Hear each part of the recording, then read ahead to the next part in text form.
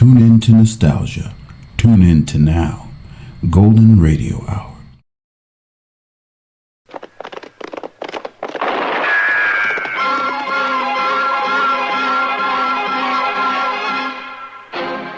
Around Dodge City and in the territory on west, there's just one way to handle the killers and the spoilers, and that's with a U.S. Marshal and the smell of Gunsmoke.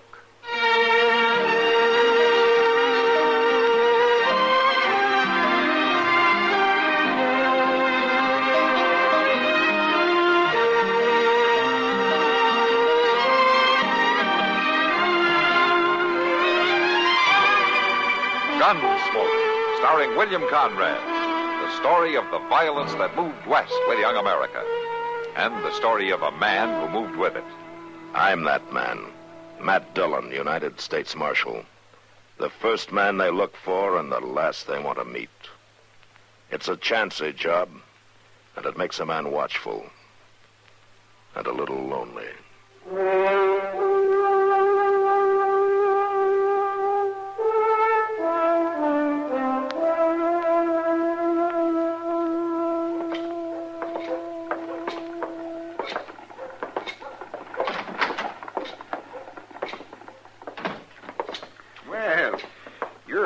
Marshal. Chester. How are you, Schuyler? Schuyler. Is young Danny Leeds around? Yeah, room 14, straight down the hall. No, thanks. He checked in last night. Mr. Dillon, you suppose Danny and his pa's had another scrap of some kind? I might have. Old Cater's pretty hard to get along with. I'm surprised the boy stood it as long as he has. Oh, it sure was a funny-sounding note he sent over to the office. What do you make of it? Chester, if I could make anything of it, we wouldn't have to come here asking, would we?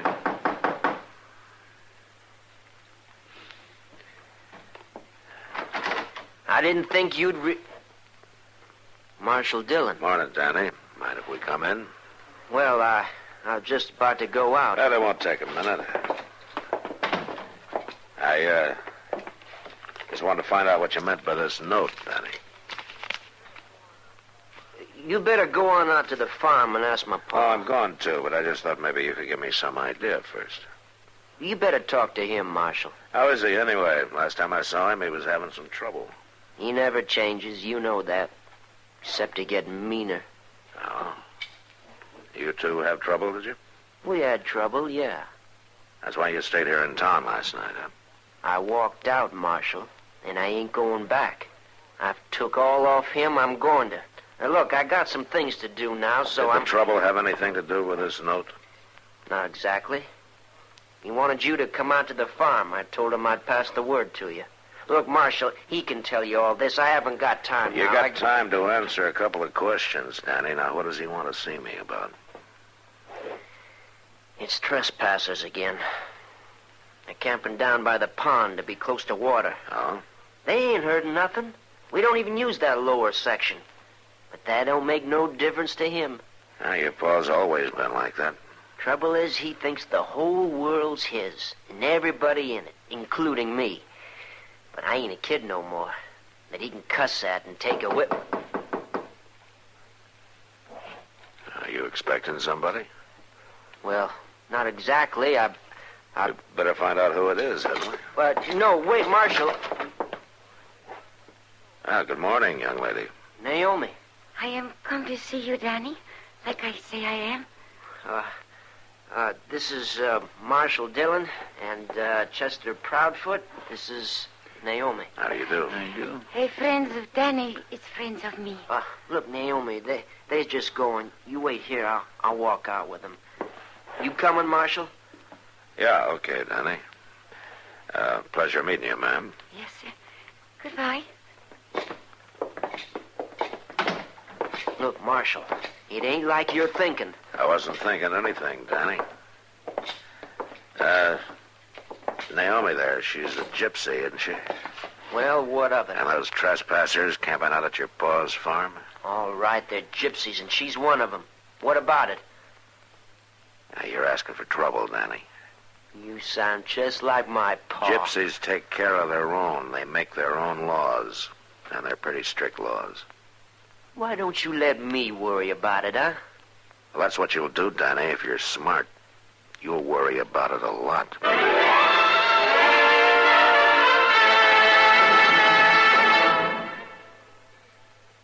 I reckon there's one flag the whole world knows and mostly respects. It's on a stamp here in my album, yeah, that the United States Post Office put out in October 1963 to honor the 100th birthday of the International Red Cross. I'll find it here now. Now, maybe you didn't know there are two Red Cross organizations. Both of them started in Geneva, Switzerland, and had headquarters there. But they each do different jobs. Yeah, this stamp shows how one of them helped free anti-Castro Cuban fighters who got captured at the Bay of Pigs. That's what the International Committee of the Red Cross does as a neutral body, making arrangements for exchange of prisoners, trying to protect sick and wounded soldiers, and helping civilians and refugees in war areas. The other is the League of Red Cross Societies. It operates in almost 90 countries, giving aid in every kind of emergency or disaster and carrying on health, safety, and relief projects. I kind of figure this is one of the best stamps in my book.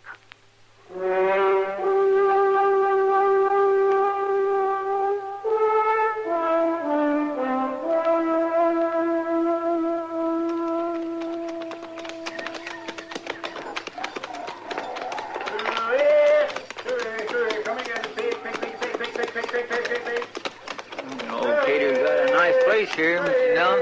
Well, he ought to. He's put 20 hours a day on it for the last 10 years. Hey, Cater. Oh! Morning, Marshal. Chester. Just a minute till I jump out the rest of this feed. There. Eat your heads off now, you mangy varmints. Put some weight on. Any fool that tries to raise hogs on the prairie just ain't got good sense, Marshal. Now, they look all right to me. Yeah, they won't make a cent. Costs more to feed them than they're worth. Kind of took your time coming out, didn't you? Well, if you call 3 hours taking our time, that's when I got your note. Yeah, that worthless young pup. I told him to tell you last night as soon as he got in town. Come over here and sit in the shade. All right.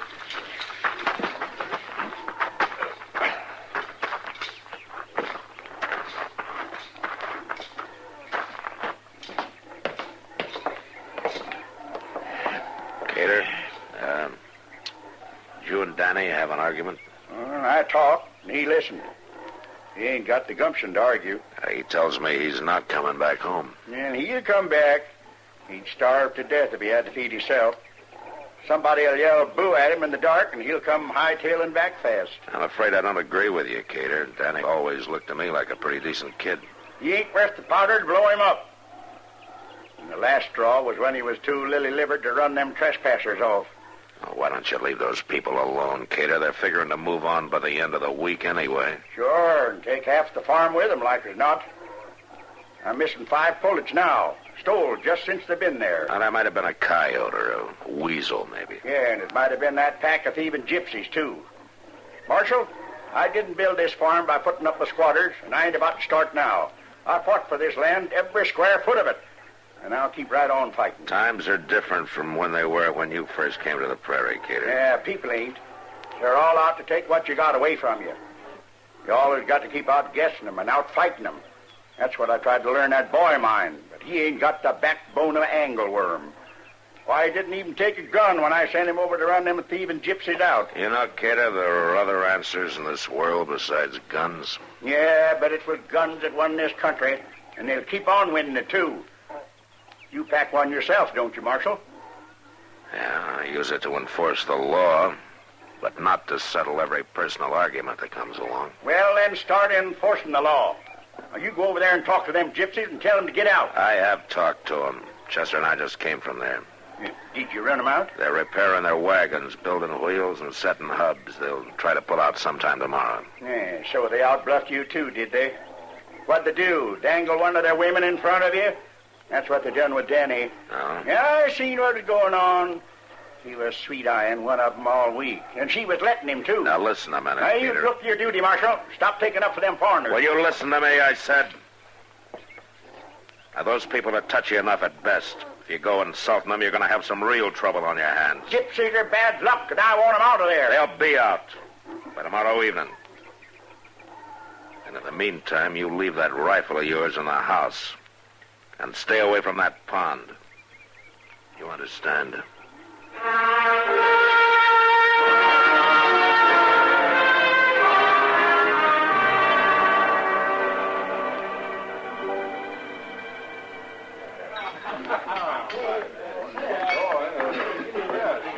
Matt, if words were dollars, you'd be the biggest miser in the Long Branch. Huh? Well, what do you mean, Kitty? Well, you sure haven't been talking. Oh, I'm sorry. And what's worse, you haven't been listening to me. Oh, I thought there was more to it. Okay, what were you saying? Oh, I don't remember. But it's a principle. Girl can't stand being ignored. Ignored? Well, in that dress you're wearing, you'd be pretty hard to ignore. Oh, well, it's not that skimpy. Well, it's the latest thing. Oh, Matt. it's fine, Kitty. It's fine.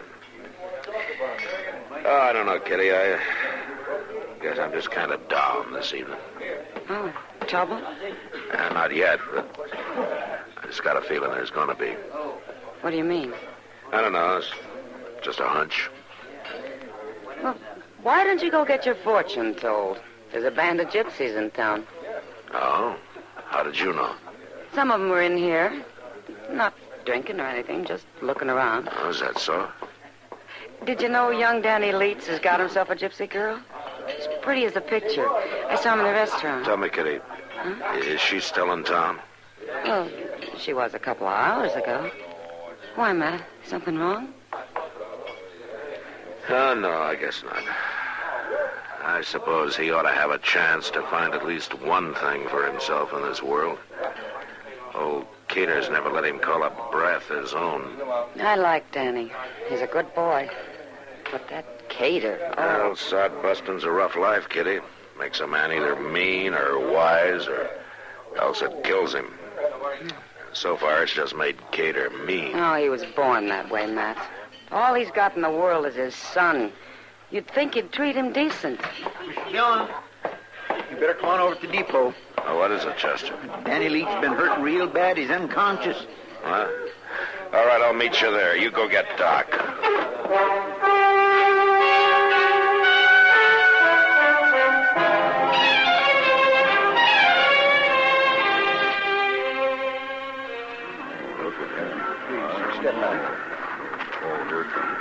How is he, Doc? Oh, he'll be all right, Matt. Just been beat up a little. He had a bad whack on the head there. Oh, well, he's coming around. Wake up, lad. Come on now, boy. You can't sleep forever. Anybody know how it happened? No, the station agent come out and seen him laying there. That's it. Come on, Danny, man. Back to the world of the living. What is it? Huh? What happened? Well, that's what I was about to ask you, Danny. What did happen? Oh, I don't know. I'm just waiting here till train time. Where is she? Huh? Where's Naomi? Easy now, boy. They took her. Who took her, Danny? The gypsies. She said they would. She said they would if we didn't get away in time. What's he mean, gypsy? Well, later, Doc, later. Go on, Danny. We was aiming to leave, going to Kansas City. I got tickets on the train. Oh, you're not in any shape to travel, son. Yeah. We got here early. Stayed right down here at the end of the platform, out of sight. Naomi was scared. She said it was going to end bad. She was right. We was aiming to get married in Kansas City, Marshal. I'm sorry, Danny. They come out of the shadows there. 8 or 10 of them. Next thing I knowed, they grabbed Naomi. They come at me with knives.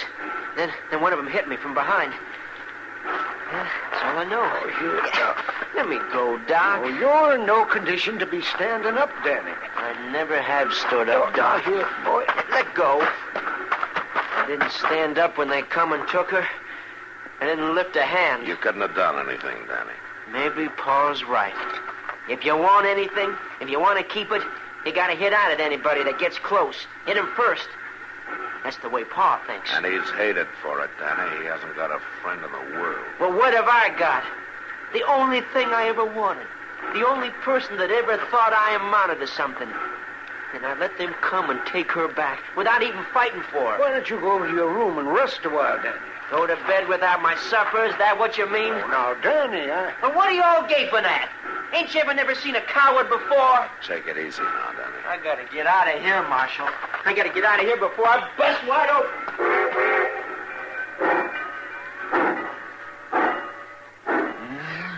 Cussing train's pulling out right on time for once. Yeah. It's too bad this happened. Danny and that girl might have got on fine. what girl are you talking about, Matt? I'd like to know what's going on here once in a while, too. Hey, what's the idea? Come back here. Marshal, You see that? See what, mister? That young fella, the one that was hurt, he grabbed my gun out of my holster and lit out on that horse like the old Nick was after him. Let's get our horses, Chester.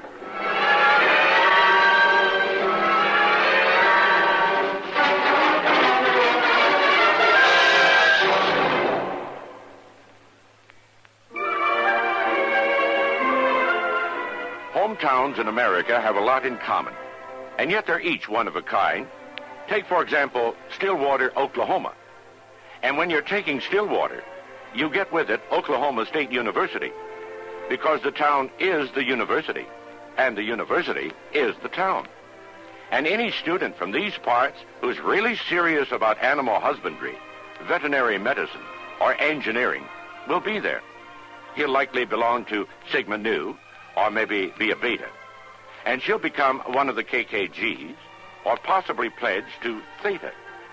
His bright new blazer is from Bates Brothers down at the end of University Avenue in the campus corner. And her latest mod is from Bonnie's in the Student Union. Downtown's a 10-minute walk. And you can't miss the new First National Bank, because it's right across Maine from the old. About 10 miles out, you can water ski on Lake Carl Blackwell, or go somewhat farther to O'Keene for the annual rattlesnake hunt. But if your hometown is Stillwater, you already know this. We only wanted to remind you it's still there.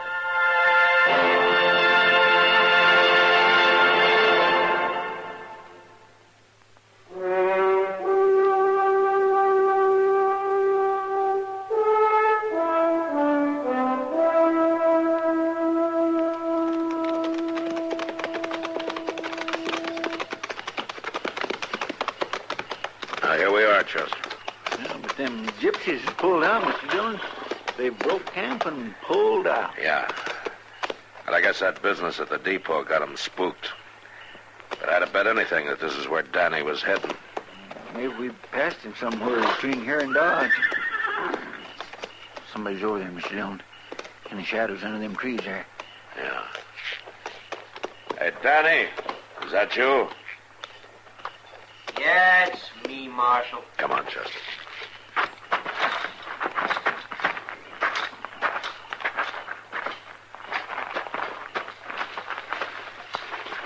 Clear as blacking inside of a cow around here. Fella could fall right smack into that pond. Yeah. You come out to wet nurse me back to town, Marshal? Well, you're saying that, Danny. I'm not.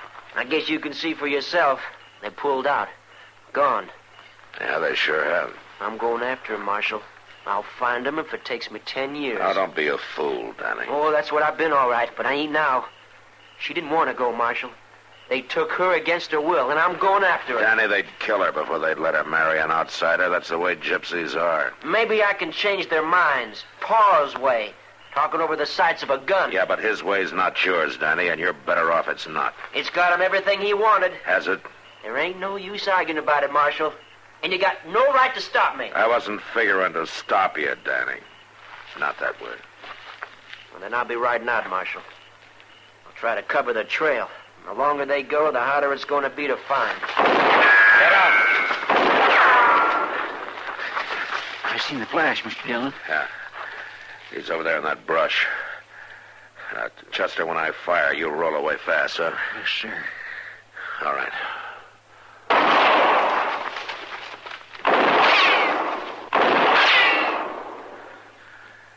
You all right, Mr. Dillon? Yeah, I'm all right. Some of them gypsies must have stayed behind. Yeah, maybe.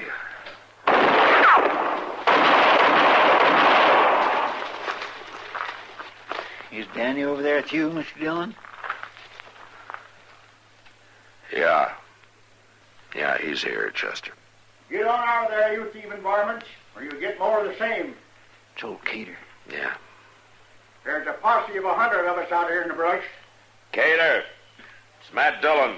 Marshal? Put that rifle down and come on out. Sure, Marshal. I got no fight with you.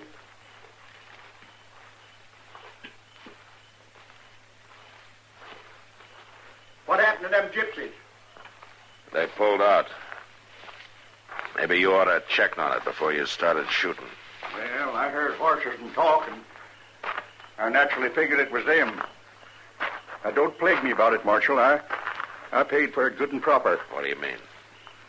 You're a pretty good shot in the dark. You put a bullet right through my arm. Now, you're a better shot, Cater.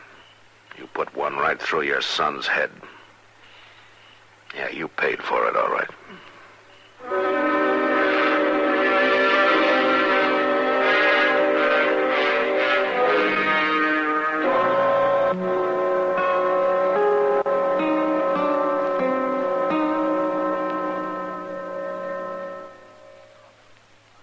When it comes to political terminology, I guess that old character Elijah Cuddlestone has used it all.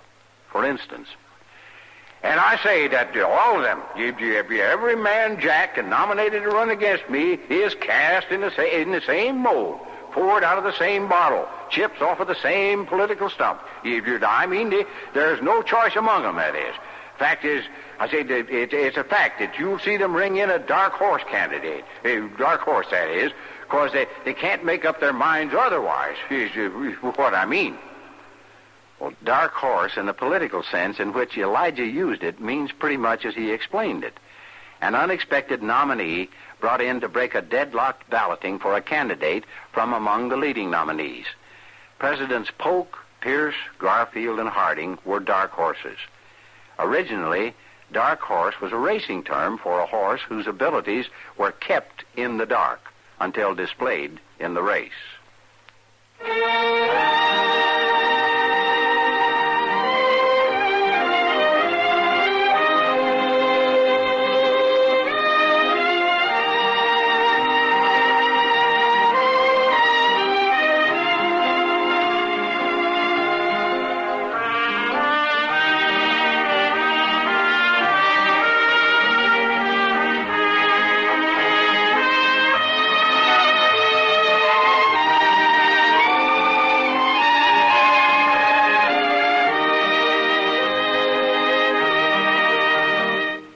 Gunsmoke. Produced and directed by Norman MacDonald. Stars William Conrad as Matt Dillon, U.S. Marshal. Featured in the cast were Parley Bear as Chester, Howard McNear as Doc, and Georgia Ellis as Kitty. George Walsh speaking. Join us again next week for another specially transcribed story on Gunsmoke. This is the United States Armed Forces Radio and Television Service.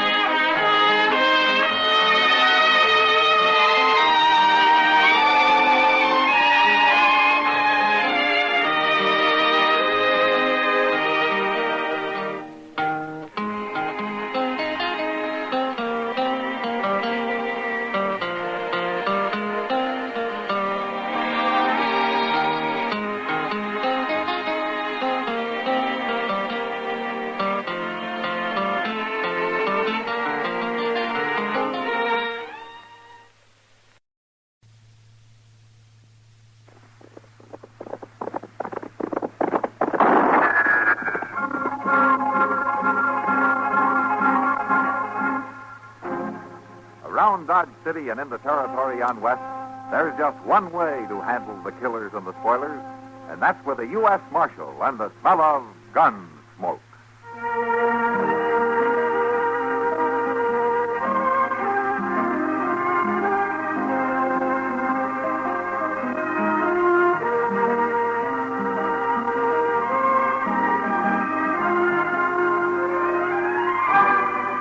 Gunsmoke, starring William Conrad. The story of the violence that moved west with young America. And the story of a man who moved with it. I'm that man. Matt Dillon, United States Marshal. The first man they look for and the last they want to meet. It's a chancy job, and it makes a man watchful. And a little lonely.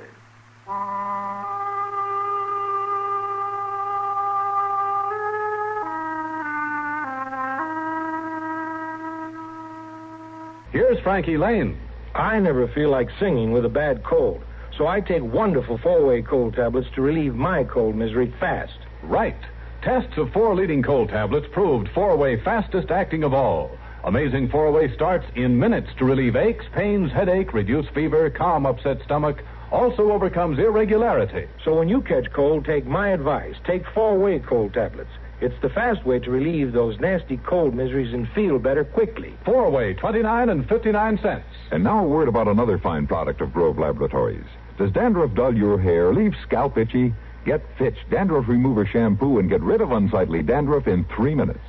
3 minutes with Fitch regularly is guaranteed to keep embarrassing dandruff away forever. Apply Fitch before wetting hair, rub in 1 minute. Add water, lather 1 minute. Rinse 1 minute. Every trace of dandruff goes down the drain. 3 minutes with Fitch, unsightly dandruff's gone. Fitch can also leave your hair up to 35% brighter. Fitch Dandruff Remover Shampoo.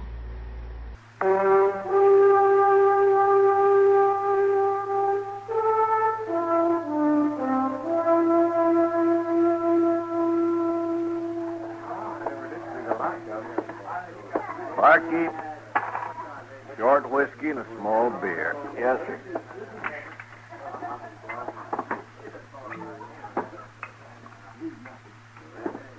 There you are. Yeah. My name's Hank Fergus. They tell me you're Zeno Smith. Yeah, that's right, young fella. Well, they tell me Zeno Smith's got a big reputation for handling a gun. Well, I didn't ask for it. But you got it. That's what's important. It's not such a good thing to have, Fergus. And why not? 'Cause it attracts young fools like you to try me out and get themselves killed. But if I don't get killed, I'll kill you instead. Well, then you'll have yourself a pretty fair start as a gunman. You'll have had your last peaceful night's sleep. I don't mind. Now, look, Fergus. I just want to have a quiet drink and then go to bed. I'm worn out. Now, leave me be, will you? You see that big picture of Valley Forge they got hung on the wall down there? You see them wires holding it up? I'm not interested, I tell you. You watched.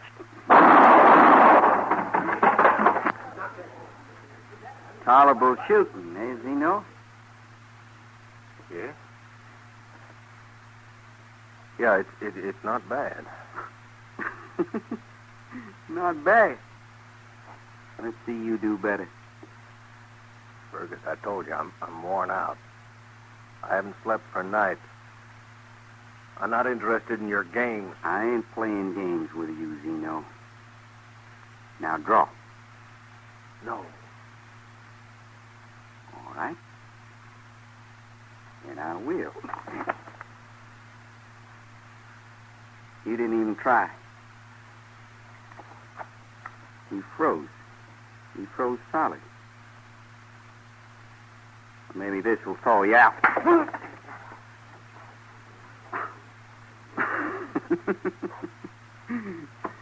Look at him, everybody. The great Zeno Smith, crawling like a snake. And I done it. Hank Fergus. Just remember that. Hank Fergus. Anybody like to try me? I didn't think so. You're all cowards in Dodge City. I'm leaving. Good night, Zeno Smith.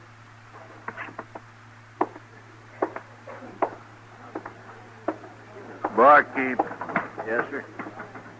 Barkeep, give me a whole bottle of whiskey. A full one, right up to the top.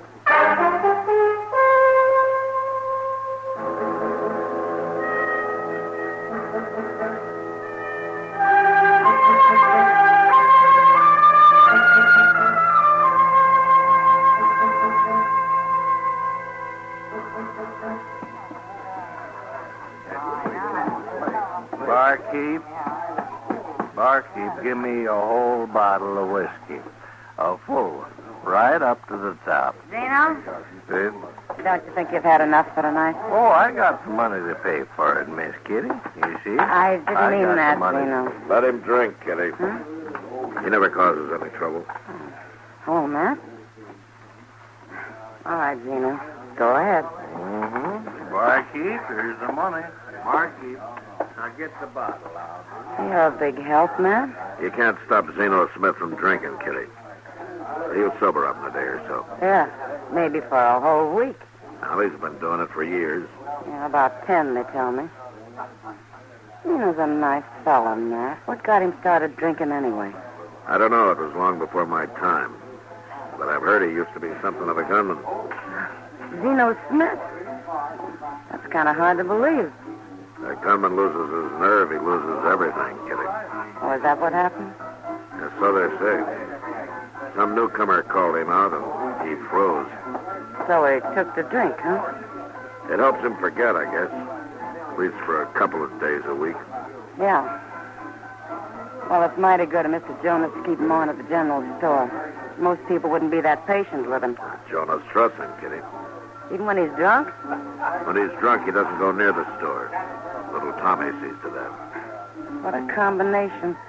A 45-year-old drunk and a 13-year-old orphan boy. Now, they're good company for each other. Oh, you men. Well, there he goes with his bottle.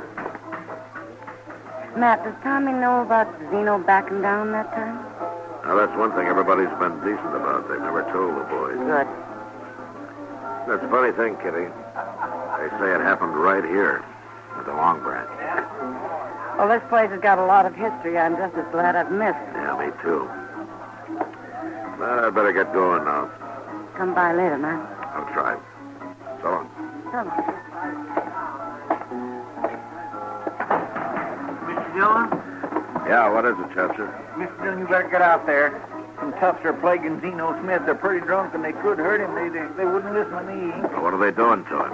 Oh, they smashed a bottle of bourbon he was carrying, and now they're agging him to go home and put on his gun. I'll show you. Yonder they are on the street. Show it. Get it. By heaven, I'll show every one of you. All right, get away from him, you men. Leave him alone. I'll show you. Look at him. Look at him run. Let him go. If one of you dares to face me, I'll show you. Forget it, Zeno. They've Well, Marshal, they think I'm a coward. They think I won't put on a gun. I'll show them. You're not a coward, Zeno. You don't have to show anybody anything. Yes, I do. I'm going to right now. They'll see. No fool around with me. You gonna let him do it, Mr. Dillon? That's Kentucky courage he's using, Chester. He'll sober up fast enough. Maybe so. But I'm thinking one of these days he'll get on that bottle and come out shooting for real. Well, you never know, Chester.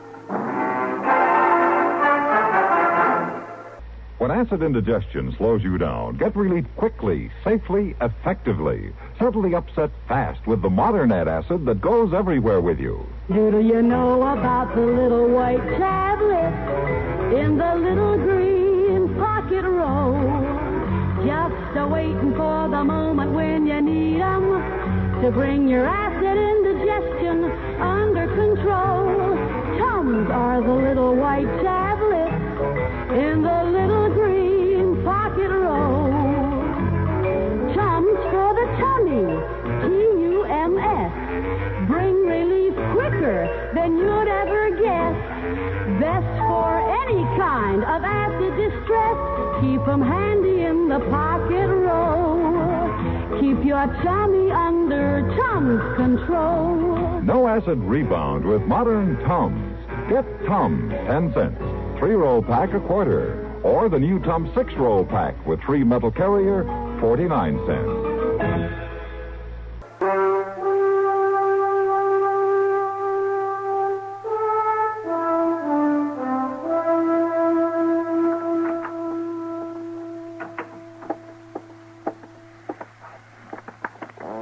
Zeno. Come on. Wake up. Oh, Tommy. You've got to get to work, Zeno. Mr. Jonas is asking for you over at the general store. Oh, no. Oh, I can't work today, boy. Oh, my head's got an axe stuck in it. You was awful drunk when you come home last night, Zeno. You was even looking for your gun. Huh? I was? I hid it, Zeno. It's under the mattress. You was talking about some fellas, Zeno, how you was going to take your gun and face them. Oh, yeah. Yeah, I remember. Oh, I'm sick, Tommy. But you got to go to work. You spent all your money last night. Well, there's food in the house. I'll get some money next week. Next week?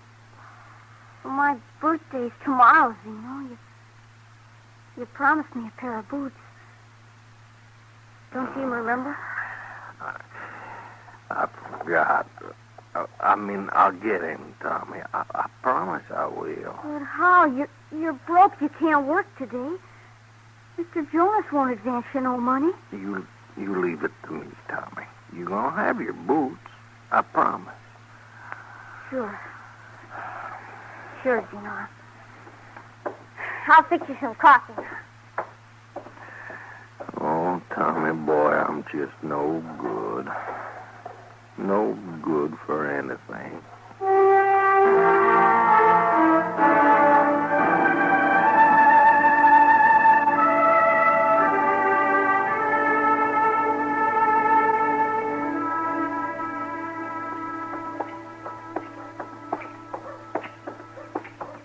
We gonna get that beer now, Mr. Dillon? You always thirsty, Chester? It seems like it, don't it? Oh. What's yonder? What? Ain't that Zeno's boy, Tommy? Oh, yeah. Why, looks like he's crying. Just standing there looking in that store window and crying. Oh, that poor little fella.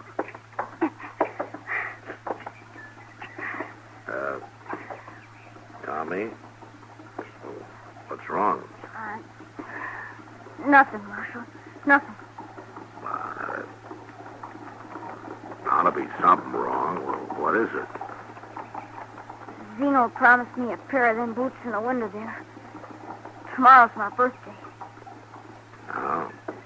He's homesick. He can't even work. Well, Tommy, we don't always get what we want. But Zeno's generally pretty good to you, and he's probably feeling mighty sorry about this. Sure, maybe he'll get you some boots next year. Next year's too late. I'll be 14 tomorrow, and I'm going to get me a job at the stable so as I can learn to ride and make a living for myself. You're going to be 14 tomorrow, huh? Well, you're practically a man then, Tommy. Men have to learn to take hard knocks. You're right, Marshal. I've been being a baby. I'm okay now. Sure you are. Well, I got to get back to Zeno now. He may need me. So long, Marshal. Chester. Bye. He's an awful good boy, ain't he, Mr. John? He's going to make out all right, Chester. Well, what you say, let's get our beer in the Lady Gay, huh? Okay, sir. Said I'd pay you later, barkeep. It's a trust me for one little whiskey? No. I got half a mind to put another hole in your nose. Stay back, Chester. Yes, sir. 10 years since I've been in this town. It stinks just as bad as it ever did. You got a complaint, mister? Oh. You're the marshal. So? Well, I'm Hank Fergus, Marshal. You make that sound like I should know you. You never heard of me? No. Well, I have been in California quite a spell. Uh-huh. Well, this is Dodge, Fergus, and I run Dodge.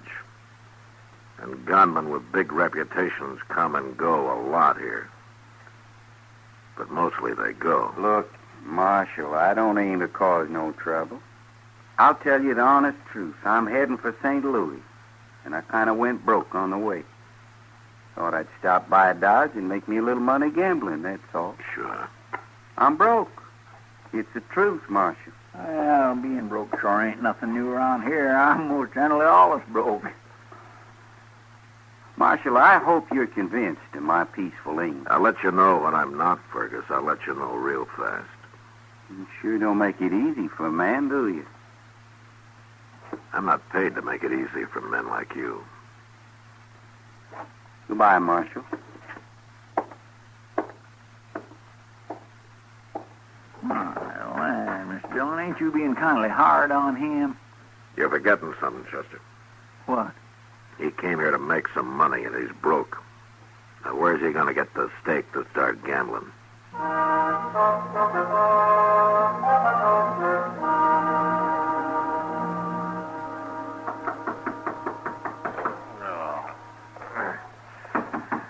Oh, come in.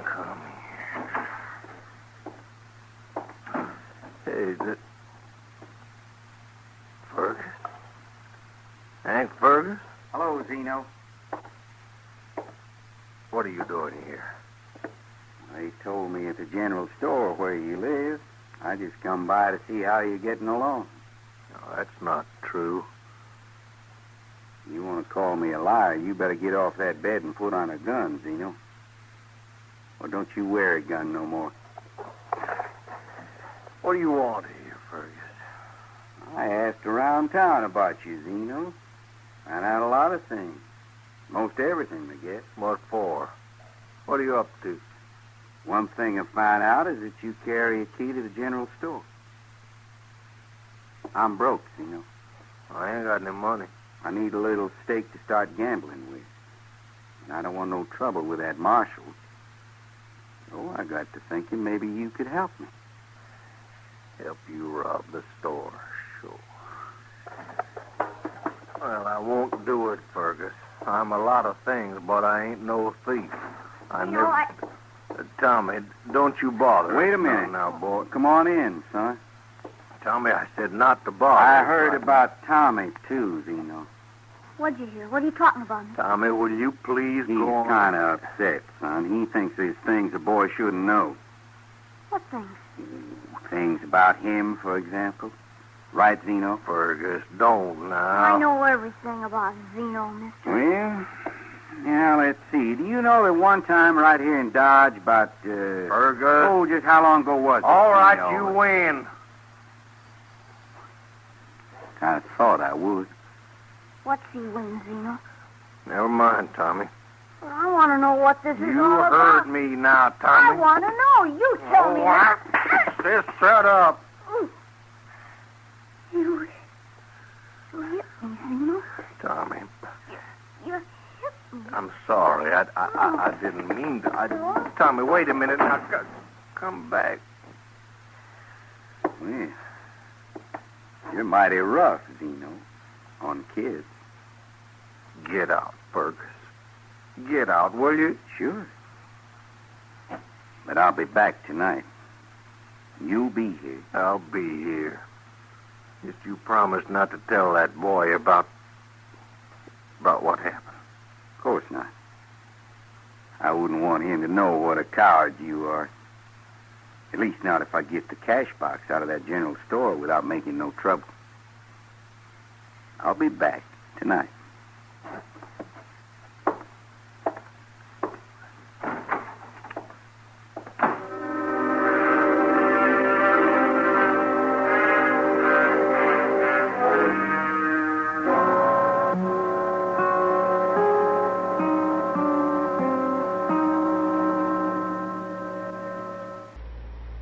Join CBS Radio's Amos and Andy Music Hall for a hilarious combination of music and fun.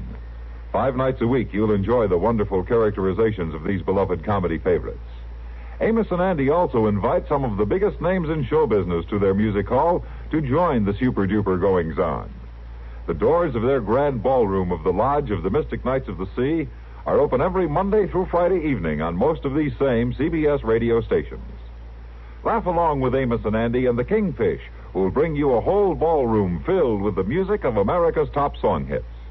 The antics of these famous fun makers will put you in a light-hearted mood as they get light-headed about everything from high finance to romance. Get together with your whole family and live it up with the comedy, music, and fun you'll find at the Amos and Andy Music Hall. You don't have to jot down the date or tie a string around your finger to remember this invitation. All you have to do is keep your dial set where it is on CBS Radio, which is the address of the Amos and Andy Music Hall 5 times a week.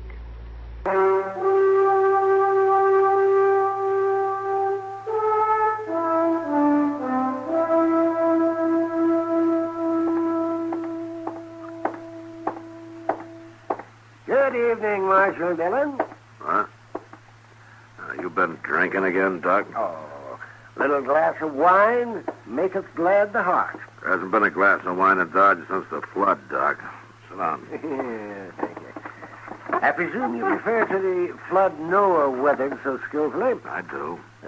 Great man, Noah. Sure. Without him, there wouldn't be all the gunmen and murderers and horse thieves and plain common bums walking around the earth. Yes, that's true.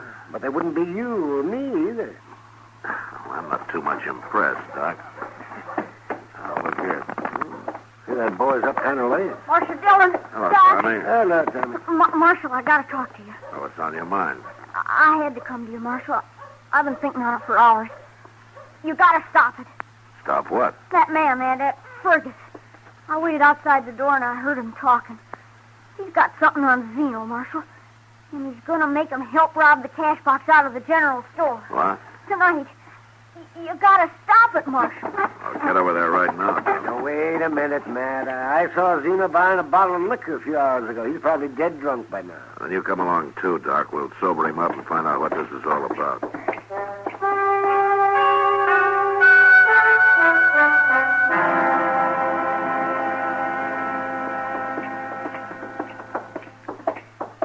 If Zeno ain't at home, he's gotta be in here robbing the store, don't he, Marshal? We'll soon find out, Tommy. The store's dark. Don't see anybody in there. No. Now, the door's locked. Zeno's key fits the back door, Marshal, not this one. Let's go around back, then. Down the alley here.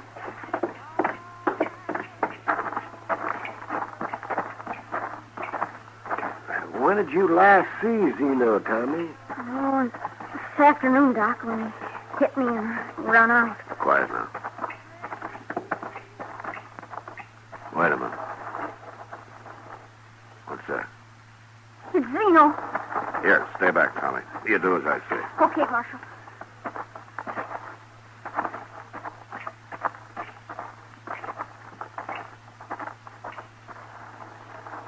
Yeah, dead drunk, just as I said. Take a look at him, Doc. Oh, only maybe. Well, he's not quite out. That's that sack he's holding. Money from the cash box, probably. Here, let me have that.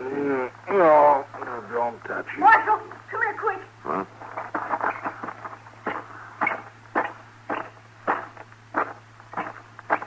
Look, I've seen him laying here. Well, who is it, Tommy? It's that man, Fergus. By golly, it is. He's dead, Tommy. Dead. There's nothing on him. No money from the cash box. No. And Zeno's got it. He took it. I'm afraid it kind of looks that way, Tommy. Oh, gee, Marshal. I'm sorry, Tommy. Come on.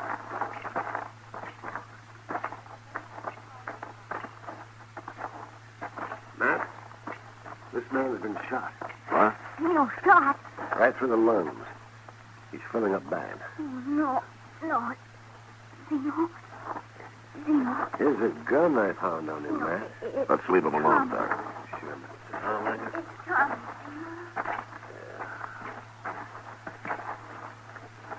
Looks like they fought over who got the money, Doc. Oh. Well, it took money and liquor to do it, but at least Zeno handled a gun again. Yeah. Marshal, Doc. Look. My boots. He got me my boots. So that's what was in that sack. Tommy, What, Zeno? them boots, I owe Mr. Jonas for 'em. He'd take my gun and give it to him. I made a deal with him. I'm dying, Tommy. No, Zeno. You be a man, boy. I'm counting on you. Don't die, Zeno. Zeno? Marshal? He's dead, Tommy. Zeno. Dead. Here's his gun, Tommy. You give it to Mr. Jonas tomorrow. And start wearing those boots. You're a man now. And you can walk proud in them, Tommy. Mighty proud.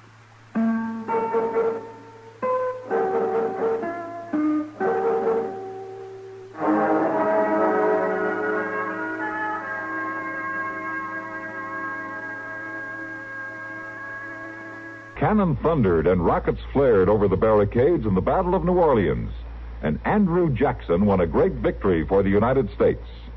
There was only one thing askew with the victory. A month before, United States and British envoys in Europe had signed a treaty ending the war. 2,000 men died at New Orleans because they didn't know their countries were at peace. That, of course, was in 1815, when news traveled by sailing ship. Today, if a shot is fired in the Middle East, Lowell Thomas has the whole story for you by dinner time. If a conference is held in Europe, a CBS News correspondent tells you its highlights on the World News Roundup within hours. Start this week to hear the World News Roundup and Lowell Thomas regularly. Both programs are heard Monday through Friday on CBS Radio over most of these same stations.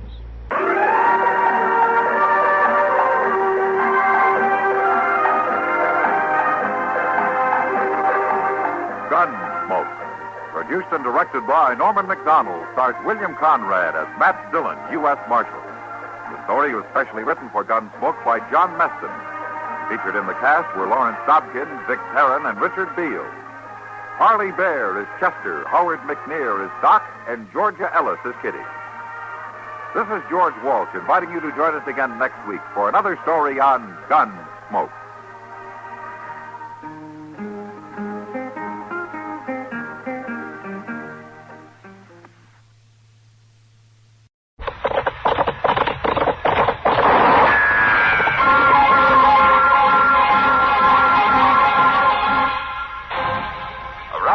City and in the territory on West, there's just one way to handle the killers and the spoilers, and that's with a U.S. Marshal and the smell of Gunsmoke.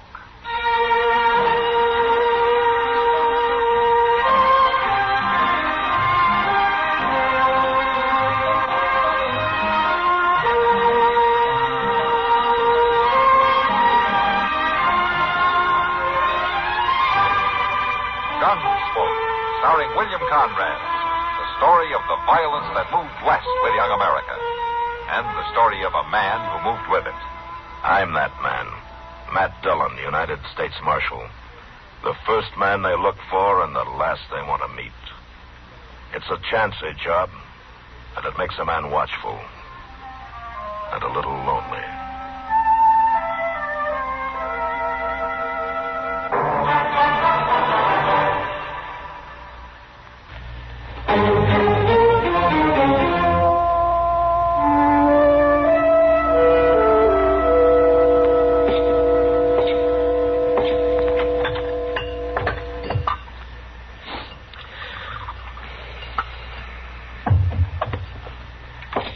Doc, how could you get sweet-talked into a spot like this? I just can't understand it. No, I think you've got it all wrong, Mr. Dillon. It's kindly honor. And I'm just proud to know, Doc. Oh, now, don't listen to him, Chester. Just hold up that looking glass while I try this thing on.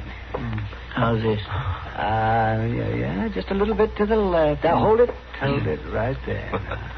You're not going to wear that. Now, what's the matter with you? You two are pretty smug, aren't you? Well, now, Doc, Anyone with an ounce of brains knows that an umpire wears a stovepipe hat. Well, yes, but that's Arthur Meeker's undertaking hat. And it happens to be the only one in town. Looks like to me that Meeker's trying to promote a funeral.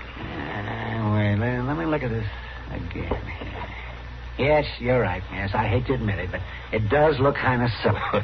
Well, we've won 1 point anyway. Yes.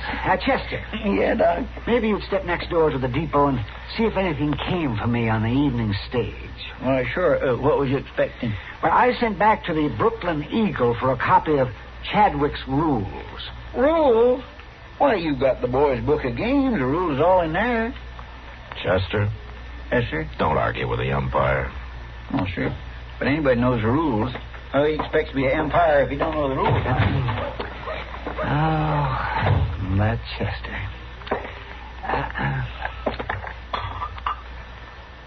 Matt, what in the world have you got such a long face for?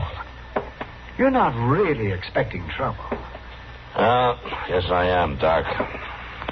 But why? I just can't seem to get it through your head that baseball isn't the same game you keep talking about. It's changed. Well, the rules maybe have changed, but it's still a gentleman's game. Why, back east, the Saturdays I spent watching the Knickerbockers and the Mutuals. But those were businessmen, Doc, playing for a keg of beer and a little exercise. These are professionals. I know that, but what about it? Look, even if you can keep the gamblers and the hoodlums and the drunks away, the fanatics, the fans, as they call them, are always stirring up some kind of a ruckus. And if none of them cause trouble, the chances are the teams themselves will start a free-for-all. Well, I'll admit we do have a few hotheads in town who might carry their loyalty a little too far, but I don't think... Oh, hello, Mr. Lindstrom. Hello, Marshal. Hey, Doc, why ain't you over there? Over where? At the Long Branch. Now, Lindstrom, why should I be at the Long Branch? The whole Eastern team is there, and we got to have our meeting with them. Well, that meeting's supposed to be at the Dodge House at 9:30, isn't it? And if you wait that long, you're going to have to stack them like cardwood and haul them there in the buckboard. Well, he was there all right. Hello, Mr. Lindstrom. Hello, Chester. And Chester, did you get it? Agent says it's been there for 2 days, and what you want... Never mind that. Just give it to me, please. Well, I was just telling you what the agent said. Lindstrom, you meet me at the Dodge House in 20 minutes. Where you going, Doc? Where do you think I'm going? Oh, it's starting already. And I'm coming with you. Well, that meeting ain't supposed to be... Come on, Chester. We're going to the Long Branch. Yes, sir, but I thought that... Just come along. We're going to give Doc his first look at the Eastern All-Star Professional Baseball Club.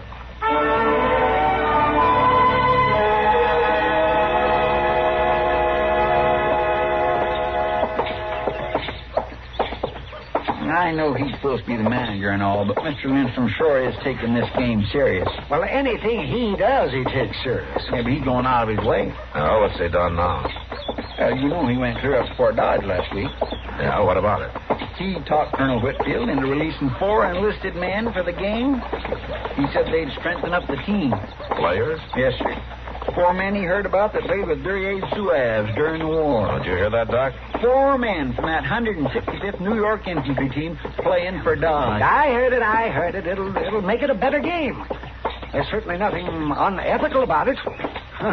The All-Stars take anybody from anywhere as long as they play good ball. Now, that may not be unethical, but it sure shows Lindstrom isn't thinking of this as just a friendly exhibition. Yeah, Matt, you're sure doing your best to scare me off. Now, Doc, I'm just trying to bring you down to earth. Maybe a look at the All-Stars will do it. Come on.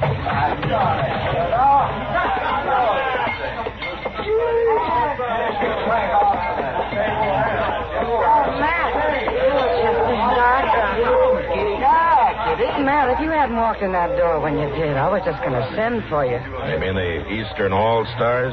You can call them that if you want. I've already thought of 100 better names for them. Yeah, they're pretty loud, Kitty, but they're not armed, and they're not fighting. Oh, I know. Like their manager says, they're just playful. Well, if it gets any worse, I'll stop him. But I brought Doc over to take a close look at the gentleman athletes he's going to be umpiring tomorrow. How about finding us a table, huh? Oh, sure.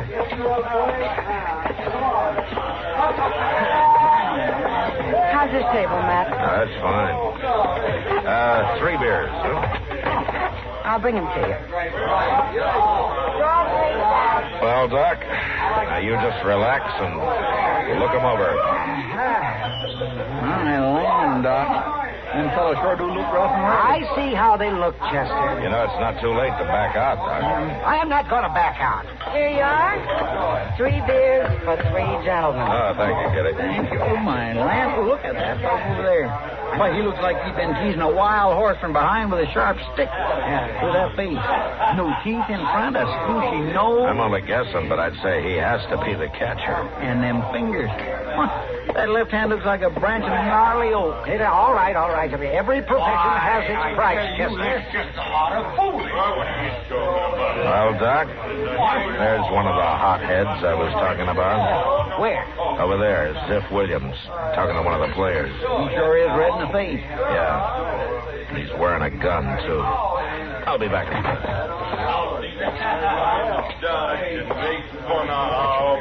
Now, look here, I wasn't making fun of your boys. I wonder if you dance as good as you talk. Well, you take off your gun and we'll see who does the dancing. Why, All right, that's enough, Ziff. You the manager of these players? That's right. Manager and pitcher. What's your name? Asa Granville. All right, tell me, Granville, what did you do to get this man so riled up? Nothing. He wanted to bet on the game, and when I offered him fair odds, he got mad. Is that right, Williams? There wasn't no bet. There was a brag about how good the All-Stars are. Marshal, he wanted to bet on Dodge to win. And I laughed because I'd be stealing his money. Yeah? And then what? Well, to give him a fair shake, I offered to bet even money that we'd score at least 100. Williams, I think this man was saving you from making a fool of yourself. Nobody in town except you and Lindstrom really thinks Dodge has a chance to beat the All-Stars. That's all you know about it, Marshal. I got faith in our boys, even if the rest of you ain't. Well, I can't stop you from having an opinion, Williams. But I'm going to tell you one thing. If you plan to be at that game tomorrow, you better check your gun at my office till it's over. Now, you better get on home. Marshal. Well, thank you, Marshal. I've done a lot of arguing in my time, but I'll never against a gun. Well, I've done you a favor. Now I want you to do me one. What is it, Marshal? You seem to be the only sober one of your crowd, so see how fast and how quiet you can get your boys out of here and over to their rooms at the Dodge House. I guess they were getting a little loud, weren't they? Yeah. They should be getting to bed anyway. And when you get them put away, just remember that you still got a meeting in the lobby at the hotel. I'll be there as soon as I can. Okay. All right, boys, come on.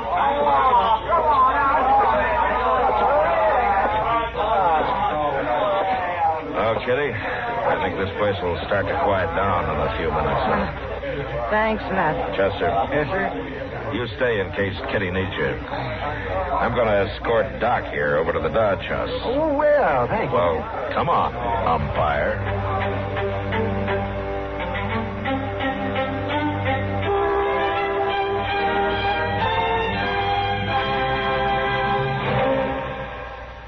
Your Columbia phonograph dealer has it. The new Sound of Pleasure, Stereo One by Columbia. #1 in the wonderful world of sound. Just wait until you hear the beautiful sound of true three-dimension stereophonic high fidelity. It's a thrilling experience that makes all your records, stereo or regular, sound better. There's a complete selection of Columbia Stereo One phonographs, ranging from smart new portables to handsome single and twin-unit consoles, crafted like fine furniture. And there's a Columbia Stereo One phonograph for every room, for every budget, and for every listening need. No matter what you want in stereo, Columbia has it. And your Columbia phonograph dealer is headquarters for Columbia phonographs. Portables are priced as low as $24.95. And elegant console models start at the amazingly low price of $129.95. See them all. Hear them at your Columbia phonograph dealer.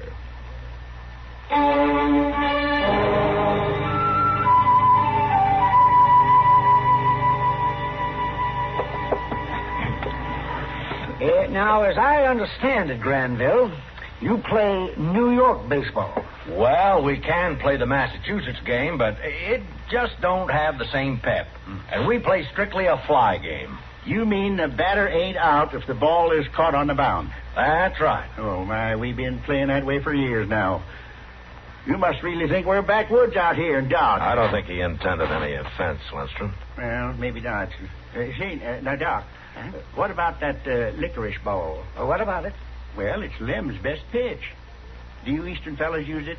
No, not anymore. Well, how come? Well, it ain't really a rule, but generally before a game we agree that neither pitcher can chew licorice. Well, I think that's unfair. Oh, if you want to use a licorice ball, go ahead. Won't bother us none. Just messy, that's all. What's messy about a little licorice on a ball? Winston, if you'll hold your mouth for just a minute. There are some other things that should be settled first, and we'll get to them. But first of all, the game will be 9 hands. Innings. Huh? They call them innings now. Oh, all right. 9 innings. 3 outs to a side per inning. Now, at the end of that time, the team with the most aces... The team with the most runs. All right. Come on, get on with it. Yes. Now, Chadwick's newest rule book of baseball. I have it right here, and we shall read it. The batsman calls the pitch. That's what it says. He can call for a high ball, a low ball, or a middle ball. If the umpire decides the pitch was in the area called for, he shall rule it as a strike, even though the batsman does not swing. 3 strikes are out. Are there any questions? Well, not on that, but what about that walk thing? Oh, the walk. Well, I'd like to explain that, Doc, if you don't mind. Go ahead, yes.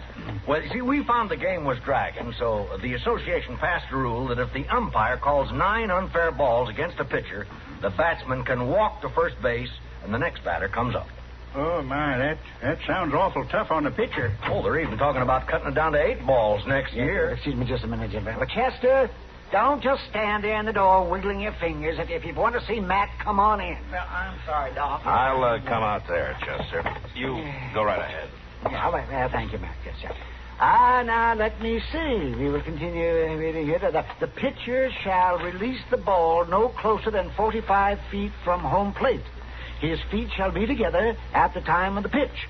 The elbow shall be stiff, and the pitching hand shall not rise above the belt. Are there any questions? Yeah, Doc, I got a few questions, and they're all for Mr. Granville. Well, go ahead. Do you or your players ever bet on the games you play? Why, of course we do. Do your players ever bet against themselves? What are you getting at, Marshal? Just answer my question. Well, we do not. I'm not talking about betting whether you win or lose. I know you've never lost a game. I'm talking about sucker bets. Why, you heard me turn down a sucker bet at that saloon. And the bet I offered was square. Yeah, I know. You offered to bet you'd score more than 100 runs, and you said it good and loud in front of everybody. And made you look real honest. So after you left, your ringers could move in and clean the town. I swear, Marshal, I don't know what you're talking about. Chester, I want you to tell everybody here what you just told me. Well, there's 2 gamblers over at the Long Ranch right now, strangers in town, and they're taking all comers. The gamblers is giving good odds that the All-Stars won't score more than 50 runs. Just about everybody in Dodge is betting they will. Well, I sure don't know who the gamblers are, but they ain't very smart. Unless maybe they know something that I don't. Like what? If you and your boys are as good as you're supposed to be, you're the only ones who can make sure that you didn't score more than 50 runs. And it could just be that those gamblers are betting with your money. Well, I'm not going to answer that, Marshal. But if you want to get rich fast, sell everything you got and take the bet they're off. That's the last thing I'd do. But if I'm wrong, Mr. Granville, you'll have an apology from me before you leave town tomorrow. You better start thinking it up right now, Marshal. But if I'm right, you and your boys won't be leaving.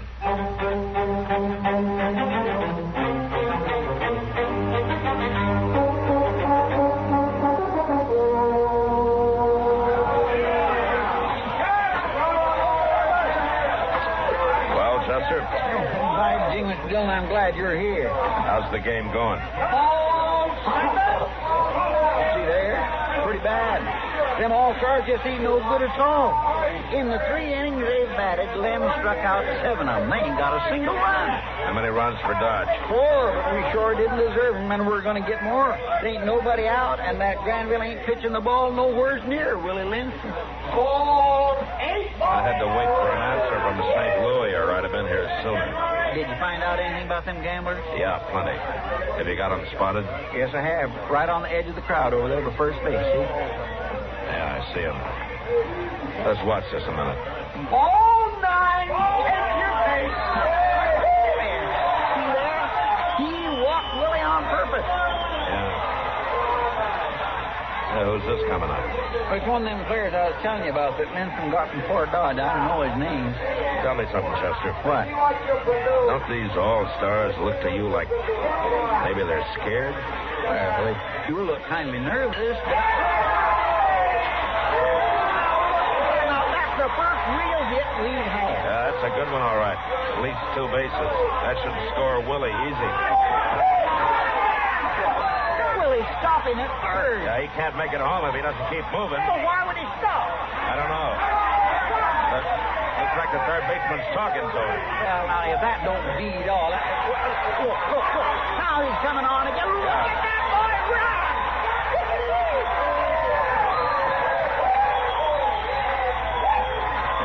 I want to talk to Willie. Come on.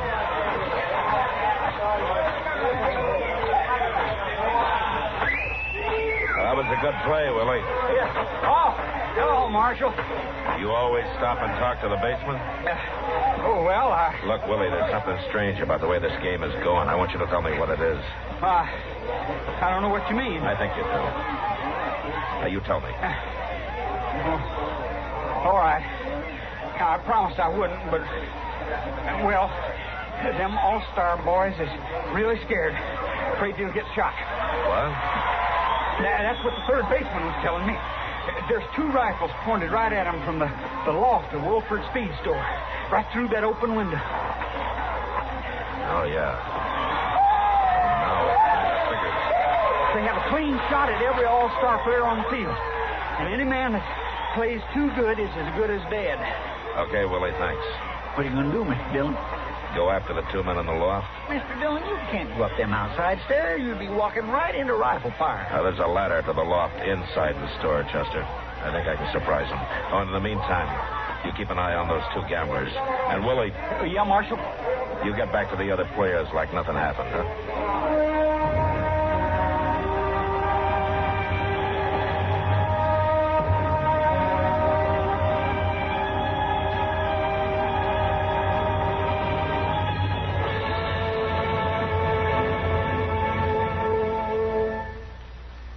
Today, a great premium is placed on speed. Speed of transportation, communication, of automation. In keeping with today's accelerated pace, it's understandable that millions of Americans prefer to hear the events of the day via radio, the swiftest, most concise news medium of all. CBS News maintains its top reputation in the field of news reporting and commentary. Skilled newsmen in our central bureaus of CBS News constantly monitor their many sources of news in this country and abroad, so each broadcast will be accurate and up to the minute. In addition to the many news broadcasts heard each day on CBS Radio, weeknights, veteran CBS newsman Lowell Thomas continues to bring you the colorful brand of news commentary that's long kept him one of America's most familiar, most popular voices on the air. Make it a habit to hear Lowell Thomas and the many more broadcasts of CBS News right here on CBS Radio.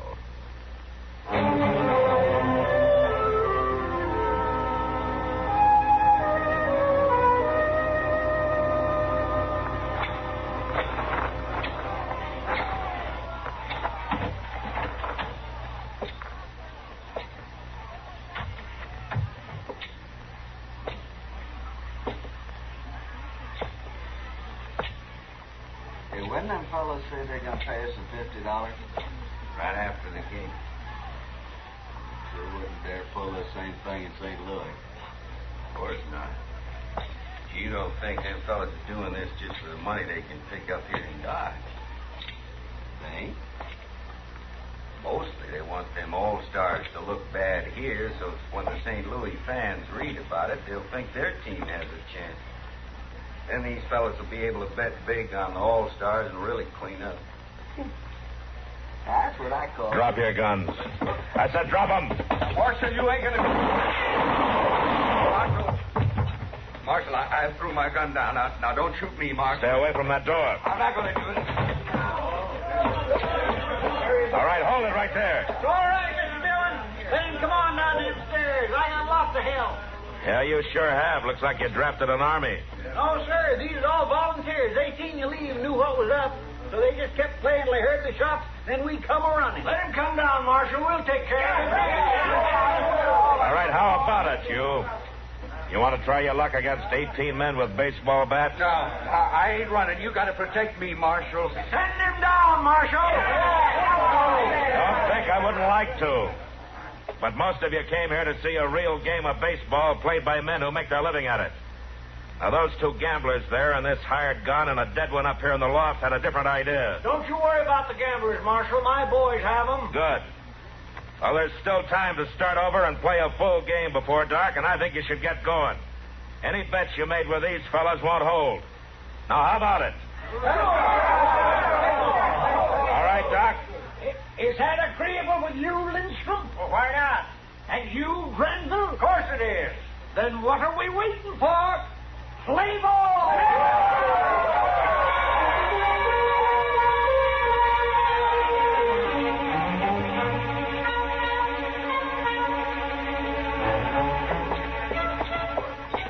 I sure am anxious to find out how poor old Doc's feeling this morning. Yeah, so am I. He looked pretty worn out by the time he was sober. 116 to 12. I was all wore out just watching them all-stars keep running around the bases. Maybe he's not up yet. Now, please don't tease him, Mr. Dillon. I'm not going to tease him, Chester. Hey, Doc. Doc?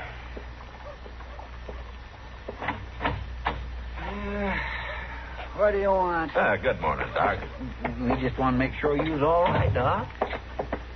I want you to get back to your jail attendant and leave me alone. Now, don't stand there with your back to us, Doc. We're not going to laugh at you. Does it hurt much? Here, let's get that shade up and get some light in here. There we go. All right, now take this towel away.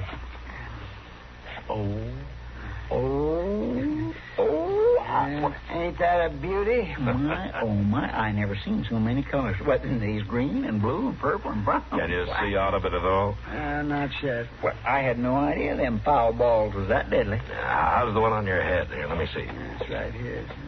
Oh, I'm sorry. I just barely touched it. At least the skin ain't broke none. Yeah, it's quite a knob, though, Doc. I'm sure sorry. Why should you be sorry? Well, I shouldn't have laughed about that stovepipe hat. If you'd been wearing it, you'd have one less bruise. Is there anything at all we can do? No, it just takes time. Yeah. Well, we got to get our prisoners fed, Doc. I'm taking all three of them up to Hayes City this afternoon. But Chester will be here. And I sure will look in on you, Doc. Doc, I just got one thing to ask you. Go ahead. Now that you're the proud possessor of Chadwick's newest rule book of baseball, can Chester and I have your boys' book of games? Why, yes, if you really want. Oh, get out of here.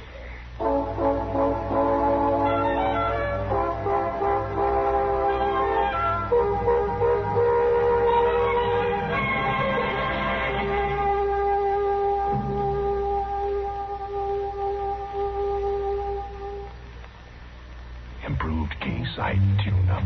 The tune-up in a can. Fill it up, sir? Yeah, regular's good. Say, that engine of yours sounds like real tired iron. Thanks. Improved K-Site tune-up. The tune-up in a can. You got a valve sticking, too. Oh, what do you get to a gallon? Not much. Improved K-Site tune-up. The tune-up in a can. Want a tune job? Haven't got time. You don't need time. How can a tune job not take time? Improved K-Site tune-up, mister. 1 can in your gasoline and 1 can in your oil will clean your motor, your carburetor, your plugs. The works. And K-Site tune-up will unstick those valves, get you more power and smoother performance. Quicker starting, too. Okay, but how much? $1.25 a can. Results guaranteed or double your money back. Would you start her up, please? Still sounds lousy. I haven't added it yet. Improved K-Site tune-up. The tune-up in a can.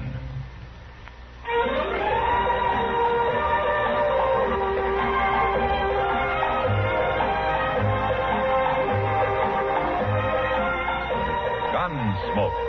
Produced and directed in Hollywood by Norman Macdonald. Stars William Conrad as Matt Dillon, U.S. Marshal. The story was specially written for Gunsmoke by Vic Perrin, with editorial supervision by John Meston. Featured in the cast were Joseph Kearns, Barney Phillips, Ralph Moody, Vic Perrin, and Harry Bartell. Farley Bear is Chester, Howard McNear is Doc, and Georgia Ellis is Kitty.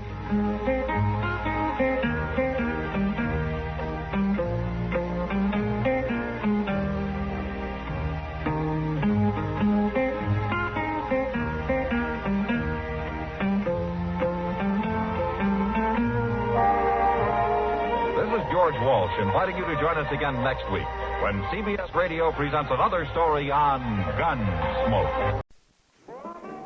Marshal Matt Dillon brings in his man, and what a man, as Gunsmoke follows next on the CBS Radio Network.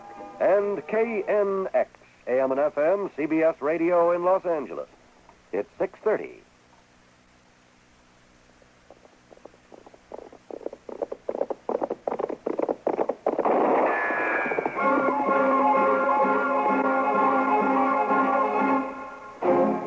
Around Dodge City and in the territory on West, there's just one way to handle the killers and the spoilers, and that's with a U.S. Marshal and the smell of gun smoke.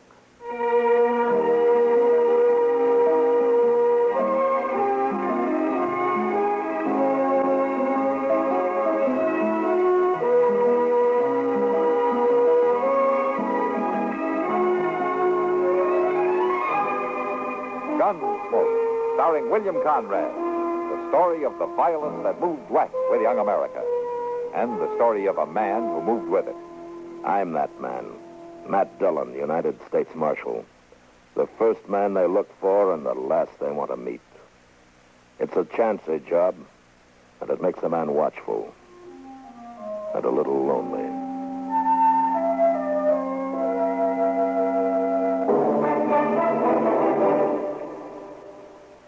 Bert Parks is a man of many talents, not the least of which is his ability to ride herd on 3 highly offbeat CBS radio personalities. When Hermione Gingold, Kenny Delmar, and Parker Fenley focus on a subject, there's no telling what direction the funny business will take.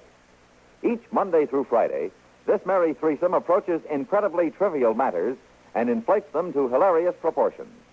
If you're not fundamentally opposed to laughing, sample radio's freshest new daytime comedy panel, Funny Side Up, tomorrow on CBS Radio. Another feature in the distinctively different pattern of programming you always enjoy when your dial is set where it is now.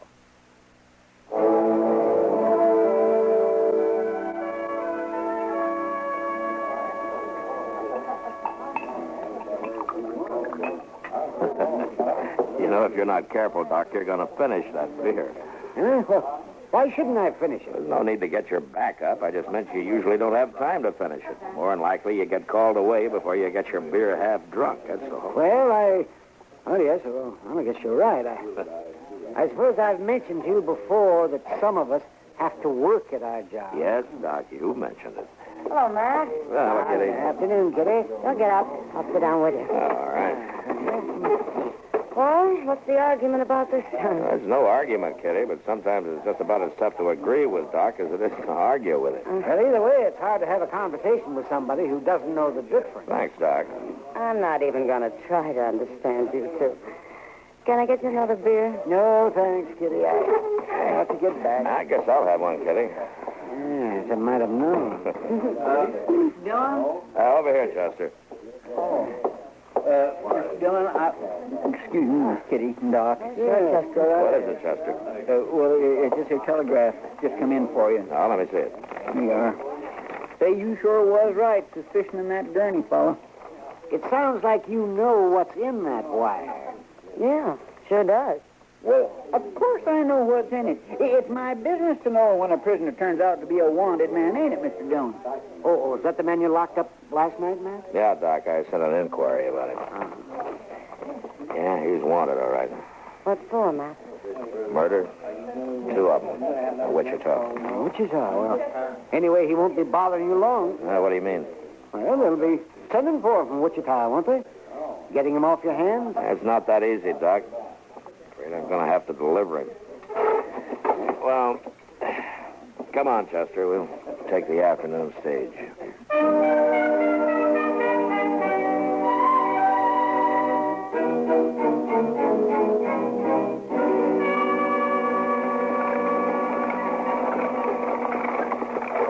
Looks to me as though that team could just about get there by itself, Jim, without you to drive it. I expect them horses could do it all right, Marshal. They made the run often enough. Well, the ruts in the road ought to be enough to guide them, even if nothing else does. Yep. It don't get no smoother, does it? No, don't say that. Long time since you rode with me, Marshal. Well, I'd just as soon not be making the trip this time, either. That Gurney fella giving you trouble? Nah, no more than usual. Chester gives me more trouble than he does. Yep. How's that? Well, he doesn't cotton to being shackled to a prisoner when there's a pretty schoolmarm riding across the coach from him. That kid says I blame him. I told him he'd have to go slow anyway, with a preacher riding right along there, too. I guess you're right about that. Yeah. Get up, boy. Come on. Well, I'll tell you true, Marshal. I'm kind of glad to have you riding shotgun this trip. Huh? Are you worried about the gold? Well, there's a lot of money under this seat. I ain't riding easy until I get rid of it. Yeah. We're stopping here at Hat Creek Station, aren't we? That's right, Marshal. Gonna change horses. Good. I'll be glad to stretch my legs. I guess I'll cut Chester loose for a while. You better warn the school, boy. Yeah. Whoa there, boy. Whoa.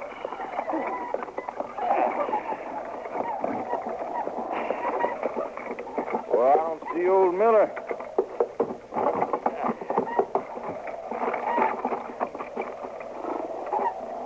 Help him get out, will you, Marshal? I'm going to have to unhitch the team myself. Sure, Jim. You gonna be stopped here for a spell, Mr. Dillon? Yeah, Chester, come on out. Well, come on out. Well, I can't exactly make it alone. Well, why don't you bring Gurney with you, then? Well, sure, I'll be... Oh, excuse me. After you, ma'am. Thank you. Oh, here you are, ma'am. Let me give you a hand down. There we go. Kindly, Marshal. All right, now, Gurney, come on. Let's get you over. Excuse me, Parson. You go right ahead, sir. Thank you. Come on, Gurney. Come on. I want to set this southern stage all day. You pull them shackles once more, I'll wrap them around your gullet. I'd be worrying about my own gullet if I was you. All right, that's enough. You'll find coffee inside, folks. Thanks. I'd like some coffee myself, Mr. Dillon. You'll get it, Chester. You'll get it. Here, hold out your arm. I'll take the manacles off. Declare I won't be sorry to be free of the likes of him, and that's the truth. If I ever get this near you and I am free, you won't live to complain no more. Mr. Dillon, you ain't gonna let Gurney wander around loose in this stage station, are you? No, Chester. We'll shackle him to the wheel while we stop. All right, Gurney, come on. Yeah, you do that, Marshal. You just locked me up good. Why, the two of you together ain't man enough to hold me. Well, don't you worry about it. There. Pardon me, Marshal. Yes, ma'am? I couldn't help noticing what you're doing to this man. What do you mean? Chaining him to the wheel. Well, he's a prisoner, man. And he just ain't no good at all, Mr. Randall. Why, he's the worst kind of a thief and murderer. Never mind, Chester. I know you have to guard him, Marshal, but he's a human being. Well, he's wanted for 2 murders. Does that mean you have to treat him like a wild beast? Well, I have to make sure that he doesn't get away, ma'am. Well, you could bring him inside out of the sun, couldn't you? And I have to think of the safety of the other passengers. And besides, it's not going to hurt him. Marshal Dillon, I believe in the dignity of man. Well, so do I, ma'am. The trouble is, Gurney here doesn't.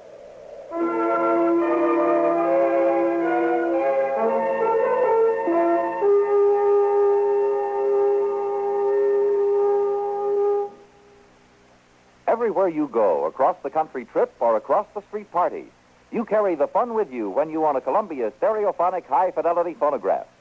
There's a marvelous selection of 7 new portable models in smart new color combinations at your Columbia phonograph dealer, from which you may choose. Each one is a masterpiece of design and beauty.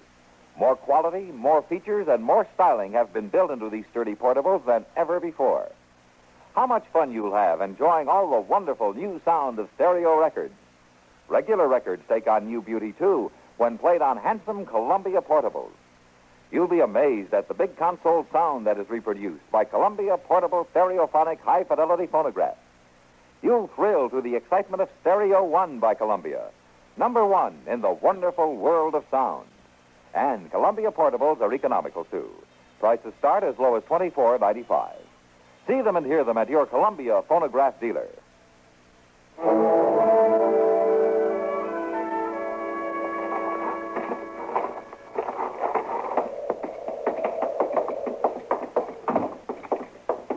Isn't exactly as you presented the case, Marshal. How's that, Reverend? There's nobody here. There's no coffee. No coffee? Boy, I never heard of such a thing. I'll see if I can. Well, there's usually somebody around. He may be out with the horses. You ought to take some water to that man out there. Don't worry, ma'am. We won't let him go dry. There don't seem to be nobody around at all. I don't know where that old man's gone off to. Well, he was here the last time he came through, wasn't he, Jim? Sure he was. He was always out front waiting. Old man Miller never saw nobody between stages, and he made up for it all at once, like to talk your arm off. He wouldn't be likely to miss a stop on purpose, would he? Not him, Wyatt. Well, I declare it's the truth, Mr. Dillon. There ain't no coffee. Just a little bit in the pot that must have been left over from breakfast, and that is stone cold. Did you look outside for the old man who runs the place, Chester? Well, no, sir, I didn't. He might could be out back a ways, though. I didn't go out there. I was mostly interested in the coffee. Well, I looked out there. Some didn't see nothing. Well, looks like we're stuck for it. All right, come on, Jim. I'll help you round up some fresh horses in the corral. That's about the worst of it, Marshal. Huh? Well, how's that? When I took our team around back to exchange them, there weren't no other horses. Well, I think we better take a real look around then. Chester, yes, you keep an eye on Gurney here. Jim, you come with me, huh? All right, Marshal. Hey, Mr. Dillon, look, the stage horses. Somebody's running them out of the corral. The gold.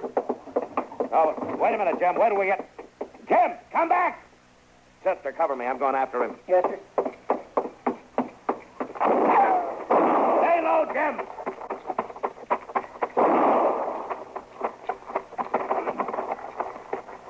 You heard bad? No, they're running yonder toward them rocks. Yeah.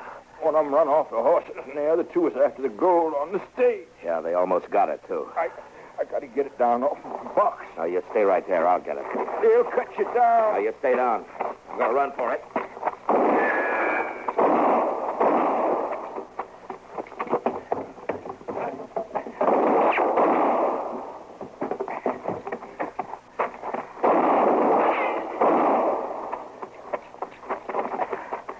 That's all right, Jim. I got it. Chester! Yes, sir, Mr. Dillon.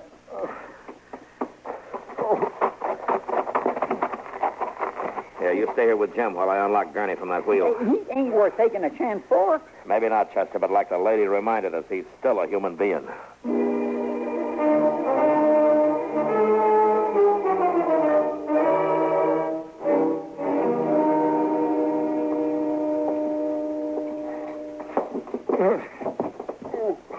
There you go, Jim. You'll be all right here. Thanks, Marshal. Chester. Yes, sir. As soon as you get Gurney tied, heat some water, will you? Yes, sir, I'll do that. I saw a good many wounded in the war, Marshal. May I offer my help? I'm glad to have it, Reverend. He caught one on the side. Well, let's get his shirt off. Yes, I see. And the bullet will have to be extracted. Yeah. You any good at this, Reverend? I've never actually operated, Marshal. Still, if you need me to do it. No, I'll do it. I guess I'm a little more familiar with bullets than you are. Just tell me how I can assist. And it might just help to have somebody in your line of work standing by. Very well. Chester, you getting some hot water? Yes, sir, I am. I'm trying to, but there sure ain't much water there in the bucket. Well, you bring me what you got, then. Yes, sir. I'll sure get thirsty if we have to stay here for long. With those gunmen out there, we'll have time to worry about that later.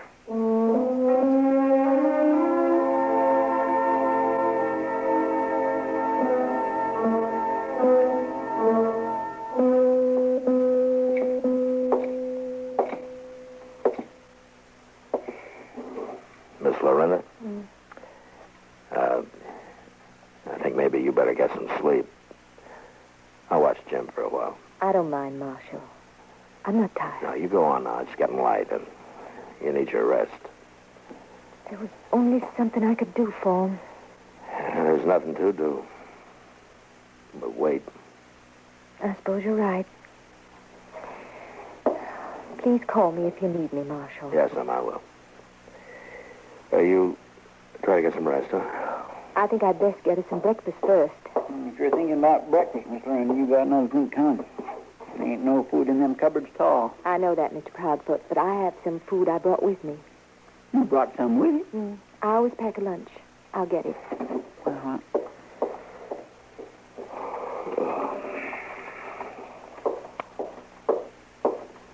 Now, let me see. I'll divide it.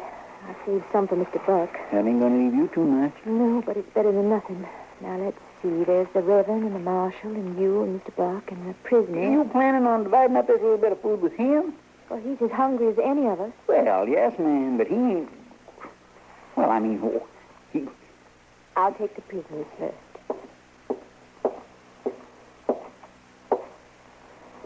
I brought you some food. Well, now, ma'am, it's mighty nice of you. It's mighty nice. But, I ain't able to eat it with my hands tied behind me. Marshal? Yes, ma'am? I think this man's hands should be untied so that he can eat. I'm not sure, Miss Lorena. Please, Marshal.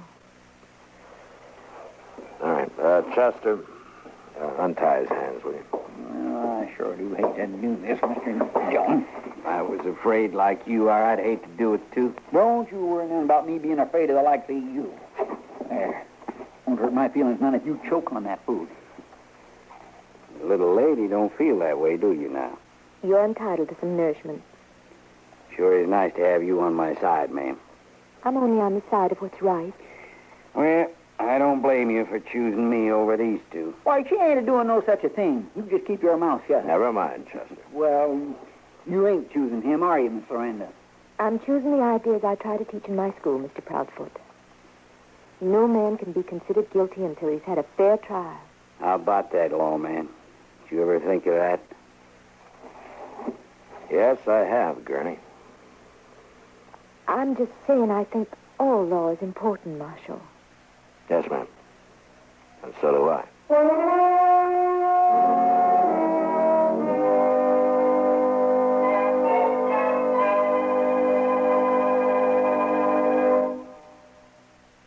Money can evaporate with astonishing speed.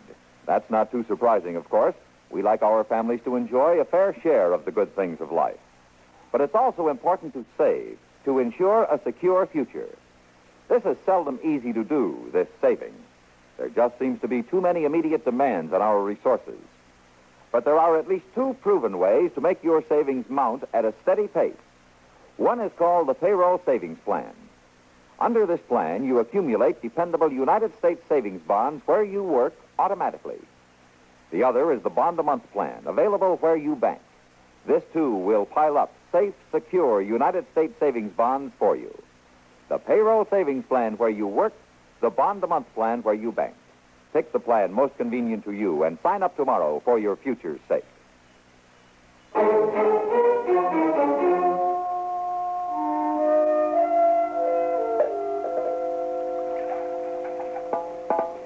That's the last drop of the water, Marshal. Yeah. I parceled it out slowly to the driver during the day, but he's burning up with fever. I don't know how long he'll last now that it's gone. Well, I'll go out and get some more. No, Mr. Dillon, them fellas will pick you off going to the well sure as anything. We gotta have water, Chester. Hand me the bucket.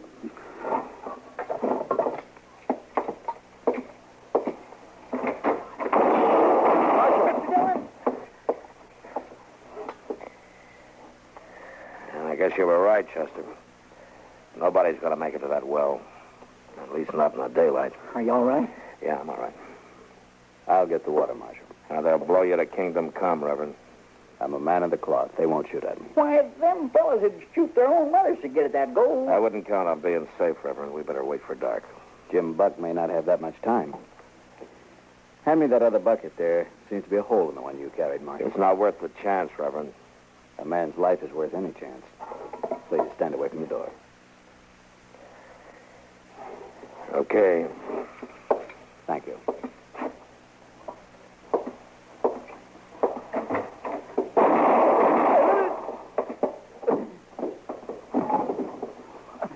Dillon, they shot him before he got out the door. Yeah, come on, let's get him inside.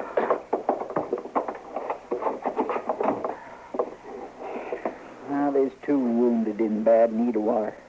No, Chester, he won't be needing any. He's dead. Ain't no sense to killing a man like him. Ain't no sense at all. They're not interested in the kind of men they killed, Chester. Well, what do they mean to do, Mr. Dillon? Whatever more of rock, it's got something tied around it. Yeah. Well, here's your answer about what they mean to do in this note. What's it say? We got food and water and time to wait for the gold. What are you going to do, Mr. Dillon? I don't know, Chester. But I don't like my choices.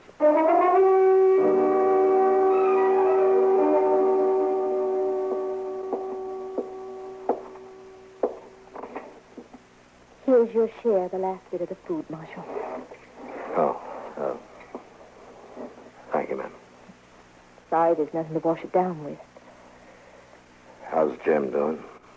Not well. I'm very fearful for him if we don't get help soon. Yes, ma'am. You and Chester, you've been at the windows for hours. Do you see any way out for us? No, not right now. In the daylight. But tonight? Well, we had one more man to draw their fire. Maybe I could do it. No, things aren't that bad yet. Don't you worry, ma'am. We'll get out of this some way. Go ahead, Marshal. Let her help you. That's about what I'd figure from you. That's enough, Gurney. I'll take around the rest of the food.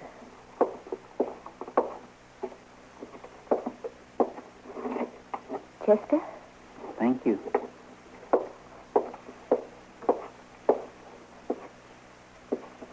Here's your share. Thanks. I'll untie your hands. You ain't afraid of me. Oh, no. I'm not afraid of you. Well, most folks are. Does it please you that they're afraid? No, ma'am, I guess it doesn't. Take the food. Thanks. You really meant it when you said you'd walk out there to help the marshal. You really meant that. Certainly I meant it. What makes you figure it'd be worth it? Why, because there's a need, Mr. Gurney. There's a badly wounded man. We have to get him out some way. That ain't much of a reason to risk your life. I think it is, Mr. Gurney. Why? I think it's important to be needed. Don't you? I don't know I ever gave it much thought.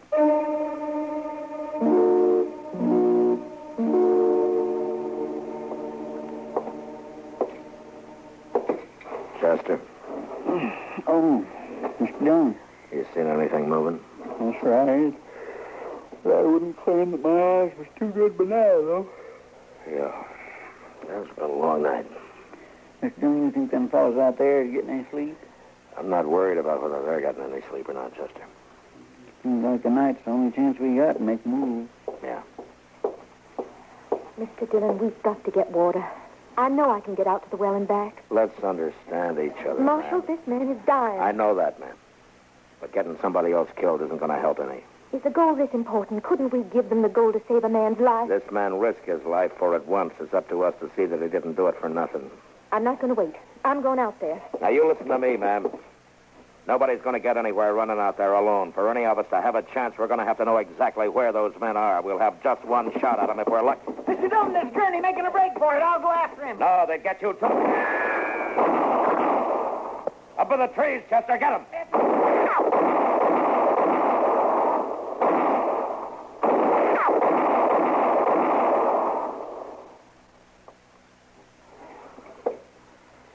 You think shooting's over? I gotta think so, Chester. Now, you keep an eye on those trees. I'm going out to where Gurney fell. Yes.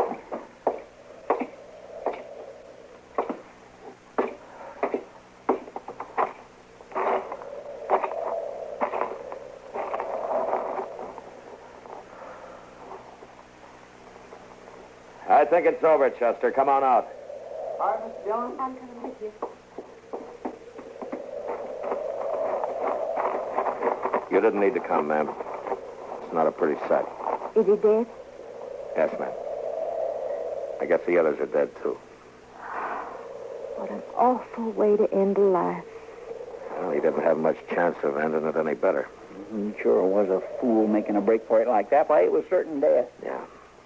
I'm not too sure that's what he was doing. What? Maybe he wasn't making a break for it. Of course he was. My goodness, why else would he run out that way? To save our lives.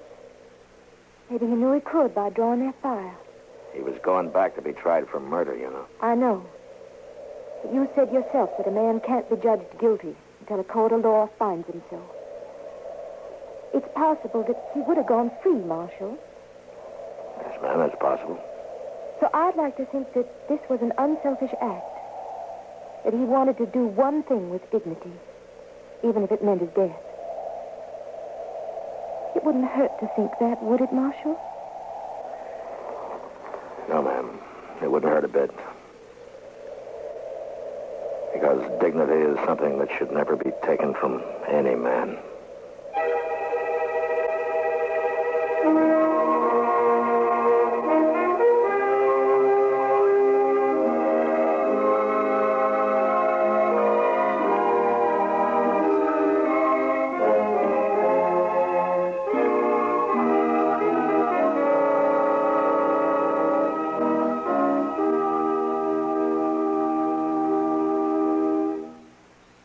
Car owners, I have news of a product so new, it's amazing it's here today at all. It's new K-Site Smooth Seal. You say it's new? You say it's new? So it's new. What does it do? Well, it's a fluid you add to your automatic transmission.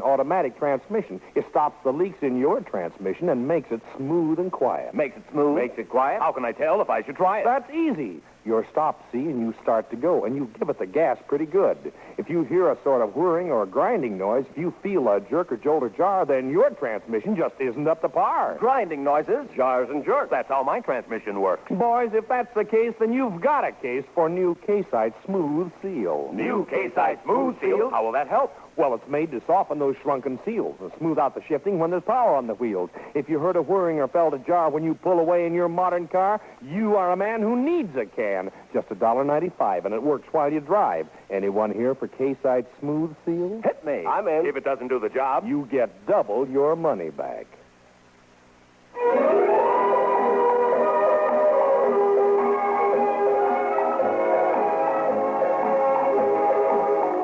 Gunsmoke. Produced and directed in Hollywood by Norman Macdonald, stars William Conrad as Matt Dillon, U.S. Marshal. The story was specially written for Gunsmoke by Marion Clark, with editorial supervision by John Meston. Featured in the cast were Gene Bates, Vic Perrin, Harry Bartell, and Barney Phillips. Harley Bear is Chester, Howard McNear is Doc, and Georgia Ellis is Kitty. KMOX Radio, the voice of St. Louis, speaks now from the nation's most modern radio studios, featuring the latest electronic miracles. A pace-setting building for a pace-setting radio station. This is George Walsh inviting you to join us again next week when CBS Radio presents another story on Gunsmoke.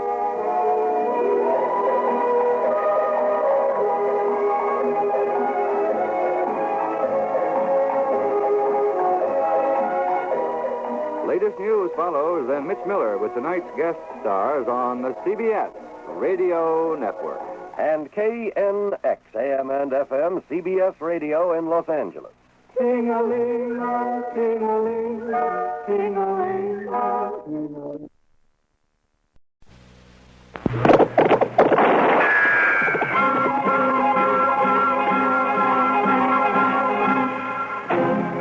Around Dodge City and in the territory on West, there's just one way to handle the killers and the spoilers, and that's with a U.S. Marshal and the smell of Gunsmoke.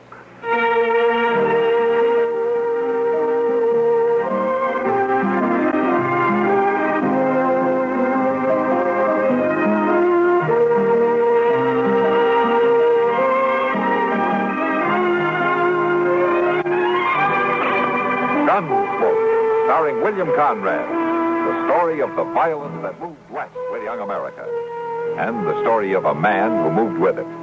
I'm that man, Dillon, United States Marshal. The first man they look for and the last they want to meet. It's a chancy job, and it makes a man watchful and a little lonely.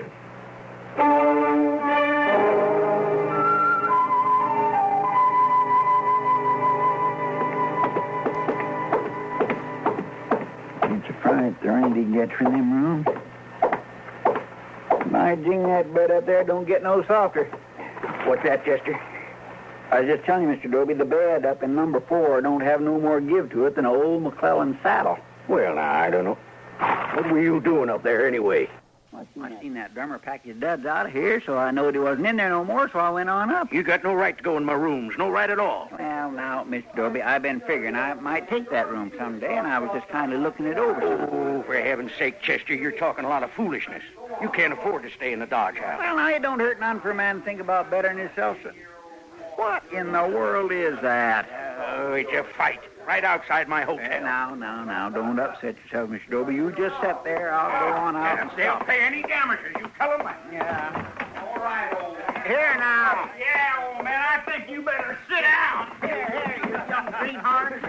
Just quit your jabbering. Here now, here. You leave Charlie be. Yeah, you better mind your own business, Chester. I said move along now. Leave him be. Hey, now, who's shoving here? Go on. Wait a minute. Okay, Chester, okay. Now just simmer down. Don't need to get so hard-nosed. Well, you ought to be ashamed, big fellers like you pushing an old man around. We didn't mean no harm. We was just trying to get him to stop ragging at us, to quit his talking. It don't make no difference to me what you was trying to do. Go on, get. Getting so you can't walk down the street without he stops you and talks your ear off. I said get. Oh, come on, kid. Let's get out of here. You hurt Charlie? No, I ain't hurt. It'd take more than them young buzzards to hurt me. Well, what was they pushing you around for? Oh, I was just trying to tell them something, that's all. Young folks ain't got the gumption to listen when to do 'em the most good. Well, now... Well, they'd have got shot down easy. Shot? Who's going to shoot 'em? Well, anybody they draw on, the way they is handling them guns. I didn't hear no shooting. Of course you didn't. There wasn't none. They was talking about a fast draw. They'd have been shot down, sure. Charlie, was you trying to tell them how to do it? Young ones, they just don't listen. You try to tell them, but they just don't listen. Well, now, you just sit there quiet like. They won't bother you no more. Rio Joe would have got both of them before they even slapped the leather the way they was doing it. Yeah, well, sure, Rio Joe would have outdrew anybody, but that goes back a ways, don't it? Young smart Alex, they won't listen at all. Hey, they kind of winged you in the eye, didn't they? Yeah, I guess maybe they did. There was a few elbows flying around. Well, you better put some beefsteak on it. Man needs his eyesight these days. Seeing's a good part of shooting. Yeah, sure. Well, all right, then. You just sit there, Charlie, now, and you let me know if you get bothered some more. Ain't nobody willing to listen no more, no matter how much you got to tell them. Yeah, well, I'll see you sometime. Now, you take care of yourself, Charlie. Ain't nobody willing to listen at all.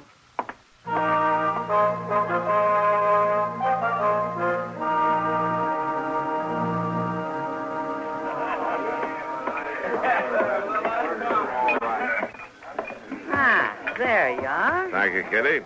Oh, thank you, Kitty. Can't you sit down with us?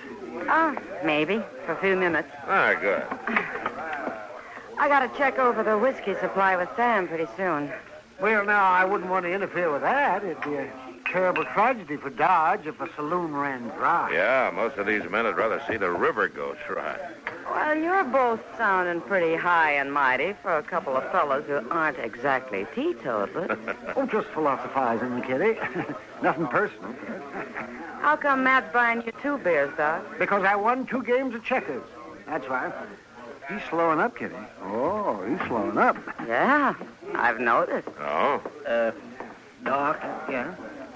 You mind if I see you for a minute?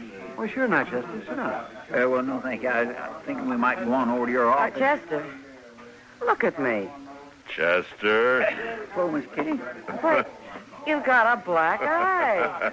Here, let me see that, Chester. Well, you sure have, and it's a beaut. Well, that's right, I guess it is. Doc, you got something put on it? A man ought to protect his eyesight. Well, it's a little late for that, Chester. You should have ducked. Yeah, where'd you pick that up, Chester? Well, I was just trying to help, that's all. It just don't pay a body to try and do a good deed anymore. What were you trying to help? That old Charlie, what's his name, sits out in front of the Dodge house talking to anybody who'll listen. Charlie, don't tell me he gave you that eye. No, Doc, no, of course not. A couple of young smart alecks was picking on him, and I mixed in it and come out with this. Yeah, it doesn't look like you accomplished much. Now, stop teasing him, you two. That was a nice thing you did, Chester. Thank you. I run him off all right. But the old coot's bound to get into more trouble. Oh, how's that?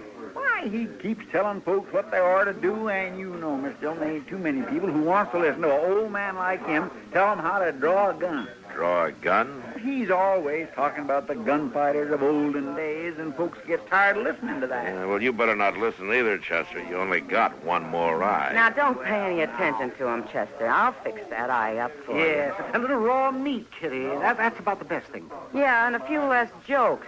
I never did know what was so funny about a black eye. Come on, Chester.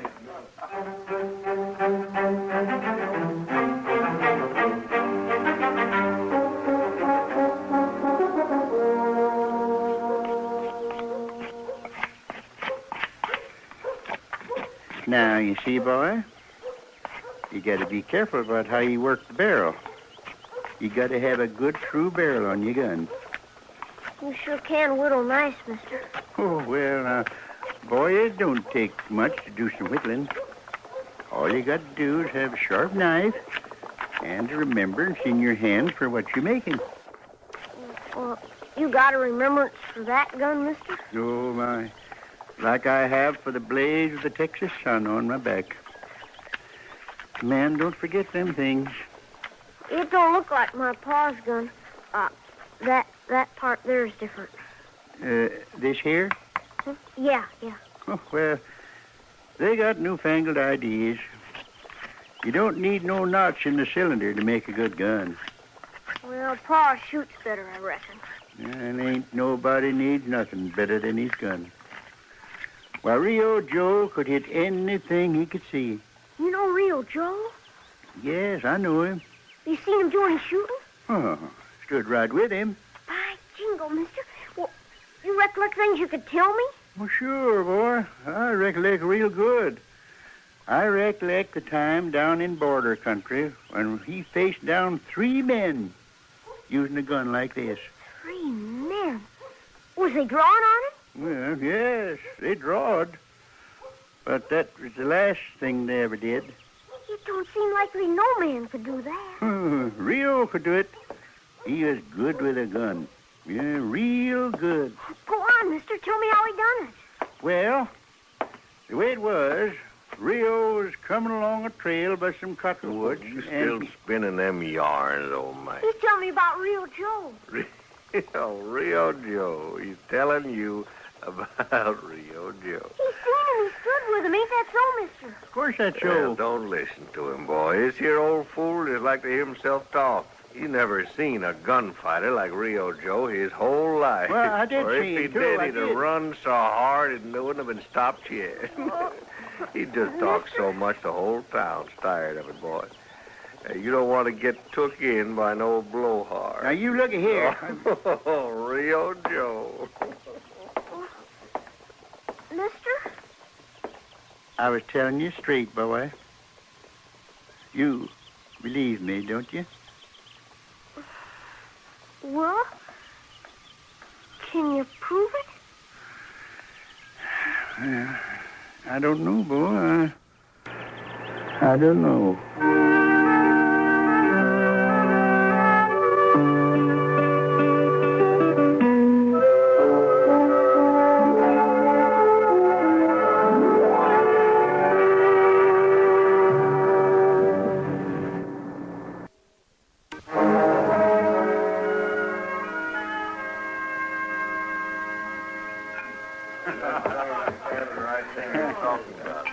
Hey, slide that bottle down this way, will you? Sure, Rasp. Well, thanks. Hey, you the two fellers give that marshal's helper a black eye. Chester? Well, he was asking for it. It weren't none of his business. You know, first I thought the old man gave it to him. Old Charlie? All he does is talk. Oh, he sure does that, though, don't he? You think nobody else knowed how to draw a gun? Him and Rio Joe. Well, he don't even wear a gun. No, he don't. I ain't never seen him draw. He just talks about it. Yeah. It don't seem like feller talks that much ought to back his play. Well, old Charlie ain't got no play to back. Might be mighty interesting put it up to him. What you mean? Yeah, mighty interesting. What are you aiming at? I just got me a smart idea how to get rid of that old man. Wait a minute, Rasp. He ain't done nothing bad enough to get shot for. No. Who's talking about shooting? Well, I ain't. You said get rid of him. Sure I did, and it'll work. And all you got to do is just call his bluff. How's that? Well, get him out in the street and tell him he's got to face up to one of us, or else keep his mouth shut and leave town. Huh? Yeah, that'd be calling him all right. He sure ain't gonna draw. No, not a talker like him. There'll be nothing for him to do but get. Come on, let's go fetch him. Tonight? Sure, tonight. Right now, ain't no reason to sleep on it. Come on.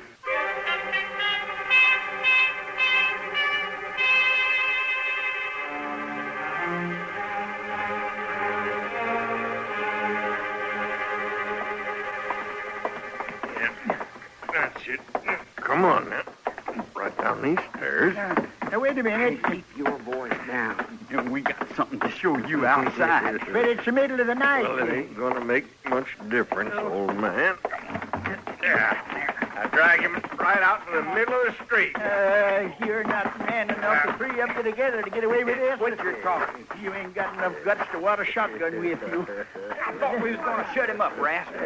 He sure is making a lot of noise for an old man standing around in his drawers, ain't he? Bunch of yellow bellies dragging a man from his bed. You just give me a chance to get at you. We're giving you a chance, old man. Down in Texas, we'd have strung you up. Oh, you've been talking mighty big for a man that don't wear no gun. And you're lucky I don't. Well, now, we'll just see about that. We're going to give you one. Eh? We're going to see just how much you learn from Rio Joe. Now, wait a minute. You can't do that. Now, here, let's go. Right now. Let's go. Let me throw here. Let me throw. Let him go. Oh, Marshal, we was just having some fun with it. Let him go. He sure needed the lesson. He doesn't need any lessons from you. Go on now. Get away from here. Well, there ain't no call to get rough about it, Marshal. Somebody had to shut the old man up. You listen to me. I find you pestering him again, I'll be rough in a way you're going to really understand. Now, you go on and get out of here.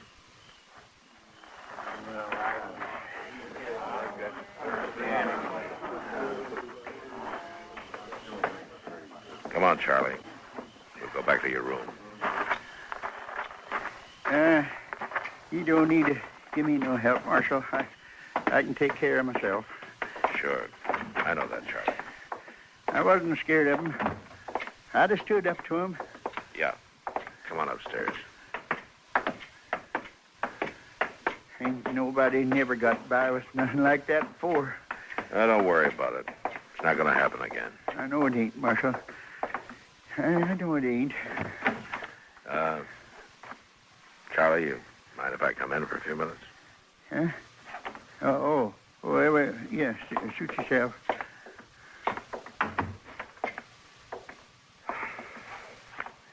You figuring on staying in Dodge, Charlie? Well, I did kind of have it in my mind. Man likes a place to settle. Yeah. You don't need to change your mind because of those roughs, Charlie. I'll handle them. No need of that, Marshal. Oh, would you step over this way? I'd like to get in that trunk. Oh, yeah, sure.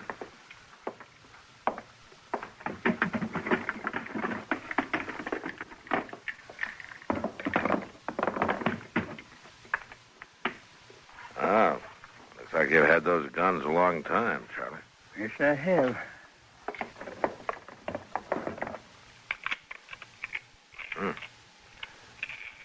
Good shape.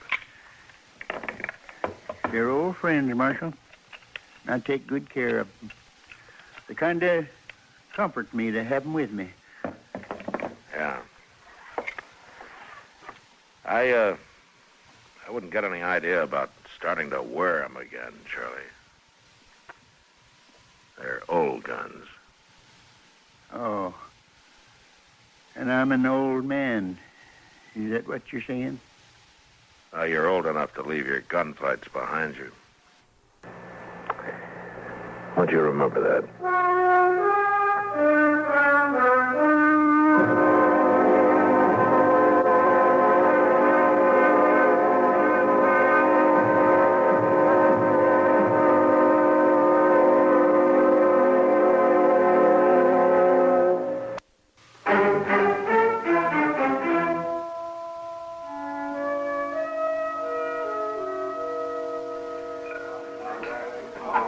I hope they didn't hurt the old man. No, they didn't hurt him.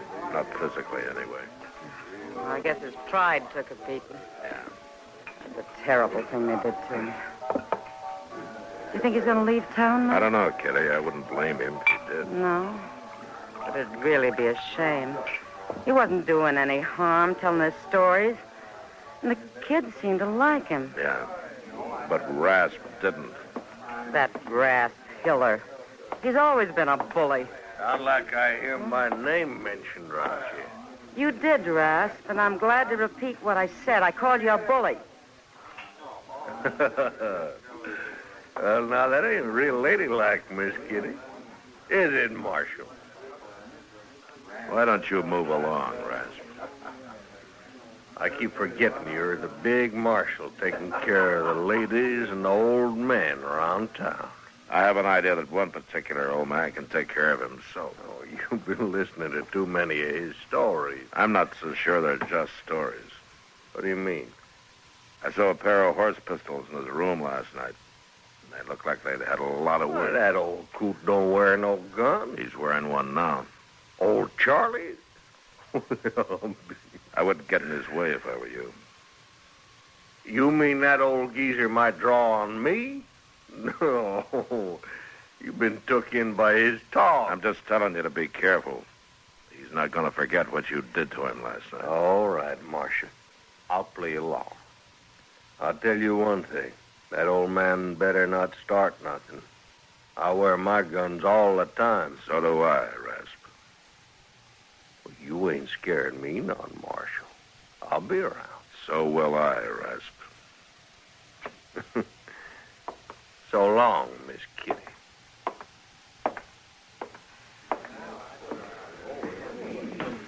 Really think there's going to be trouble, Matt? I don't know, Kitty. Old Charlie was pretty upset. Well, you got to stop it. Don't let him put on those guns and march around till he gets himself killed. I can't take him away from him, Kitty. Why can't you? Because he hasn't done anything. Oh, yeah, I forgot. You have to sit and wait until something happens. Till somebody gets killed before you can do anything. Oh, Kitty. Why don't you just go stop this thing now, before someone gets hurt? All right, I'll see what I can do.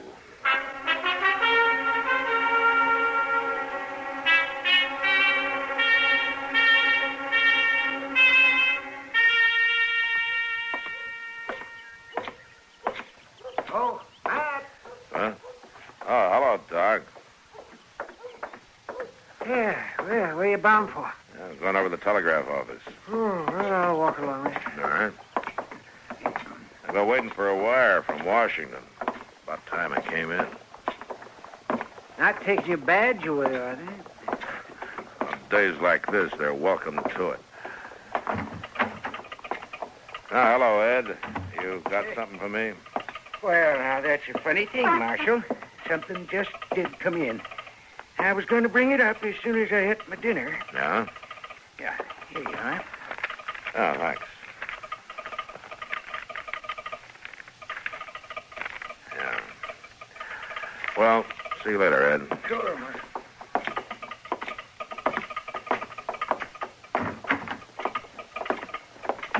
You don't look too happy about what's in that wire, man. This wire isn't really good news, Doc. It's something I've been expecting. Cut your salary, did they? No, I wish it was that simple. What's our hurry? Where are we going? I want to find old Charlie and take his guns off of him.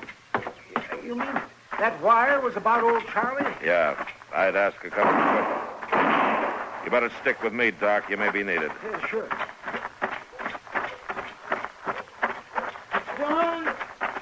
Mr. Dillon? Yeah, Chester, I'm on my way. Mr. Dillon? It's Raft and old Charlie. Yeah, the wire was too late. What's that? Never mind. You look at Charlie over there, Doc. Sure. I'm pretty sure Raft's dead, Mr. Dillon. Yeah, he's dead. That old man just stood there as cool as could be. Let Raft draw first. Uh-huh. And he shot him down with one of them old pistols. I'm not surprised. Let's go see him.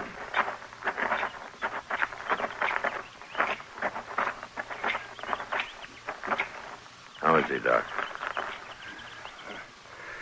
He's not good, man. He's not good at all. Marshal,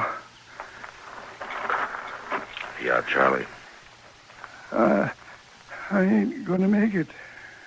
Don't worry about it. Oh, I don't care about that.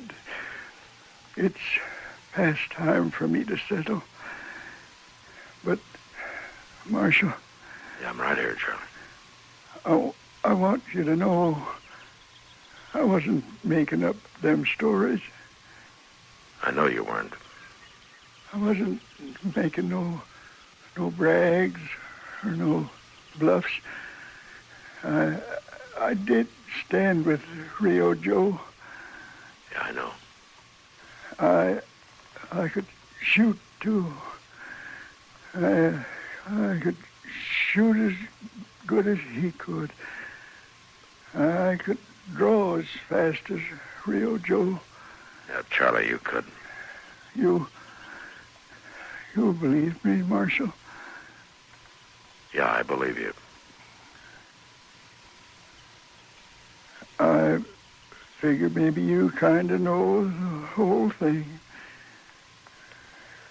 Yeah, I do. I guessed it, Rio. Sure.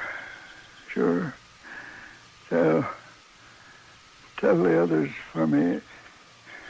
Tell them I weren't no fake.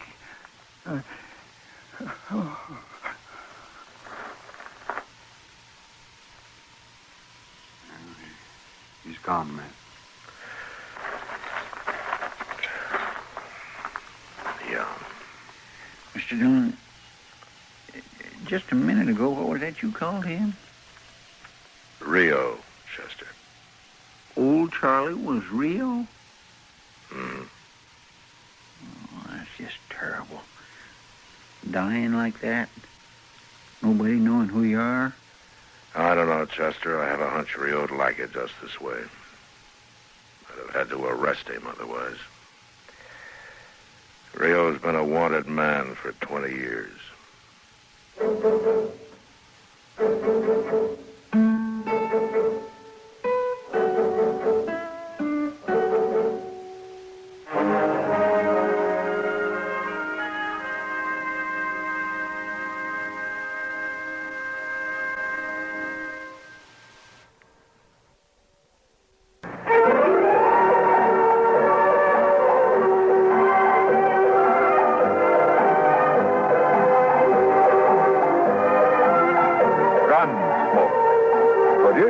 directed in Hollywood by Norman Macdonald, stars William Conrad as Matt Dillon, U.S. Marshal. The story was specially written for Gunsmoke by Marion Clark, with editorial supervision by John Neston.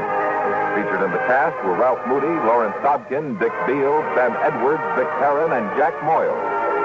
Harley Bear is Chester, Howard McNear is Doc, and Georgia Ellis is Kitty.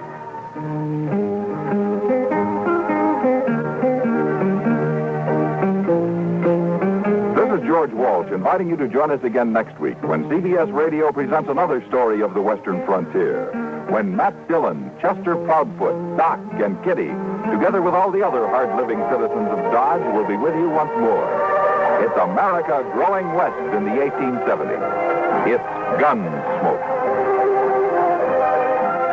Latest news follows, then Mitch Miller with tonight's guest stars on the CBS Radio Network.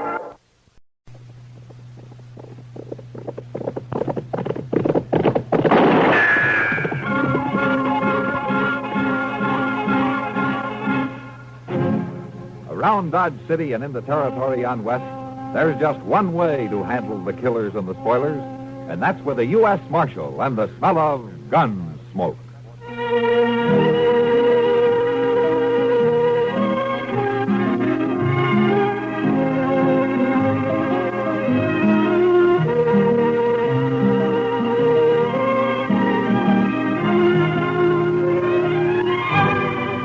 Gunsmoke, starring William Conrad, the story of the violence that moved west with young America, and the story of a man who moved with it. I'm that man, Matt Dillon, United States Marshal. The first man they look for and the last they want to meet. It's a chancy job, and it makes a man watchful and a little lonely.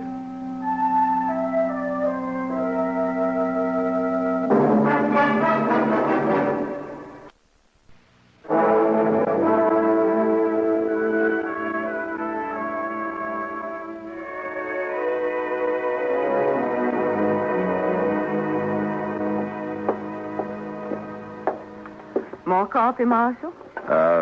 Yes, ma'am, I guess so. How about you, Chester? Yes, sir, I believe I will. No. Why don't you just leave the coffee pot right here on the table, Miss Kelly? Sure thing, Marshal. I got some fresh eggs this morning, if you're interested. They were just brought in. Fresh eggs? Oh, good. Why don't you cook us up about a half a dozen, huh? Have them for you right away. All right. Fresh eggs. I swear if Delmonico's ain't getting to be about as fancy as some of them Kansas City restaurants. That's civilization, Chester. Progress. You know, another 5 years and Dodge City will be tamed, curried, and bridled. Well, seeing's believing, Mr. Dillon. You'll see it. We'll both see it. As if we live that long. I beg your pardon, gentlemen. Yeah. You the marshal here? That's right. Well, I'm sorry to bother you at your breakfast, Marshal. My name is Hunter, Ed Hunter. I'm a deputy sheriff from Richmond, Virginia. Came in on the train this morning. I see. Won't you pull up a chair, Mr. Hunter? Oh, thank you, sir. This is my first trip to the frontier. I find it a rather remarkable experience. I imagine. Oh, that's my assistant, Chester Proudfoot. How are you, sir? Would you like to have some coffee? Thank you. No. Marshal, I've come out here to arrest two men who are wanted in Virginia. Here are the warrants and the orders of extradition. I stopped off in Topeka for them. And John Allison, Calvin Moore. Yeah, both wanted for murder, huh? Do you know these men, Mr. Hunter? No, sir, I don't. The names aren't familiar to me. I never heard of them. Well, I have some information that might help. Not much on Allison, I'm afraid. He shot and killed a bank teller in Greenbrier last spring. He's about 30 years old, dark hair and mustache, medium build, excellent horseman, confirmed gambler. Fine. That narrows it down to about 2/3 of the men in Dodge City. Possibly I'd do a bit better in regard to the other man, Calvin Moore. He came down to Richmond from the north. He was about 33 at the time. He ambushed and shot young Roger Beauregard and left town. Now, that was 19 years ago. Beauregard family been trying to trace him ever since. Well, I'm afraid that I haven't... I have a picture of this Moore. Photograph. Oh? Yeah. Of course, he's much younger in this. What is it, Marshal? Something familiar about the picture? 19 years. He'd be somewhere past 50 now. You sure these men are here in Dodge, Mr. Hunter? Reasonably so. Is there something about the photograph? Well, it was too blurred to tell much about it, and besides, he'd be 19 years older now. Well, that's true. I tell you what, Mr. Hunter, why don't you leave me this picture and the descriptions, and I'll check around town, keep in touch with you. All right, thank you, sir. And I wonder, could you suggest a good hotel? Yeah, why don't you try the Dodge House? It's a corner of Railroad Avenue at the east end of the plaza. You tell Mr. Dobie I sent you. Thank you again, Marshal. I'm grateful for any help you can give me in this matter. Sure. So long.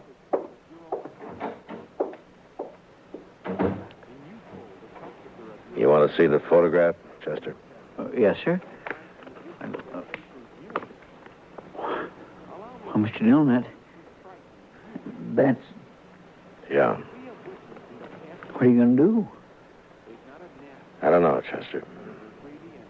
He's my friend. But now the law says he's a murderer. And I'm part of the law. Well, maybe it ain't him, Mr. Dillon. No, it's him, all right, Chester. You saw it same as I did. It's Doc.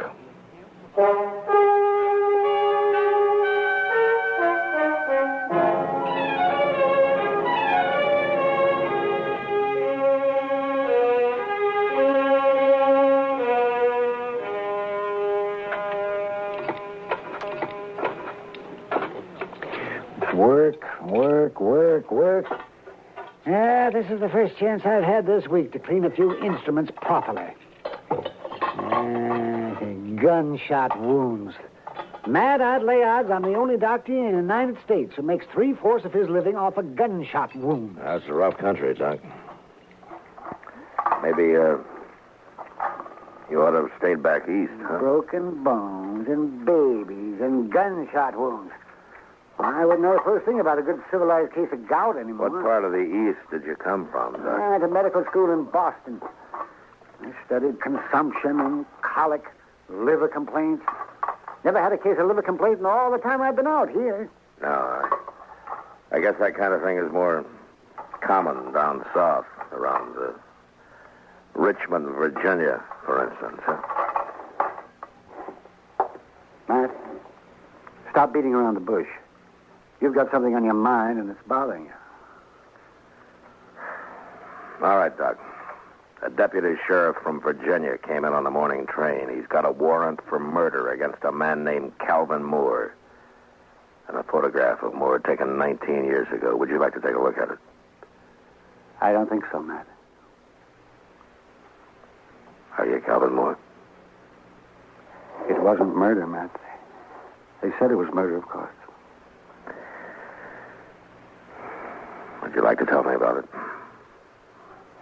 Not much to tell, Matt. I'd been in practice in Richmond about a year. There was a girl. Oh, she was a beautiful girl with spirit and fire and that soft radiance that only Southern girls seem to have.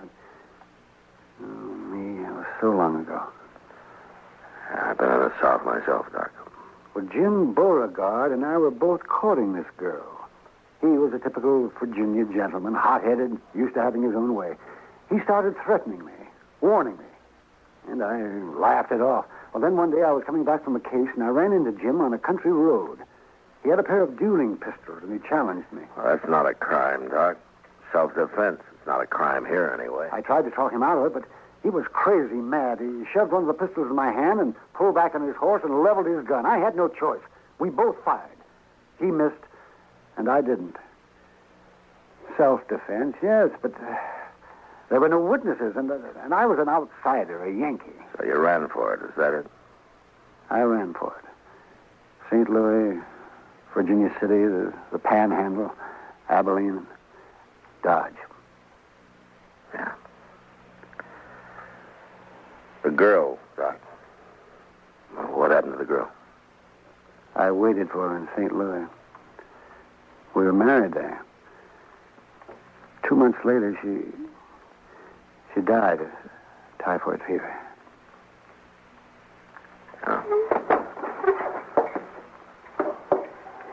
I can't go back there, Matt. I've got no defense. It'd mean prison. I'd rot in prison. I won't go back, Matt. Hunter is here after 2 prisoners, Doc.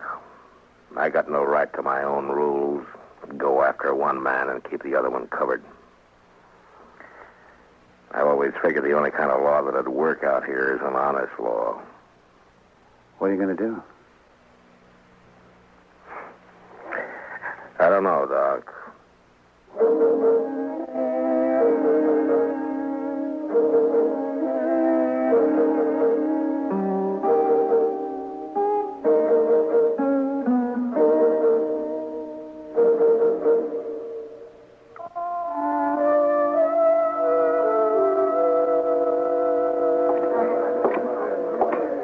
You're late, Matt. I figured you weren't going to stop in tonight.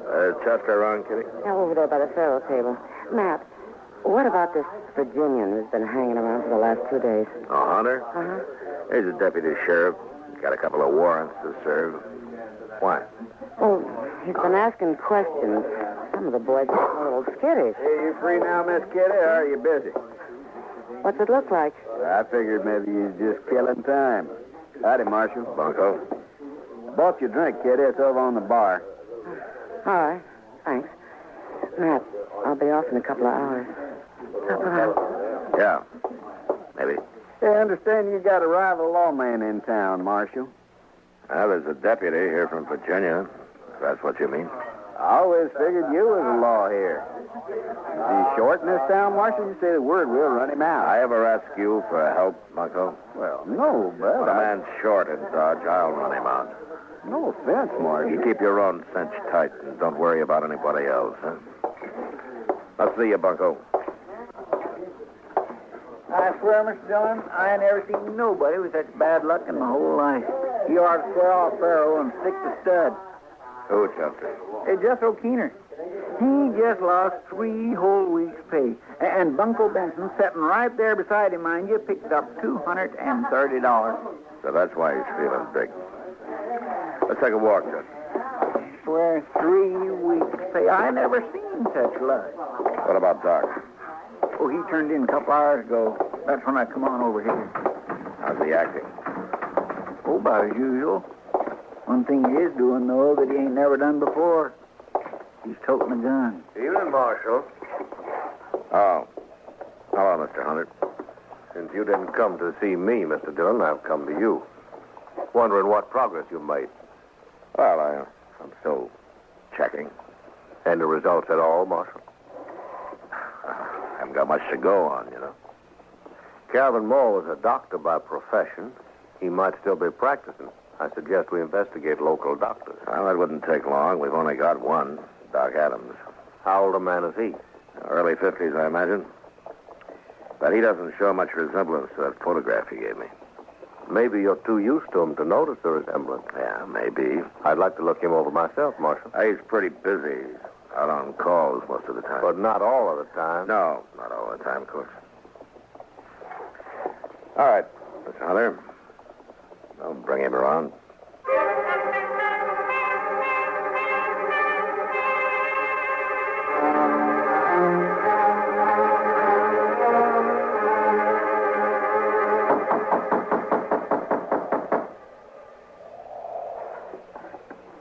Yeah, declare that's funny, Mr. Dillon. Yeah, you should have answered by now. Well, we're wasting our time, Chester. Well, no, he might have got called out on a case. Yeah, I know. Well, what was... I was across the plaza down toward the Dodge House. Come on, Chester.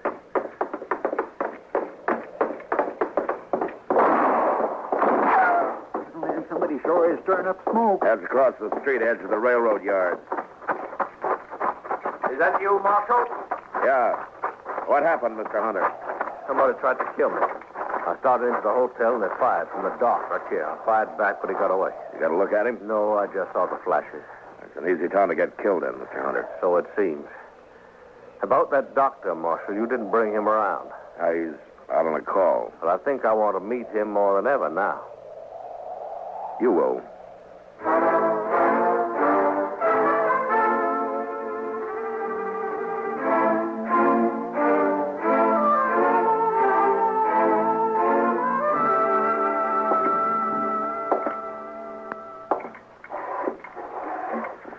What time is it, Chester? No, man, it's 2:15. I sure do hope we won't have to spend the whole night waiting in here. I don't see See how Doc puts up with the smell of all this medicine and stuff? He's used to it, I guess. I suppose men get used to anything except dying. Mr. Dillon, you reckon it could have been Doc that fired them shots? Chester. Somebody coming. Come in. Doc, Marshal. Come on in, Bunko. Well, What's the matter with your arm? Oh, I got sewed into a barbed wire fence. Here, let's have a look at it, huh? No, it's all right. It's a gunshot wound. Hold it, both of you. Oh. Is that the same gun you tried to kill Hunter with, Bunko? Stay where you are, Marshal. Yeah, about 30 years old, dark hair, mustache, medium build, excellent horseman, confirmed gambler. Wanted for murder, John Allison, alias Bunko Benson. Right, Bunko? He's not taking me back here. You stay where you are, Dillon. Don't be a fool, Bunko, and I'll put away that gun. Stay back, I'm warning you. Bunko, look! What?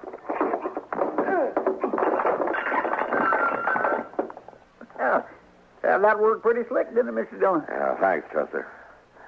All right, let's get him down to the jail, and you can go find Doc. We're going to need him.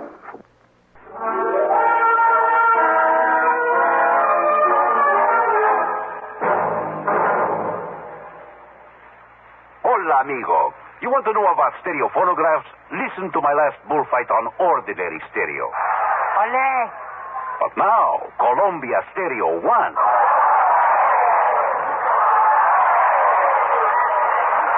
There is a corrida de toros, real lifelike, magnifica. There is such a big difference in stereo phonographs. With most, all you get is a couple of speakers shooting in different directions.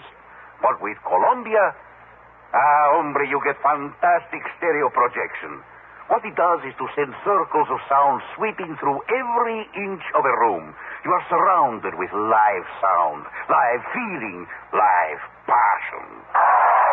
Hooray! Hooray! How they cheered me.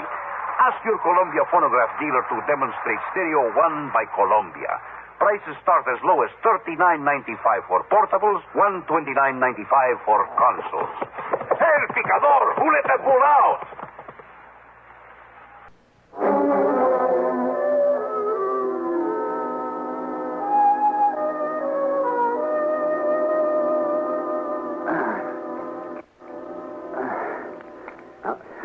Hold still now, Bunko. Just one more second, and I'll have a hold of that bullet, and then wheel.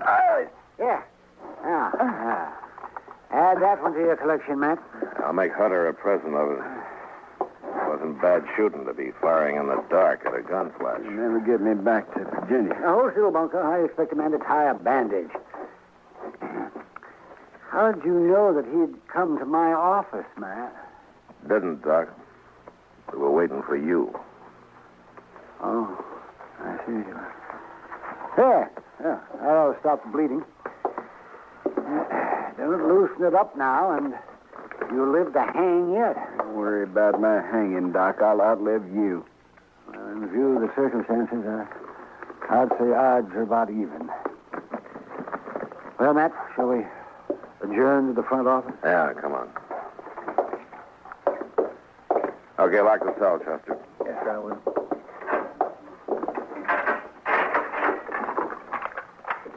I turned in at 10 o'clock tonight, Matt. I got 1 hour's sleep. They called me over to Mrs. Behan.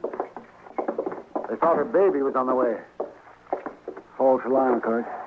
Usually is the first time. And I got back and came straight over here. Doc, you were wearing a gun earlier today. What did you do with it? I put it back in the drawer where it belonged. I realized I was acting like a fool. Was that why you were waiting in my office? Somebody tried to kill Hunter, and you thought it was me? I've tried to think of some way out of this. A way out for both of us, Doc. But I got one man under arrest back there now. I can't rightly set myself up as a judge and free the other man. I'd even hoped you'd cut and run for it. You'd get away if you did, because Hunter doesn't know the country. No. I'm too old to run, Matt. What are you going to do? I'm a lawman, Doc. Right or wrong. Well, then, I guess I'm under arrest. No, I didn't say that. Doc Adams here. Oh, there you are. Yeah, what's the trouble? There's a fellow in the railroad yards who was asleep on the track. Drunk, I guess, and they went to switching cars. Well, you better come, Doc. He's awful bad.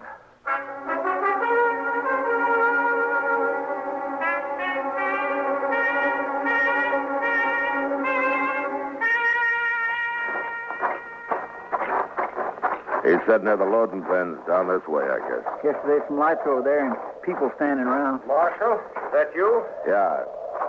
Oh, Hunter.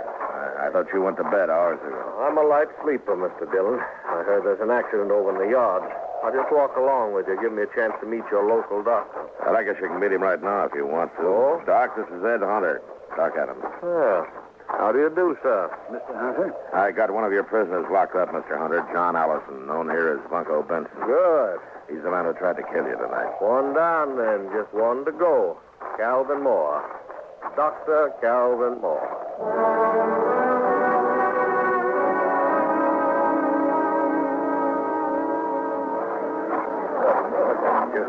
All right, move back, will you, please? Will you let us through here, please? Here, Doctor.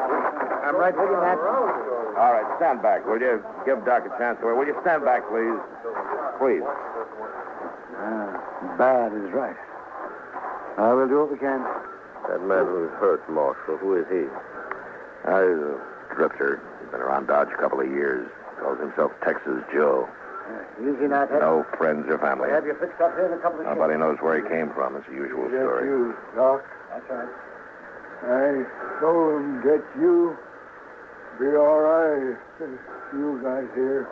Sure, it'll be all right. He certainly has to work under primitive conditions. Doc? Yeah. Chester, will you get those lanterns going and give Doc some more light? Yes, Mr. Dump. Just take it easy there.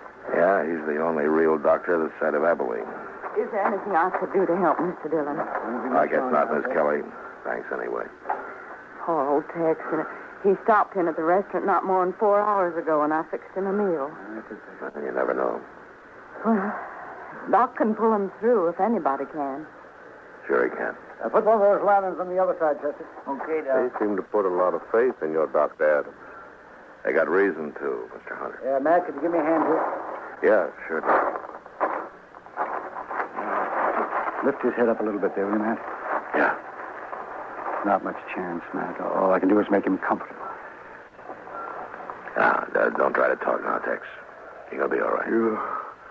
You've been decent to me, Marshal. You treated me square. You and Doc, only friends I got. Sure, Tex. I got one more favor to ask. Could someone read me some scripture? Well, Tex, I just don't recall any of it. Well, I do. Mrs. Kelly, I doubt if he can hear. I can hear. Please. The Lord is my shepherd. I shall not want. He maketh me to lie down in green pastures. He leadeth me beside the still Kelly. waters. He restoreth my soul. I think that's enough, Mrs. Kelly. Too bad. Oh, no. Well, you can't win them all, I guess. No, I can't win them all. Well, I guess... Dr. Adams, as only physician here, I suppose you also function as coroner. That's right. And this man here, he'll be buried under the name of Texas Joe? Don't worry about it. Boot Hill is full of men buried under nicknames. In this country... Doc. Oh, excuse me. Doc, I just came from... Oh. Yeah. Doc, I've been sitting up with Mrs. B, and you left too soon. She needs you over there right away. Well, then there wasn't a false alarm. All right, Kitty, I'll be there as quick as I can. Well, as soon as... Well, Kitty, you go on back over and do what you can for her. Doc will be along. All right, Matt, but you better hurry. Well, Mr. Hunter. Well, gentlemen, this seems to have been my lucky night. Both my fugitives located within an hour of each other. Yeah. Well, I guess there's nothing I can One do to safe in jail and one of them dead. Or didn't you notice the resemblance, Marshal? Texas Joe here? Obviously, the man in the photograph. I saw it immediately. Well, I hope you'll take all necessary steps to see that he's buried under his real name, Calvin Moore, and his death, of course. Close the case. I'll be leaving for Virginia with my other prisoner tomorrow. Leave? Mr. Hunter. Doctor, I'd say this is no time to stand around here talking. You have a patient waiting. This town seems to depend on you. Matt? Well, Doc, you've got work to do. You just make sure it's a boy, huh? Well, I'll do my darndest, Matt. Good night, gentlemen. Good night, Doc.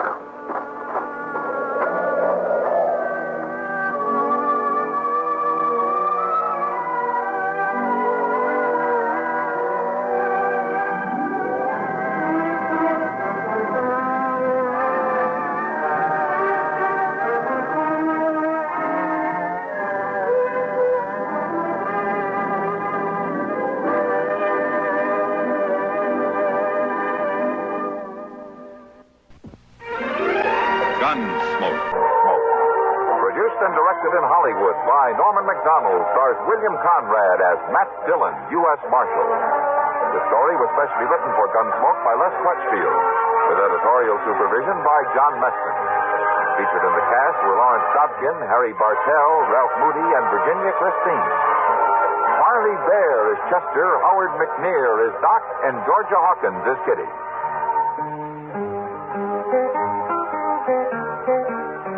This is George Walsh inviting you to join us again next week when CBS Radio presents another story of the Western frontier. When Matt Dillon, Chester Proudfoot, Doc, and Kitty, together with all the other hard-living citizens of Dodge, will be with you once more. It's America growing west in the 1870s. It's Gunsmoke.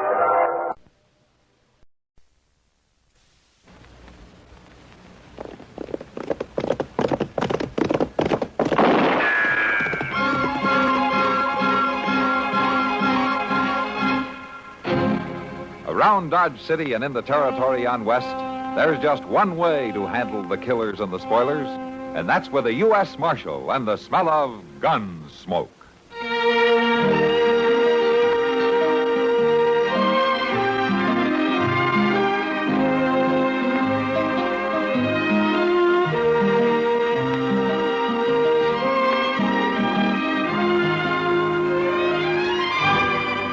Gunsmoke, starring William Conrad, the story of the violence that moved west with young America, and the story of a man who moved with it.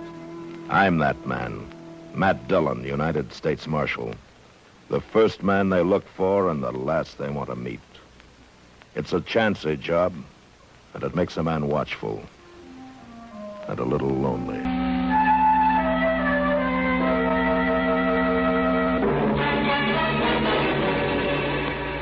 Millions of Americans are now crowding our highways, pushing and impatient to get the most out of this weekend. The hundreds of highway deaths and thousands of highway injuries can be avoided, provided that every single motorist does his bit. That bit means driving safely and sanely all the time. There's positively no excuse for excess speed. By observing all speed limits, you'll get to your destination almost as soon, whereas if you speed, you may never get there. Just as important is the necessity of paying strict attention to traffic signs and those white lines on the highway. They were put there for your protection. Never pass unless you're absolutely certain it's safe, that the road is clear ahead. Never pull out of line, slow up, stop, or turn without first looking in your mirror, then signaling clearly well ahead. And don't be afraid to give the other fellow the right of way. If you let him go, you won't crash into him. At all times, drive with caution and courtesy. You'll live longer.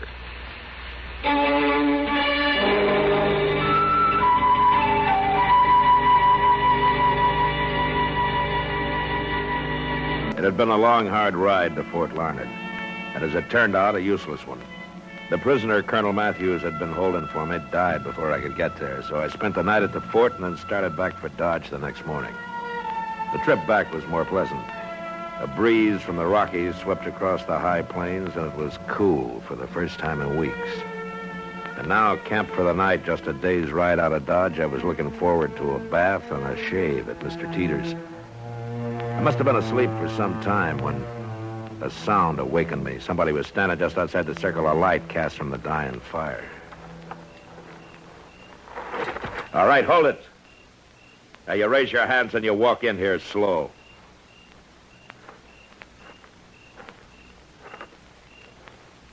Keep coming. Right up to the fire.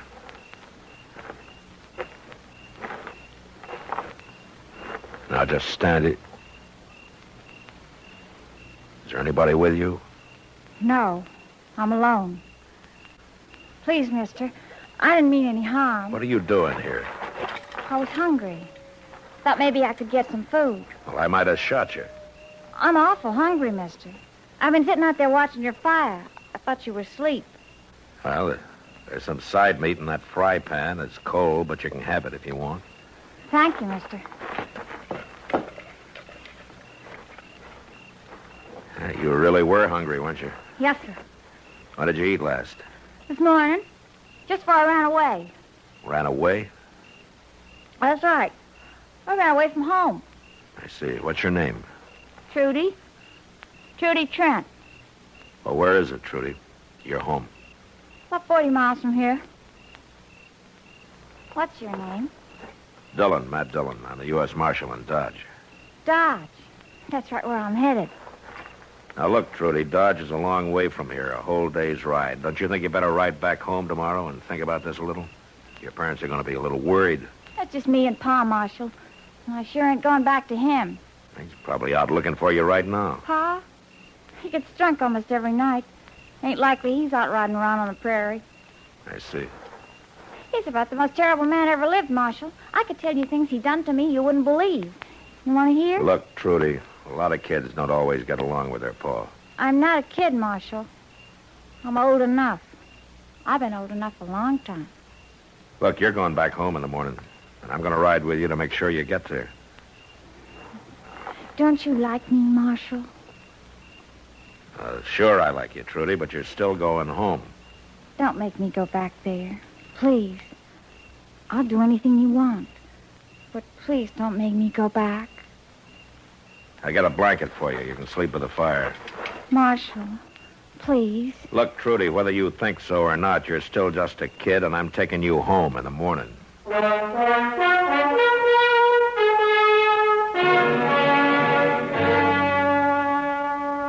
In the morning, I awakened to a clear, warm day, but the blanket I'd given to Trudy lay crumpled and empty on the ground.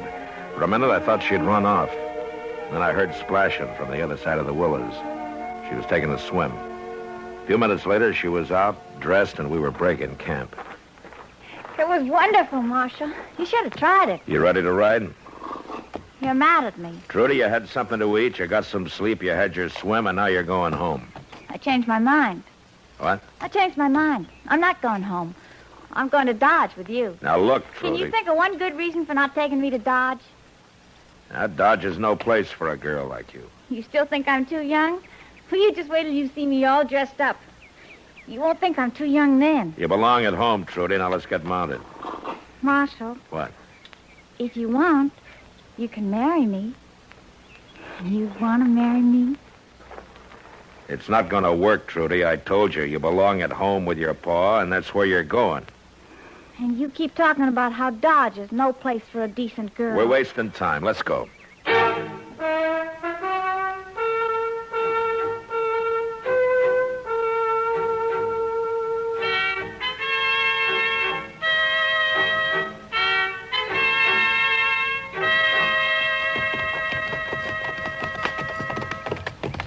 Well, there it is, Marshal. So you can see we don't make out too good. This is hard land, Trudy. Any land's hard for Pa. He had a pretty good farm once, but he left it. Why? He had to. The neighbors run him off for stealing stock. He's told me about it one night when he was drunk. He laughed fit to kill. Marshal, will you stay the night and think about taking me away with you? We'll see.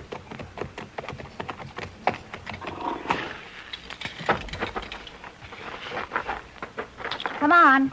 Let's go in and get this over with.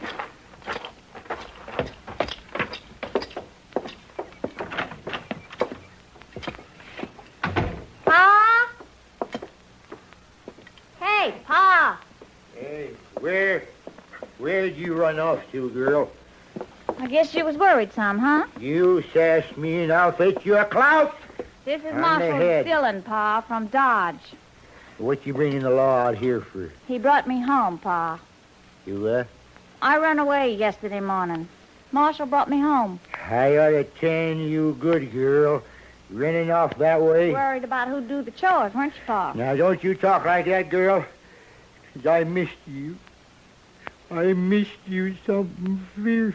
I'll bet you did. I worried so much that I didn't hardly eat nothing. But you sure been drinking enough, though. Hey, Marshal, don't you pay her no mind. She's my little girl, and I care a whole heap for her. Listen to him. Don't it make you sick, Marshal? I'll spend the night like you asked, Trudy. Now I better take care of the horses. What's this about spending the night? I asked him to, Pa. Well, where? We don't need him around here. And I'll tell you something else. Tomorrow I'm riding to Dodge with him to stay. You're what? I'm leaving you, Pa, for good and all. No, not hardly you ain't. Don't you hit me, Pa. Now look, Mr. Trent. Marshal, I'll tell you true. You take her away, I'll come to Dodge. I'll tell people what you done. Young girl like that. Why don't we wait and talk about all this later, huh? When you're sober? Well, I don't know as I aim to get sober. But I know one thing for sure. You ain't taking Trudy away. Never mind him, Marshal. You go take care of the horses. I'll find something for supper. Drunk or sober, I'll say just one thing. Just don't mess with me and my Trudy. Just don't mess.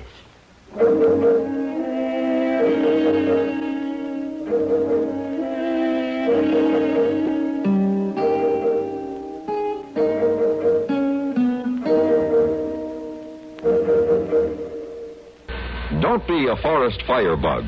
Remember, a careless match, cigarette butt, or campfire left to spread can do more than destroy valuable timber acreage. It can lay waste to private property, wipe out homes, animal life, and human life as well. One cigarette butt thrown from the window of your car, if the wind is right, can lay waste to what nature took hundreds of years to build. CBS Radio and its affiliated stations offer this reminder. When fire saps America's natural wealth by one forest's potential value, our nation is worth that much less in the marketplace of the world. Don't burn out our great heritage. Take every precaution in or near the woods.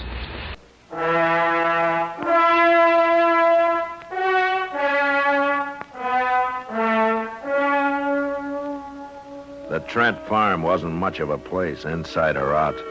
The front room where we ate was just a broken stove, a couple of bunks, and burlap hung over the two unglassed windows. Supper was some boiled greens and sheep herder's bread, which Asa used to sop up his plate. You eat like a hog, Pa. She's got a real sharp tongue, ain't she, Marshal? Yeah, she can talk all right. Yeah, she can do everything. Sure. Cook, clean, Yeah. fetch, carry, feed the stock. Yeah. Anything. Yeah, I taught her them things.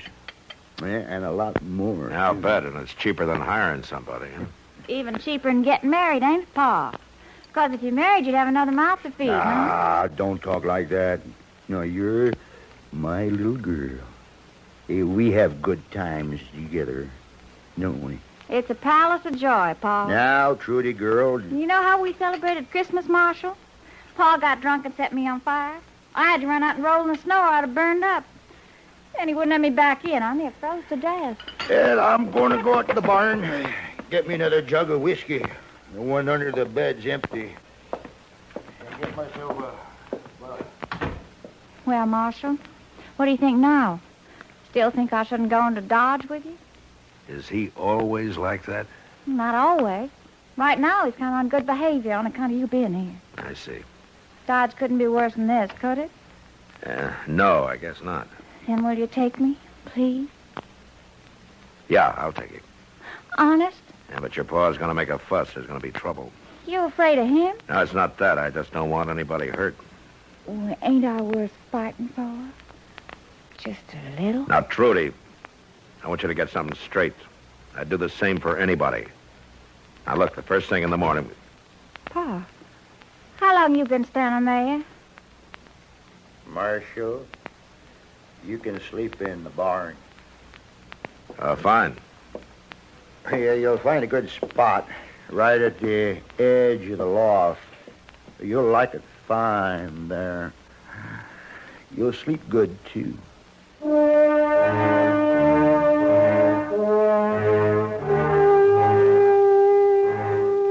barn was warm and filled with a smell of sweet hay.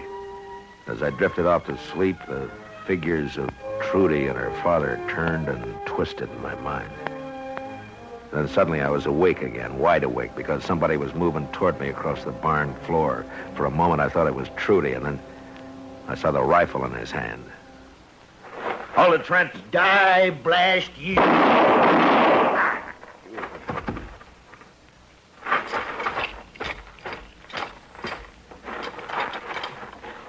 Asa. Asa. Pa! Where are you, Pa? Marshal? In the barn, Trudy. What happened? Did he shoot you? No. I heard him get up and go out, and I followed as soon as I could. Is he dead? Yeah. You shouldn't have tried it. Trudy, I'm sorry. Don't be. He had it coming. You go on back to the house. It'll be dawn in an hour. I got some work to do here. I ain't going to stay on this rotten farm now, Marshal. That's for sure. You get your things together, Trudy. We'll leave for Dodge as soon as it's light.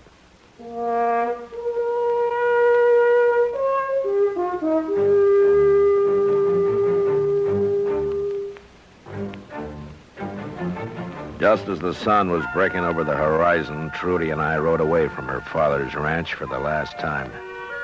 She never once looked back, but I did. The roof sagging at one end, the boarded windows, the unwatered patch of corn, the makeshift barn. A small cross now stood over a stone-covered grave. It wasn't a hard place to leave.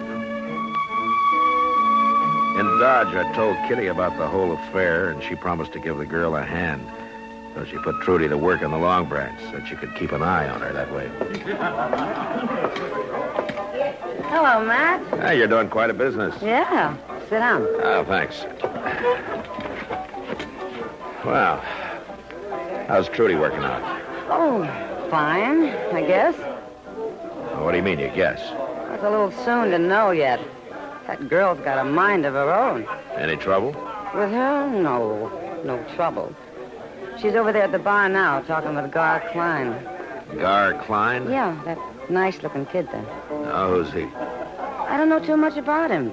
Never used to come in here too much. I think maybe he's in love with Trudy. In love?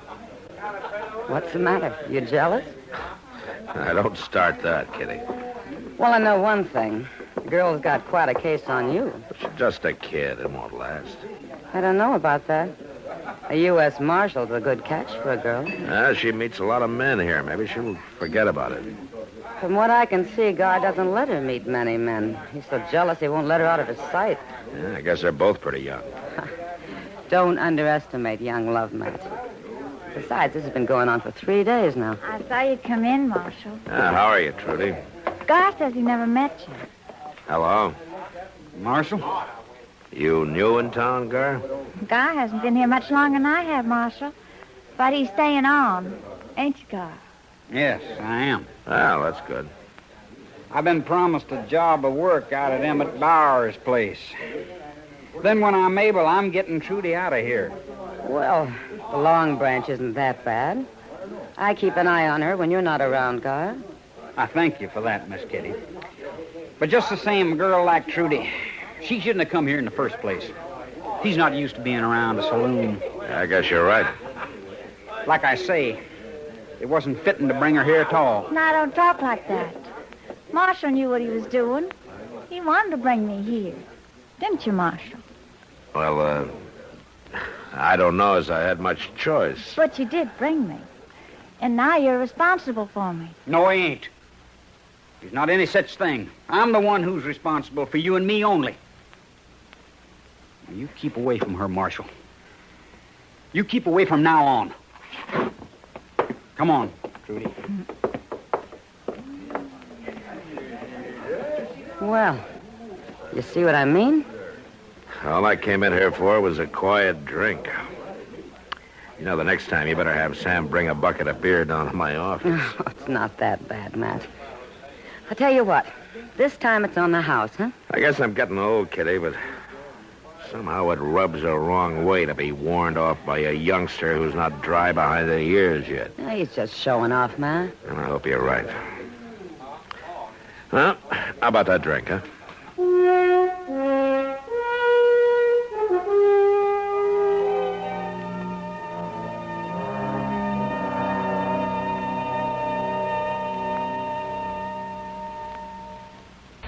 Hi, this is Dennis James with a longtime favorite.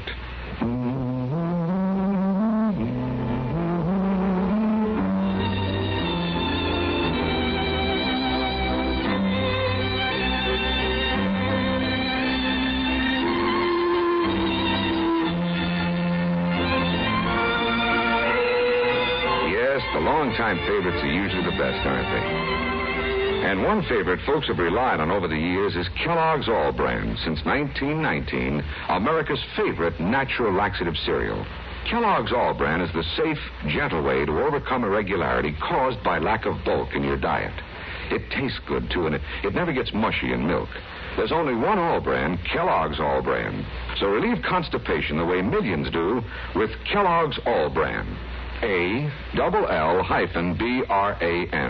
Yes, you're so right to stay regular with Kellogg's All Brand. Try it, okay? Okay.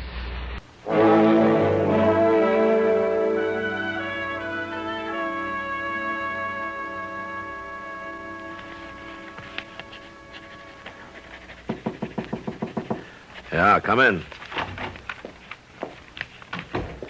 Evening, Marshal. Trudy, what are you doing here this time of night? I came to see you. Well, aren't you supposed to be working? I asked Kitty for a few hours off. Said I was sick. I see. You haven't been to Long Branch all night. Well, I've been busy. You don't seem very glad to see me. Now, look, Trudy. Let's get this straight. Marshal, I came here to tell you something. What? I just thought you ought to know now. I'm going to get married. Well, that's fine. To you. Now, wait a minute. I thought you were talking about Gar Klein. Gar? Well, I am. Because he's in love with you. He got himself a job at Emmett Bowers so he could save enough money to marry you, get you a place. Gar's just a fence-riding cowboy, and that's all he's ever going to be. I'm not going to marry a man like that. Like I said, I'm going to marry you. Trudy, you're a foolish, romantic little girl, and I'm sure not about to get married to you or anybody else, not now or any time. Now, have you got that straight? Little girl, am I? You asked for I'll it. teach you how to talk to a woman. Stop it. Stop that. Take it. I said stop it. Now, you just calm down. You feeling better now? I'll tell you how I feel. I'm going to tell everybody in Dodge you killed my pa, and then you ran off with me. How my pa tried to stop you, and you shot him dead and forced me to come with you. Trudy, you listen to me. You don't really care about me at all. Now, you be honest with yourself. You just want to be a U.S. Marshal's wife. Isn't that right? Trudy, wait a minute. You try and do good for somebody, and this is what happens.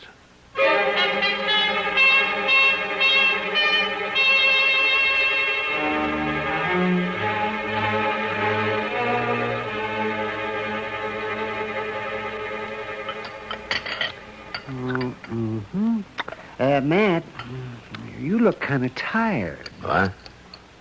I say you look tired. Oh. Well, just like I've always told you, Chester, you can't burn the candle at both ends and not have it show. Oh, she must be a handful, all right, huh, Doc? Well, she's got Matt going all right. It's a sure sign something's in the wind when they won't even talk about it. Yeah. Well, it even happened to me one time, Doc. Yeah?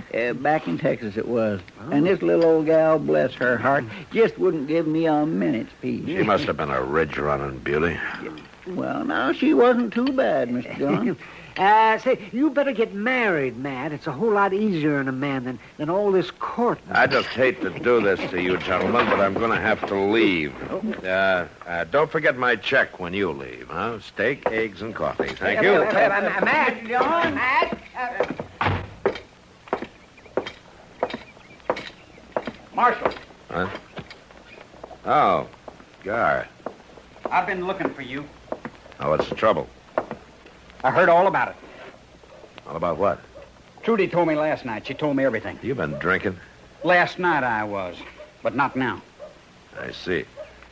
Last night, Trudy told me how you shot her paw so she could run off with her. Now, wait a minute, Gar. Now you got her here in Dodge, and you don't want her no more. Gar, will you listen to me? Trudy's lying to you. You're a fool to believe all that talk. I love her, Marshal, and she loves me. And I ain't going to have you make sport of her. I'm not trying to hurt her. I haven't said anything against her. Can't you see this is what she wants? She's trying to make you jealous, trying to get back at me for turning her down. I'm going to kill you, Now, Marshal. you better just go along, son. We can talk about this later. Not hardly, Marshal. That? Gar, don't be a fool. This is for Trudy and what you done to her.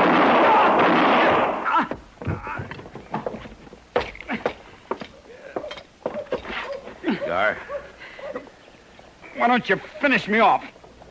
Why don't you? You're not hurt bad, son. You're going to be all right. What in the world happened, Mr. Dillon? Are you all right, Matt? Yeah. Doc, see to this boy here, huh? And then Chester can take him over to the jail till he cools off. Where are you going? Down to the Long Branch. I'm going to have a talk with Trudy Trent.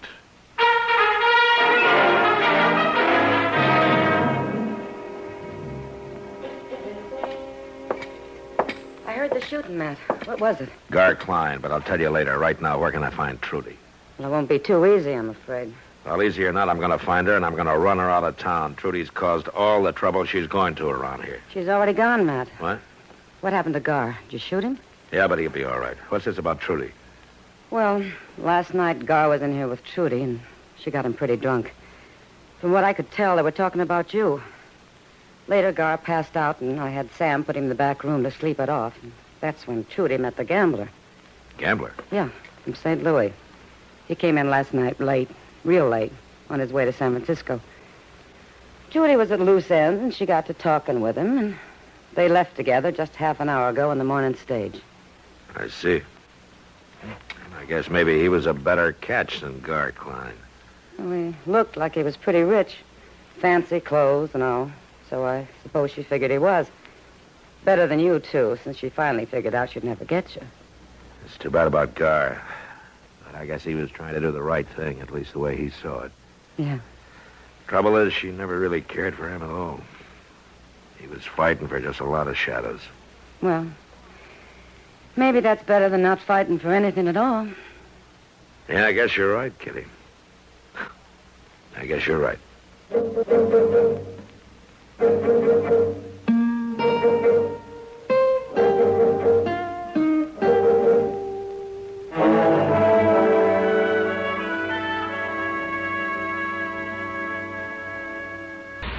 Next time you refresh, enjoy a frosty, ice-cold Pepsi-Cola. Sociability, Charlie. All right, Kay, how's this? Pepsi is light, refreshes without filling. You like to refresh? Have a Pepsi right now. We'll offer it to everybody, Charlie. I will. Enjoy Pepsi at the fountain. It's delicious at home, too. Have one at lunch or with a snack. Charlie. At the beach or at dinner. Wherever you go, wherever you're thirsty, Pepsi is there. It's here, too, in our Be Sociable song. Be sociable, look smart, keep up to date with Pepsi. Drink light, refreshing Pepsi. Stay young and debonair. Be sociable, have a Pepsi. For the weekend, have plenty of Pepsi around. Pick up an extra carton today. CK, I'm sociable. With Pepsi, everyone is.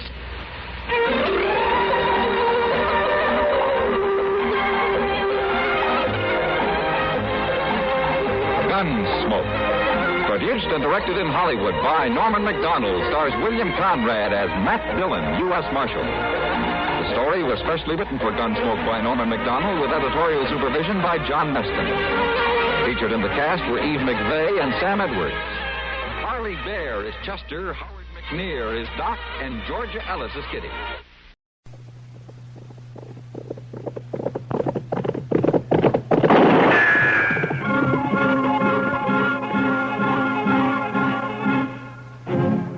Around Dodge City and in the territory on West, there's just one way to handle the killers and the spoilers, and that's with a U.S. Marshal and the smell of Gunsmoke.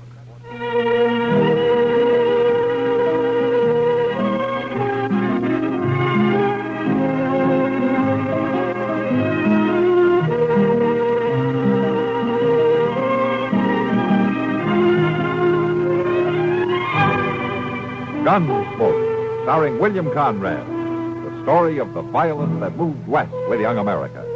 And the story of a man who moved with it. I'm that man. Matt Dillon, United States Marshal. The first man they look for and the last they want to meet. It's a chancy job, and it makes a man watchful. And a little lonely.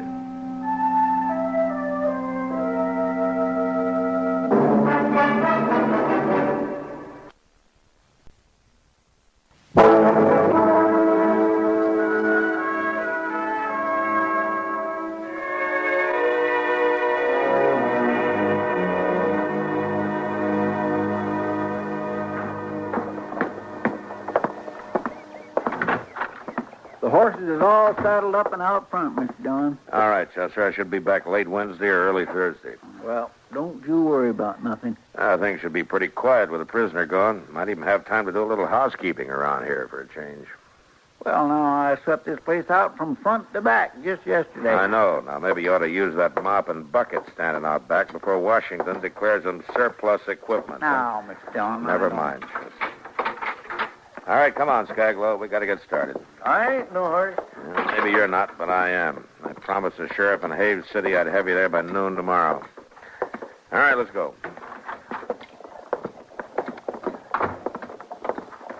Mount up. Ain't you going to take the cuffs off? Uh-huh. At noon tomorrow, and I get up in that saddle. And Chester... Yes, sir? Don't take things too easy, huh? Oh, yes, sir. No, sir, I won't. All right. Bye, Mr. Dillon. Was that the marshal just rode off? Yes, it was. Oh, what time will he be back? What time? Well, if you'd asked me what day, it'd be a better question. This is serious, young man. How long will the marshal be out of town? Well, I expect him back of a Wednesday, Thursday. Oh, I'll probably be dead by then. Dead? Look, mister, I'm Mr. Dillon's assistant, and if you're in trouble... Are you good with a gun? Well, sure. Oh, I may not be as good as Mr. Dillon, but I do all right. I sure feel better telling all this to the marshal. Oh, what? You ain't told me nothing yet. I have to trust you. Can we talk inside? Oh, well, of course. You can come on in. Now, what's this about? Here's my card. Professor Albert Cramston, doctor of META... Metallurgical research. Oh. Well, that sounds pretty important, but it don't sound very dangerous. Well, believe me, son, it is dangerous. If the syndicate has put a price on your head. Syndicate? The Silver Syndicate in San Francisco. You know, all those millionaire fellows who own the mines. You owe them fellows. Well, why should they want you dead? I don't want to tell you too much because it'd be dangerous information for you to have, but well, I will tell you this. They've hired 8 killers to track me down, and the one who catches up with me gets $10,000 for the job. Well, is any of them 8 men in Dodge now? I don't know. I don't know who they are or what they look like. I just know they mean to get me.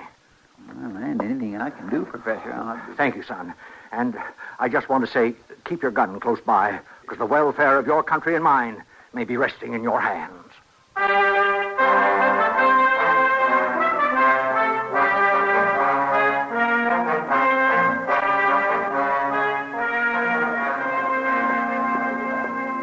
Well, Delmar, Wilbert. Somehow I never thought I'd see you two drinking at the same table. Sit down, Miss Kitty. Sure. Join us for a farewell drink. I'd love to, but only if you'll let the Long Branch stand this round. Oh. Sam, Yeah. 2 whiskeys, 1 beer. Right away, Miss Kitty. I understand Mr. Durgan bought out your shop, Wilbur. That's right, for $1,500. And you're leaving Dodge in the morning? You're right again, for San Francisco. And to be perfectly honest, about the only thing I'll miss is dropping in here to the Long Branch. Here's your drinks, Miss Kitty. Thanks, Sam. Miss Kitty. See that little old fella by the bar there? In the stovepipe hat? The kind of fussy-looking little man? Yeah. What about him? He keeps borrowing dimes from the customers. Sam, you know we don't allow panhandling in here. Oh, but he pays them back. What? Yeah, 3 times now I've seen him. He borrows a dime, he leaves, comes back, buys a drink with a silver dollar, takes his change, and pays back the dime. Well, you worry about it, Sam. I'm going upstairs for a while. I got some bills to go over. Excuse me, boy. Sure, Miss Kitty, sure. And if I don't see you before you leave, Wilbert, good luck. Well, thank you, Miss Kitty. Did you hear what Sam said about that little fella? Yeah. Sure sounds crazy. Why would anybody do that? I think we're going to find out. Excuse me, gentlemen. I wonder if either of you would be so kind as to lend me a 10-cent piece. Why, I think that could be arranged, don't you, Wilbert? Yeah, I think so. Here you are. Oh, thank you. I'll return it shortly. I wonder where that little geezer's going. I don't know. Well, Sam said he keeps coming back with a silver dollar. Maybe we ought to follow him. Maybe we ought to.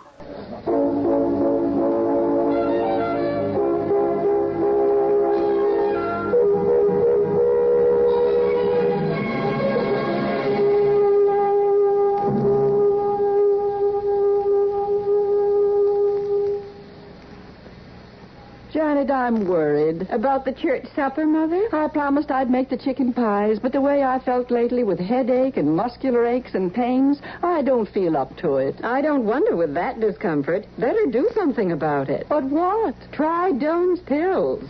Good advice. That's Doan's Pills, an analgesic and mild diuretic to the kidneys.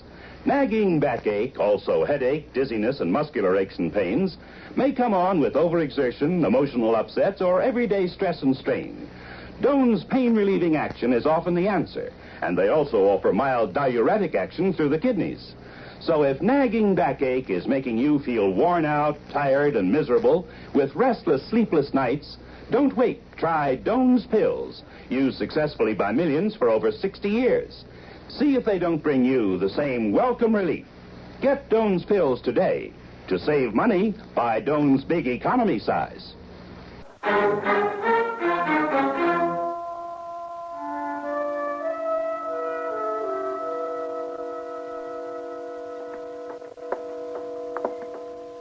Is that him? Yeah. Now, let's don't follow too close. Wait. Where's he going? Well, he's going in my shop. Your shop?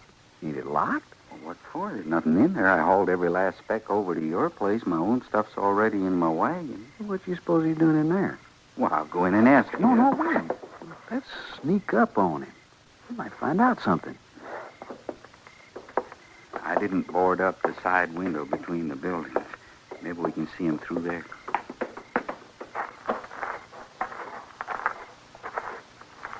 That lantern.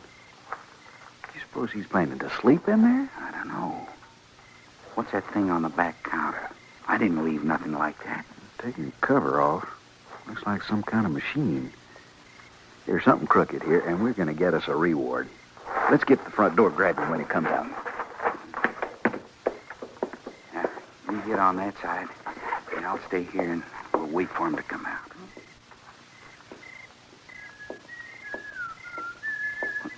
Oh, that's Chester. We got to get rid of him. Why? Because if he's in on it, there won't be no reward. Oh, you know what? Durgaman got me. Chester? Yep, Chester. Just taking a last look at the old shop. Oh, yeah, that's right. You're leaving town tomorrow. Well, I sure do wish you luck, Wilbert. Thanks, Chester. Well, Chester, I suppose you have to get on with your rounds, being a peace officer and all. Oh, things is kindly quiet tonight, so Mostly what I'm doing is getting me a little exercise before I go to bed. Well, good night, Chester.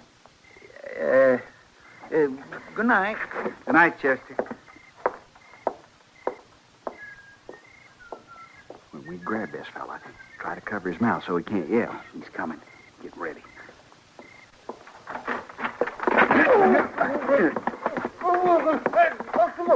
Hold him, Gatsby. Hold him. I got him. Get him back into the shop. All right. Grab this over.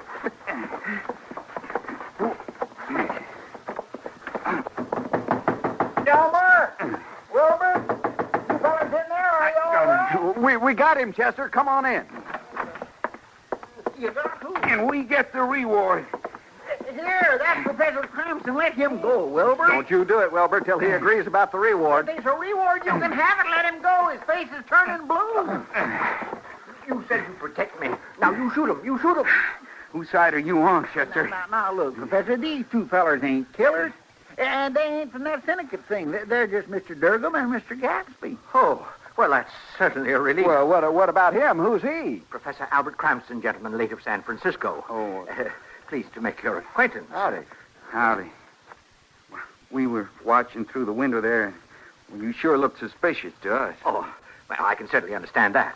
And since you've stumbled onto part of my secret, I guess you're entitled to know the rest if you want to. Well, I sure do. Me too. I'm kind of curious about this myself. But first, I have to ask you, are all of you natural-born citizens of the USA? Well, of course. And surely. none of you are in the employ of a foreign government?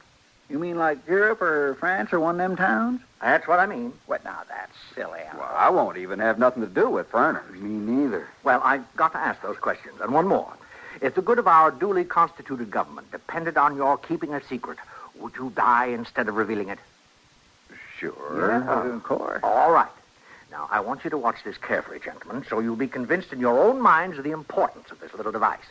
I'll explain it to you step by step as I go along, and if you have any questions, don't hesitate. You just speak right up. Well, man, this is all so mysterious. Like, what does that thing do? You won't believe your eyes, Mr. Proudfoot. Would one of you contribute a dime to this demonstration? I got one. I got one. I got it down here somewhere. I'll take all three of them, and then you each have a permanent memento, a reminder that you were among the first to witness the results of my discovery. I'll use your dime first, Mr. Proudfoot. Chester. Oh, all right, Chester. Now, put the dime in this funnel here at the top. Now, you count to three, slowly. 1, 2, 3. Fine. Now, I give the crank 4 complete turns. I turn this little spigot to admit 3 drops of mercury, that's quicksilver, and turn the crank one more time. And there we are. Now, you see that lever there, Chester, on the bottom toward the front? Yes, sir. What about it? Oh, reach over and pull it. Well, now, I ain't sure. No, it won't hurt you. Just pull it. Do it. Well, I know, but... No. Well, I declare. That's a silver dollar. I told you you wouldn't believe it. You can take that cartwheel to the bank tomorrow, and they'll tell you it's real. Oh, it's real enough, but But how is it done? Oh, it's really very simple once you understand the physical principle. It has to do with what I call induced porosity. Once you make that dime porous, like a sponge, all you have to do is introduce a little quicksilver to fill in the holes, and the chemical process of expansion is automatic. Well, that's clear enough. Oh, yeah. Sure. Yeah, but why do you have to use dimes? I'm glad you asked that question. You see, the ratio of the weight of 1 dime to 3 drops of mercury produces an expansion of exactly 10. Well... You follow me? That means this particular formula in this machine extends silver in size and weight in multiples of 10. Oh. So, the logical raw material is the little thin dime. Why, if you used half dollars or even quarters, the end product would be clumsy, large, and bulky. Of course. Besides, who ever heard of a $5 silver piece? Why, a couple of those would weigh you down like a pack mule. Oh, you're sure right there. No, you couldn't have many bigger than $1. Why, anybody can see that. Now, anything else you don't understand? Oh, no. How about you fellows? No, it's real clear to me. Me too, but... But what?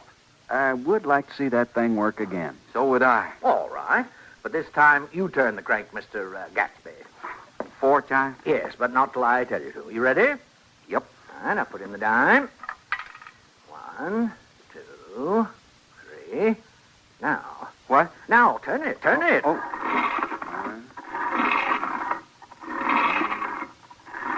That's right. Now 3 drops of quicksilver.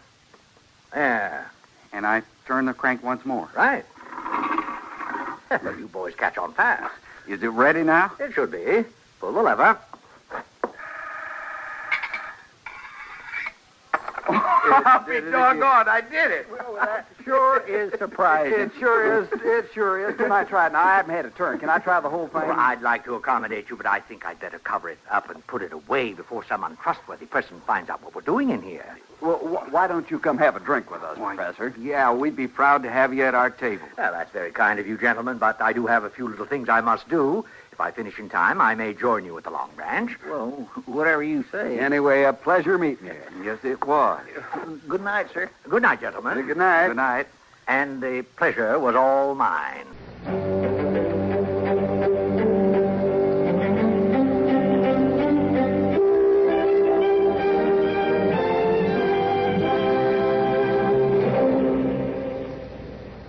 Hi, this is Dennis James. Say, remember way back when this melody was popular?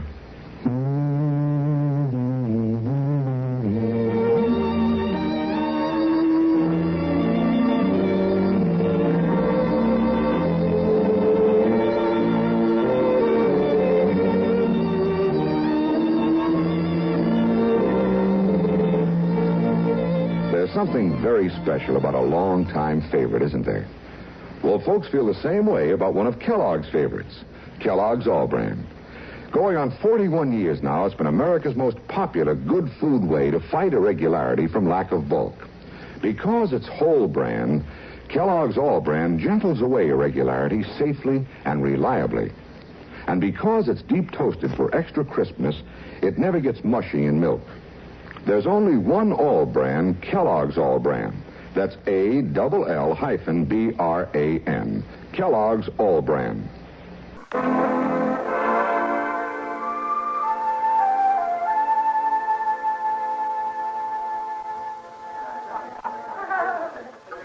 I just can't get over it. Neither can I. You know, if a fella could just own one of them machines. Or maybe even rent it for just a month. Well, think all the good you could do. Yeah, well, you could build churches and help the poor people. It sure would be wonderful. And after you did all those things, you could even take a little for yourself. Well, there's no reason not to. If a fella didn't get greedy, that is. That's right. You suppose he would sell it? Oh, I doubt that. I couldn't do nothing about it even if he would. You don't suppose he'd consider $1,500? 15,000 be more like it. Yeah. Anyway, I don't think so. Oh, gentlemen, I can't tell you how glad I am that you're still here. What's the matter? Something's come up. May I sit down, please? Of course. Go right ahead. Yeah. What's coming up? I just got word that they know where I am. The Silver Syndicate? The Silver Syndicate. And their killers are closing in. How many are they? I don't know. Could be just one. Could be all of them. Oh, I sure do wish Mr. Dillon was here. But he isn't. So I've had to come to a decision. I'm taking the train east early tomorrow, 8 o'clock. But I need your help, all of you. What do you want us to do? I want you gentlemen to destroy the Silver Extender. Destroy it? You mean bust? I mean blow it to bits. So there isn't the slightest chance of anyone piecing it together and figuring out how it was made. That'd be a terrible thing. Well, it sure would. Just a minute, gentlemen. I understand your concern, but it's not quite as bad as it sounds. How's that? Well, if I get to Washington alive, I can build another. If I don't, not only will I be dead, but my discovery will be lost to the government. I begin to see what you mean. Yeah. If you can make up another, and when you get there, you'd be an awful lot safer traveling without this one. Then I can count on your help. Oh, sure. In what way? Well, I've told you I want to destroy the machine. But when you're dealing with Washington, you can't do things just like that. No, sir. Now, see if you can understand my problem. Now, let's say you're the government. You know I have this machine. I've told you I'm bringing it to you. Then I show up without it. You ask me where it is, and I say I blew it up. And you say to me, prove it. Prove you didn't sell it to somebody. But I can't prove it. So you convict me of treason, put me up against a wall facing a firing squad. That's the end of Professor Cranston. Oh, my lad, that'd be awful. Why, it sure would, but what can we do? You can be witnesses. Witnesses? If 3 honest citizens signed an affidavit that they saw the machine blown up, they'd have to believe me. Would you be willing to do that? That's certainly not asking very much. No, especially since you were so nice about sharing your secret. Well, I was planning to pull out early tomorrow, but there ain't no reason I can't wait till we're finished witnessing. Oh, you can wait that. Now, there's one other thing. What's that? Well, I've got it all crated, and only the 4 of us know where it is, so I'm sure it'll be safe there till morning. Now, can I count on you? Of course you can. We'll do it just like you said. I don't know how to thank you, gentlemen, but when I tell the government what you've done for your country, you can be sure the U.S. Treasury will find some way of rewarding you for your services. Well, I'll be at the Dodge House if any of you need me.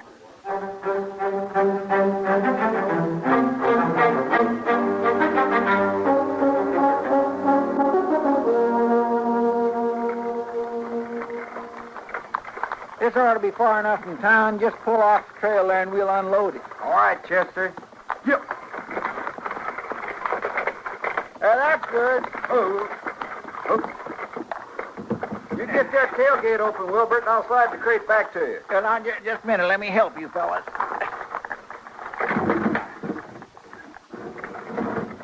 That's far enough. You and me can lift it down, Chester. So we can. I got the dynamite all bundled in under the seat here. Yeah. Now, look, we can just prop up one end of this rock and slide the bundles right underneath. Here. Oh, that should work just fine. Yeah. Fits real nice and snug, don't it? If you want to uncoil the roll of fuse, Wilbert, I'll turn wagon around and drive back down the trail. All right.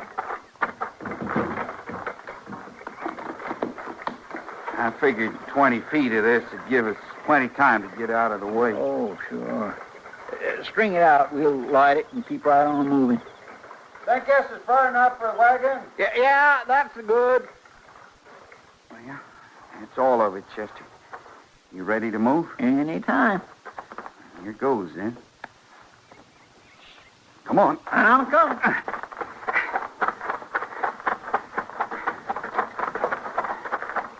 You got plenty of time. Oh, you keep a good hold on them horses. There's a good 5 feet left before she blows.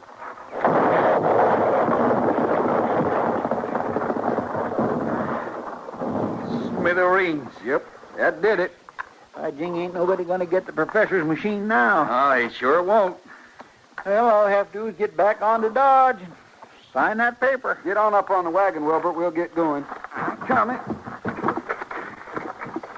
Let's go. I'll ride alongside you fellas. We can stop by the office. Professor sure will be happy it all went so good. Yeah. I sure hated to do it, though. That machine... Here's somebody shooting at us. You see where that come from? Up there on that rise. He's gonna... I'm hit. You fool! Sure, you get Wilbert into Doc's. I'll right after him. You'll never catch him. Well, I can try. You get going. I'll meet you in town.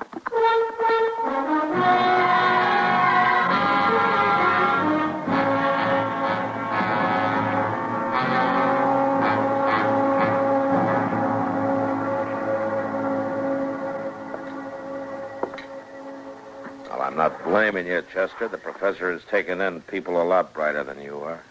Well, if he'd have tried to sell that machine, I would have got suspicious, but he didn't. Out on a thing like this, people sell themselves. And you can be sure he got through to somebody. Or Gatsby and Durgam wouldn't be laying up in Doc's office with each other's bullets in them. Well, it all sure went over my head. Machines like that have been fooling people since the first day men stopped trading buckskins for flour and started using money. And as long as there's a man alive looking for something for nothing, it'll go right on working. Suppose. Matt? Yeah, Doc. If you want to talk to Durgam, you better do it now. All right. Come on, Chester. What about Gatsby? He never came out of it. Died a half an hour ago. Oh, my. Yeah, sure doesn't make much sense, does it? Few killings do. Oh, that you, Marshal? Yeah, that's right. You're not laughing at me, are you? No, I'm not laughing. Something you want to tell me? Not much to tell. The stakes were big, but I lost. Just what were the stakes? Didn't Chester tell you? And he told me about the silver extender. He said you blew that up. That's what Chester was supposed to think. It's what I was supposed to think. But I knew better. Then it wasn't in that crate. Nah, just scrap iron. Gatsby had the machine. What? Sure. After we left the Long Branch last night, Gatsby snuck back and made a deal with the professor. Bought that machine with my money. Wouldn't go partners. Used the money I gave him and wouldn't go partners. Why, Marshal, 100 men could have got rich with that thing just using it an hour a day. He had to have it all. Couldn't share. Where is it now? If I tell you, will you promise to blow it up? Is that what you want? That's what I want. It's under the work counter in the back of my store. You know, a thing like that may be all right for the government, but it ain't for the people. The professor should have known that. Well, I think maybe he did. What do you mean? Nothing. Anything else you want me to know? That's about all, except about the gunman on the hill that hit Gatsby. What about him? I didn't hire him. Gatsby did. To shoot me. He just picked a man with a bad aim.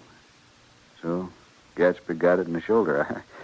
I think that's kind of funny. Gatsby tell you this? He did. When? Soon as Chester rode off after the gunman. Pulled his own gun to do the job himself. Then you shot him self-defense. You might say that, yeah, but I'll be honest with you, though, Marshal. Yeah? I was planning to kill Gatsby anyway. You won't forget your promise.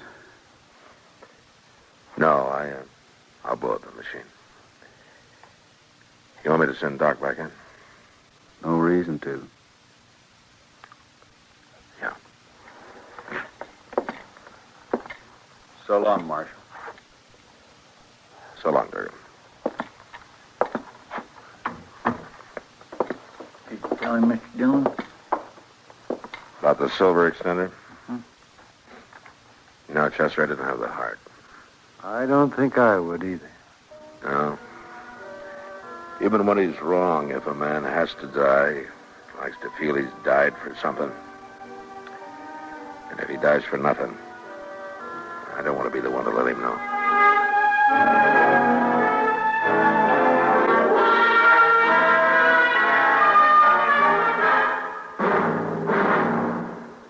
Get the really light refreshment. This is where I talk, Kay.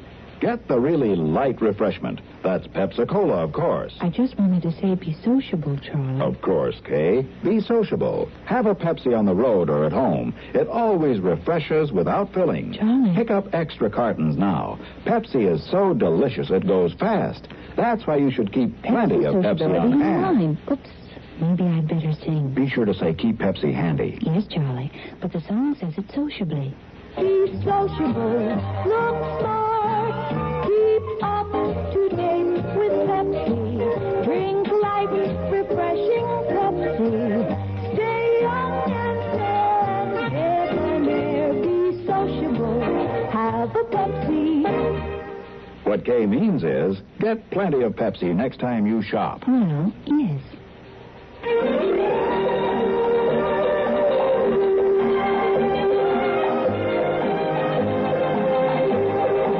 Gunsmoke. Produced and directed in Hollywood by Norman McDonald, stars William Conrad as Matt Dillon, U.S. Marshal. The story was specially written for Gunsmoke by Vic Perrin, with editorial supervision by John Meston. Featured in the cast were Joseph Kearns, Vic Perrin, Harry Bartell, and Jack Moyles. Harley Bear is Chester, Howard McNear is Doc, and Georgia Ellis is Kitty. This is George Walsh inviting you to join us again next week when CBS Radio presents another story on Gunsmoke. This is WBT Radio in Charlotte, North Carolina.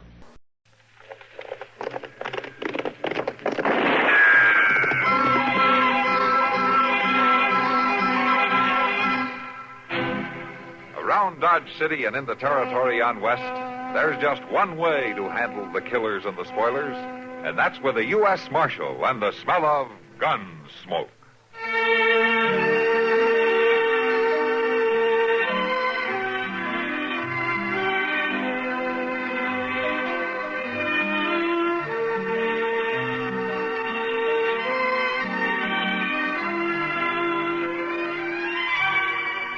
Gunsmoke, starring William Conrad. The story of the violence that moved west with young America.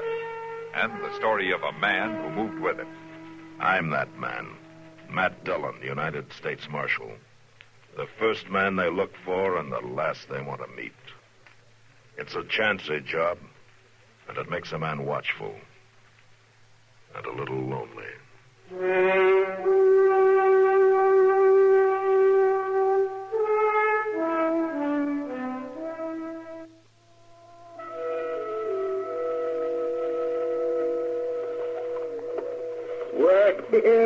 You must be crazy going around talking like that. I want a man to give up his gun. It ain't hardly decent. I assure you I'm in my right mind. Why, it would be a protection to all. A protection? It'd be like inviting your own killing. That's right, Zach. The man wouldn't be safe. Oh, he'd be safer. Now, you notice I don't have a gun. Yeah, and you ain't safe, mister. No one attempts to assault me. Well, what'd you do if they did? Yeah, what would you do? Well, no one has any reason. Well, what did you do if somebody pushed you? Just like that. And knocked you off your feet. I'd walk away from you. Oh, you'd have to get up first. Now, a gun would have come in handy now, wouldn't it, huh? All right, hold on there. Leave that man alone. Well, he kicked him. Yeah. Listen, you. Hey. Well, let go of me now. That other fellow's running off. Let him go. Well, you should have let go of me, too, Marshal. We wasn't doing nothing. You don't think knocking an old man down is anything, huh? Why, he was talking crazy, Marshal. So you knocked him down and kicked him? Well, he wanted to take our guns away, Marshal. I bet you were scared to death. You thought he ain't coming around, Mr. Dillon? All right, Chester, you better go get Doc. Well, what about me? From now on, you get out of here. But if anything serious is wrong with this man, I'll come after you. Yeah. Sure, Marshal, but we didn't mean no harm. Go on. All right, change my mind.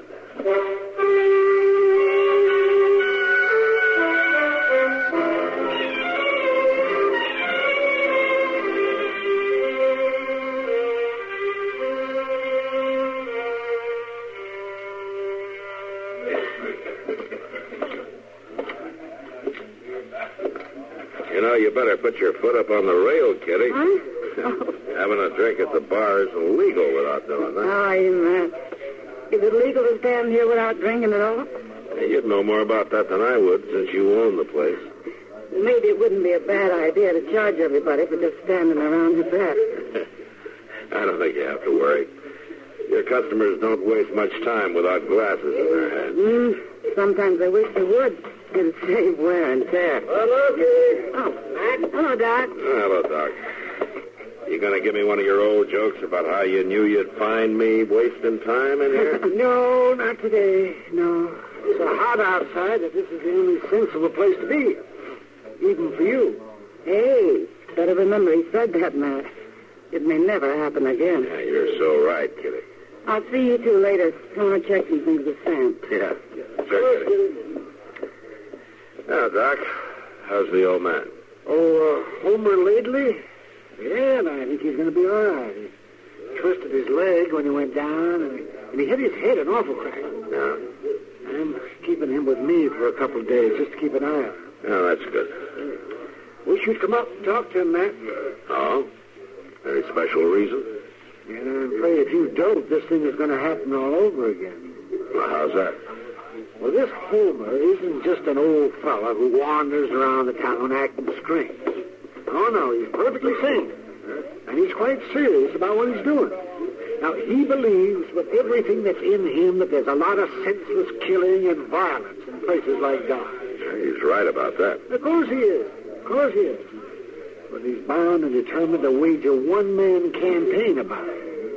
See, he's going from town to town trying to put across his idea wherever he goes.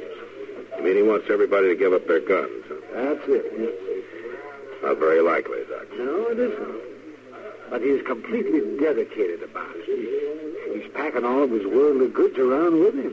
He has quite a sack of gold, and he's planning to spend the rest of his life trying to get men to give up guns. He's likely to get himself killed if he talks too much in a place like that. But you're probably right, though, Doc. I better go have a talk with him, I guess.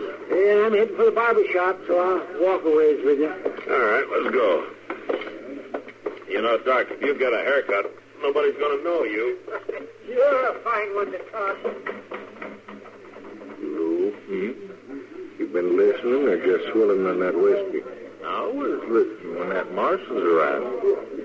Don't tell me what a man might hear. Like now. Yeah, like now. Lou, that old feller, that Homer, sounds kind of interesting. You might want to get a little bit better acquainted sometime, huh? That's what I was thinking, Harry. All right, then, Lou, you just finish your drink, and we'll think about it.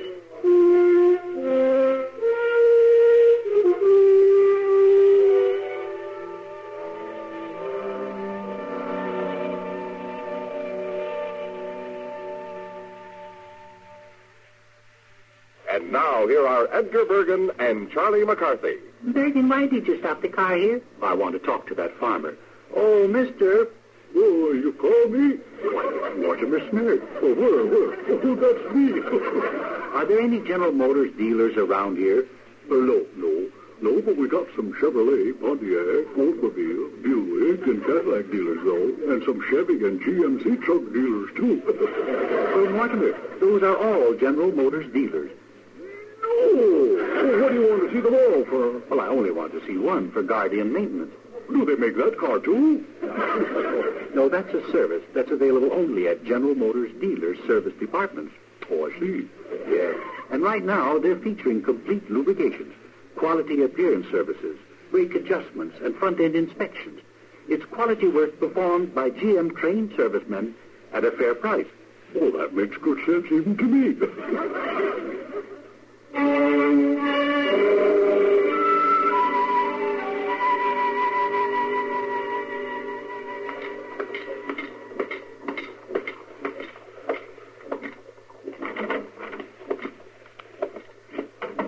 Mr. Laidley.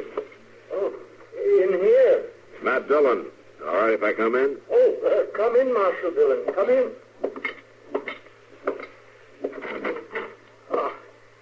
Sit down.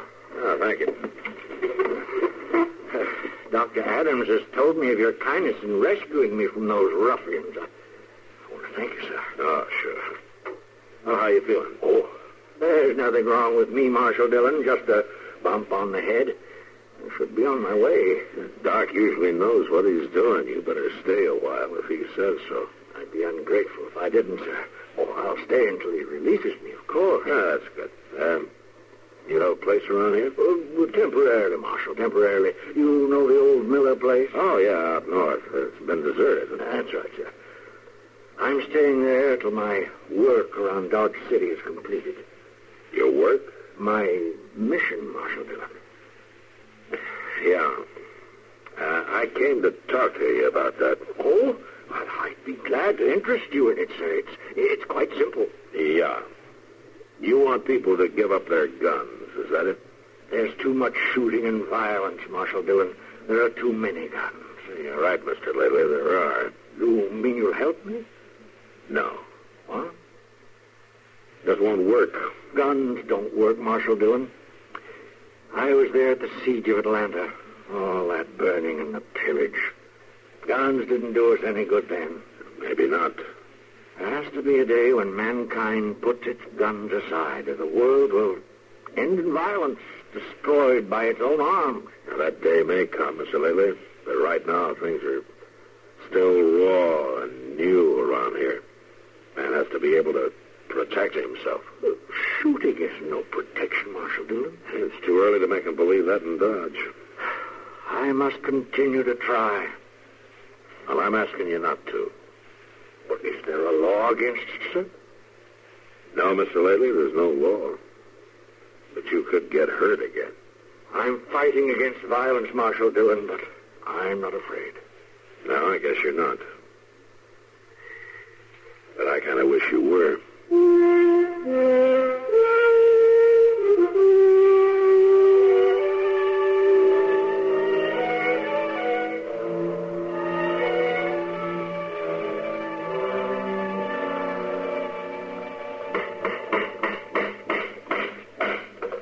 Can't even close his eyes when he's asleep on here. One old sign like this anyway. Oh, look up there. There's a man really knows how to... How's that? Oh, I was just telling my partner here, you sure do know how to handle that hammer. Well, now, I don't know if there's so much to it. For sure there is. I seen fellas never get the knack. Ain't you? Yeah, sure, huh? Well, it ain't that he gets too much practice. Folks don't steal the marshal sign very regular. There. Let them try and tear that down. That looked like a good job. Right, nice job. Well, I thank you kindly. Here, I'll help you down. Well, thanks, sir. I declare it's nice to meet up with somebody who appreciates a man's work. Well, I bet the marshal appreciates your work. Well, now, sometimes I ain't so sure of that at all. Oh, you got to know what's going on and all? Oh, well, sure, I know what's going on. That's why we come to you. We thought maybe you could help us. Well, I'd be proud to help. Oh, that's mighty friendly of you. Well, now, if a man can't take time to be friendly, he ain't worth much. That's true. And that's what we come to see you about, is a friend of ours. And we'd like to know where we could find him. Well, I know most everybody in Dodge. What's his name? Homer. Yes. Well, there's Homer Parks, but he's been dead for 2 years. Then there's Homer Lately. Yeah, that's the one. Well, now, I'm afraid I got some bad news for you there, too. Homer ain't dead, is he? No, he ain't dead. He's up at Doc's, though, for a couple of days. He was beat an awful bad hurt. Oh, well, ain't that a shame? Who'd want to do a thing like that, hurting poor old Homer? Oh, yeah. No, it was a terrible thing, all right. You want to go on up to Doc's and pay him a visit? Well, now, I tell you, I always figured a man ought to have some time to himself when he's bad hurt. Yeah, to get strong with. Yes, well, he'll be going home in a couple of days. That'd probably be better.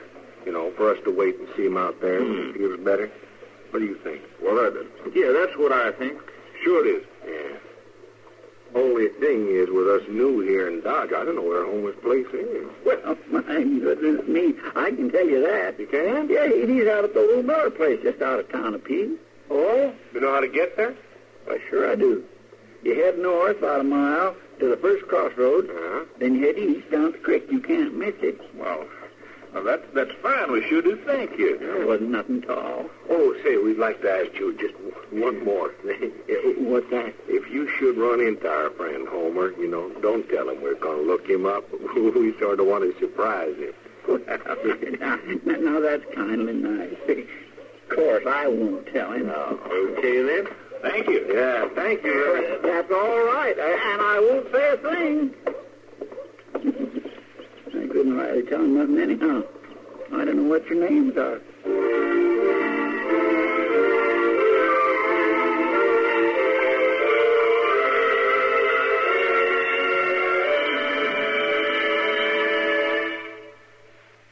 Hi, this is Dennis James with a longtime favorite.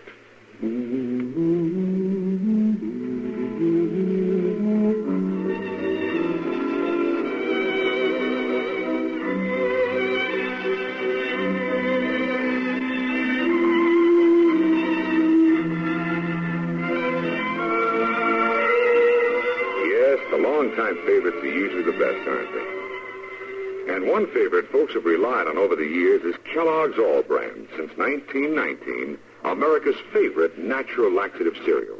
Kellogg's All Brand is the safe, gentle way to overcome irregularity caused by lack of bulk in your diet. It tastes good, too, and it never gets mushy in milk. There's only one All Bran, Kellogg's All Bran. So relieve constipation the way millions do with Kellogg's All Bran. ALL-BRAN. Yes, you're so right to stay regular with Kellogg's All Bran. Try it, okay? Okay.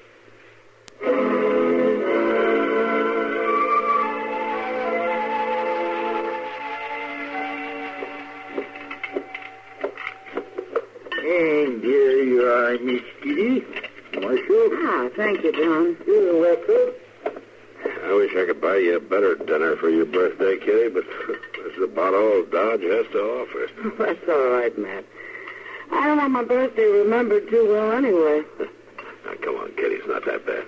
It's that bad for a woman as soon as she gets out of her teens. Good, I'm not a woman. Sure is. How's the old fellow at the docks, Matt? He got home yet? Yeah, he went home yesterday. I just hope he stays there. Poor old man. He'll be all right. He just keeps from arguing with people. Well, I guess if you believe in something like he does, you can't keep quiet. Yeah, maybe not. He's right, you know. Oh, now, Kitty. I know. You can't take off your gun right now, but he's got the right idea. It makes me sick, men and their senseless gunfights. Well, old man lately has at least one follower. Yeah, he certainly does. It's awful lonely when the world won't listen to you. Yeah, I guess so. Good, he has friends. Friends? Mm-hmm. I didn't think he knew anybody in Dodge. Well, according to Chester, he does. Oh? Yeah. Chester said 2 men stopped and asked him all about Homer and how he was getting along and where he was, where he lived. And Chester told him. Well, sure. They asked Chester not to say anything to old Homer about it. They were going to surprise him. I think I better pay him a visit, too. Any special reason, then? I'm not sure, Kitty, but it could be Homer's friends are making a surprise visit on his sack of gold. Sack of gold? Yeah, and Homer insists on keeping it with him. You're awful suspicious about people, aren't you? They could really be friendly, you know. Yeah, they could. But I still think I'll go out and visit Homer.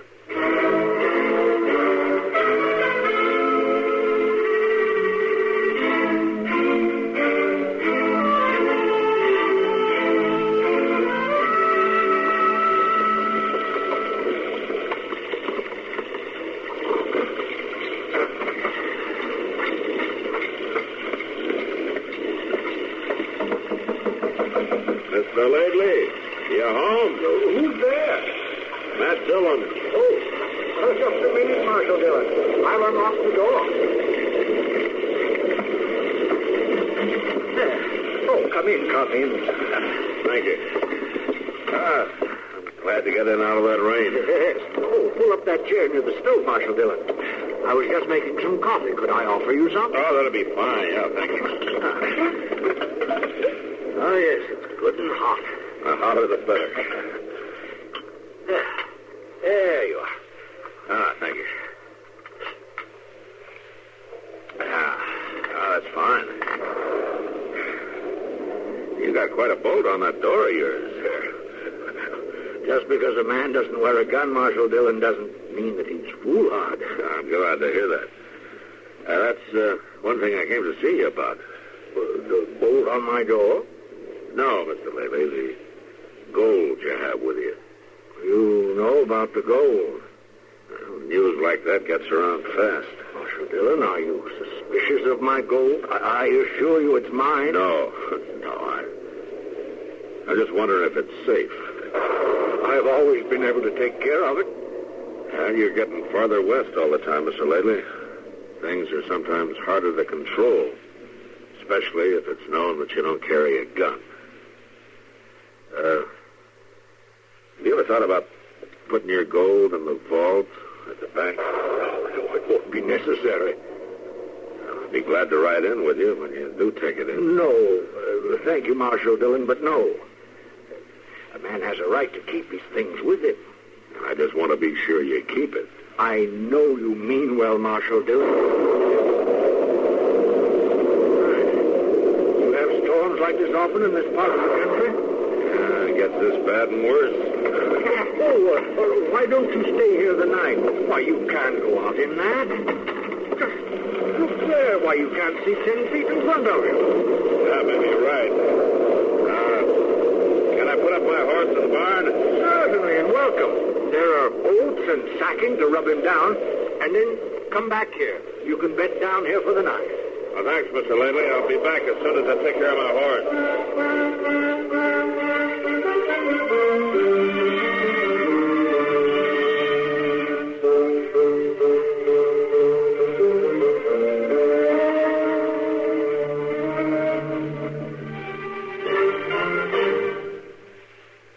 Thirsty people everywhere prefer ice-cold Pepsi-Cola.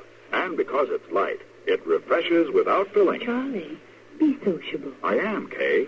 Pepsi is a favorite of thirsty people from Maine to Hawaii, from Alaska to Florida. Charlie, It's perfect for parties or picnics. So serve Pepsi to your guests. that's helpful. But This is the sociable part. Keep plenty of Pepsi ice-cold and ready. Remember, it goes fast because everybody likes Pepsi. singing still sounds more inviting. May I? Be sociable, look smart, keep up to date with Pepsi. Drink light, refreshing Pepsi. Stay young and fair and debonair. Be sociable, have a Pepsi. But singing doesn't say, pick up an extra carton of Pepsi today. Better yet, get a case. You do that.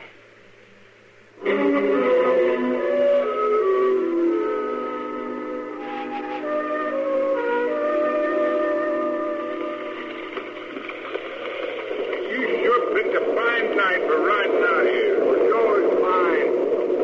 Everybody but us home in bed is the way we want it. Well, we didn't need to stay so long on that saloon before we got short. Oh, we did. It gave the rain time to slack off, now didn't it?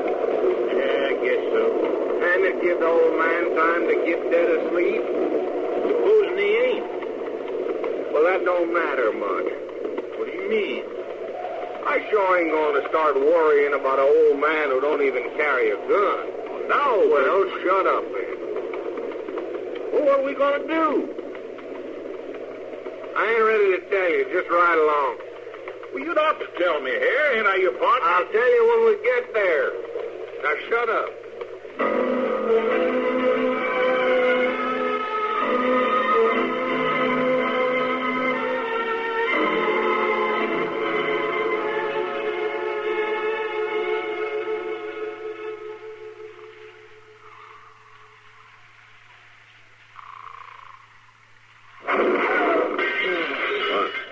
Open up, old man.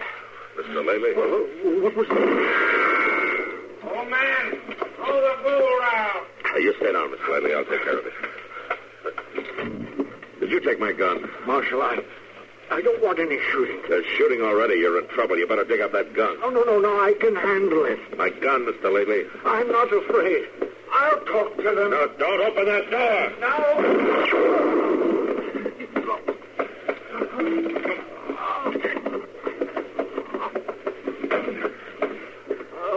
They wouldn't even talk to me, Marshal. They didn't come to talk. But I wouldn't have harmed them. Just take it easy, Mr. Lately. They'll shoot you, too. They're sure going to try. I can't have that. I can't be the cause of another man's death. Mr. Lately, where's my gun? Your gun Where is it? Just tell me where. was in the Come on, quick. back room. Over 10 buckets. Okay.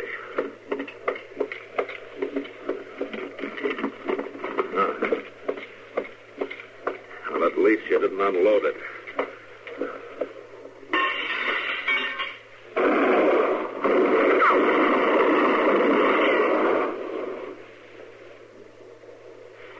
Marshal, are you all right? Yeah, I'm all right. One of them rode off. I think I got the other one. You just lie easy while I check.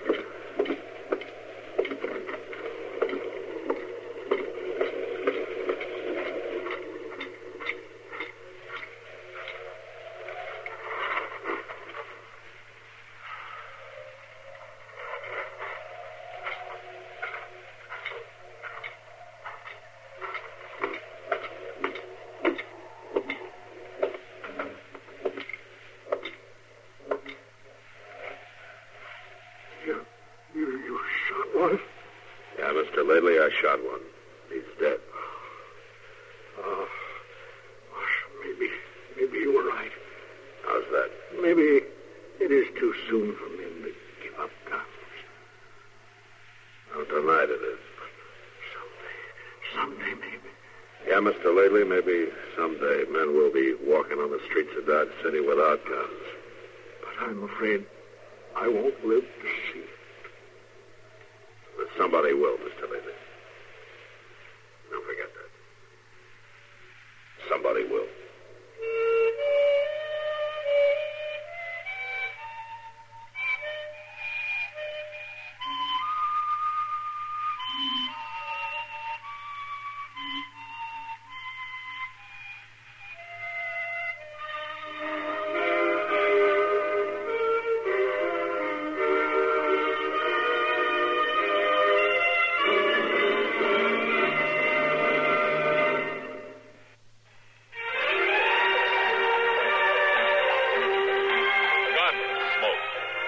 Directed by Norman McDonald, stars William Conrad as Matt Dillon, U.S. Marshal. The story was specially written for Gunsmoke by Marion Clark, with editorial supervision by John Meston.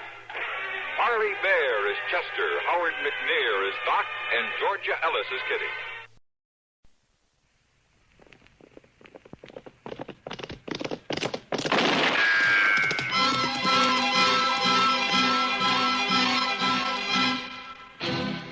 Around Dodge City and in the territory on West, there's just one way to handle the killers and the spoilers, and that's with a U.S. Marshal and the smell of Gunsmoke.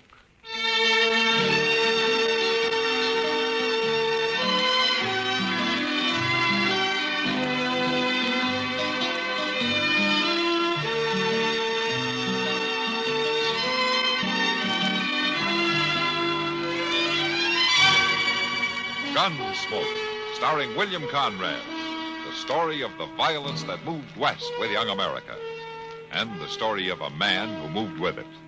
I'm that man, Matt Dillon, United States Marshal.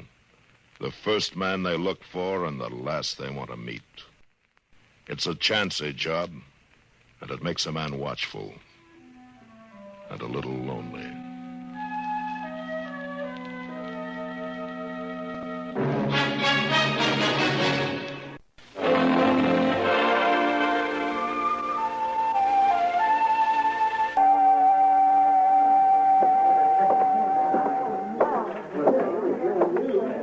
Good evening, Mr. Syberts. Oh, why, Henry? Can I buy you a drink? No, thank you, sir. What you come into a saloon for if you ain't gonna drink? No offense, Mr. Syberts. I just don't feel like a drink. Well, man's free to do what he feels like, Henry. Up to a point, he is, sir. You're all alike, you Southerners. We keep our word to men and to women. Now, is that what you're here for, to see that I don't run off? No man's going to shame my sister, sir. What are you talking about? I'm going to marry her in 2 days. Yes, sir, you are. Look, Henry, we postponed the wedding last month because I had to go to Abilene on business. I run a big ranch, and it takes a lot of hard work and time. And the ranch comes first. Now, can you get that through your head? I understand. I just hope for your sake you don't have to go anywhere this time. Polly wasn't proud having to call off the wedding last month. Now, suppose you leave that to me and Polly and keep your puppy nose out of this. I don't care for that remark, Mr. Syberts. No? And let's see what a young Confederate gentleman does about something he don't care for. Well, go ahead. You're wearing a gun. You can't bluff me, sir. All right, hold it, you two. Oh, get this little whippersnapper off my back, Marshal, before I shoot him. That's enough, Syberts. All right, Henry, get out of here. Go drink someplace else tonight. I'm not drinking, Marshal. You're still ahead. Now get out anyway. All right, sir. But don't you forget what I said, Mr. Syberts. I don't know if I ought to marry into a family like that or not. Marrying's your problem, Syberts. Just don't kill any of them, that's all. Have a drink, Marshal? I've got one at the table over there, thanks. Later, maybe, huh? Yeah, maybe.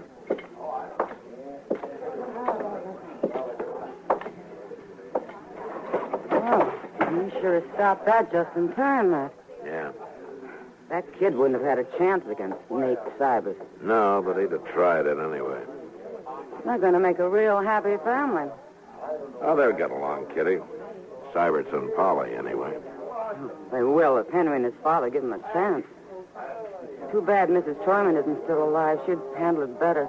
They're nervous about the wedding, that's all. Yeah, and about Sybert's money. They need it bad. Yeah, they used to be rich, Kitty, back in Virginia. Well, sure, before the war. Why do you think they're so happy to be able to marry Polly off to a big rancher like Sybert? You know what a fellow's like, don't you? Yeah, except for Polly. I think she's real fond of Sybert. Well, sure. He's fond of her, too. After all, she's a woman, isn't she? Yeah, I know. But maybe he'll settle down now. Quit running around so much. Yeah, I hope so.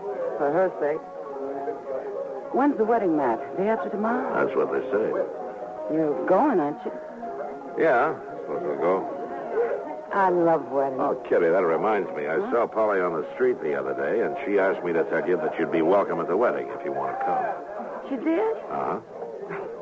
I've only met her at the store and around. Well, it seems like she likes you. Anyway, that's what she said.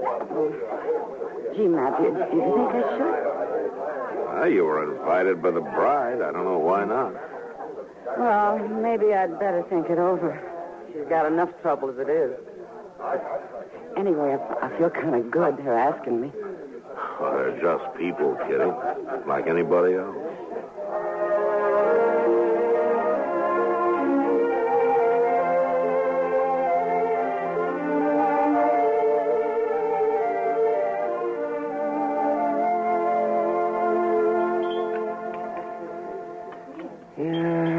If there's anything I hate, it's a liar, Matt. What's the trouble now, Doc? These eggs. The cook swore they were fresh. And I know darn well they've been put down in water glass. Oh, well, why don't you raise some chickens, then? I would, but it'd just create a whole new class of thieves. Chicken thieves. Seems to me you're in for a bad day, Doc. You started feeling this way. I'd sooner trust Crazy Beulah over there than most people I know around here. Crazy Beulah? Yeah. Oh, yeah. I haven't seen her in a long time. Yeah. Funny thing about her, man. She's still sort of pretty. Yeah. Till you look in her eyes, she is. You know something, Doc? I can't help feeling sorry for her. I know. There's nothing anyone can do to help her. No, I guess not. She came to see me a couple of weeks ago. She had the ague. Oh? And she paid my fee, too. And if Crazy Beulah can pay up, you'd think the more prosperous citizens around here could. I tell you, I sometimes wonder about these people, Matt. Maybe you charge too much. If I charge nothing, they'd still cheat me somehow. Oh, morning, Miss John. Yeah. That's Doc. Here, just look at this. Read it. Right. If Nate Syberts marries that Troyman girl, there'll be a killing. I'm warning the law to stop it before it's too late. There's no signature. Where'd you get this, Chester? It was under the office drawer when I opened up this morning. What do you make of it? Well, here, let me see it, man. Let's see. It's printed. I thought I might recognize the handwriting. That's why he printed it, I guess. Well, I wouldn't want to be in Nate Sybert's boots. Young Henry's going to shoot him if he doesn't marry Polly, and here's somebody who's going to shoot him if he does. All in all, it'll make for a lively tomorrow. Well, I think we better talk to Syberts about this, Chester. Well, he's staying over at the Dodge house till after the wedding. Yeah, I know. So long, Doc. Have a pleasant day. Yeah, sure, Matt. Yeah, so long.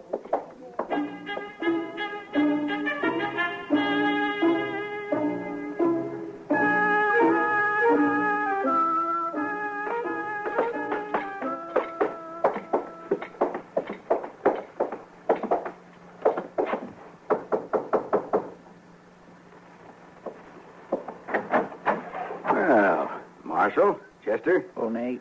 Like to talk to you, Syberts. Sure, Marshal. Come on in. Come in. Chester found this note at the jail this morning. Here. Now, who wrote this? Well, I thought maybe you could tell me.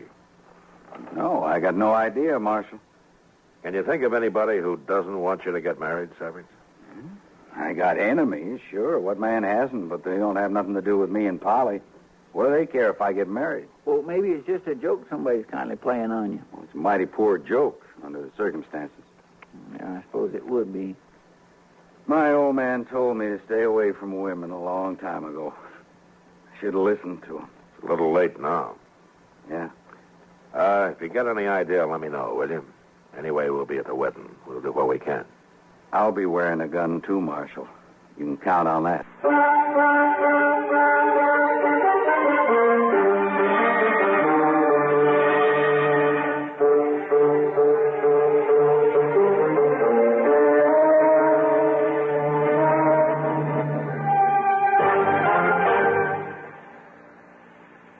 The Red Cross means different things to different people. To the family left homeless by a fire, flood, or tornado, the Red Cross means food, clothing, and shelter, perhaps even a gift of money. To a serviceman overseas or a veteran in a hospital, the Red Cross may mean a friendly reminder of home or a few moments of care-chasing entertainment. To someone seriously injured or undergoing an operation, the Red Cross means a ready supply of life-saving blood. To a refugee or political prisoner in a foreign land, the Red Cross means a helpful hand that reaches across borders and through barbed wire. All the good things that happen to people through the efforts of the Red Cross happen because many people have given generously their money and volunteer services. It's not too late to join and serve at your local Red Cross chapter.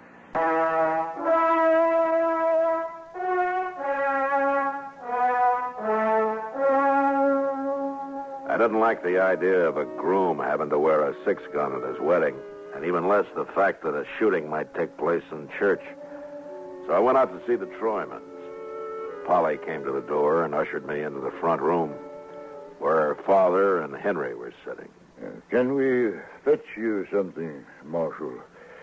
A glass of bourbon? No, thank you, Mr. Troyman. Well, it wouldn't be very good bourbon, I'm afraid.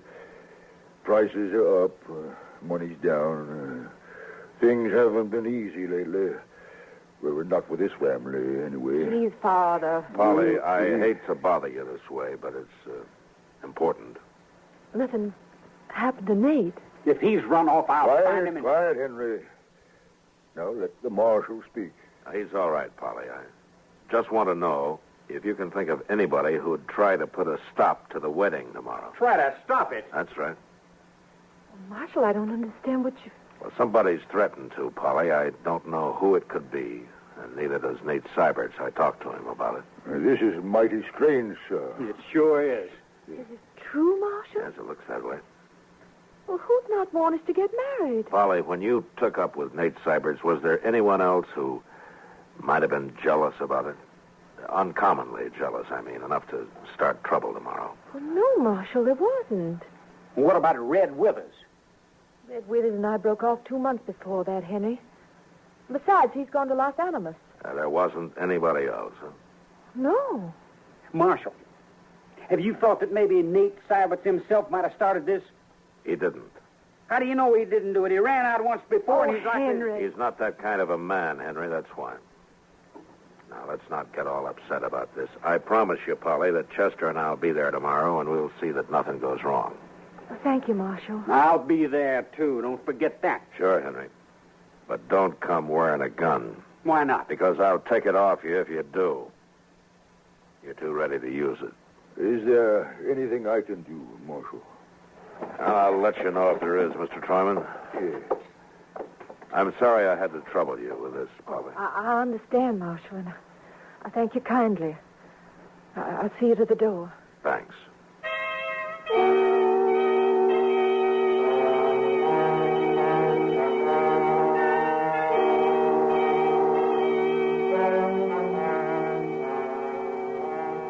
For as much as Nate and Polly have consented together in holy wedlock and have witnessed the same here before God and his company, and thereto have given... Come on, Chester. And pledged their troth either to other, and have declared the same banking and receiving gold, Mr. West, and by joining hands, I pronounce the guilty man like the other. In the name of the Father. Well, I can see a lot of real friendly faces in there, Mr. Dillon. Yeah. There's nobody outside here. Yeah, that's Sybert's buggy right there, ain't it? Yeah, he's driving Polly out to the ranch right after the ceremony. She didn't want a celebration of any kind. Well, looks like there won't be no trouble after all. I sure hope not, on their wedding day and all. It sounds like it's over. They'll be coming out now. Yes, sir. We'll stay close to them till they drive off. It could happen right out here. Well, I'll watch whichever way you ain't watching. How would you know which way I'm watching unless you spend your time watching me, Chester? Well, now, sir, I didn't mean exactly that.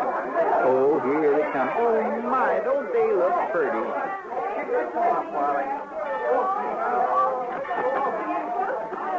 Congratulations, Cybert. Thanks, Marshal. Let's go over here a minute, huh? Sure. I guess that warning wasn't much to worry about after all. Yeah, it looks that way. You got nothing but friends here, as far as I can see. Sure unsettles a man, though, a note like that. And I think you can forget about it now, Cybert. I'll forget it when I find out who wrote it, Marshal.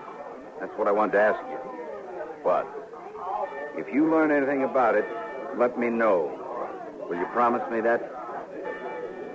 What would you do if I did find out? I'd kill him. That's what I thought. Look, Cybert, you're married now, and you've got more than yourself to think about. I'm a peace officer. I'm paid for it. It's my job. And if I find out who wrote that note, I'll run him out of the country. And I'll try to keep you from finding out who it was. I'm not a boy, Marshal. I'm not sure I appreciate your trying to protect me. What about Polly? Polly? Yeah. I think I see what you mean, Marshal. You're just not used to being married, Cybert. But you better go on and start getting used to it. Polly's looking for you over there. Well, thanks, Marshal. All right.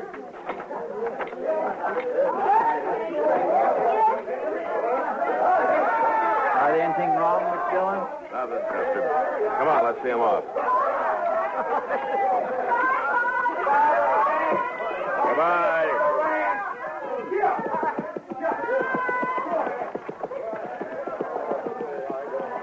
Oh, my goodness, Mr. Dillon. What's the matter, Chester? Yeah, no, I'm just like an old woman at a wedding. You know, they ought to have more weddings around here. Well, if you like him that much, why don't you do something about it? Well, my land, what could I do? Get married? Me? Get married? Oh, why not? Well, now, Mr. Dillon, you know I wouldn't be able to do that. I don't make enough money to keep body and soul together just for me, let alone a wife and a lot of kids and in-laws and such as that. Well, you could start with just a wife. It's down that road Cybert took. Come on, grab a horse. Anybody's horse.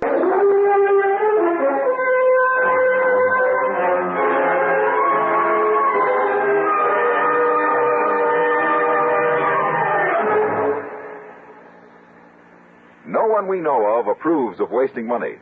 In spite of that, however, we Americans are often guilty of wasting our money by the uses we make of our government facilities. Take the operation of the post office, for example. Mostly out of habit, many offices and individuals post outgoing mail at the end of the day. In addition, many people fail to include zone numbers as part of the address. In both ways, we're slowing down the entire system for delivering mail and adding to the cost of our postal operation. The problem is simple enough to solve. Start solving it tomorrow. If you will arrange to post letters and packages earlier in the day and include zone numbers on the return address as well as the outgoing address, you will help our post office operate more efficiently for you and at less cost, too. Remember, for faster, more economical service, mail early in the day and include zone numbers.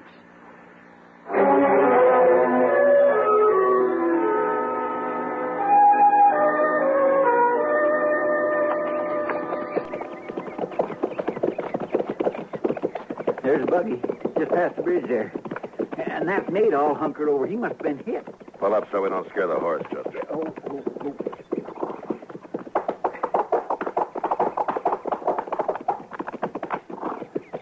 You take a look under the bridge. Yes, sir, I will.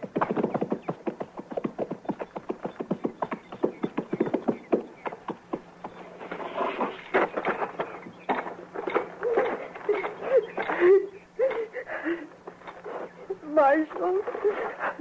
Marshal, they shot him. Is he dead, Polly? He's breathing. But I couldn't drive the horse back and hold him, too. Marshal, what? Why did they do it? Who did it, Polly? How many were there? I don't know. I didn't see anybody. We were just driving across the bridge and they shot him.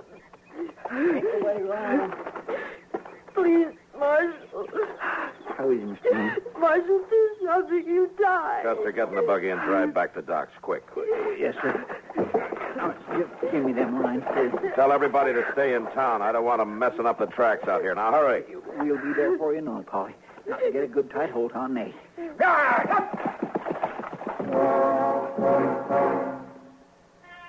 As soon as the buggy had gone and the dust had settled, I looked around everywhere. I could see no one. And I walked back, followed Chester's horse tracks down off the wagon road. His were the only marks on that side of the bridge. So I crossed over to the other side. There I found the footprints of what must have been either a child or a woman. They led off in the direction of a small cabin about 300 yards away. I followed them, gun in hand.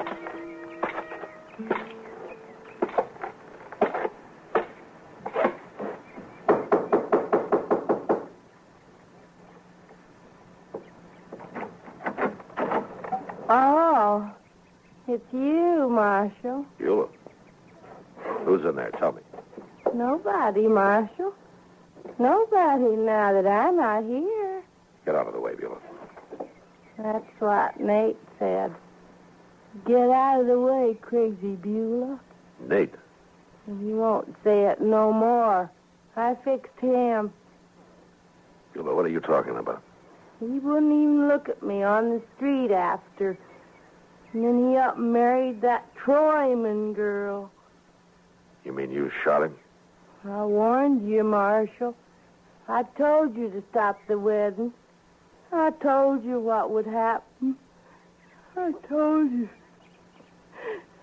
Why didn't you stop it? Why didn't you stop it? Beulah. Beulah, take it easy now. You believe me, Marshal? What? Take a look in the cabin.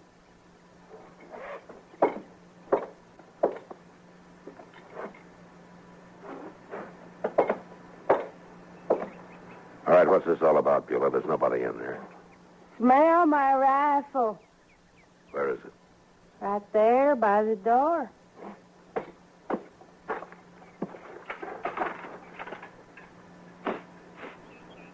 Yeah, it's been fired, all right. Did you really shoot Nate Savage, Beulah? I want the truth now. I said I would, didn't I? I hate him. Why, Beulah? Why did you do it? Tell me. No, I won't tell you. I don't have to. All right, Beulah, get your things. Let's go into town. I don't need nothing, Marshal. I got all dressed up and everything, see? See? Yeah, you look fine. I feel better now, Marshal. Now it's all over. He's dead, and I feel a lot better.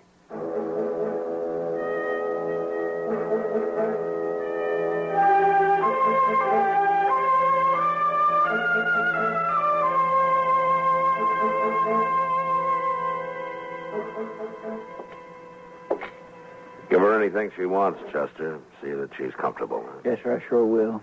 It sure beats all, though, don't it? Yeah. Well, I'm going up to docks. Maybe Cybers can talk now. You better hurry up. Paul will be back there any minute. All right.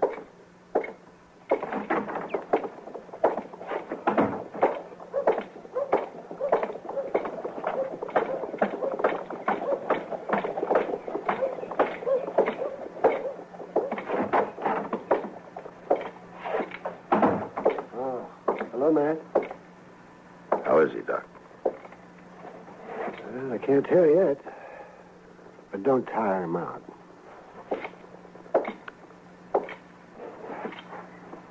Hello, Cybers. Marshal? I guess we should have stayed with you a little longer, huh? I don't even know where it came from, Marshal. He was under the bridge there, I guess. Got me right in the back. It wasn't a he, Cybers. It was a she. A woman? Crazy Beulah. I just locked her up. Beulah? How do you know it was her, Marshal? I trailed her to her cabin. She admitted it. She say why she did it? Yeah, she said you wouldn't look at her on the street. Told her to get out of the way or something. Doesn't matter much. Unless you want to tell me. Well, I got drunk one night, Marshal. She kind of chased after me ever since. I tried to keep out of her way. I see. What are you going to tell Polly? If I live? Yes, if you live. I don't know, Marshal. I might even tell her the truth. All right, Matt. That's enough. Yeah, sure, Doc. So long, Cybers. Goodbye, Marshal.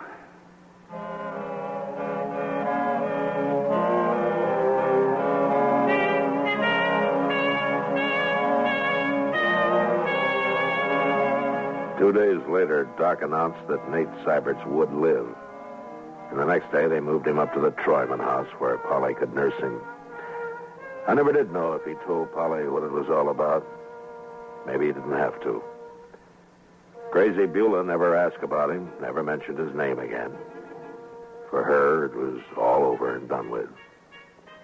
And finally, somebody remembered she had people in St. Louis.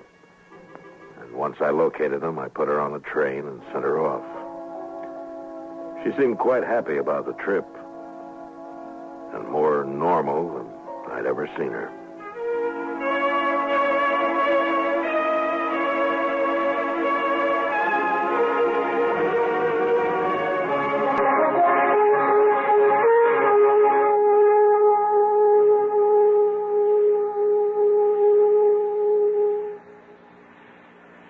Hi. Maybe you'll recall this tuneful reminder of times past.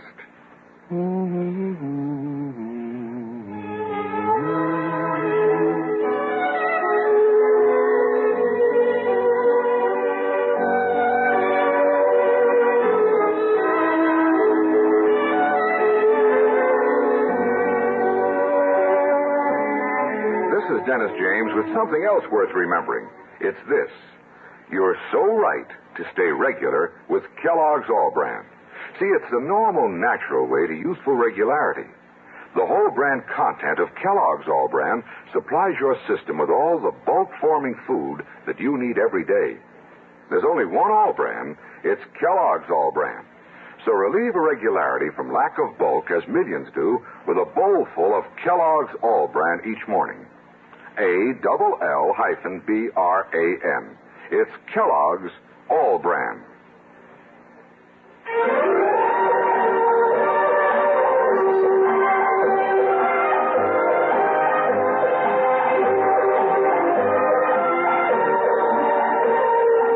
Gunsmoke.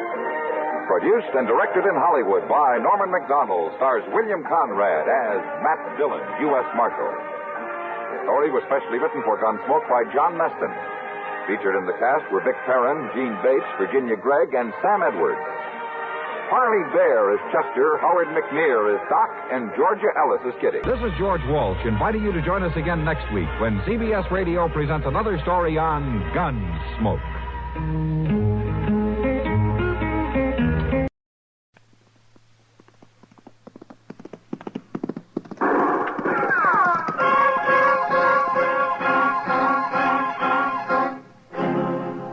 Around Dodge City and in the territory on West, there's just one way to handle the killers and the spoilers, and that's with a U.S. Marshal and the smell of gun smoke.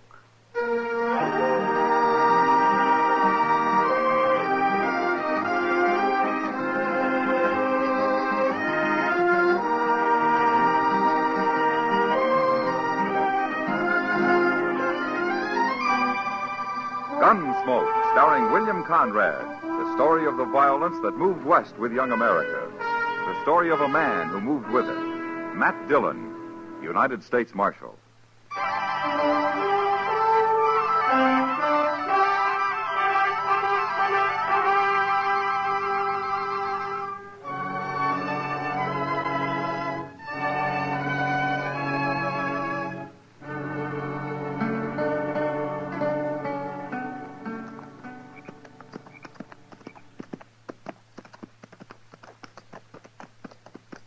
Hey, Gorse. Yeah? There's no moon tonight. What of it? It's spooky when there's no moon. You afraid of something, Olo? Me? You. What are you afraid of? Of course, I ain't been much afraid of anything since the second battle of Bull Run. That so? Oh. I took my first bullet at Manassas Gap. I thought sure I'd die, but I didn't. That's nothing. When I got shot on the Chattahoochee River over in Georgia, I knew I wouldn't die. How'd you know? I just knew, that's all. Weren't you afraid? Afraid of what? Dying. I've never been afraid to die. Well, I'm not afraid. Not anymore. Not since Bull Run. And what's all this about there being no moon, Orlo? I said I'm not afraid to die. I didn't say I'm not afraid of anything. Oh, shut up. Okay.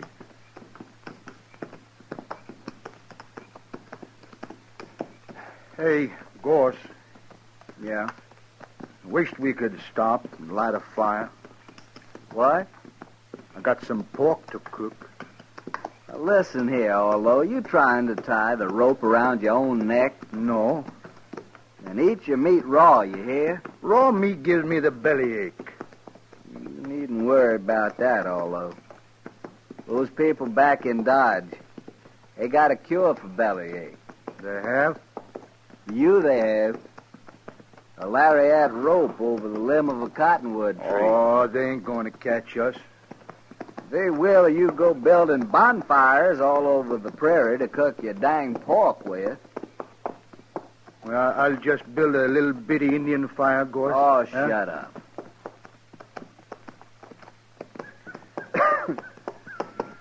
Orlo? Look over there. Where? Over there. At the foot of that little rise. I don't see nothing. That cabin, you do too see. Oh, that. What about it? There's no light in it, you fool, and there's no smoke. It's deserted. Well, that's good, ain't it, Gorse? Nobody to tell the posse which way we went. How do you know they got a posse? Well, they should have. Anyways, we'll sleep in that cabin. If somebody does come along, we can fight them off from there. Yeah. Come on. Come on.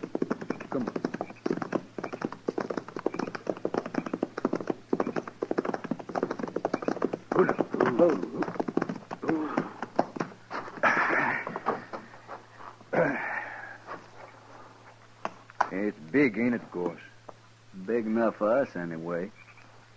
Come on, maybe there's some food inside.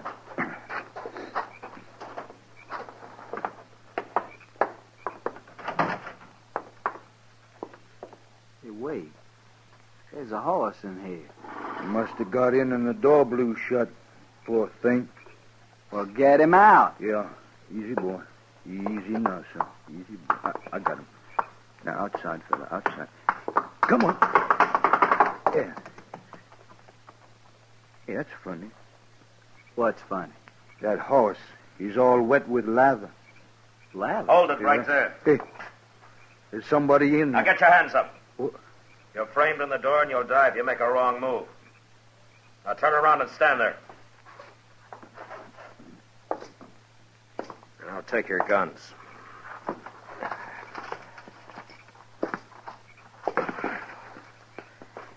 Who are you, mister? All right, get outside. Slow.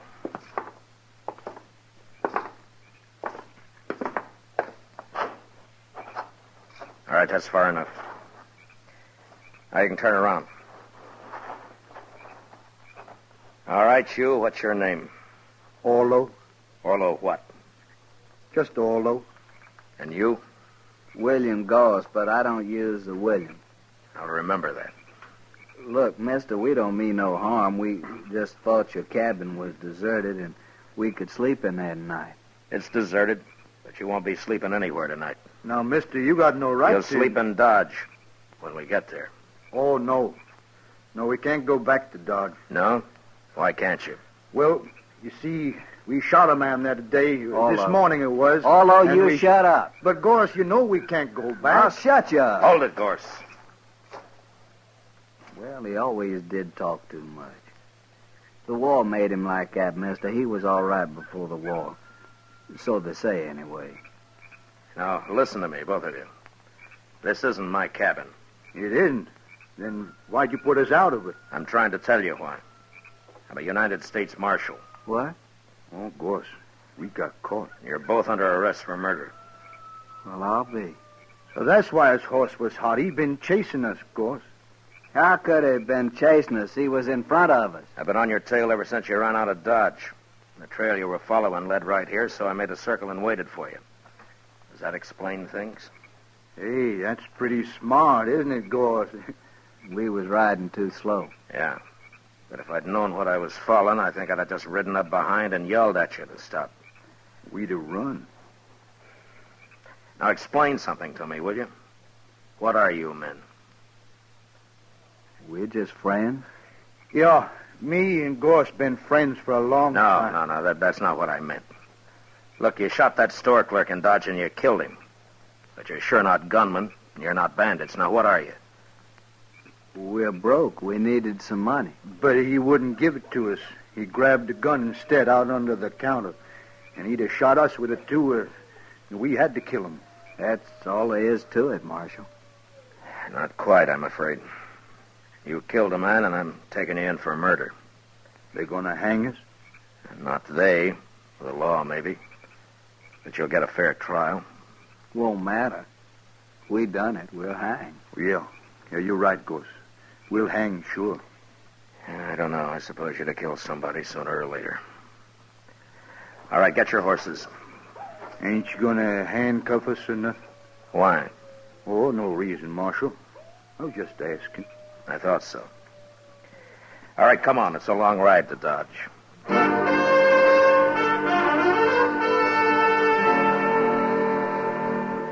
It took all night to ride back to Dodge, but I didn't have to watch my prisoners any more than if they'd been a couple of riders I'd thrown in with on the trail.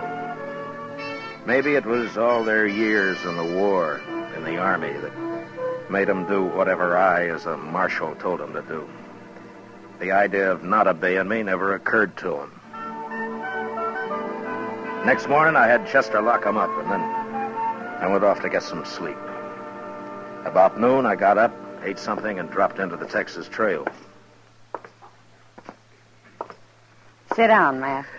Yeah, sure, Kitty. I hear you brought in those murderers. Yeah, I did. Well, aren't you glad? Yeah, sure, Kitty. I'm glad. Well, they're the ones, aren't they? You got the right men. Yeah, they're the ones. They did it. Matt, sometimes I don't know Kitty, they're just a couple of not very bright men who've had too much war. I guess they just got used to killing. I don't think it means anything at all to them. Well, then they're not mean, and they're not vicious. They're just kind of loco. Well, that's what makes them dangerous, I guess. Marshal Dillon? Yeah. I hear you brought in two men this morning, Gorse and Orlo. No? How do you know their names? Everybody does by now. Yeah, I suppose so. They didn't do it, Marshal. What? They're innocent. They didn't kill that clerk. Who are you, mister? My name is Blaine, George Blaine. All right, Blaine, what's this all about? Oh, what I said, Marshal. They're innocent.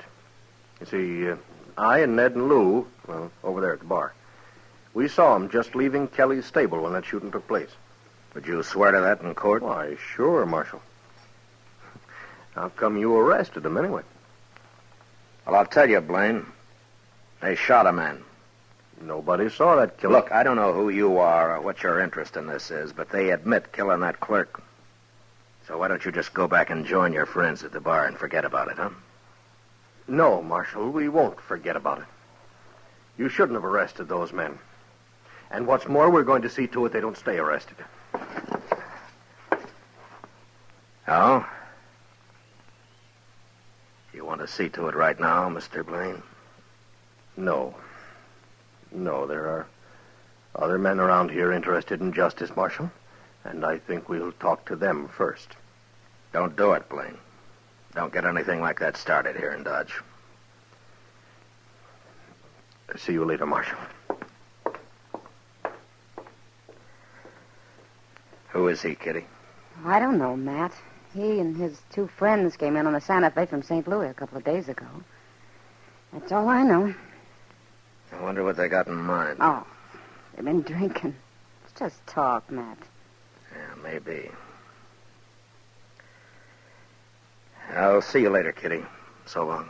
Hurry back, Matt.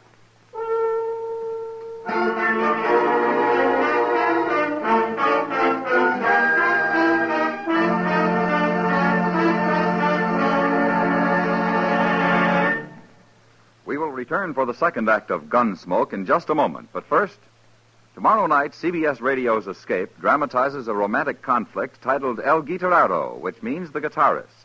It concerns a Mexican musician who resorts to traditional and some surprising methods to protect his marriage when an American poet tries to steal his wife.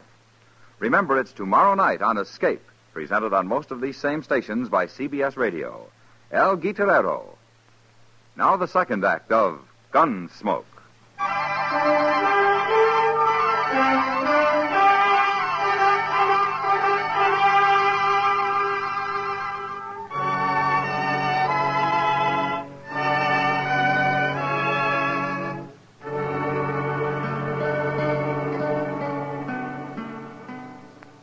No, sir, Mr. Dillon, that fella come here, but I wouldn't let him talk to prisoners.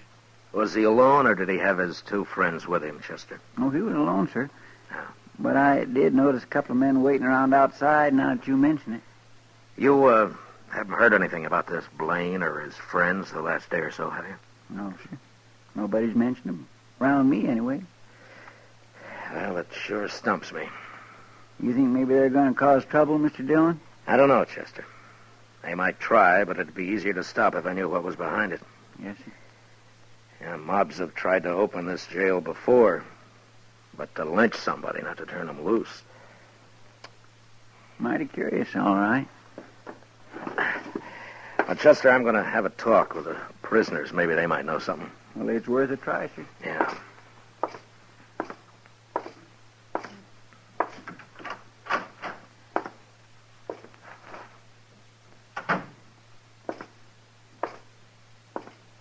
Hey, Goss, it's the Marshal.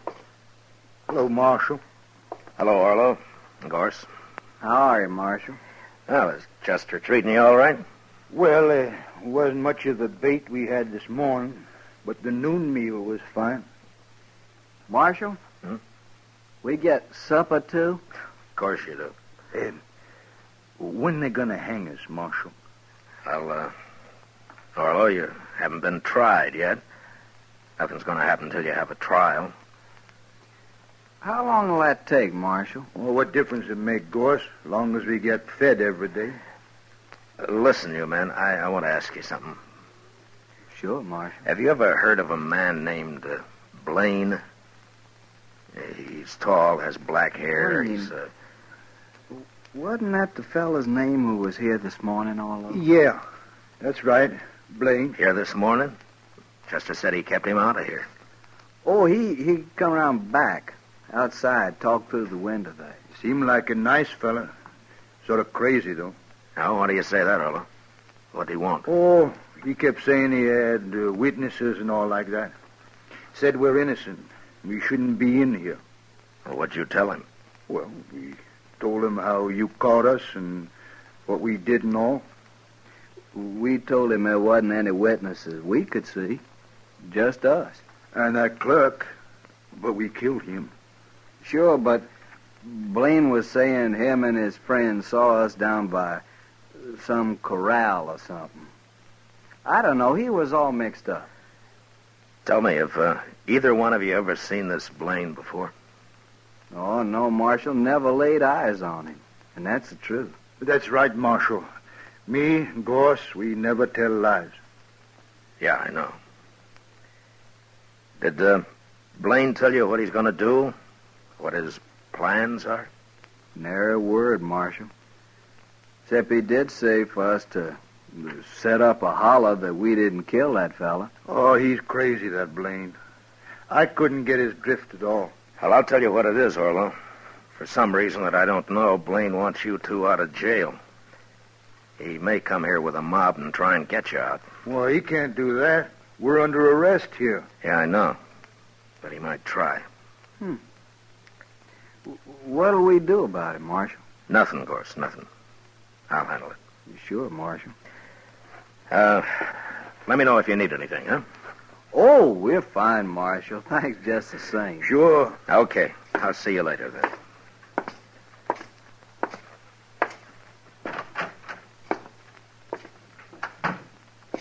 Hello, Doc. What are you doing here? I heard there might be some excitement, Matt. Now, you did, huh? Yeah, right here at the jail, too. Give Doc a gun, Chester. We can use another man. Name your preference, Doc. Shotgun or rifle? You sit right where you are, Chester. I'm not a gunfighter. My work begins where you fellas leave off. Well, you may have a busy evening, Doc. But I hope not. You never can tell, Matt. But I take things as they come. Yeah, I know. Mm-hmm. I better go and get my office cleaned up. If anyone gets shot, you send them right up there.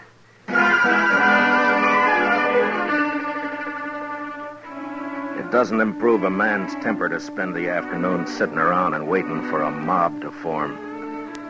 A mob that's going to head his way when it gets its spirits high enough.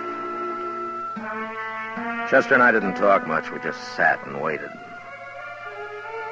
Long about dusk, we saw a couple of dozen men gather in the middle of the plaza.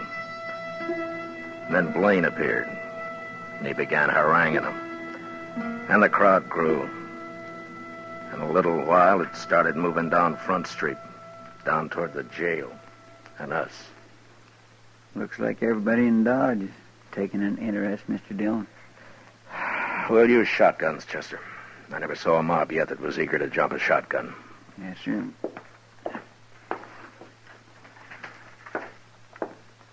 Here's yours, Mr. Dillon. Yeah, thanks. Well, let's go meet him outside, Chester. All right, sir.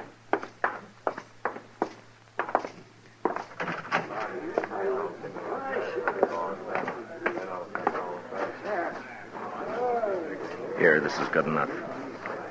Pretty big crowd coming, Mr. Dillon. Maybe most of them are just curious. I sure am, anyway. What do you mean, sir? Well, I haven't got this Blaine figured, that's all.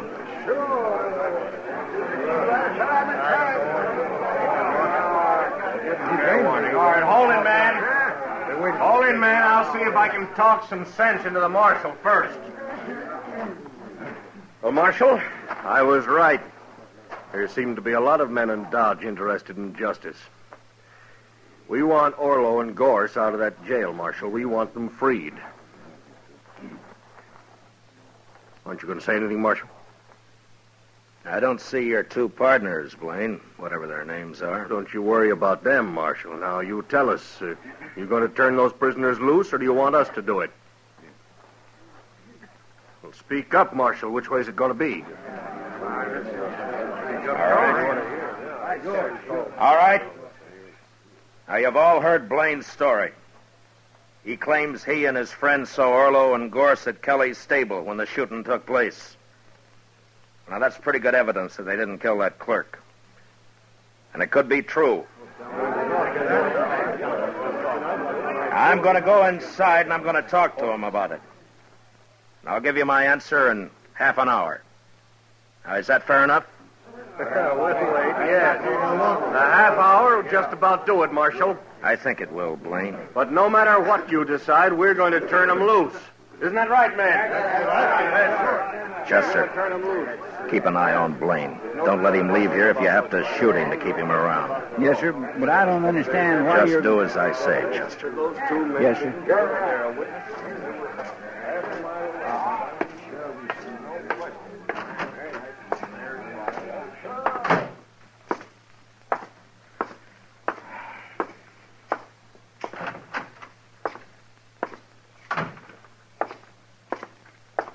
What's doing, Marshal? I don't know, Gorse, but I just might find out. This Dodge is a mighty strange place, wanting to turn prisoners loose. Yeah. I'll be back soon.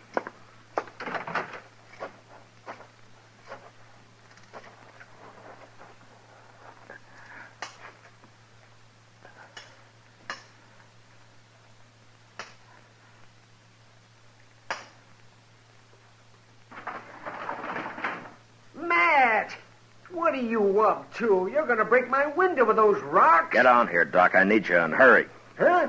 Oh, why, sure, Matt. Stand out of the window here, and I'll climb down on top of you. Yeah, it's only a few feet. Okay. All right, come on, hurry. Yeah, well, what's this all about, Matt? Where we're going? We're going to the express company first. Well, what for? It's closed. Maybe not. It's not quite 6. Everybody in Dodge is out there in the street.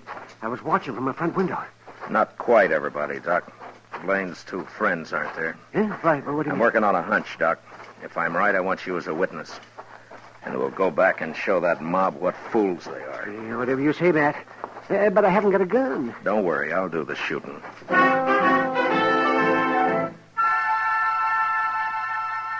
We reached the rear of the express company, and I took a quick look through the window. The single room was deserted. And the only other place would be the bank, if I was right. And I was. 2 horses were tied to a tree outside the back entrance, the door of which was ajar. I made Doc get around the corner of the building where he'd be safe. And I stood close to the door and waited. In about 5 minutes, I heard him coming out. Let's get that mask off. Yeah, we'll hide this stuff at the stable, go down and join Blaine. Hurry, Lou, we're late now. Get your hands up. This is a shotgun. Don't use it. You got us. Don't shoot. Well, you're not the fightingest men I ever saw. All right, I'll take your guns now, and don't try anything. And yours? Doc. Yes? Well, what do you know? Blaine's partners. You sure guessed right, Matt. Now, who's inside?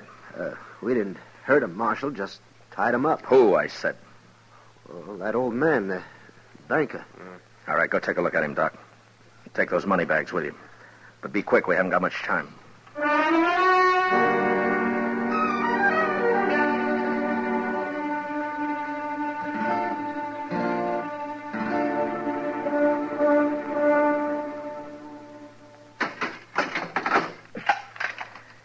I'll have company for you shortly, gentlemen, so you just sit quiet, huh? Blaine's going to be mighty surprised at this. Come on, Doc.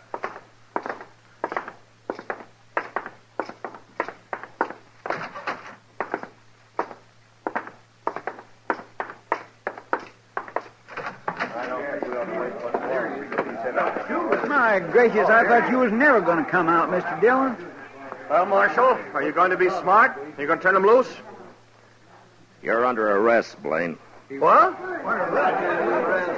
Marshal, don't be a fool. You aren't arresting anybody. Is he, man? Tell them who I just locked up, Doc. All right.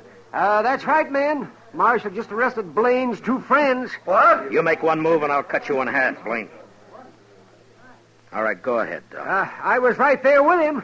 Caught him up the street, raiding the bank. They're locked up inside right now. Well, they're no friends of mine. We've been drinking together, that's all. And besides, I wasn't anywhere near that bank. I was right here. Yeah. You men saw me here. And you got nearly everybody else in town here, too, Blaine. So your partners could work unmolested. Take his gun, Chester. Yes, sir. All right. All right. All right, you men. Now, you've made fools enough of yourselves for one evening. Now, you go back where you came from and stay there. Now, go on. Inside, Blaine. Your friends are waiting for you.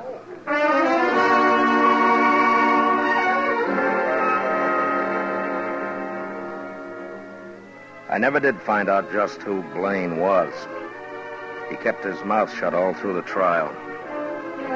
It could be that he'd never been arrested before. But anyway, he and his partners got 5 years. That's better than Orlo and Gorse made out. They stood up and told their whole story as straight as if I'd told it myself. I guess telling the truth was about the only sense of right and wrong that the war had left them. They weren't bad men, but they were dangerous. And early one morning, a month later, up in Hayes City, on the order of the court, Orlo and Gorse were hung.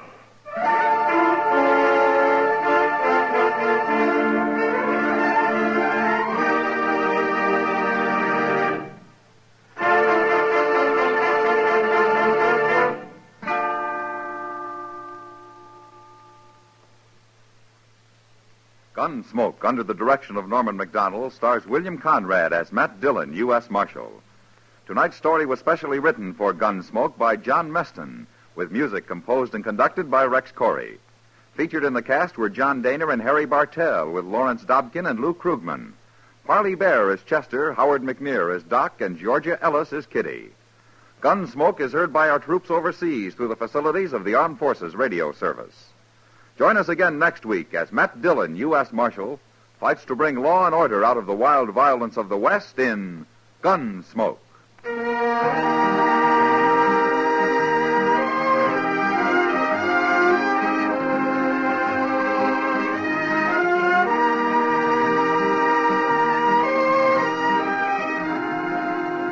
This Monday evening, Dan Daly and Deborah Paget are the stars in Deadline USA, a dramatic thriller adapted from the movie and presented by your Lux Radio Theater.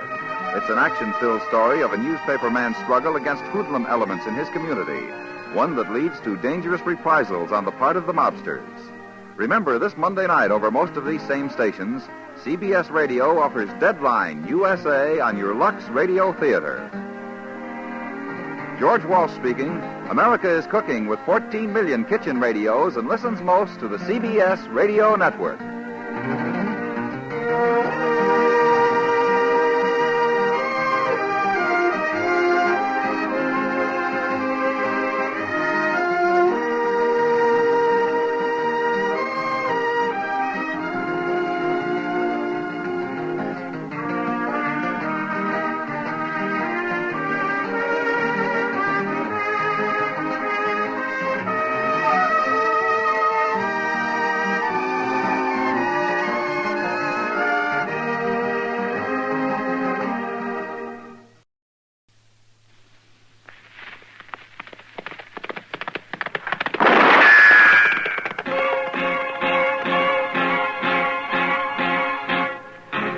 Gunsmoke, brought to you by L&M Builders with the miracle tip. King size, regular, both at the same low price. Around Dodge City and in the territory on West, there's just one way to handle the killers and the spoilers, and that's with a U.S. Marshal and the smell of Gunsmoke.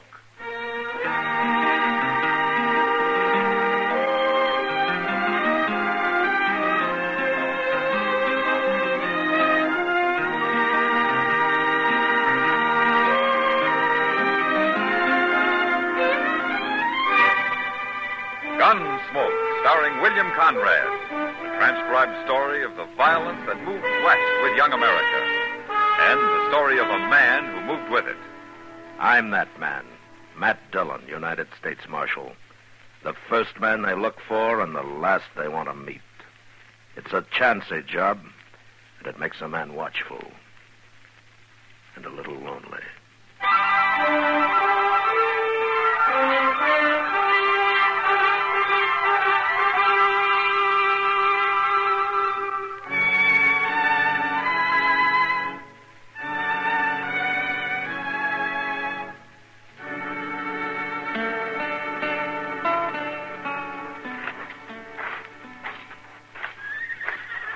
Say, look in the window over there.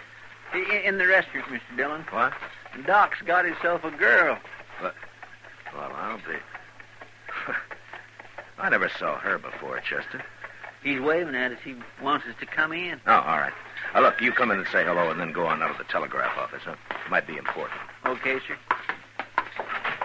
That girl must be a real good friend, Mr. Dillon, if Doc's buying her dinner. Yeah, if he is. He better be. Hey, she ain't half ugly. I wouldn't put it exactly that way to her. Oh, well, hello there, Matt. Chester. Hello, Doc. Hello, Doc. Well, Abby. Abby, this is Marshal Dillon. And Chester Proudfoot. Abby Twilling. How do you do, gentlemen? Miss Twilling. How do you do? Sit down, sit down. Well, thank you, Doc. Well, I'll be back directly, Doc. I got to go across to the depot. There's a telegraph waiting for Mr. Dillon. I'll be here, Chester. Okay, sir. I'll hurry. Doc's been telling me about you, Marshal. Oh? Oh, now, don't look at me like that now, man. And she wants to know all about Dodge. And I've been trying to tell her what to expect. Well, in Dodge, you can expect almost anything, Miss Twilling. So I hear. But Abby's seen her share of violence, Matt. She was a nurse in the war. Oh? Well, that's how I met Doc. We worked in the same hospital for nearly a year. Oh, best doggone nurse I ever saw. Yeah, I'm trying to talk her into settling down here. Oh, Dodge could use somebody like her. Are you moving on, Miss Twilling? Why, I haven't any plans, Marshal.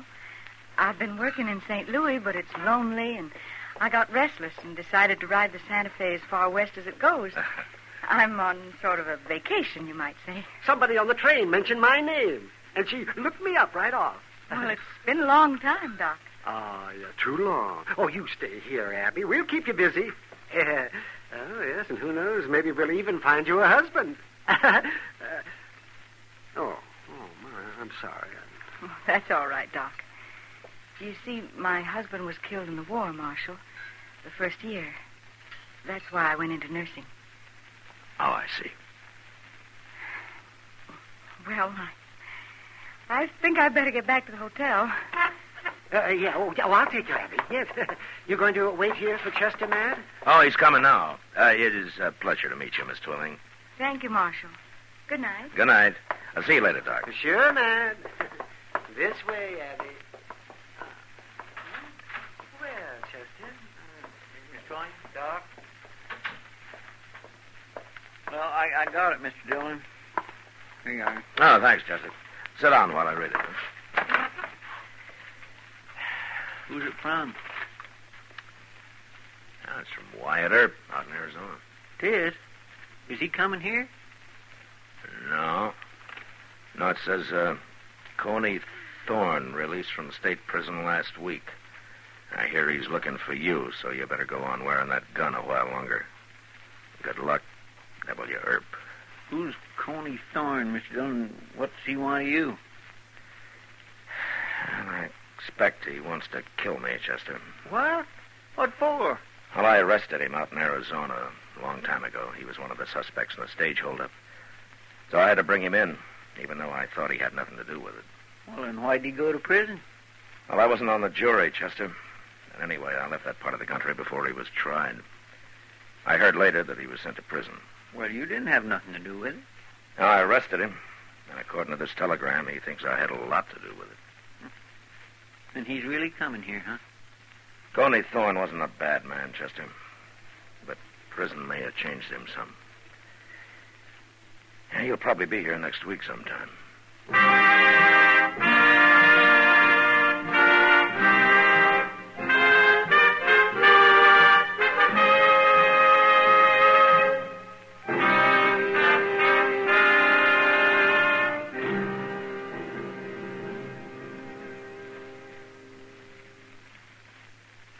L&M filters are sweeping the country. L&M, the filter-tip cigarette everyone's talking about. Everyone's changing to. Here's what John Robert Powers told us. I never realized a filter cigarette could taste this good, and at the same time filter so much more effectively. I'm convinced this is it. And Patricia Morrison says, I changed to L&M filters, and I'm so glad I did. Because here's a filter cigarette that really tastes the way a cigarette should. David Wayne wrote, L&M's have the best filter of them all. Miracle Tip is right. There's nothing like it. Yes, L&M filters are truly sweeping the country, breaking more sales records every day. The reason? It's the filter that counts, and no filter compares with L&M's Miracle Tip.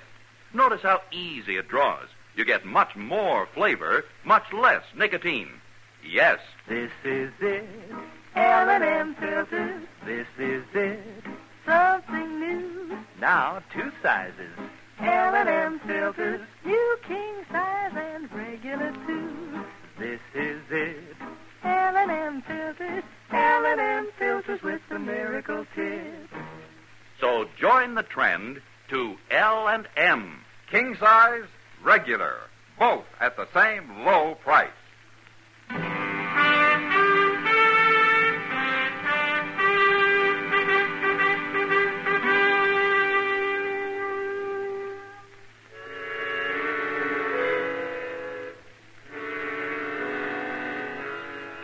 There were a lot of things I didn't like about being a lawman, and having to face a man who was out purely for revenge was one of them. It didn't matter what his reasons were. When Coney Thorne arrived, I'd have had to shoot it out with him. A man who'd traveled all the way to Dodge City from Arizona wasn't going to be put off by argument. However, a week passed, and he didn't show up, and I began to hope that maybe he'd changed his mind. Until one day when I was sitting with Kitty watching the crowd from the porch of the Dodge house. Well, must be supper time. Here comes the noon stage. The way he's driving those horses, he shouldn't be late. He's never been on time yet unless there was an Indian scare going on. Not many passengers. 3. No, another one getting out. Yeah. All strangers. No, not all of them, Kitty. Not to me. What? That last man I got out. I've been waiting for him. Coney Thorne? I might as well get this over with right now. Look, Kitty, you better go inside, huh? Yeah, I sure will. Good luck, Matt. Yeah.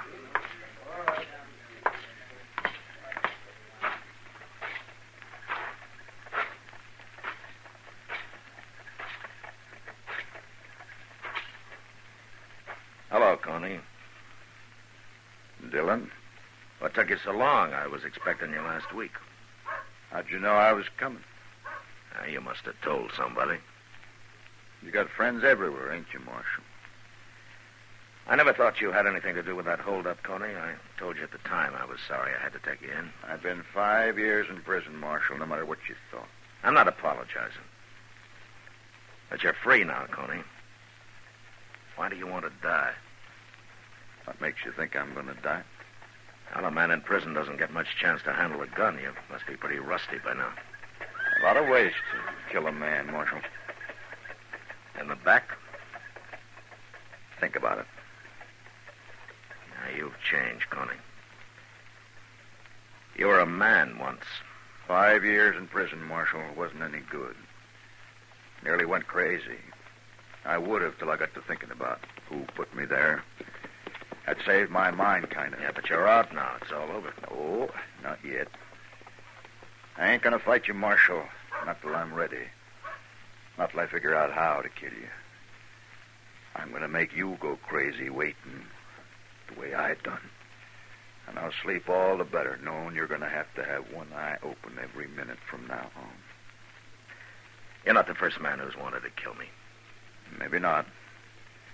But I'm going to be the first to do it.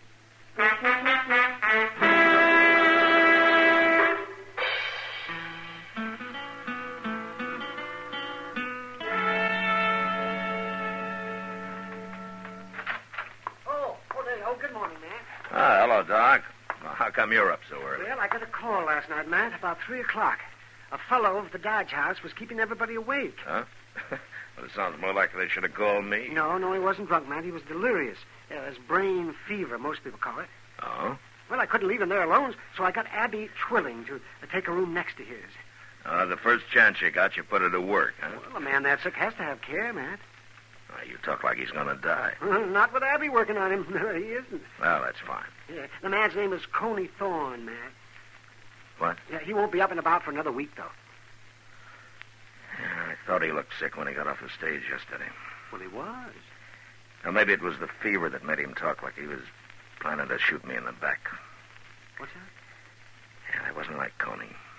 He was never that kind of a man. Good morning, Mr. Dillon. Doc. Oh, good morning, Chester.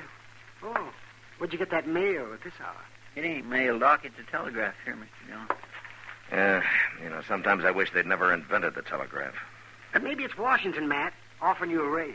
If they'd send me last month's check by mail, I'd be satisfied.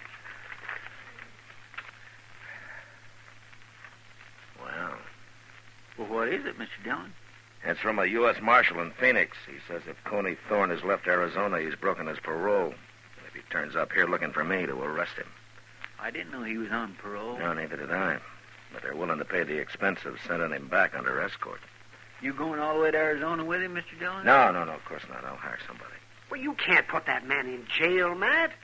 Now, why not? He's too sick. And I won't have Abby nursing a man in jail. It's bad enough in the hotel. Well, as long as he can't run away. He'll be in bed for a week. And if you don't tell him about this, he won't run anyway. Okay, Doc. I'll leave him alone. For a week.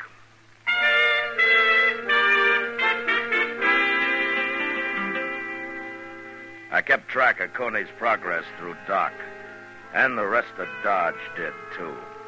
Everybody in town knew he'd come there to shoot me, and it seemed like they were all waiting for him to get well and try it. And there were a number of men who would have been right happy if he'd done it. I waited for over a week, and he was still in bed. So finally, I went over to the hotel to have a talk with him.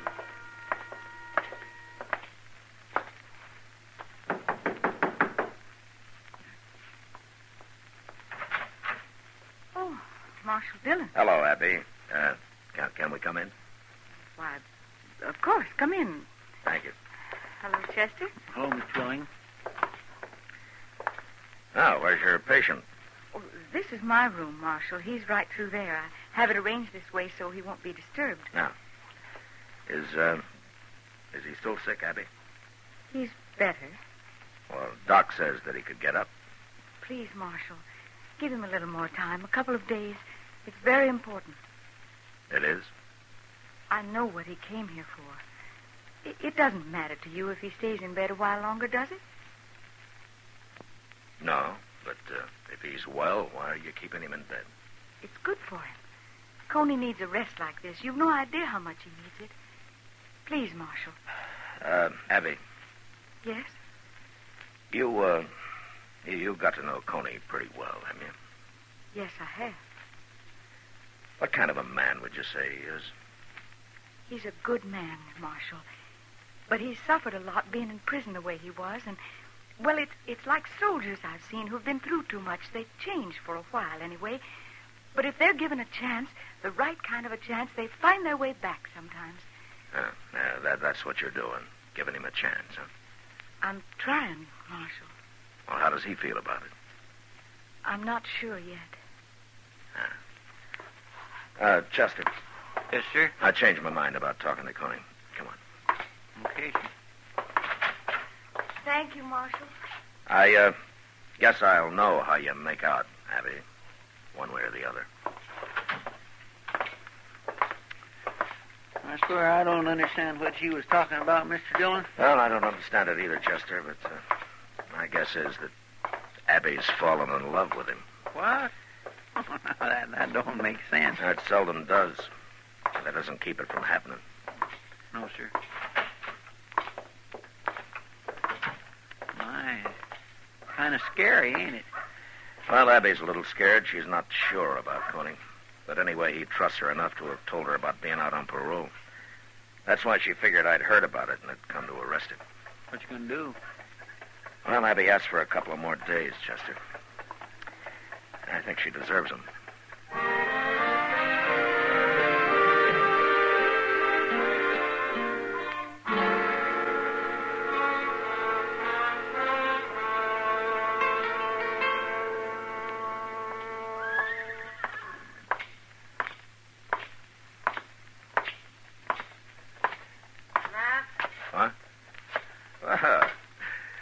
Evening, Kitty. I just coming in to say hello. Oh, the air's better out here, Matt. I never saw that saloon so crowded as it is tonight. Oh, a couple of new herds arrived today. Yeah, I know. I've danced with every cowboy that came with him. I had to get out of there while I could still walk. Well, as long as they're dancing, they're not fighting. Oh? You ever dance with one of them, Matt? Well, is it that bad? Oh. Mr. Dillon? Oh, Miss Kitty. Evening, Chester. Mr. Dillon, right across the street there. I just seen Coney Thorne. What? Well, where was he headed? He was knocking on the front door of the stage office, and nobody didn't answer, so he went around back. I'll see you later, Kitty. Sure. Looks like Coney's trying to run off, Mr. Dillon. There's no stage till tomorrow morning, Chester. Besides, he doesn't know I'm going to arrest him. Well, at least he didn't come gunning for you as soon as he got out of bed. Well, maybe he wants to be sure of a seat on the stage first. He said he went around to the back of the office. Yes, sir, right up the alley here. Yeah. Look, you better stay back a little, huh? Being in bed so long might have made Coney a little nervous.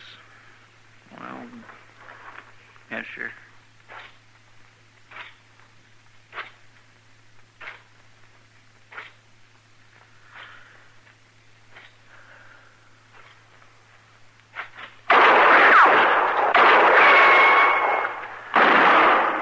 Chester! You all right, Mr. Dillon? No, he didn't hit me. But I didn't hit him either. He had a horse waiting out there. Come on, if we hurry, we can still follow him.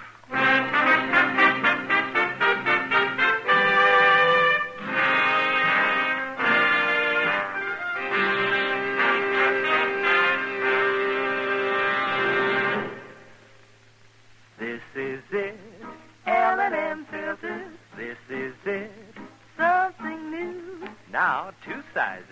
L&M filters, new king size and regular too. This is it, L&M filters. L&M filters with the miracle tip. L&M filters are sweeping the country, breaking more sales records every day. The reason? It's the filter that counts. And no filter compares with L&M's Miracle Tip for quality or effectiveness. And notice how easy it draws. You get much more flavor, much less nicotine. Effective filtration.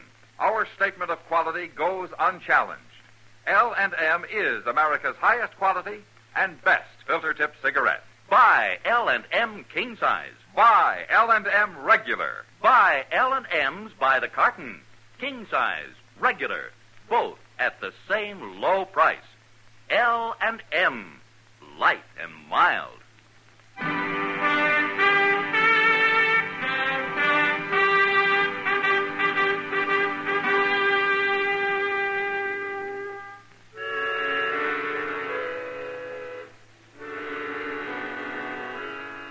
With the full moon to help us, Chester and I didn't have much trouble staying on Coney Thorne's trail once we hit it. We pulled up now and then and listened, and we could hear his horse running hard, not too far ahead of us. But he didn't run long. Coney had made a poor choice of the mount that he'd stolen and had sold on him within an hour. We found the horse standing riderless with his head down, his legs weak and quivering. That poor horse is plumb bedrock, Mr. Dillon. He ought to be shot. Now, never mind the horse, Chester. Let's find Coney. He can't be very far. There's no place to hide out here. There's something over there, Chester. Off to the left there. It ain't moving. Yeah, well, let's take a look. Look, you ride straight from here, and I'll come in on an angle.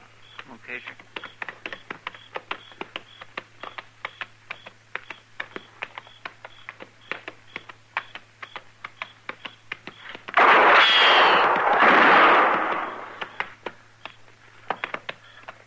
All right, ride in, Chester, but be careful.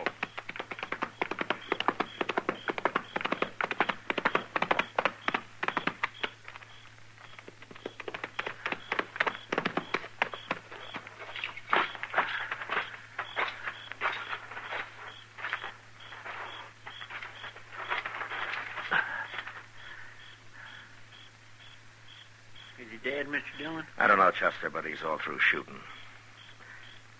Here, Chester. Yes, sir. Bend down here, take a look. Why, that ain't Coney Thorne. No. You ever see this man before? No, sir, I don't know who it is. He ain't dead. No, but he's bleeding pretty bad. I'm afraid he soon will be. Who are you, fella? Hey, what's your name? Marshal? Yeah, that's right. I'm the marshal. Now, why did you try to shoot me back in Dodge tonight? Can't do nothing to me now. No harm in talking. Heard that fellow was going to shoot you. That Coney Thorne? I don't know his name. I don't know nothing about him. Well, then what's he got to do with your trying to shoot me? Nothing. Only I figured I could do it, and they'd blame him. Oh, why? I never saw you before. Why did you want to shoot me? Kill a marshal? That'd be pretty good, wouldn't it? Kill a marshal? Yeah. Yeah, that'd be pretty good. Didn't work. You killed me.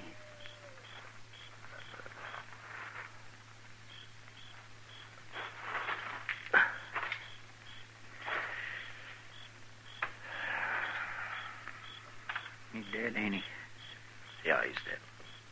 A darn fool. What good would shooting you have done him?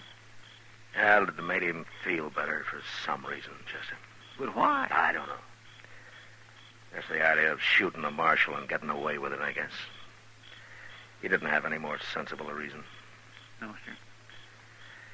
Well, let's get him buried. It'll be daylight before we get back to Dodge, as it is. I still got to find Coney.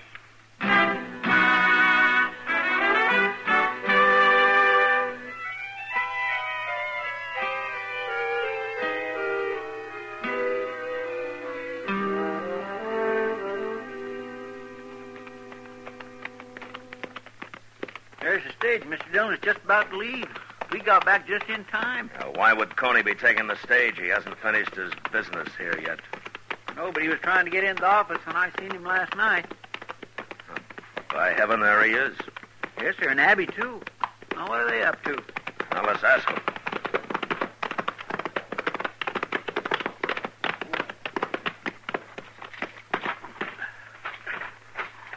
Let him stand, Chester. Yes, sir. Now, don't you do a thing, Coney. It'll be all right, I tell you. Why do you have to come back now? Good morning. Good morning, Marshal. You, going someplace, Coney? Well, I heard about last night, Marshal. But it wasn't me shot at you. You know it wasn't. I found the man that did it. I ain't gonna kill you. That's all over, Marshal. It is? It was like being crazy, Marshal, for a long time. And I got the fever, and Abby was there talking to me all the time, taking care of me. Now, somehow, I ain't mad at nobody. Well, I'm glad to hear that, Coney. Being in prison so long when I was innocent, it was bad, Marshal. Yeah. Look, Coney, you shouldn't have left Arizona. You broke your parole. I'm going to have to send you back. He's going back, Marshal. Right now. With me. What? We're going to be married. And then he's going to turn himself in. Is that true, Coney? I'll get another year, but Abby says it's the only way. You're going to get married, huh? We'll make out, Marshal. But please don't arrest him here. Let him go alone with me. It isn't much. You can give him that. Chester. Yes, sir? Go over to the telegraph office and write something out and send it to the marshal in Phoenix, huh? Well, what'll I say? Tell him thanks for the warning. And tell him if Coney Thorne did leave Arizona and came here to shoot me, I'd arrest him quick. But knowing Coney, I think he's learned his lesson. He's got more sense. Yes, sir. Now get going. All of you.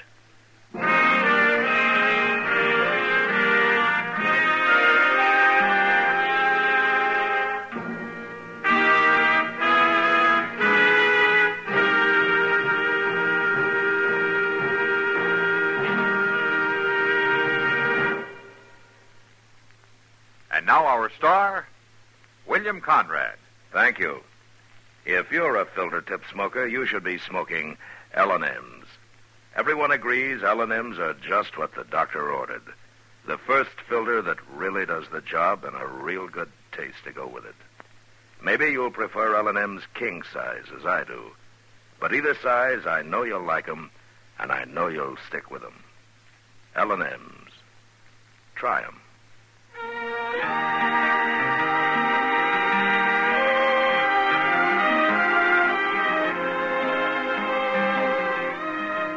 Gunsmoke, transcribed under the direction of Norman Macdonald, stars William Conrad as Matt Dillon, U.S. Marshal. Tonight's story was specially written for Gunsmoke by John Meston, with music composed and conducted by Rex Corey. Featured in the cast were John Daner, Vivi Janis, and James Nusser. Harley Bear as Chester, Howard McNear as Doc, and Georgia Ellis as Kitty. Join us again next week as Matt Dillon, U.S. Marshal, fights to bring law and order out of the wild violence of the West in Gunsmoke. The makers of L&M filters also present for your television pleasure the new Stu Irwin Show. It's a happy half hour with June and Stu Irwin, which begins October 20th in most cities. Please check your local television listings for time and channel for L&M's Stu Irwin Show. Hear Gunsmoke every Saturday, this same time, this same station. Hear the great new Perry Como radio show every Monday, Wednesday, and Friday, 9 p.m. Eastern Standard Time, also on CBS Radio.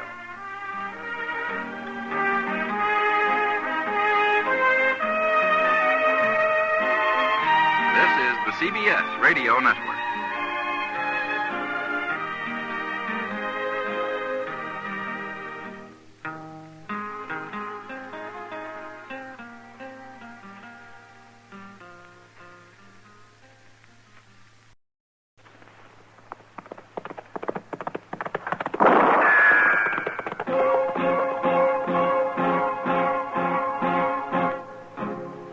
Gunsmoke, brought to you by L&M Filters with the miracle tip. King size, regular, both at the same low price.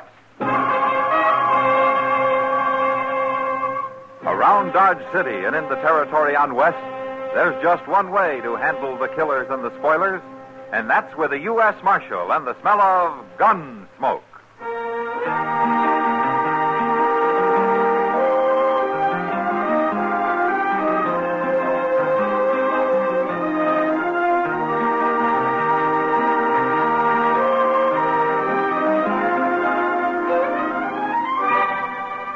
Gunsmoke, starring William Conrad, the transcribed story of the violence that moved west with young America, and the story of a man who moved with it. I'm that man, Matt Dillon, United States Marshal. The first man they look for and the last they want to meet. It's a chancy job, and it makes a man watchful and a little lonely.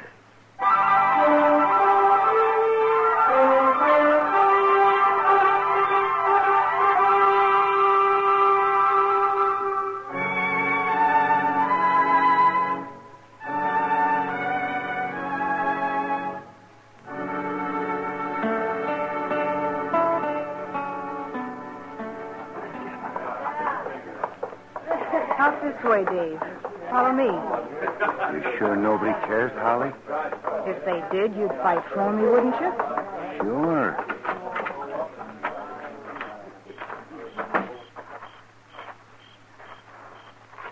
Around here in the alley. Nobody will see us. Sure.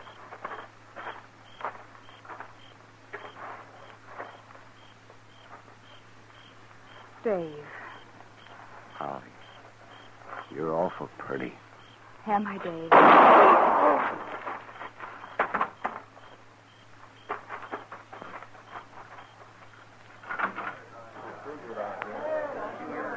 All right, stay back, everybody. There's somebody laying over there, Mr. Dillon. Yeah, come on, Chester.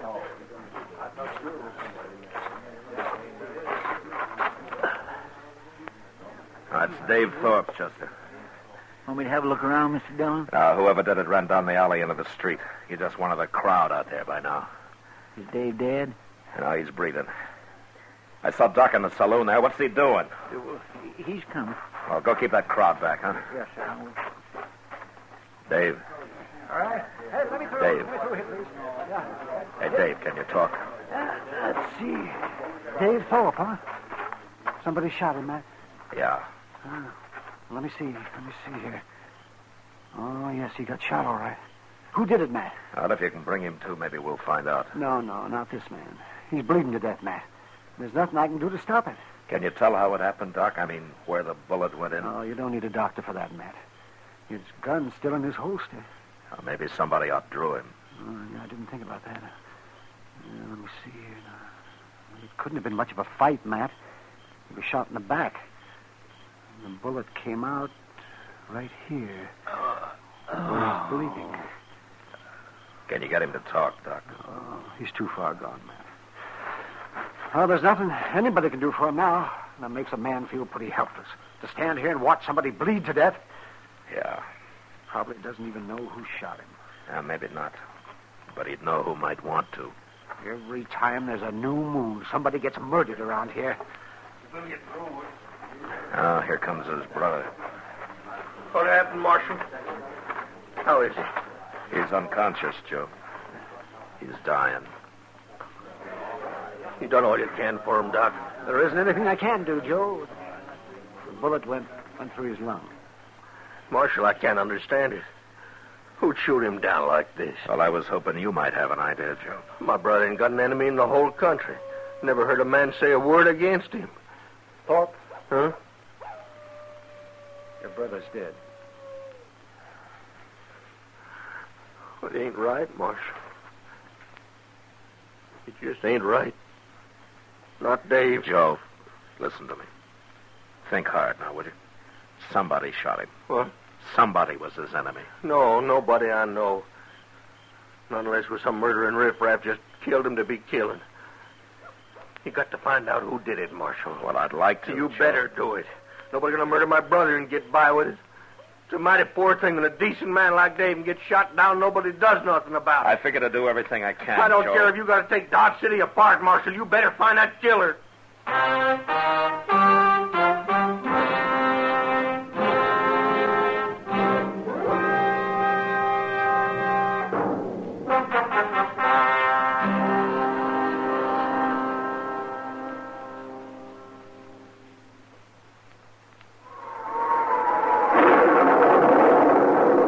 They've taken the country by storm. L&M filters have soared to the highest popularity a cigarette ever achieved in so little time.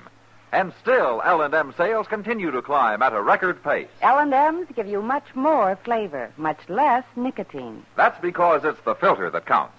And no filter compares with L&M's Miracle Tip for quality or effectiveness. L&M's smoke light and mild. Only L&M has the Miracle Tip for the effective filtration you need. Smoke L&M's today, and you'll agree. This is it, L&M filters. This is it, something new. Now 2 sizes. L&M filters, new king size and regular too. This is it, L&M filters. L&M filters with the miracle tip. Join the trend to L&M. King size or regular. Both at the same low price.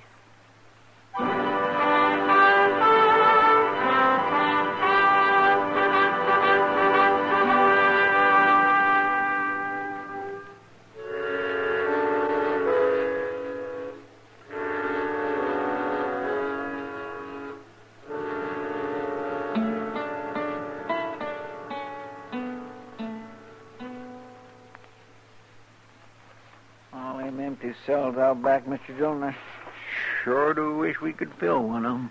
Well, it's not likely, Chester. Not tonight, anyway. I sure didn't care much about the way Joe Thorpe was going on about you not doing nothing. What do you expect of a man? Well, he was upset about his brother, Chester. They've always been pretty close. Well, there's no cause for him talking the way he was. Oh, he'll get over it. Master, I guess you're right. Joe'll have to run their hide-buying business all by himself now, won't he? He'll manage.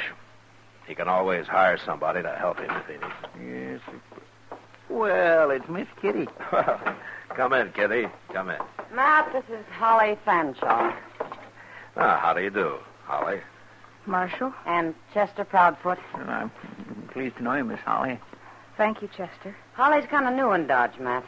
Yeah, I've seen her around. She was afraid to come here and talk to you alone, so I came with her. Well, there's nothing to be afraid of, Holly. What's the trouble? You tell him, Kitty. I'll tell him part of it, but I want him to hear the rest from you. Well, all right. After the shooting tonight, Holly came to see me, Matt. She was pretty scared, but I told her you wouldn't let anything happen to her. No, of course not. Well, it seems she was at the bar drinking with Dave Thorpe a little earlier. And he had a kind of argument with a cowpuncher from that XT outfit that came in the other day. The Texan said Dave jogged his elbow or something silly like that. Oh? Well, how mad were they? Mad enough. What do you mean, Holly? He killed him, Marshal. What? That cowpuncher, he killed Dave Thorpe. Well, how do you know? I was there. You were there? Dave and I went outside in the alley just to get a little air, and suddenly this cowboy shot him. He must have been waiting or something. You recognized him? Real plain, Marshal. It was him, all right. Well, how come he let you go? I don't know. He must have got scared or something. But he shot Dave, and then he ran off. I got scared, and I ran, too. She wasn't going to tell you, Matt, till I talked her into it.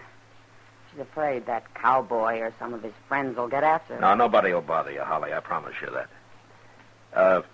Do you know this man's name? They was calling him Fly Hoyt there at the bar, Marshal. Fly Hoyt? I knew an old lady down on the Brazos called something like that, Mr. Dillon.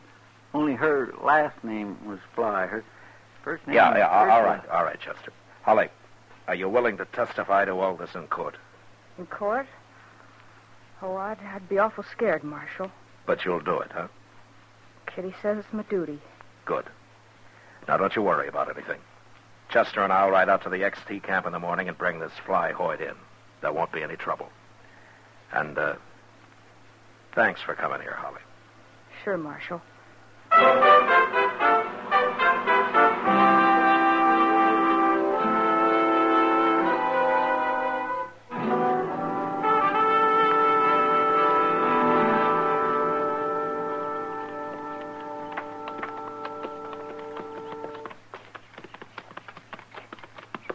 That's XT camp up ahead, Mr. Dillon.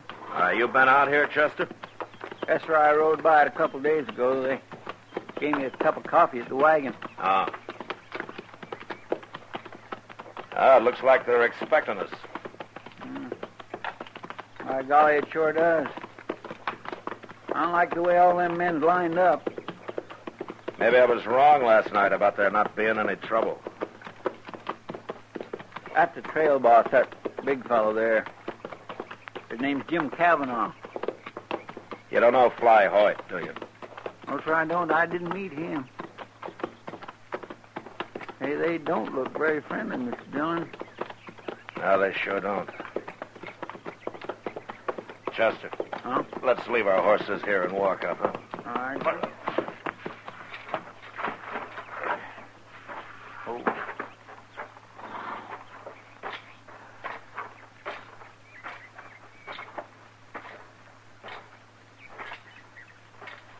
Morning, Marshal. You Jim Cavanaugh? Your friend there also tell you I'm boss of this outfit? Yeah. I got 20 men here, Marshal, not counting me. So you better climb into your saddles and ride right on back to Dodge. You know what I came for? That gal Holly got to talking last night late. A couple of my boys was there when she did. And you ain't taking Fly Hoyt, Marshal. You and your men are ready to kill me if I try, is that it? Kansas law don't mean nothing to us Texans, Marshal. Does Fly Hoyt admit killing that man last night? Fly ain't said nothing about it one way or t'other. We don't find it polite to inquire into a man's personal business. Do you find murder polite? Marshal, you get sassy, we'll bury you right where you're standing. And then we'll drive a couple thousand longhorn cattle over your grave and nobody'll ever find you. Which one of your men is Fly Hoyt? Reckon you don't hear good. I want to talk to him. Which one is he? Don't pay him no mind, Fly. Why, is he too much of a coward to talk? No man calls me a coward.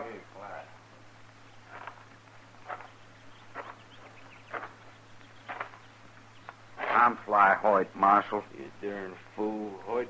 I ain't afraid. What was it you want to talk about, Marshal? Well, if it's not inquiring too closely into your personal business, I'd like to know if you admit killing Dave Thorpe last night. I didn't kill him. A girl called Holly Fanshawe says you did. She says she saw you. She's lying. She says you had an argument with Thorpe at the bar earlier. That's true. I remember the girl. Oh, where were you when the shooting took place, then? No place that'd do me any good. Now, Fly, that ain't so. Thanks, Jim. But I have to do this my own way.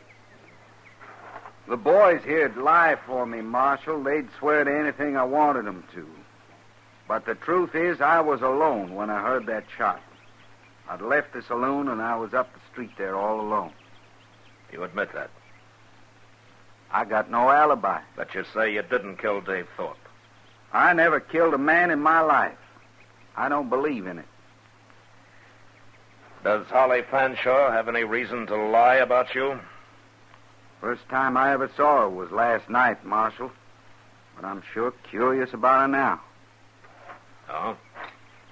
I'm rough in my ways sometimes, Marshal. But I ain't no killer. And I ain't no liar. How are you going to prove it? Well, Marshal, I'd ride into Dodge with you. What for? I'd like to have me a talk with this Holly Fanshawe. Then maybe I can prove it.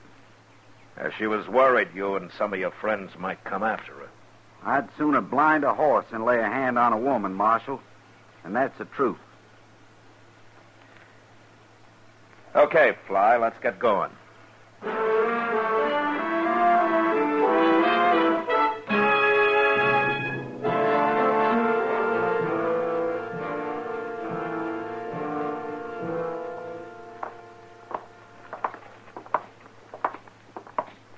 Where'd Holly be this time of day, Marshal? She's probably still in her room, Fly. I don't know where that is. Oh, she's in the same room and house as Miss Kitty. She told me so. Oh, good. I'll show you where it is, Fly. I want to talk to Kitty anyway. Hey, Mr. Dillon, look. Here comes Joe Thorpe. Joe Thorpe? Yeah. It's Dave's brother. Oh. Good morning, Marshal. Morning, Joe. Didn't take you very long after all, Marshal. Heard the whole story. Holly Fanshawe's quite a talker. Yeah. Well, it's Fly Hoyt, ain't it? Yeah, I remember seeing you, Hoyt. Do you? I was down the bar a ways from you and Dave. He was a good man, Hoyt. I'm looking forward to your hanging. I'm still wearing a gun, mister. Marshal, how come you didn't disarm him?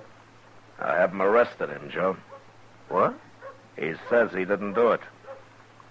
Who cares what he says? The girl saw him. Yeah, I know. Fly's here now to talk to her about that. What do you mean? He wants to know why she said it was him. Well, of course it was him. She saw him. Girl's got no reason to lie about it. Marshal, she witnessed the killing. She's identified the killer. That's good enough for me. Well, it's not for me. Okay, Marshal. Okay, then. You won't enforce the law here. I'll do it. What do you mean by that? My brother had plenty of friends here in Dodge.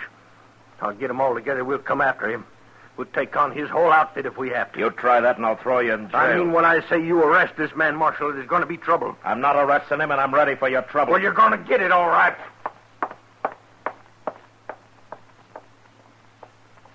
That's a mighty hot-headed man, Marshal. Yeah.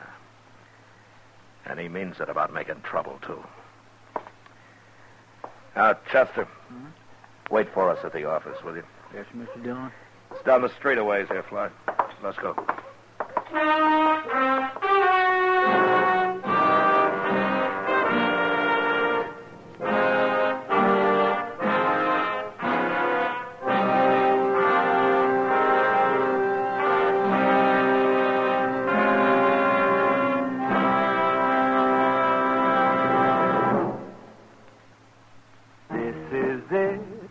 L&M filters, this is it. Light and mild, much more flavor. L&M filters, much less nicotine, light and mild.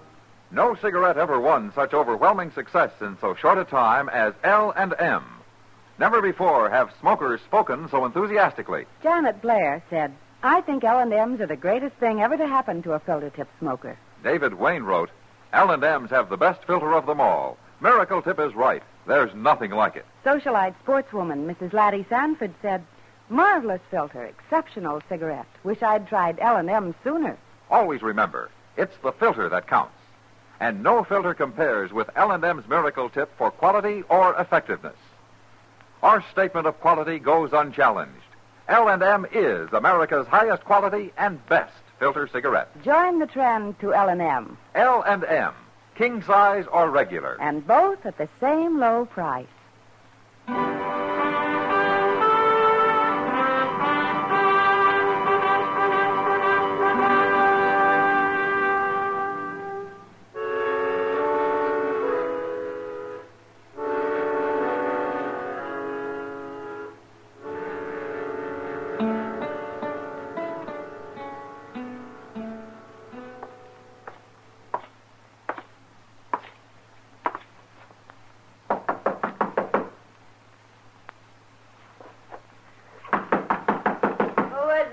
It's Matt, Kitty.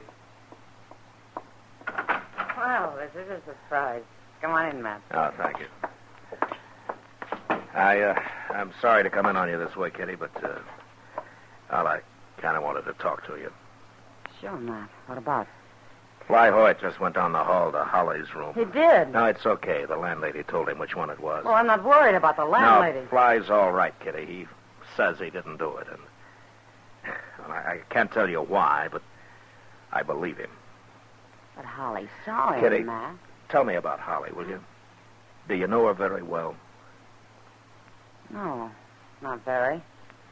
She keeps pretty much to herself. Does she have any friends, any particular friends, any men? Nobody she ever mentioned, Matt. What was she doing with Dave Thorpe, I wonder? You do? No, you know what I... Matt. Yeah. You stay here, Kitty. No, I'm coming with you. That's your room, Matt. Here. Hey, you stay in the hall. All right, I'll take that gun, Fly. Is she dead, Matt? Don't look at her, Kitty. Oh, Matt. What's the matter with you, Fly? Nobody shot you. I got hit, Marshal. As soon as I opened the door, somebody hit me. Knocked me out for a minute. Lying won't help you this time, mister. I ain't lying. I come to and I seen her laying there. And then you come in. Who hit you? Holly? No, Marshal. Somebody was hiding behind the door. I heard him move, but I never even seen him. There's no closet in this room. Where's he hiding now, on the wall? The window's open. Maybe somebody was here. Well, he's gone now. My gun, Marshal. Did he use that? That's been fired. Smart. He killed her with it and then put it back in my holster. Who did? I don't believe a word you're saying. You're Miss Kitty, ain't you? I seen you last night. We're not talking about me. I wouldn't shoot a woman, Miss Kitty. I wouldn't shoot a man either unless I had to. Somebody's sure trying his best to get me hung. Well, I don't know. Kitty, keep everybody out of here, will you? Yeah. I'll send Chester and a couple of men for Holly. Fly, you stay with me. You arresting me? Here's your gun, Fly. Thank you, Marshal.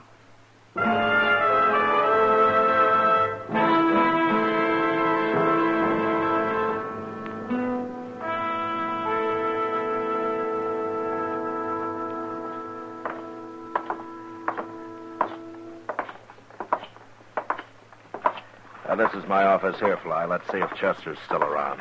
I'll help him if you want, Marshal. Now you can get somebody else. Well, what are you doing here, Joe? Waiting for you. I want to talk to you, Marshal. Okay. Chester, Holly Fanshaw's been killed over in her room. Killed? How'd she get killed? She was shot. Go get Doc, will you? And somebody to help you. Yes, sir. Wait a minute. What happened, Marshal? Somebody slugged Fly when he went into her room. Then he used his gun to shoot her. Who says he did? Fly.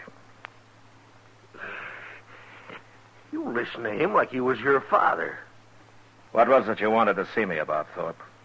Well, I was going to tell you I changed my mind about all I was saying out there in the street a while ago. But now, no, sir.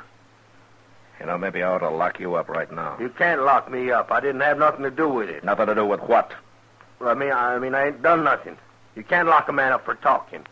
Ah, that's not what you meant. Would you arrest Fly, Marshal? He's killed 2 people now. Chester? Yes, sir. How long has Joe been here? Why, he come in just before you did, Mr. What are you Dillon. talking about? What difference it make? I had a talk with Kitty, Joe. She told me about you and Holly. What? Holly didn't keep secrets very well. She told Kitty how you made her lie about who killed Dave and how you set it up for her to get him into the alley. Me? Fly didn't Why? get hit fast enough in Holly's room a while ago, Joe. He saw who did it. No. Tell him who it was, Fly. Now, go on, tell him. What? Why, it was him, Joe Thorpe. Oh, what are you You might as well admit it. What were you doing, stealing money out of you and your brother's hide business? You ain't going to put me in jail. I don't care if I did kill him. No, you don't. You okay, Chester? Yes, sir. I held his arm so he couldn't get his gun up. It went off right on the floor there. Well, you did fine. He might have killed somebody else otherwise. Marshal, What? I don't understand this. I didn't see him in Holly's room. I said I did just because I figured you wanted me to. Well, I did want you to, Fly. Did Holly really tell Kitty about how Joe killed his brother and all? No. Holly didn't talk to anybody about that. That or the fact that she was in thick with Joe. Well, how'd you know then? I didn't. But when he said he didn't have anything to do with it, I got an idea and decided to chance bluffing him. If he hadn't panicked, he probably'd have been okay. You just made it all up, huh? Yeah, but I made it up right. That's what happened. Mighty poor man who'll shoot his own brother, ain't it? His own brother and a woman. He pretty near got by with it, Marshal. Yeah, but when he picked you to blame it on, he picked the wrong man, Fly. You know, there are a lot of men I don't suppose I'd have believed. But that was his big mistake. I believed you. Well, I swear. Marshal, wait till I get home and tell him about a Kansas lawman I met. Nobody'll ever believe me again.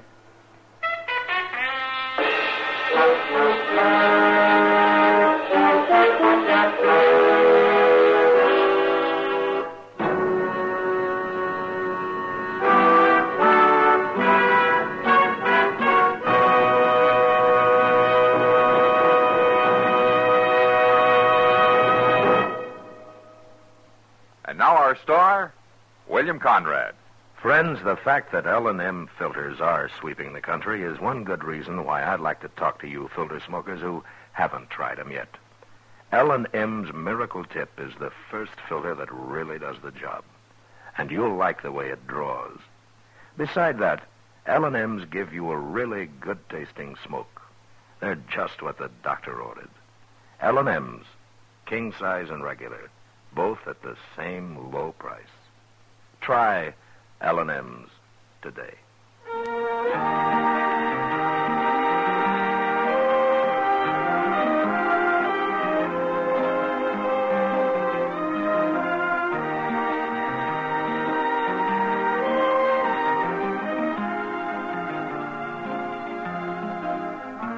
Gunsmoke, transcribed under the direction of Norman Macdonald, stars William Conrad and Matt Dillon, U.S. Marshal.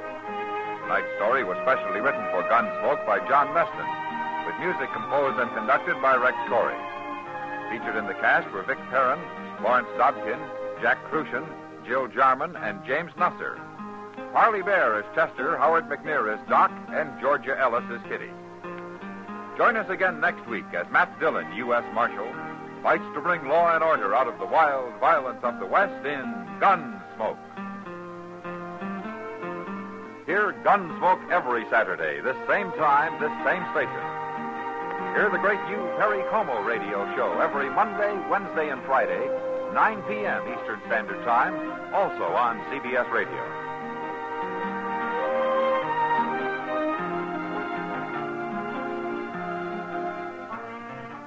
This is the CBS Radio Network.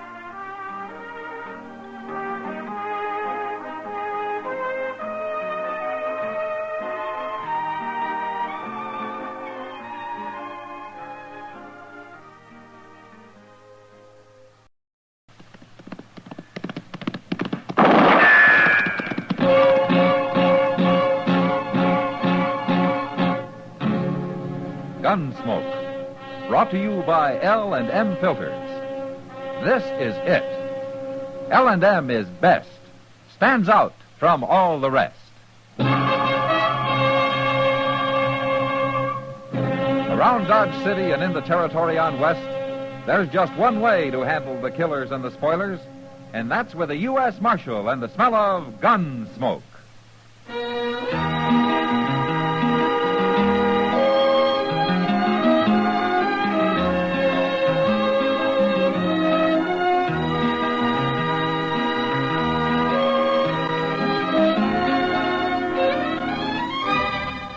Gunsmoke, starring William Conrad, the transcribed story of the violence that moved west with young America, and the story of a man who moved with it. I'm that man, Matt Dillon, United States Marshal. The first man they look for and the last they want to meet. It's a chancy job, and it makes a man watchful and a little lonely.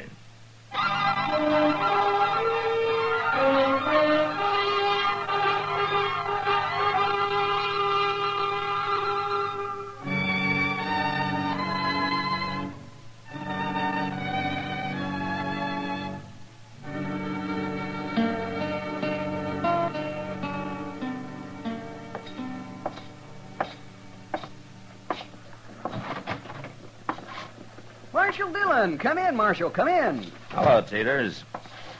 You got time to give me a haircut? You're the only customer I've had in an hour, Marshal. Oh. You hang your coat and your gun belt right over there. I'll get things ready for you. Okay. Say, haven't seen you around town lately, Marshal. Well, I've been over in Abilene for a week. I just got back late last night. Oh, must come in on the midnight Santa Fe, huh? Yeah, that's right. I wish I could get out of Dodge once in a while. Well, not the way I have to do it, you wouldn't. Maybe you're right, Marshal. Maybe you're right. Hey, this is a new chair you got, isn't it? Yes, sir. The finest barber's chair west of St. Louis. That's pretty fancy. Here, try it. Ah. Comfortable? Well, I'll tell you after I find out if you've raised your prices to pay for it. Here, let me get this cloth over you. Here you are. Haircut's still a quarter, Marshal. What about shaves? The price of a shave's gone up a dime, Marshal. A dime? Now, Marshal, you wouldn't stand in the way of progress for the sake of a dime, would you? Yeah, but whose progress? Anyway, you don't need a shave, not today. That's a good thing. Say, Marshal, you know Mabel over at the Long Branch? Yeah? Well, last Wednesday night... Oh, take a chair, stranger. I'll be with you in a few minutes. Last Wednesday night... A few minutes. Yeah, that's right. You're next, right in line. Barber. What? I ain't next. Why, of course you are. Nobody's ahead of you. I said I ain't next. You mean you won't wait? That's right. Oh, I sure won't you wait. will. I work fast. It won't be longer than 10 minutes at the most. Now, you just sit down. I I'll want be... to shave. I want to right now. You can cut his hair later. What? You heard me. Now, look, mister, you don't know who you're... Shut up, Teeters. Get out of that chair, mister. Take this sheet off of me, Teeters. All right. There.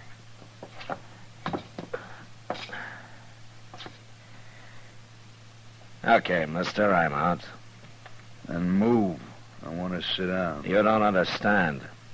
I don't understand what. I didn't get out of that chair so as you could have it. You're going to be troublesome, ain't you? I am. And there isn't much you can do about it. Isn't there? You don't see very well, mister. What? I'm not wearing a gun. It's hanging on the wall over there. You going to shoot an unarmed man in front of a witness? Go get your gun. Put it on. No. Do it. You licked, mister. How you going to make me do it? Shoot me? Put your gun on. I don't like killings, but if you don't turn around and walk out that door, I'm going to half-kill you with my fists. Now get moving. All right. You got me this time, but next time you'll be wearing a gun. It'll be some different then.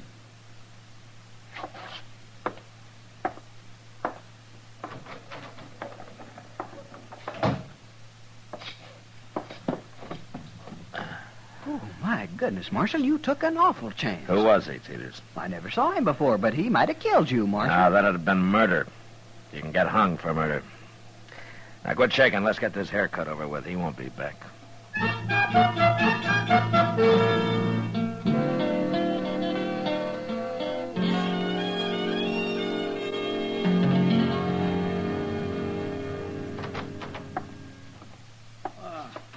Mr. Dillon. Hello, Chester. I was looking for you. Well, I've been right here in the office the past half hour. Yes, sir, I know. I went past the barber shop. Teeters told me. And he told me how you handle that fella, too. Oh, did he? Teeters described him to me, Mr. Dillon, and I know who he is. You do? He come here about a week ago, just after you went to Abilene. Oh, what's his name? Springer. Nate Springer. What? Yes, sir, that's right, Mr. Dillon. You sure that was Nate Springer? I couldn't have been nobody else. Why? You said you don't know him? I've heard about him. You have? Where? All over. Nate Springer's got quite a reputation. Was a gunman, you mean? Yeah, he's a gunman. They say he's the most nerveless gunman that ever lived. He's all ice. Bat Masterson told me once that out in Arizona, a man got the drop on him and Springer started to laugh. The man asked him what he was laughing about, and Springer said he'd never had before, and he didn't want to die without seeing what it was like. Oh, forevermore. What happened? It's kind of hard to shoot a man who's enjoying his first laugh. Yeah. My. Well, I'll be darned. What do you suppose he's doing in Dodge? Springer's a killer. A paid killer. That's all he's ever done anywhere. Then why don't you go arrest him? Well, he's not wanted that I know of. There are no circulars out on him. Well, but you can't wait till he kills somebody. No. And I can't put him in jail till he does.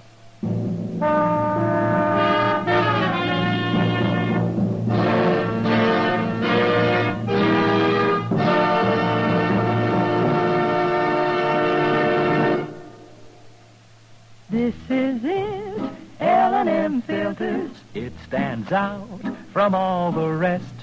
Miracle tip, much more flavor. L&M's got everything. It's the best. Yes, L&M is best. Stands out from all the rest. L&M stands out for flavor. Flavor. Flavor. Flavor. The Miracle Tip draws easy. You enjoy all the taste. And notice how mild it is. L&M stands out for effective filtration. Filtration. Filtration. Filtration. No filter compares with L&M's pure white Miracle Tip. L&M's got everything. L&M, light and mild. America's best filter tip cigarette.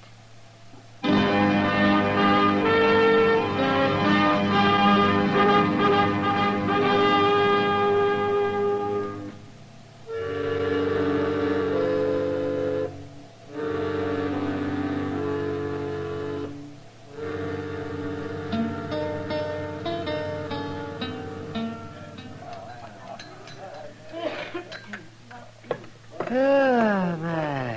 You got time for another cup of coffee, Matt? Well, I'll take time, Doc. That's good. Here you are, then. Thank you. Well, things pretty wild up in Abilene? Well, it's still a camp with a hair on, Doc. Worse than Dodge? No, I wouldn't say that. And I'll stay here. Oh, why? You're usually complaining about Dodge. I'm thinking about business, Matt. Business. What's there to do in a peaceful town? Oh, aside from delivering a baby now and then and setting a broken leg. You know, sometimes you sound pretty bloodthirsty, Doc. I don't do the shooting, Matt. It's men like that Nate Springer you were telling me about. He's sitting over there in the corner, Doc. He is? Well, where? There. Alone with his back to the wall. Oh. Oh, yes. Oh, my, he looks like a killer, all right. He is. Yeah. You see how he keeps turning around? I mean, it's like he thinks everybody in this room's his enemy. Man like that doesn't have friends. Well, he's getting up, man. He's coming this way. Yeah. He hasn't finished his dinner. You better turn around, Doc. Okay. But you keep your eye on him. I don't like that man. Hey, you. Me? What was you staring at me for? I wasn't staring at you. No man stares at me without a reason. I don't like it. I want to know why you was doing it. Oh, now look here, mister. You're getting yourself all upset over nothing. Well, you ruin your dinner working yourself up. Tell me why you was staring at me. I'll put a hole in you. I'll do it. Well, you're awful jumpy for a big gunman. Tell me, I said. Hold it, Springer. You getting into this, mister? I am. Who are you, anyway? Matt Dillon. Dillon? That's right. I knew I'd run into you sooner or later. Oh, why? My line of work, there's always some lawman wanting to interfere. Sure. And it'll happen here, Springer. You kill anybody. Fair fight's fair fight, ain't it? Not when you're paid to pick a fight with a man. Like I said, Marshal, I knew I'd run into you. Springer, when I find out who you're after, I can probably find out who's paying you. And I'll jail you and him both. You're going to lose a lot of sleep trying to find out, Marshal. I can stand it. You're the one that needs sleep, Springer, a lot of it. Without any bad dreams.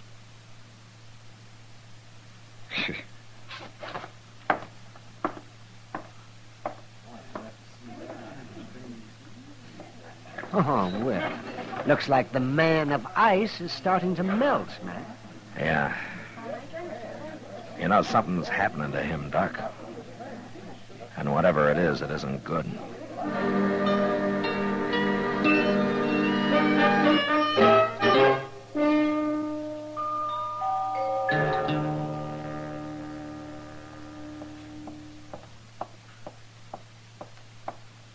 Kitty. Huh? Oh, I didn't see you, Matt.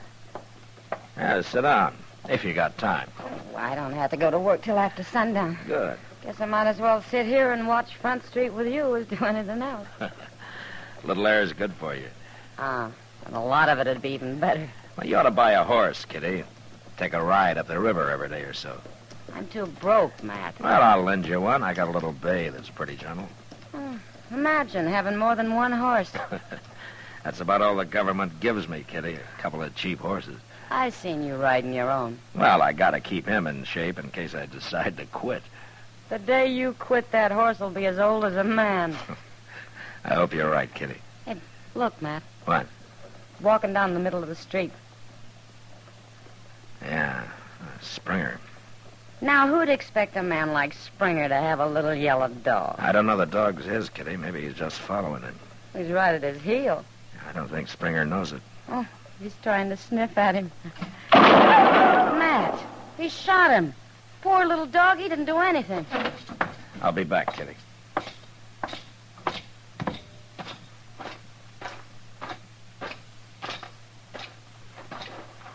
Well, what do you want, Marshal? It's just a dog.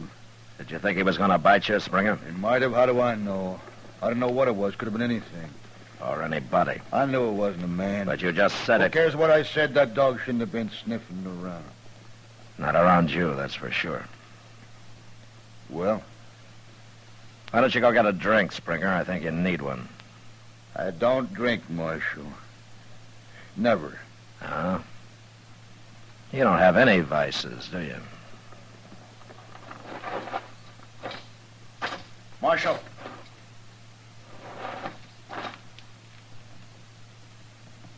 Nothing. Go ahead.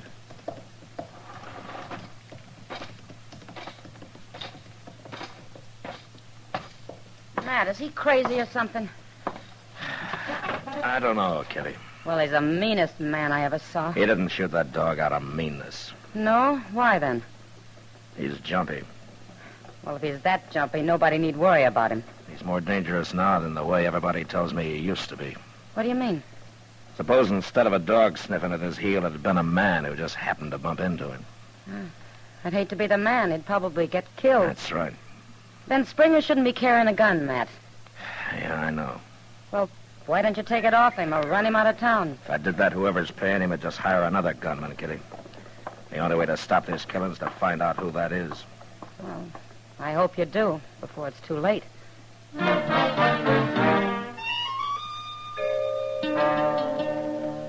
That night, I had Chester follow Springer around, keep an eye on him. But all he did was to buck the faro bank for a few hours and then go to bed earlier than the most respectable citizens. The next day, Chester went back to trailing him while I sat in the office and tried to figure a way to trap him into telling me who'd hired him. By mid-afternoon, I was no further than when I'd started. The only idea I had was to choke it out of him.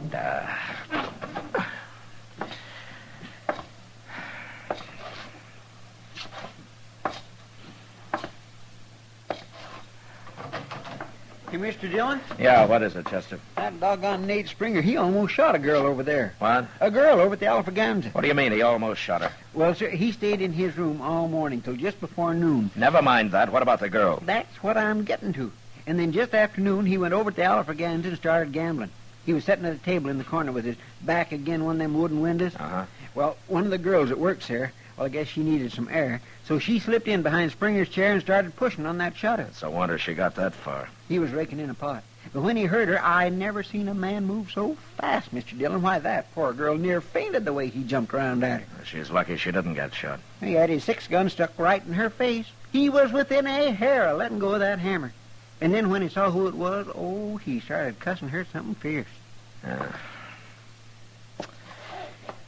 Well, he's getting worse. He's going to kill somebody, sure, acting that way. Yeah. And it won't even be the one he come here to kill. Oh, fancy him about to shoot a woman. Well, I guess I can't wait any longer, Chester. What you going to do? I'm going to try to shame him first. If that doesn't make him talk, I'm going to have to run him out of town.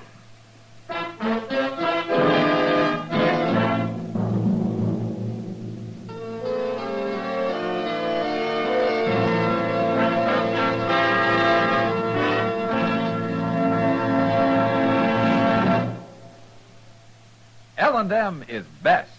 Stands out from all the rest. L&M's got everything. Everything? Everything. Best flavor? L&M stands out for flavor. The miracle tip draws easy. Lets you enjoy all the taste. Best filter? L&M stands out for effective filtration. No filter compares with L&M's pure white miracle tip for quality or effectiveness. Best tobacco? Highest quality tobaccos. Low nicotine tobaccos. L&M tobaccos. Light and mild. Every way, L&M is best. Stands out from all the rest. How easy they draw. How mild they are. L&M's got everything. King size or regular, L&M is America's best filter tip cigarette.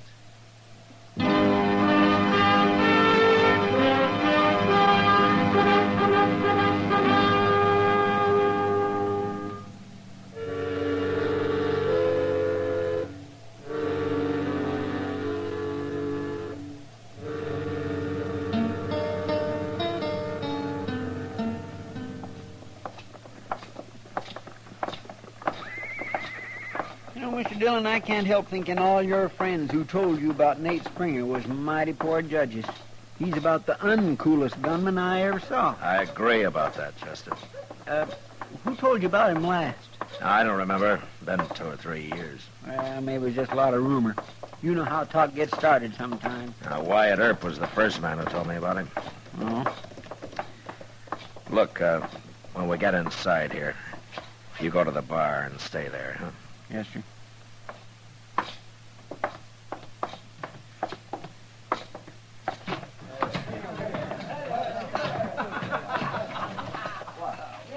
There he is, Mr. Dillon.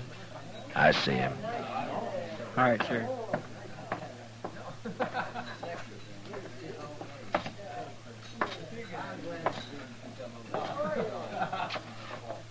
Springer? Springer, come over here.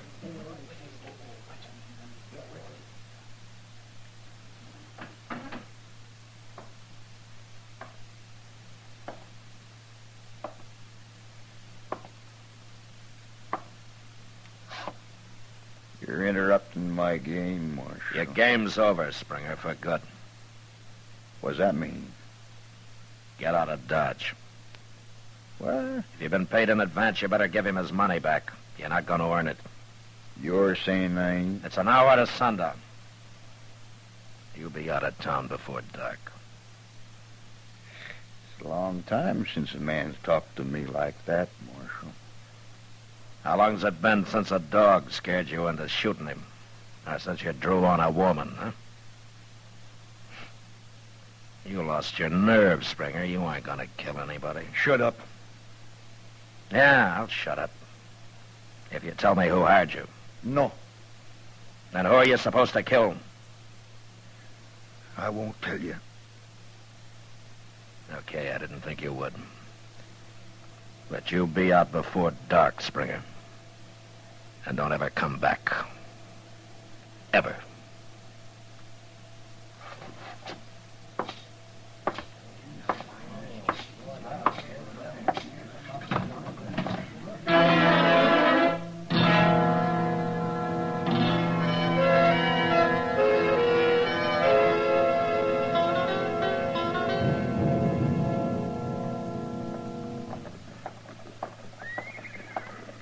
Oh, hello, Matt.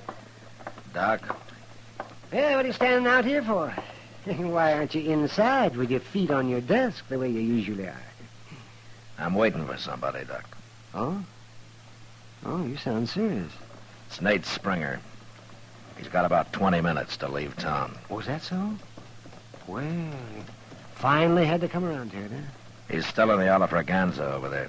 If he doesn't come out before dark, I'm going in after him. Yeah. Oh, here comes somebody. Huh?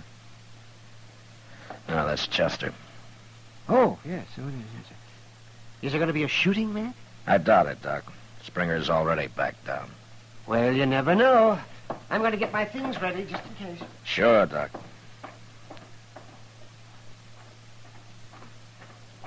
Hey, Mr. Dillon, I thought I'd better come tell you. What, Chester? Springer's been bellied up at that bar for the last half hour. He has? He's been taking on one glass after another. Doc was right. You never know. What? He's getting ready to use his gun, Chester. And I'm going over and stop him. Hey, look. He just come out. Yeah. He's headed this way. You stay here.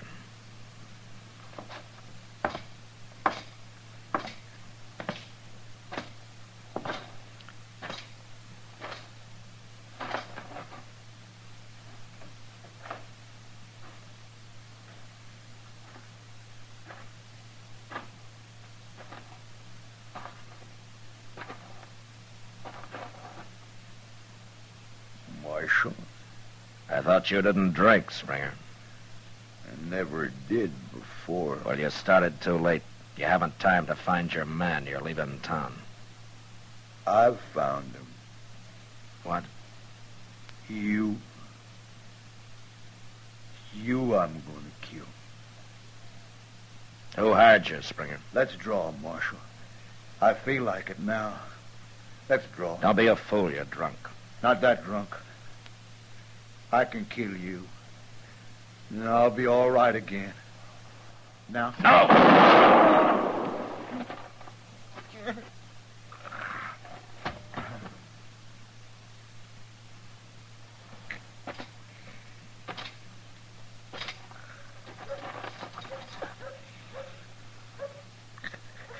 You shouldn't have tried it, Springer. I had to. Why? Yuma prison. 2 years. I come out scared. lost my nerve in that prison. Then why did you take this job? I had to. Who hired you, Springer? I did, Marshal. I hired me. I had to face somebody like you to get my nerve back. Don't you understand? Yeah, I understand. It didn't work. No. And I paid everything I had for it. It cost me everything in the world.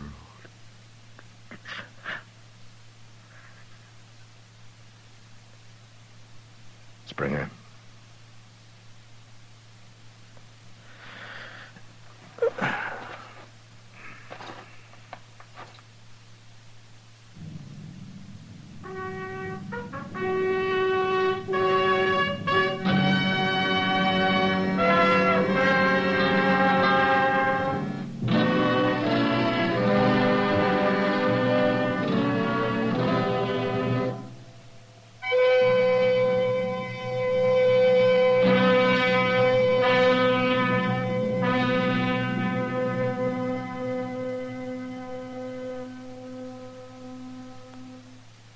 And now our star, William Conrad. Thank you, George.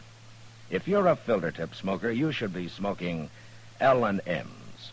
When you try L&M's, the first thing you'll notice is how mild they are, how easy they draw. With L&M's pure white miracle tip, you enjoy all the taste. Try L&M's today. You'll like them.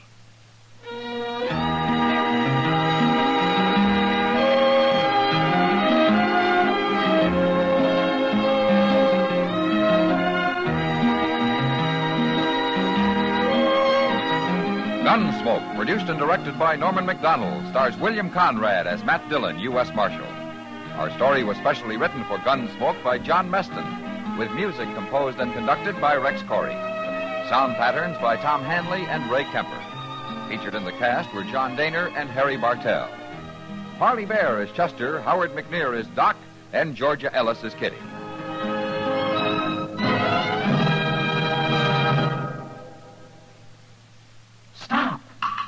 Start smoking with a smile, with Chesterfield, smiling all the while, with Chesterfield. Put a smile in your smoking, just give 'em a try.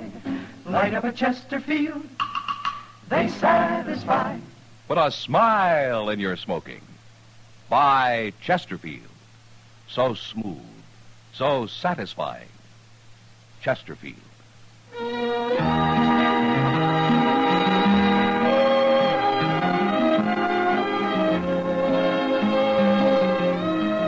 You'll also enjoy Chesterfield's great radio shows. Perry Como sings all the top tunes on CBS Radio every Monday, Wednesday, and Friday. Jack Webb stars in Dragnet on Tuesday nights. Check your local listings. Remember, listen again next week for another transcribed story of the Western frontier when Marshal Matt Dillon, Chester Proudfoot, Doc, and Kitty, together with all the other hard-living citizens of Dodge, will be with you once more. It's America growing west in the 1870s. It's drama. It's Gunsmoke. Brought to you by L&M Filters.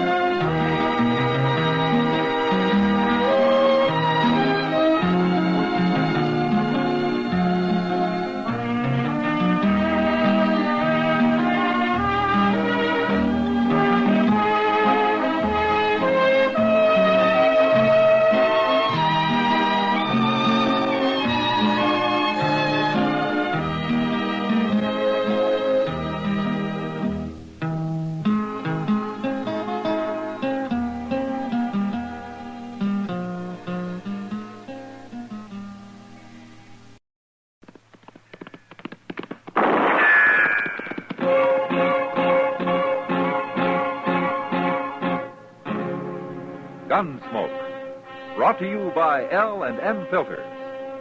This is it. L&M is best. Stands out from all the rest.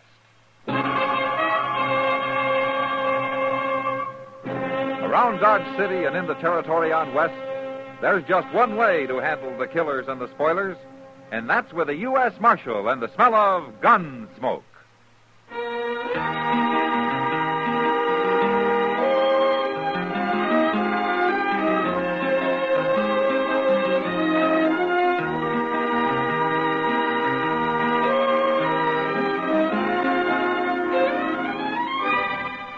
Gunsmoke, starring William Conrad. A transcribed story of the violence that moved west with young America. And the story of a man who moved with it. I'm that man, Matt Dillon, United States Marshal. The first man they look for and the last they want to meet. It's a chancy job, and it makes a man watchful and a little lonely.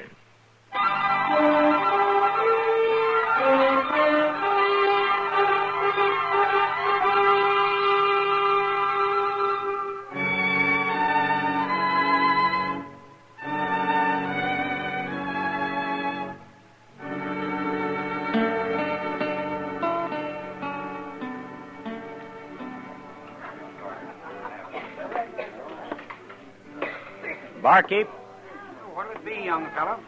draw me a beer, will you? Got it right here. That looks mighty good. Right, huh? Far enough. I ain't seen you around Dodge before. No. There you are. Thanks. Take it out of that, will you? Take two out of that, barkeep. I'm having a beer, too. Any objections? Give him a beer, barkeep. Now, that's right smart of you, fella. I ain't looking for trouble. Of course you ain't. Not with Jake Kroll, you ain't. Not with anybody, mister. I said my name was Kroll, didn't I? I heard it. Well, maybe you ain't so smart as I thought. Barkeep, I'll have a shot of whiskey with that beer. What about it, young fellow? You buying him whiskey, too? Anybody drinks with me drinks what I drink. Bring me the beer, barkeep. Okay.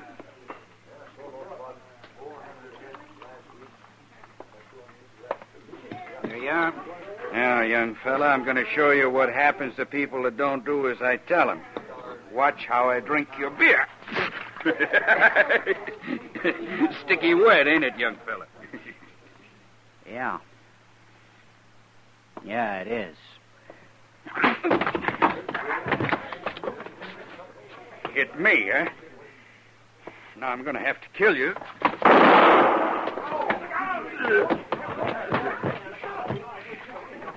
Killed him.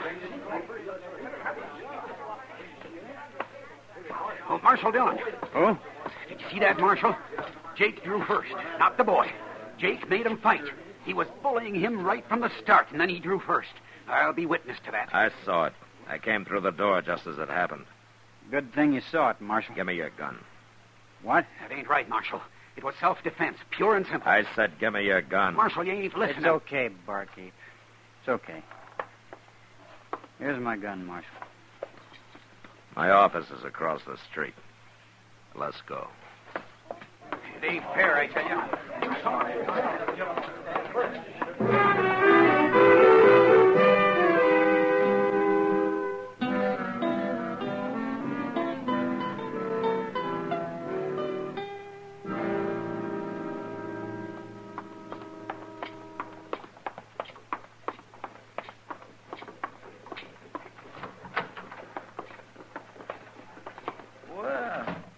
Who's this you got, Mr. Dillon? I don't know, Chester. I heard the shot.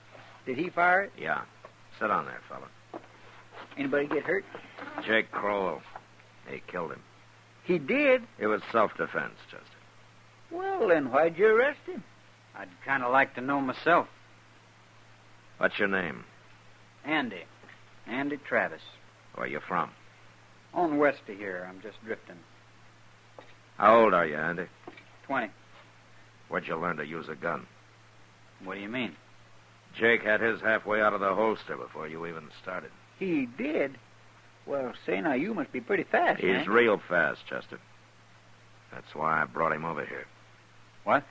I'm not arresting you, Andy. I wanted to see what you're like. What I'm like? Why? It happened to me once, Andy. And it's happening to you. Anybody that can use a gun the way you can has to make a choice. You can go on using it, or you can quit before you got blood all over you. I don't like killing people, Marshal. I've done it before. I had to, same as today. But I don't like it. How'd you get so good? Practice. All my life I've practiced.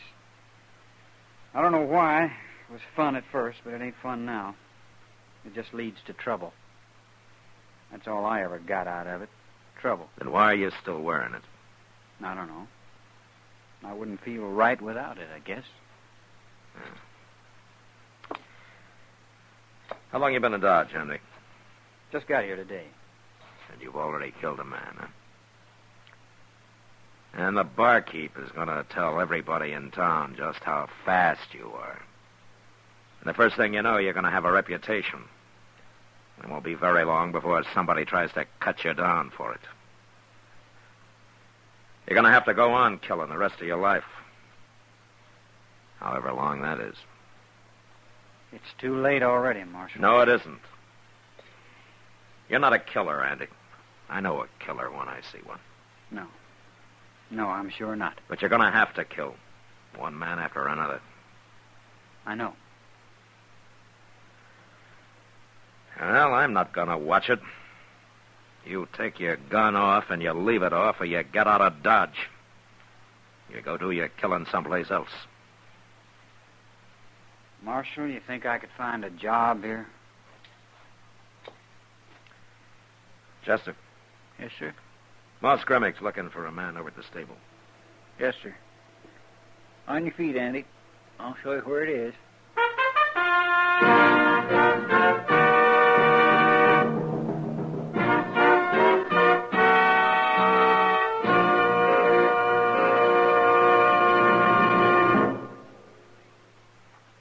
This is it, L&M filters. It stands out from all the rest.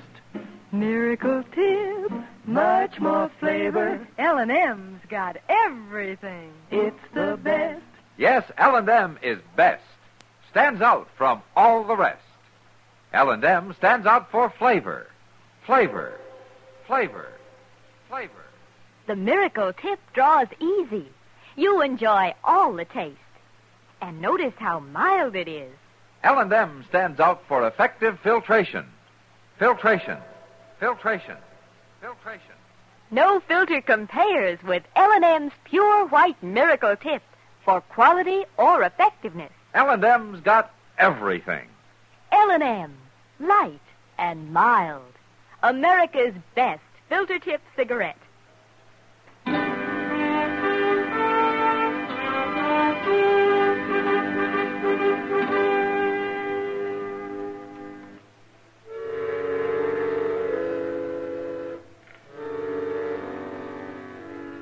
Andy didn't say anything. He just got up and followed Chester out of the office, leaving his gun with me. I unloaded it, threw it in a drawer. And I hoped it'd stay there forever.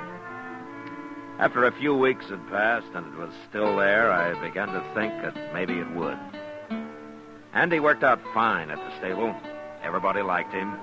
And Moss Grimmick soon trusted him enough to let him run things by himself, while Moss started to get in more fishing than he had in years.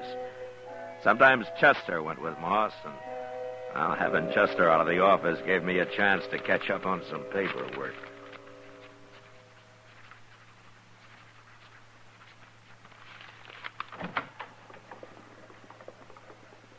This the marshal's office? Yeah, come in, come in. You the marshal? What can I do for you? Remember me. What? Remember me next time you see me. I mean it. Take a good look, Marshal.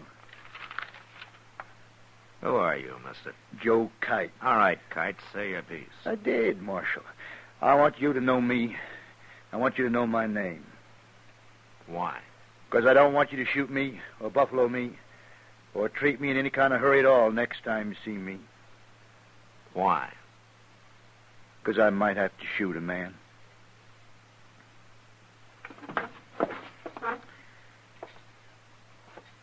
What are you talking about? I can't tell you now.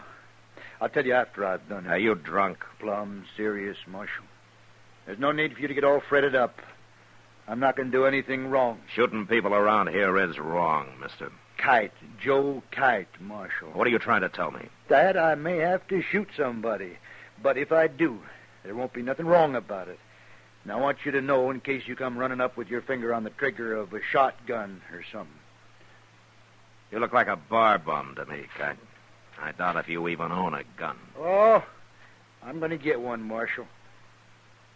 I see you wearing a gun, and I'll take it off you and throw it away. Now, Marshal, that's no way to Get talk. out of here. All right. But you're going to talk different, Marshal.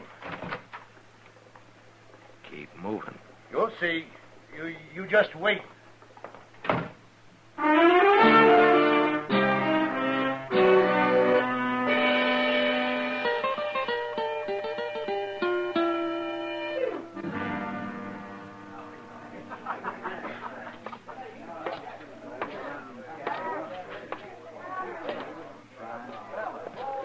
Chester. What do you... Ah. Hello, Mr. Dillon. What are you looking so guilty about? Well, I'm not. Nothing. A man spends all day out fishing. He deserves a little beer afterwards, doesn't he? Yes, sir. Where's Moss Grimmick? Well, he went back to the stable so his Andy could get away for a while. Andy's sitting over there with Miss Kitty. Oh. Did you catch any fish? Yes, sir. Yes, we did. We got a whole sack full, Mr. Dillon. All catfish. Good, good. Well, you finish your beer, Chester. I'll be back in a few minutes. Okay, sir.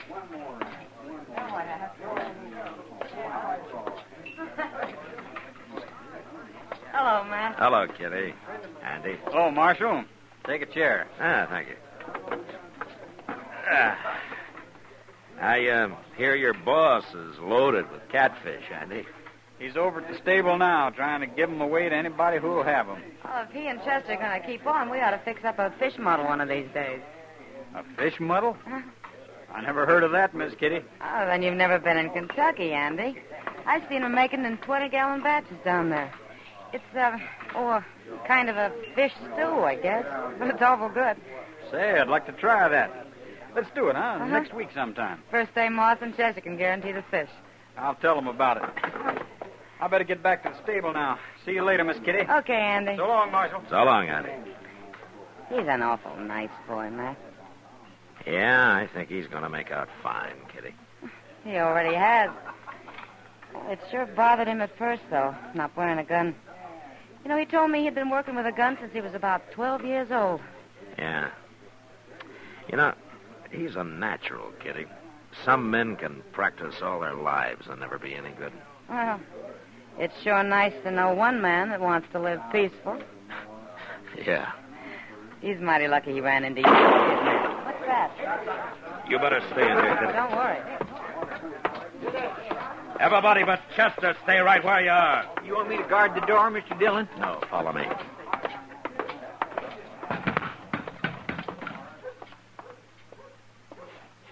What's Andy? That fella shot him. I never saw that man before, Mr. Dillon. His name's Joe Kite. Joe Kite? Yeah.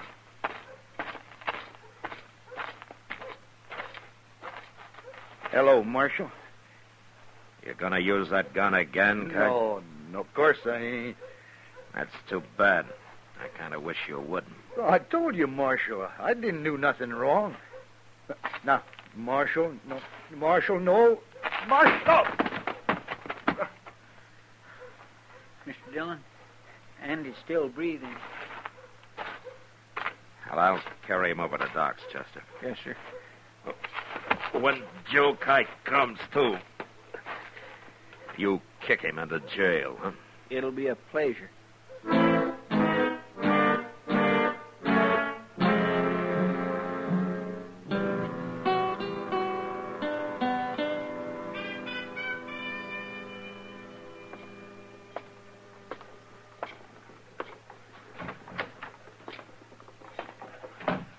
How's Andy feeling, Mr. Dillon? Doc doesn't think he has much chance, Chester. Won't even let me talk to him. Clean murder. That's what it was. Did Kite say anything? He started to, but I told him to shut his head or I'd buffalo him. Well, I'll talk to him now.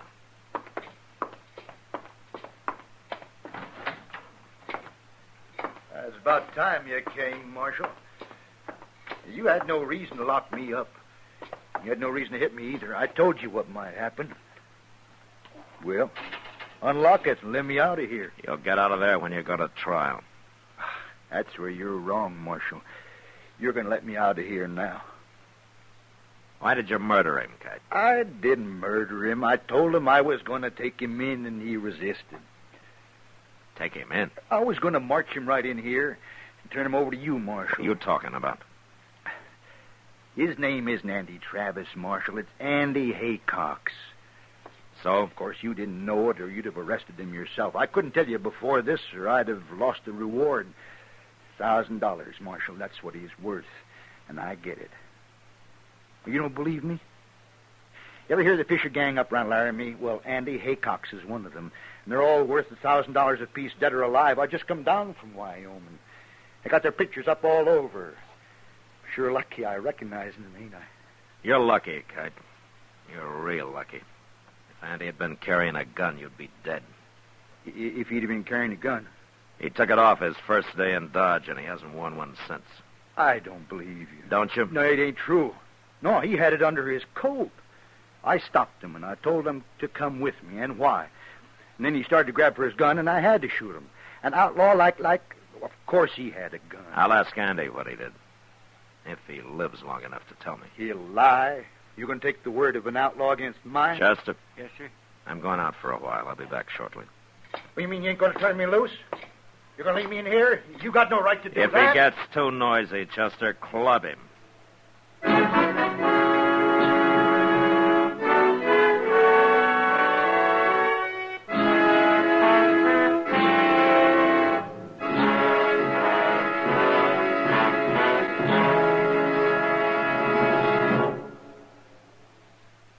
L&M is best. Stands out from all the rest.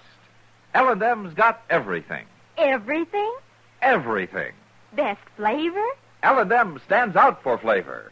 The miracle tip draws easy. Lets you enjoy all the taste. Best filter? L&M stands out for effective filtration.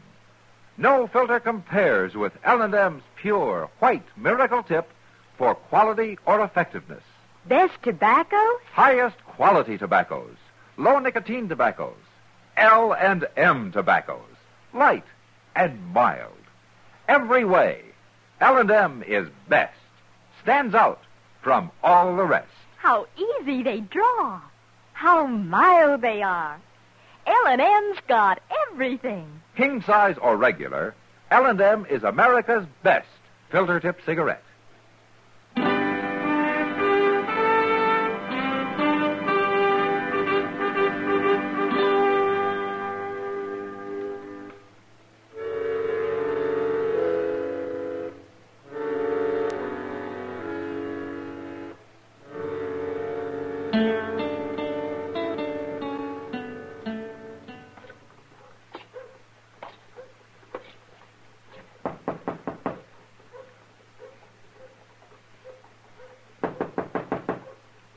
Who is it? It's Matt, Doc.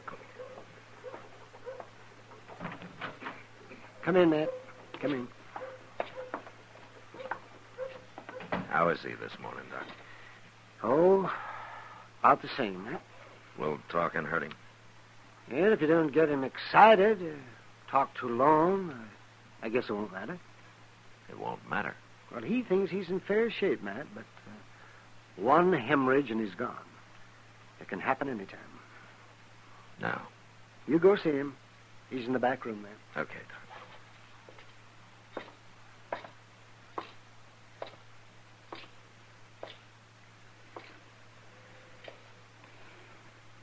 Hello, Andy.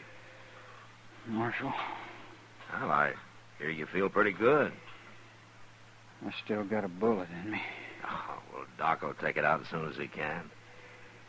It wouldn't be there if I hadn't forgot I wasn't carrying a gun. I just naturally went for it, and it wasn't there. So he shot me. Yeah. I guess he's told you about me, Marshal. He said that you're wanted up in Laramie. Dead or alive. That's what them posters said. You were part of a gang, Andy. Long enough for him to put up a reward for me. But I quit, Marshal. I quit. What do you mean? Fisher and them fellas. I told them I was through. They tried to stop me, but I said I'd shoot my way out if I had to. So they let me go. You quit the gang? That's what I'm telling you. Well, why did you quit? They killed a fellow one night after they robbed him. I don't like killing people like that, Marshal. I had to quit. You should have told me, Andy. Maybe I could have done something. It's going to make you look bad now, ain't it, Marshal? Being friends and helping me and all. No, it won't, Andy. And I wouldn't care if it did. First time in my life anybody ever done anything for me. I'm sorry it didn't work out, Marshal. Everything's going to be just fine, Andy. Don't you worry about it. No, it ain't, Marshal.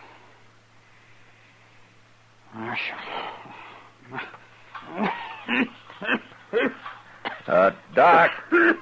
Doc, come in here, will you?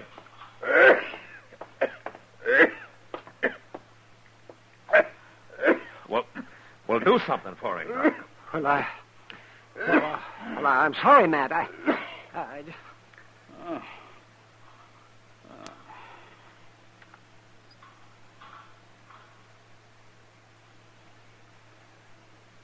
He's dead, Matt. Matt?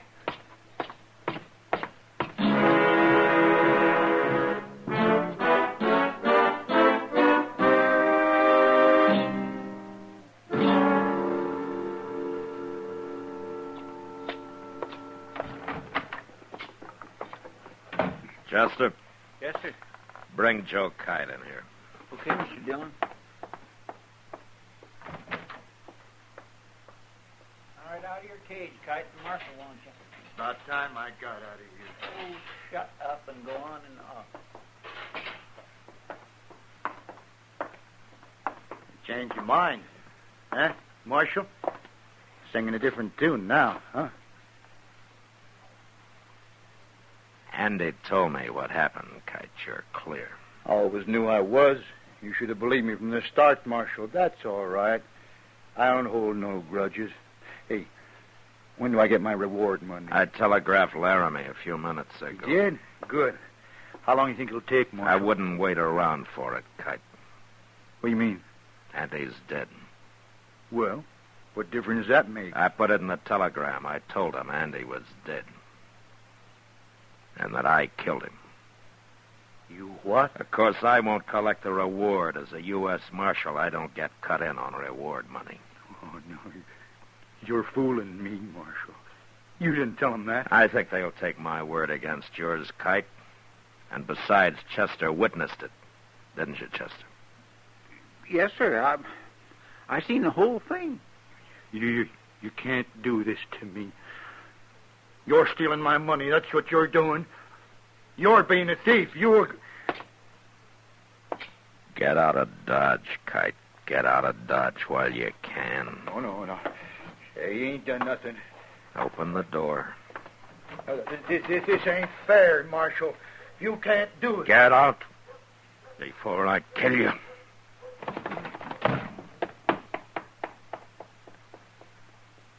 Mr. Dillon, I'm sure I'm sorry to hear about Andy.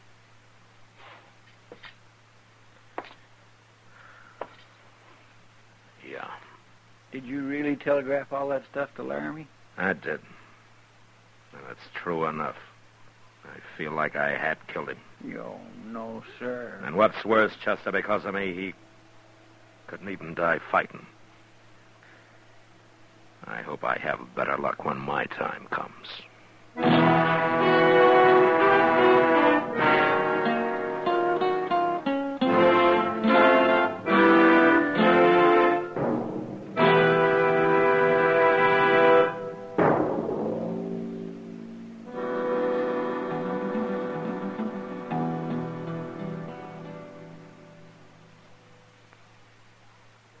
And now our star, William Conrad.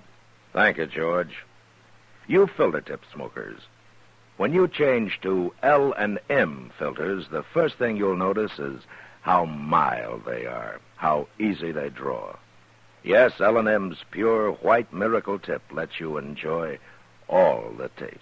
No filter compares with it for quality or effectiveness. Try L&M's right now. They're great.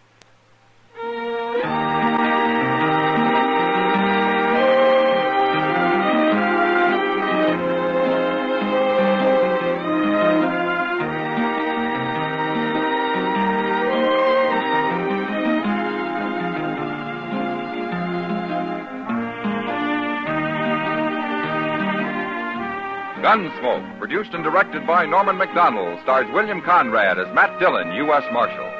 Our story was specially written for Gunsmoke by John Meston, with music composed and conducted by Rex Corey. Sound patterns by Tom Handley and Ray Kemper. Featured in the cast were Sam Edwards, Joe Duvall, John Daner, and Vic Perrin. Harley Bear is Chester, Howard McNear is Doc, and Georgia Ellis is Kitty.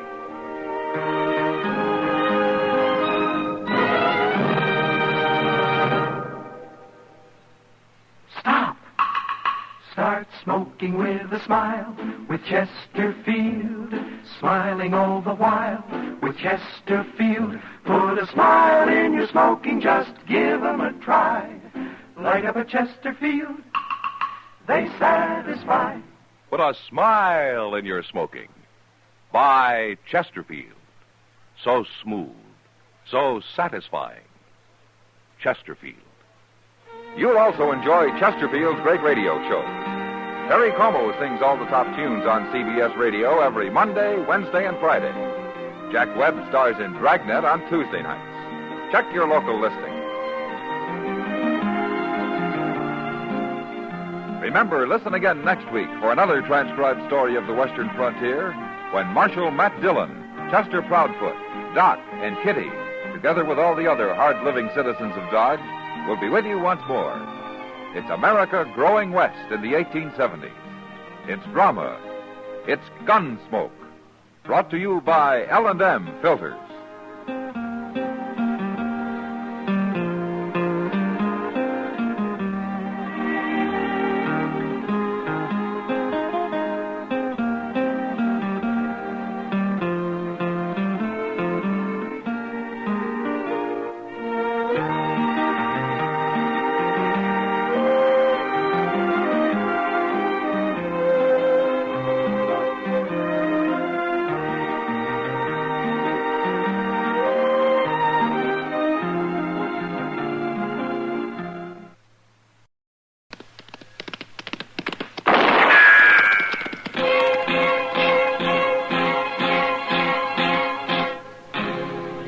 Gunsmoke, brought to you by L&M Filters. This is it. L&M is best, stands out from all the rest. Around Dodge City and in the territory on west, there's just one way to handle the killers and the spoilers, and that's with a U.S. Marshal and the smell of Gunsmoke.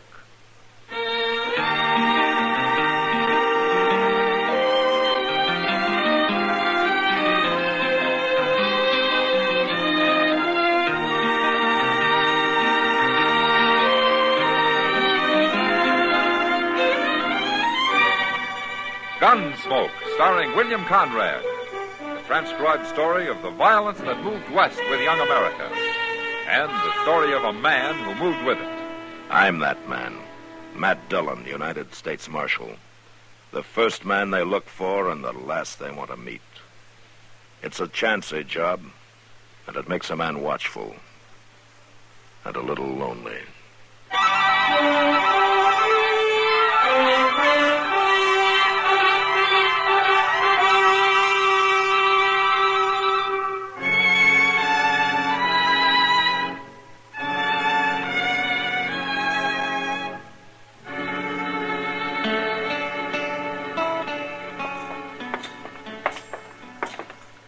Well, the train's already in, Mr. Dillon. Ah, good.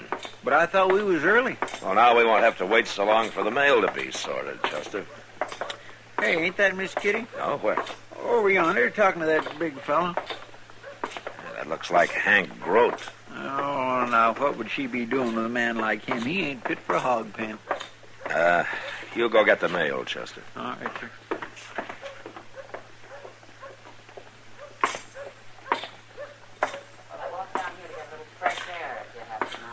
I'll walk back with you. You will not.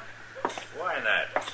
You'll kill the air around it, Grote. I'd suffocate. Well, now, you can't talk to me that Take way. your hand off her. What? Oh. What are you nosing in for, Marshal? You're lucky he is. I was about to jab this parasol in your eye. That'd be just like one of your kind. Get out of here, Grote. Go on, before I kill you. You mean it, don't you? You would kill me. It's a good thing you're wearing a gun, Marshal. And you better go on wearing it, too. I'm sorry I got you into this, Matt. Ah, you didn't get me into it, Kitty. Besides, I don't think there's a man in Dodge that wouldn't appreciate a chance to put a hole in Hank Grote. Well, the sooner the better. Hey, who's the girl with Chester? What? Well, I don't know. I never saw her before. Pretty little thing, isn't she? Yeah, she sure is. Well, hello, Miss Kitty. Hello, Chester. This here's Ann Cabot. How do you do, Ann? How do you do, Kitty? And this is the man you're looking for. This is Marshal Dillon. Hello, Marshal. Ah, it's a pleasure, Miss Cabot. Anne, please. All right. Chester says you were looking for me. I think so. As the U.S. Marshal in Dodge, you seem the logical person to help me. Well, I'll be glad to help you if I can. I've come from Connecticut, Marshal. Oh? I'm looking for Jack Schomer. Jack Schomer? You know him? Well, Wait a minute, Chester. Yeah, we know him, man. He's here. Well, no, not at the moment. He had to ride up north somewhere. Oh. But he'll be back. Oh, yeah, I think so. Look, I'll tell you what, Ann. I'll try to get word to him that you're here. I think I can do that. Oh, thank you, Marshal, but... Well, he's not expecting me. Maybe I just better wait. It might upset him otherwise. Well, sure. Why don't you do that? You got a place to stay? No, I haven't. Well, there's an extra room over where I live. Is there? Well, I work at the Long Branch, and it's a saloon on Front Street. Oh. But the rooms aren't too close. Quiet there. Nobody will bother you. Thank you, Kitty. Well, come on, then. We'll find somebody to carry your things over. I think Matt and Chester are going to be busy. Yeah, we are. Goodbye, Miss Cabot. Goodbye, Ann. Goodbye. I'll talk to you later, Matt. Okay. It's not very far. You can walk from one end of this town to the other in about 5 minutes. Oh, my goodness, Mr. Dillon. Jack Schomer. Let's go find him, Chester. That poor girl. We'll take Doc with us. Maybe he can do something.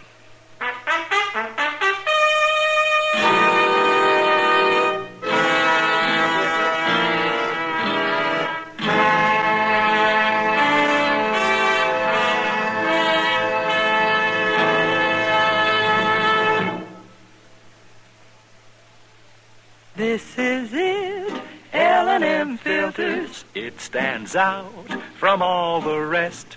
Miracle tip, much more flavor. L&M's got everything. It's the best. L&M is best. Stands out from all the rest. L&M's got everything. Everything? Everything. Best flavor? L&M stands out for flavor. The Miracle Tip draws easy. Lets you enjoy all the taste. Best filter? L&M stands out for effective filtration. No filter compares with L&M's pure white miracle tip for quality or effectiveness.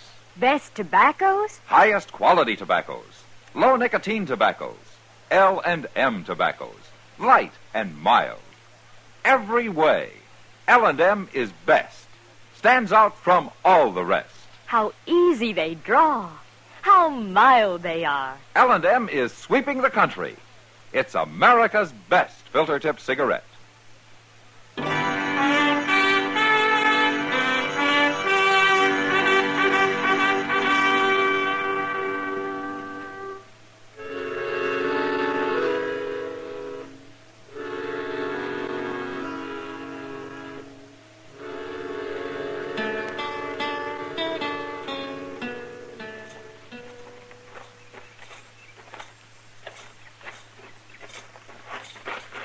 That is the meanest-looking shack I ever saw, Matt.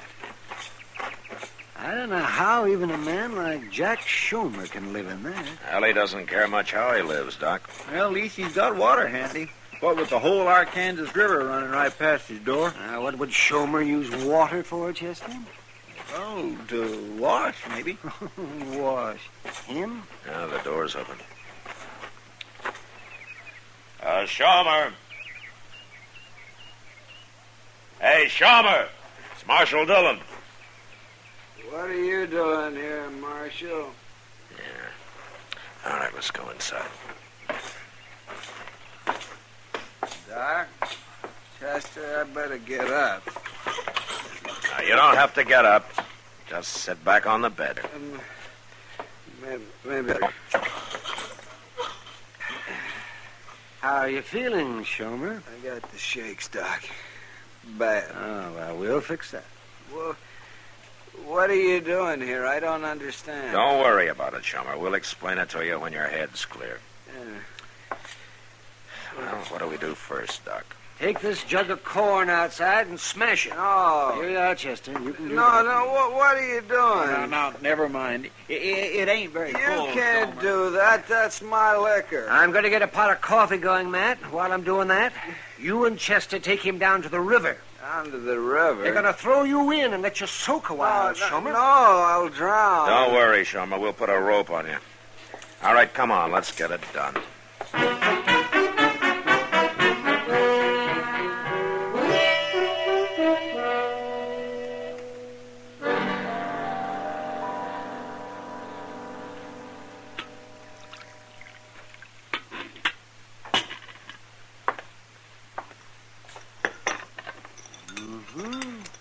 Have some more coffee, Schomer. Oh, I've been drinking coffee all day long, Doc. I must have had a barrel of it. It's whiskey that comes in barrels, Schomer. Drink your coffee.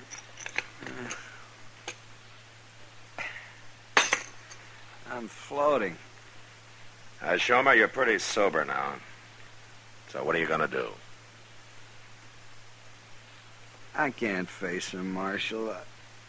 I'd give anything to see her, but I can't do it. I'm no good for her the way I am now. What happened to you, Schomer? What went wrong? The land. The land went wrong, or I went wrong on it. I don't know. Anyway, it beat me, Doc. I was going to start a homestead and then send for Ann, but I couldn't make it. I had to give up. I even quit writing to her about a year ago. You're not the first man this country broke. It's more than that, Marshal. Most men who quit find something else to do, but with me, it's like I lost everything. I couldn't face people anymore. Then that night I got into a fight at the Long Branch. You heard about that. Yeah, I heard. I ran away. Couldn't stand up to it. I guess I'm a coward. Everybody says I am. Every man's been a coward at one time or another, Schomer. But it doesn't have to last. It's lasted with me. How could I face Ann knowing I'm a failure and a coward to boot? Well, you can prove you're not a coward just by going to see her. try it. Women have a way of understanding these things. Well, I don't know, Doc. All right, Shomer. We'll tell her you're in the horse trading business. That's why you're out of town. But you'll have to tell her the truth. If you see her. I'm only half a man. Well, it's up to you. You think on it. But don't take too long.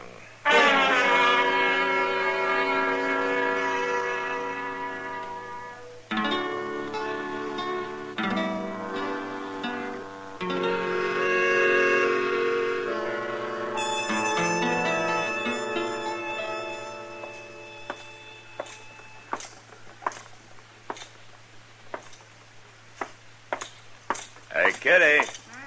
Hey, Kitty. Hello, Matt. Ann and I have been looking the town over, such as it is. Oh, well, what do you think of Dodge, Ann? Well, at least it's not as wild as I expected. I keep telling her the real troublemakers don't even get up till sundown. Don't let her scare you, Ann. Now, don't worry about Ann. She doesn't scare easy. Marshal, you haven't heard anything about Jack, when he'll be back? Well, Jack Shomer's a busy man, Ann. He's up north somewhere, like I said. He trades horses, you know. No, I didn't. He'll probably be back in a day or so. I can wait. I'm used to waiting. It won't be long, Ann. No. Oh, Kitty, look. Are those the kind of bonnets you were telling me about in the window over there? Those are the ones. If Mr. Jonas doesn't have them marked up too high. Well, there's some price tags on them. Excuse me. Where's Shomer, Matt? We sobered him up. He's doing some thinking now. Sitting in that shack of his? Yeah. Kitty, they're all $1.50. Is that too high? No, that's fair. We'll go in and try one on you in a minute. Oh, good. I wish Shomer'd hurry up, Matt. I hate playing this kind of game with a girl like that. Yeah, I know. Hey, I ain't seen you in Dodge before. No, you haven't. Matt. My name's Hank Root, miss. What's yours? Stay here, Kitty. I'm not accustomed to meeting men this way, sir. Oh, now don't get like that. Grote. I ain't doing nothing, Marshal. I'm only talking to the lady. You leave the ladies alone, Grote. All of them. And if I have any more trouble with you, I'm going to run you out of Dodge for good. Now get moving. You want them all for yourself, huh? Well, it ain't going to be that way. You'll see. Thank you, Marshal. I'm afraid they're not all gentlemen out here, Ann. When are you going to get around to shooting him, Matt? If I'm going to stay out here, I guess I'll have to learn to handle men like that. Well, you won't run into anybody worse than Hank Grote. No, and if he bothers you again, Ann, you let me know. Right away, huh? I certainly will, Marshal. Okay. Now you two go buy your bonnets, huh? Goodbye, Marshal. Goodbye, Matt. Goodbye.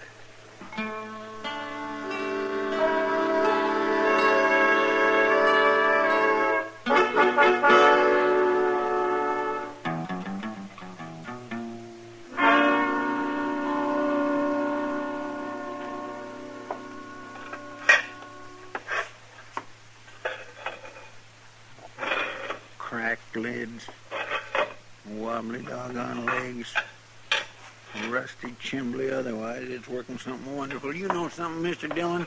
Oh, what, Chester? Next year, we're just going to have to find another stove. This one's about wore out. We can't afford a new one, Chester. Well, what about one of them hay burners? They're cheap. It takes 2 men and a boy to keep a hay-burning stove going, you know. Well, I know, but it... Well, Miss Kitty. Hello, Chester. Matt.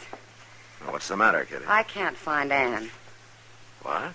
We had dinner at Delmonico's tonight, and then I had to go to work. Ann was going back to her room to do some sewing and things, but she isn't there. I don't know where she is. Well, how do you know? Have you been there? I broke a heel off my shoe, and I went over to get a different pair. I stopped by her room, and she's not there. That isn't like her, Matt. Well, you go back to work, Kitty. We'll look for her. Come on, Chester. You better find her. Yeah, we'll find her. Let me know, Matt, will you? Sure, of course I will, Kitty. Where are we going to look, Mr. Dillon? We'll go to the house first, Chester. That's where she was headed. Kitty's awful upset, ain't she? Yeah. Kitty takes a liking to somebody. She's kind of a tiger about him. Yes, sir, that sure is true. Well, I hope nothing's happened to Ann. Maybe she only went for a walk or something. Yeah, maybe. But a woman shouldn't go for a walk at night alone, should she? No. She might get lost or something. Yeah. Ought to stay indoors at night, unless she's with somebody. That's right, Chester. It's too dangerous in a place like Dodge. You don't never know what might happen, do you? No. My, Hold up a minute, Chester. I don't see nothing. On the ground over there, just out of that patch of moonlight. Oh, my goodness.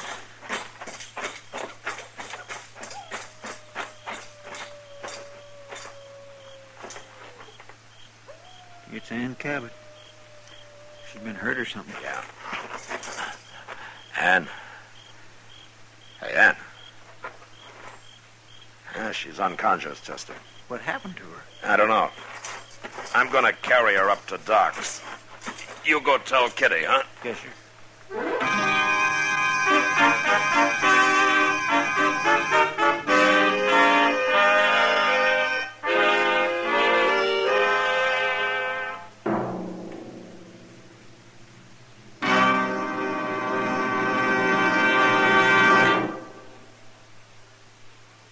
I've got L&M. I've got L&M. I've got L&M. And L&M's got everything. Best filter. No filter compares with L&M's pure, white miracle tip for quality or effectiveness. Best flavor. The Miracle Tip draws easy. Lets you enjoy all the taste. Best tobaccos. Highest quality tobaccos. Low nicotine tobaccos. L&M tobaccos. Light and mild. Today, buy L&M. It's sweeping the country because it's America's best filter tip cigarette. Yes, today, why don't you get L&M? Because L&M's got everything. This is it. L&M filters. L&M's got everything. It's the best.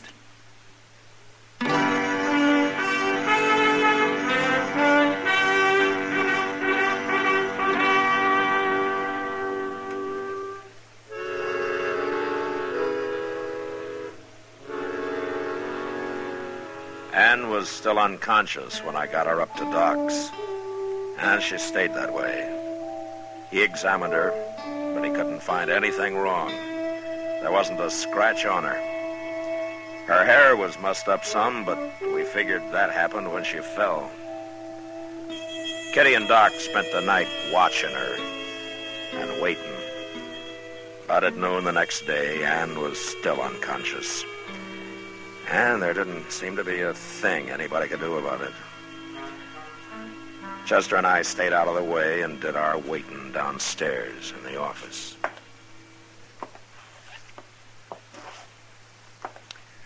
I've heard tell of people going to sleep and staying that way practically forever, Mr. Dillon. You think that's what she's got? Whoever heard of sleeping sickness around here, Chester? Well, maybe she caught it back east and brought it with her. Well, I don't know about back east. Marshal? Well, what do you know? Well, come on in.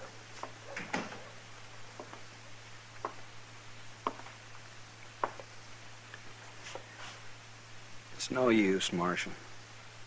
What? I came to tell you I can't do it. Oh? I'm going to go away. Maybe you can tell her I got killed or something. No, I haven't been drinking. Not a drop since you and Doc and Chester came down there. Shomer, there's something. Matt, I wanted to tell you that... Yeah, what is it, Doc? Well, Jack Shomer. Hello, Doc. It's a good thing you're here, Shomer.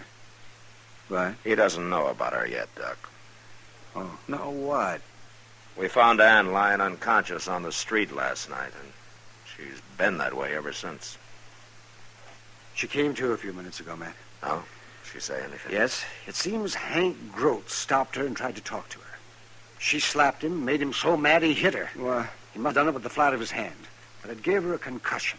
He's a mighty powerful man. Hank Grote hit Ann. I'll go get him, Doc. Well, wait a minute, and I'll go with you, Mr. Dillon. I just want to lock the door out back here. All right. I saw Grote going into the Texas Trail next door. Oh, good. I'm going back to Ann. She's in bad shape. Yeah, Doctor. Mr. Dillon, can you give me a hand out here? Yeah, I'm coming, Chester. Because the door is warped, Mr. Dillon. You'll have to shove onto it so that I can get it locked. Okay.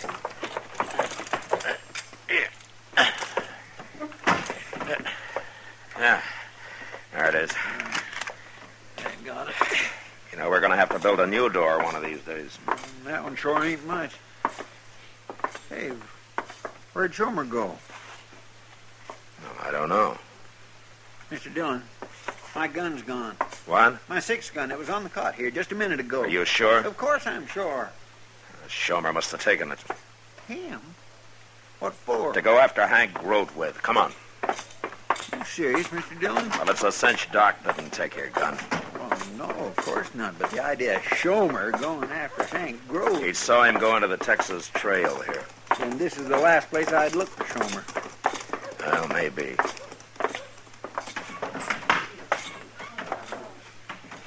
There he is. Talking to Grote over there at the bar. That gun in your belt don't scare me, Shomer. You're a coward. Everybody knows it. Maybe I've been a coward long enough. Wait a minute, Chester. I'm not carrying a gun. That proves you're a coward, Shomer. I'll get rid of the gun. I'll slide it down the bar. There. Now will you fight? You were a fool to do that. I'll kill you now. I'll kill you with my bare hands. Come on, I'm not afraid. All right, hold it. Now, you stay out of this, Marshal. It's my fight. Not anymore, Shomer. Grote's under arrest. He's my prisoner. What are you talking about? Are you coming, Grote? Yeah. I'm coming.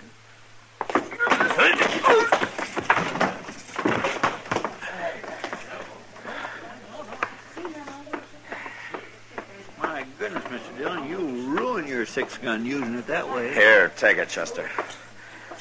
When Grote comes to, bring him to jail, huh? We'll be up to Doc's. I think Shomer's ready to talk to Ann now.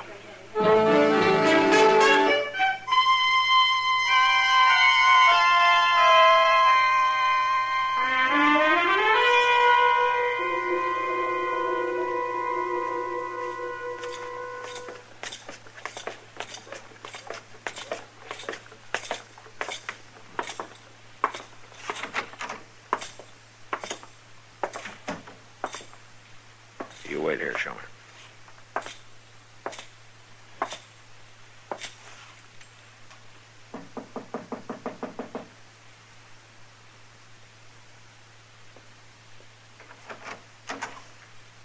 Oh. Hello, Matt. Shomer? Where's Ann, Doc?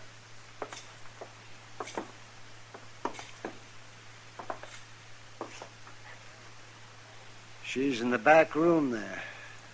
I've got to see her. Wait a minute. What? You're too late. Too late. Ann died a couple of minutes ago. No. She asked about you. She wanted to see you. I think she knew something was wrong. We didn't fool her. They should have come here first. Instead of going after Grote. Maybe. Might have helped. Didn't prove anything, did I? What do you mean? I wanted Grote to kill me, Marshal, don't you understand? That way I'd never have to tell Ann the truth about me. It was her I couldn't face.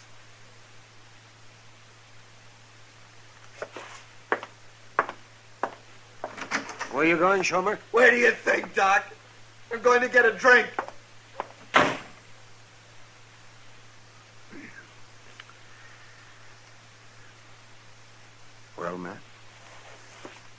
We tried, Doc.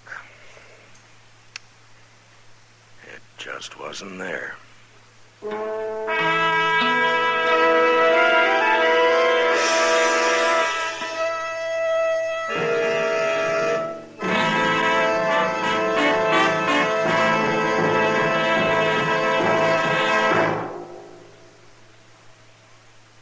And now our star, William Conrad. Thank you, George. Mild and plenty quick on the draw. That's L&M for you. And the pure white miracle tip on the business end of every L&M filters out everything but the taste of the world's finest tobaccos. All you have to do is pick up a carton of L&Ms and you'll see what I mean. L&M stands out from all the rest.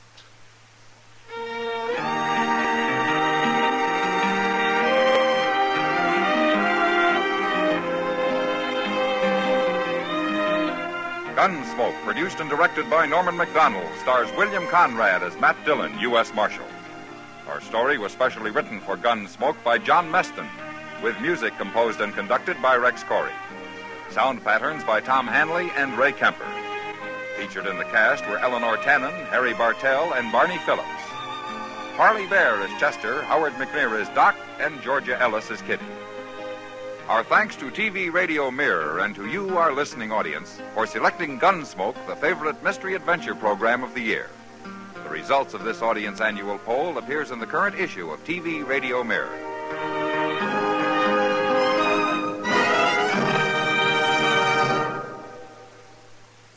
Stop! Start smoking with a smile with Chesterfield, smiling all the while with Chesterfield. Put a smile in your smoking, just give 'em a try. Light up a Chesterfield, they satisfy. Put a smile in your smoking. Buy Chesterfield. So smooth, so satisfying. Chesterfield.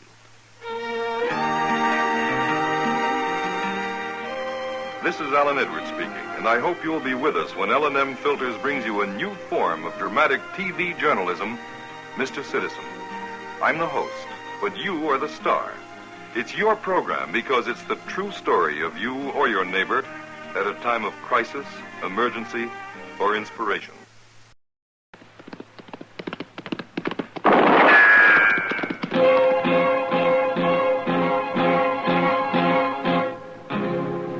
Gunsmoke, brought to you by L&M Filters. This is it. L&M is best, stands out from all the rest.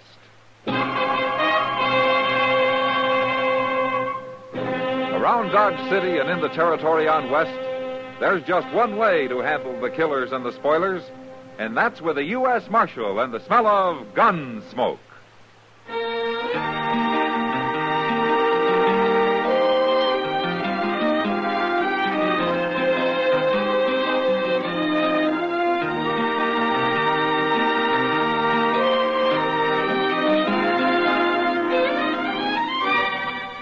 Gunsmoke, starring William Conrad. The transcribed story of the violence that moved west with young America. And the story of a man who moved with it. I'm that man, Matt Dillon, United States Marshal. The first man they look for and the last they want to meet. It's a chancy job, and it makes a man watchful and a little lonely.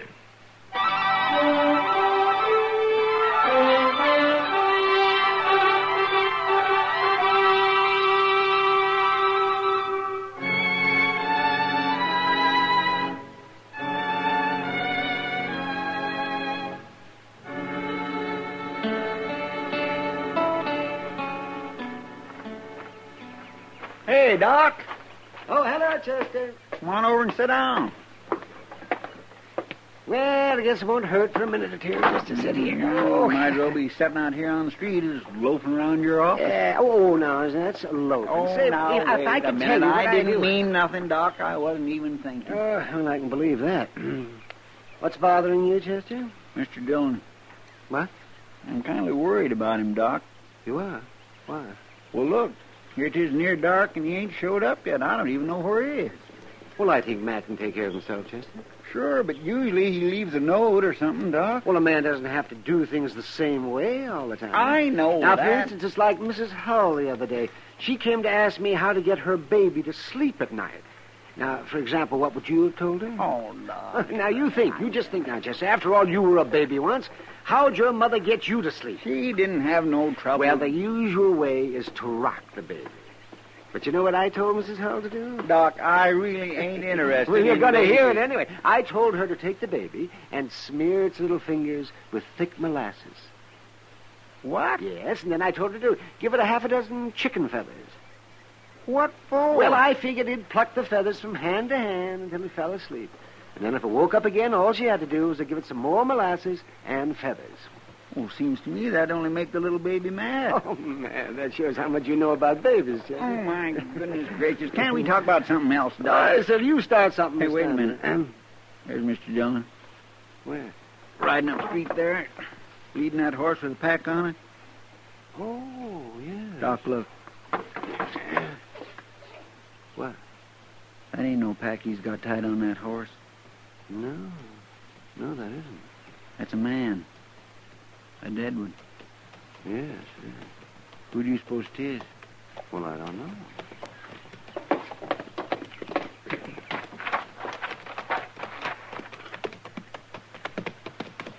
Hi, Mr. Dillon.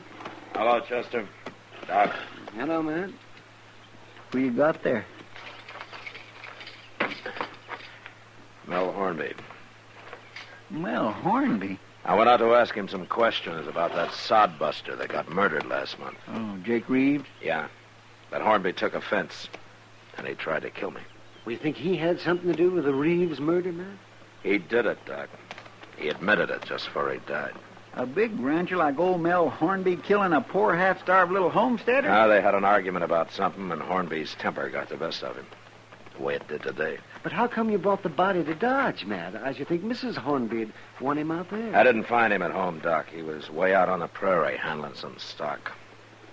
I'll get a wagon in the morning and take him back. Take him? Oh, I don't envy you. Old Mrs. Hornby's a pretty mean woman. Yeah, I know. You better let Chester do that. She can't blame him for anything. No. I'll do it, Doc. I killed him.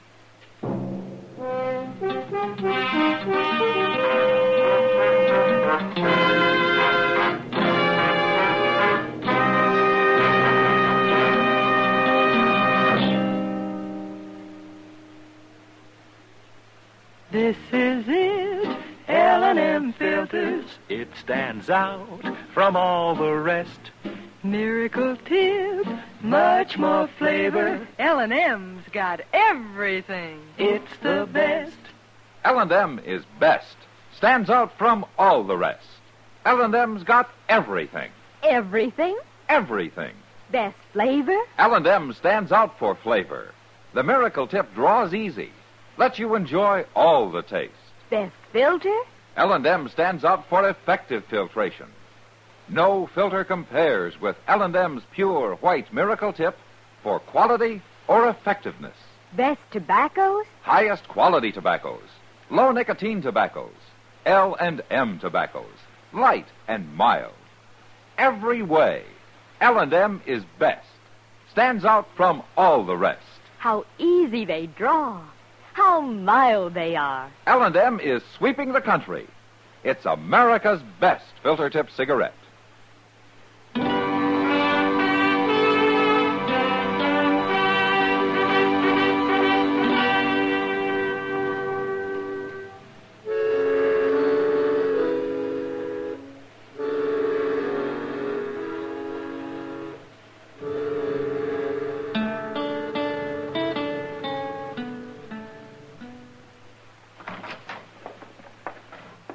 Mr. Dillon.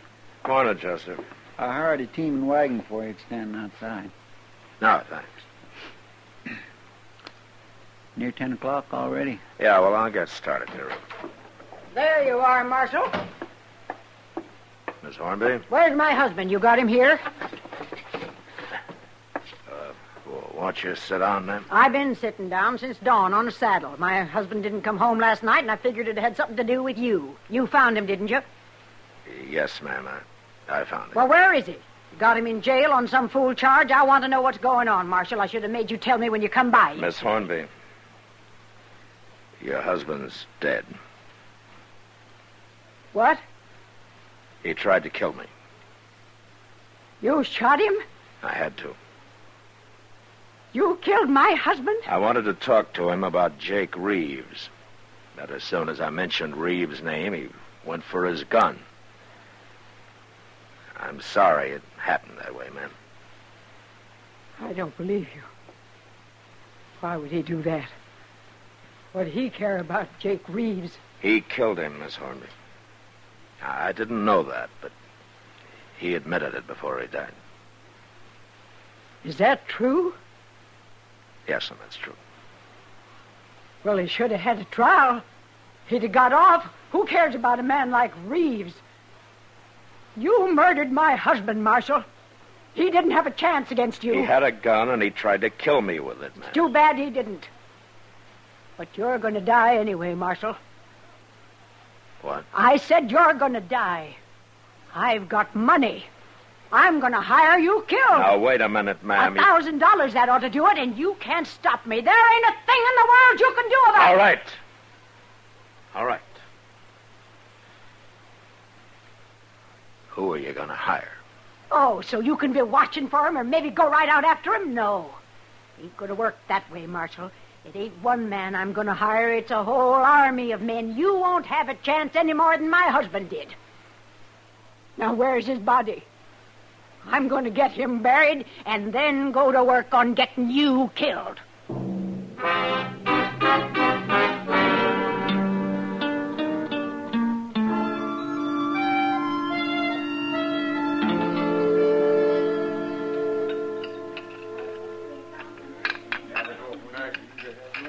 More coffee, Matt? No, thanks, Kitty. I think I've had enough. Hey, that was a good dinner, wasn't it? Matt, you're awful calm for a man who's been threatened the way you have. Miss Hornby? Don't you think she meant what she said yesterday? Well, I don't know where she's going to hire an army for $1,000. But I suppose it is some kind of a compliment. She thinks that I'm that hard to kill. Well, you're not taking this very serious, Matt. Now, there's nothing I can do, Kitty, until I find out what she's up to. Well, maybe she's just crazy. She sure sounds like it. Yeah, maybe. Where'd she bury him, Matt? She take him back to the ranch? No. No, she buried him up on Boot Hill. Boot Hill? She said if that's the way he got killed, that's the place he was going to get buried. Sounds like she was mad at him. I think it was shame, Kitty. She wasn't very proud of her husband getting shot down like an ordinary lawbreaker. That's a pretty easy word for a murderer. I don't think his killing Jake Reeves meant a thing to her, Kitty. Why, he might as well have shot a horse for all she cared. All she cares about herself. Mr. Dillon. Hello, Miss Kitty. Hello, Chester. Sit down and have some coffee.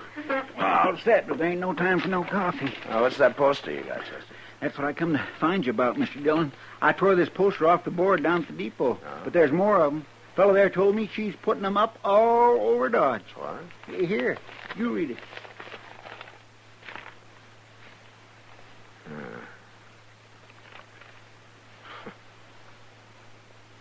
$1,000 reward to the first man that can prove Matt Dillon is dead. He doesn't have to prove anything else. Money is in safe at Dodge House and will be paid in cash immediately. Signed, Mrs. Mel Hornby. Matt, she can't get by with that. You can put her in jail. You sure can. And I'll go around and tear down the rest of them posters, Mr. No, Dillon. No, Chester. Too many people have read them by now. And some of them are probably already thinking about it. And put her in jail till she takes it back, Matt. Make her print up some more saying it isn't true. You think she'd do that, Kitty?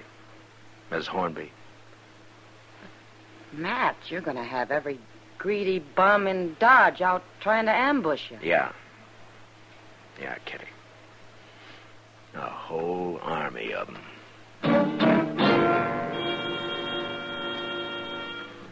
I spent the next couple of days looking over one shoulder everywhere I went, sitting with my back to the wall, keeping away from windows.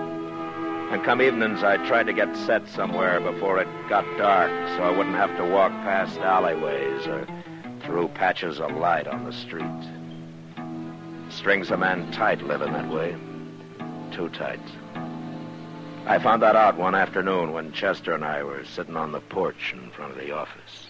I locked the door out back, Mr. Dillon. At least ain't nobody going to come up on you that way. Oh, good, Chester. Wouldn't you be better off sitting inside? Out here, I can see what's going on. You couldn't see a man with a rifle if he was hid out in one of them buildings across the street. No. And I can't dig a hole and hide in it either. Oh, sure. Look yonder at that fool kid. He's going to run somebody down riding that way. He's trying to ride like an Indian. Look how low he's bent. Hey, he's got a gun in his hand. Hey, Doc Chester!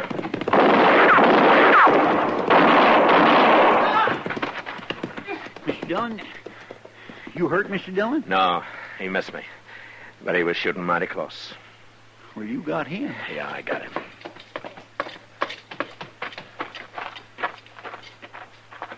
That kid must be crazy. Riding by like that and trying to shoot you? Yeah. Say, you don't suppose... I don't know, Chester.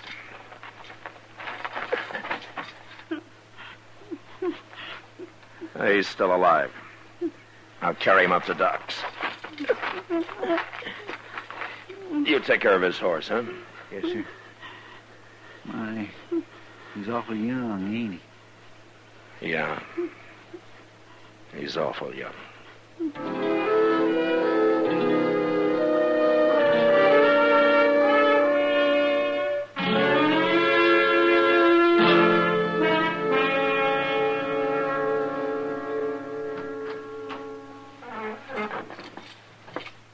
How is he, Doc? Come on in, Matt. He's conscious now, but I don't know how long it'll last. Is he gonna die? You better hurry if you want to talk to him, Matt. Oh. Okay.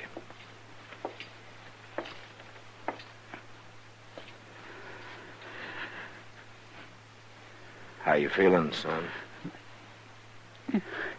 Bad. Real bad, Marshal. Doc will take good care of you. Who are you? What's your name? Can't tell you my name. Why not? My name don't matter. All right. But you tried to shoot me. Why? Reward. $1,000. We needed that money. We needed it bad. Who needed it? I seen you sitting there. Then I went and got my horse. I almost killed you. But I'm sorry I did it. I'm real sorry. Don't worry about that now. Everything's going to be... I'm a... Marshal.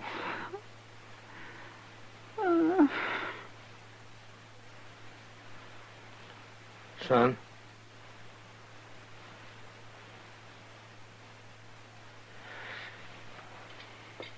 Doc? I'm right here, Matt. He's dead. Nobody could have saved him. No. How old would you say he was, Doc? Oh, 15, maybe. It's not your fault, Matt. I killed him. No, Matt. I'm going over to the Dodge house, Doc. Mrs. Hornby? Yeah.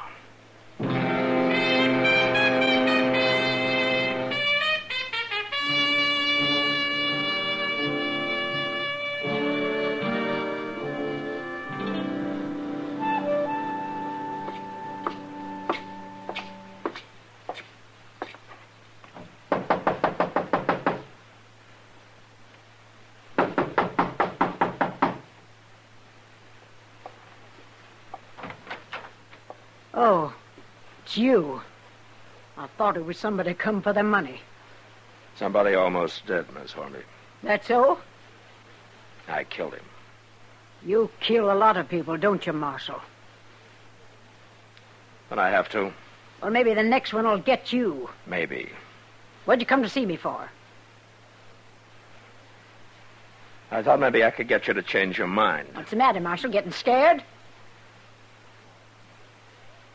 Well, I don't enjoy knowing somebody might shoot me any minute. Ah. But I don't like the idea that I might have to shoot somebody any minute either. Well, shouldn't bother a man like you. I told you your husband tried to kill me. Don't you understand that? I don't care about understanding it. You know who you hired this afternoon? It don't matter. Except I wish he'd been a better gunman. He wasn't a man, Mrs. Hornby. He was a boy. 15. He was poor. He needed the money for somebody else. I don't even know his name. I thought you killed him. How do you know he did it for the money? He didn't die right off. Oh. Well, how does it make you feel, Miss Hornby? The next one won't be a boy, Marshal. Or the one after that. Miss Hornby. What?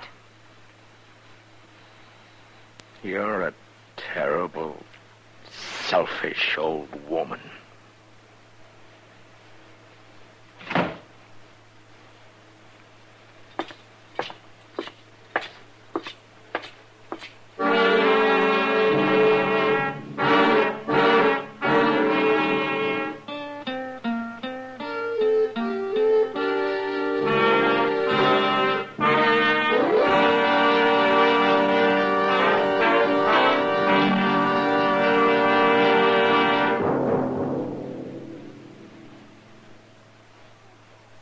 I've got L&M. I've got L&M. I've got L&M. And L&M's got everything. Best filter. No filter compares with L&M's pure, white miracle tip for quality or effectiveness. Best flavor. The miracle tip draws easy. Lets you enjoy all the taste. Best tobaccos. Highest quality tobaccos. Low nicotine tobaccos. L&M tobaccos. Light and mild. Today, buy L&M. It's sweeping the country because it's America's best filter tip cigarette. Yes, today, why don't you get L&M? Because L&M's got everything. This is it. L&M filters. L&M's got everything. It's the best.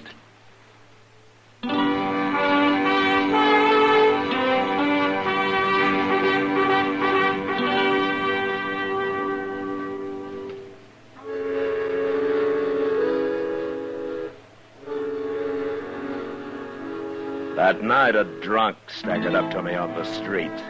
He had a gun in his hand, but I buffaloed him before he could use it, and I threw him in jail.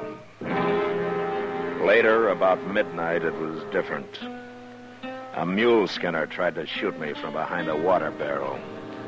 His first shot missed, and a second later, he discovered his mistake. The barrel was empty, and he died there. And nobody else seemed willing to take a chance.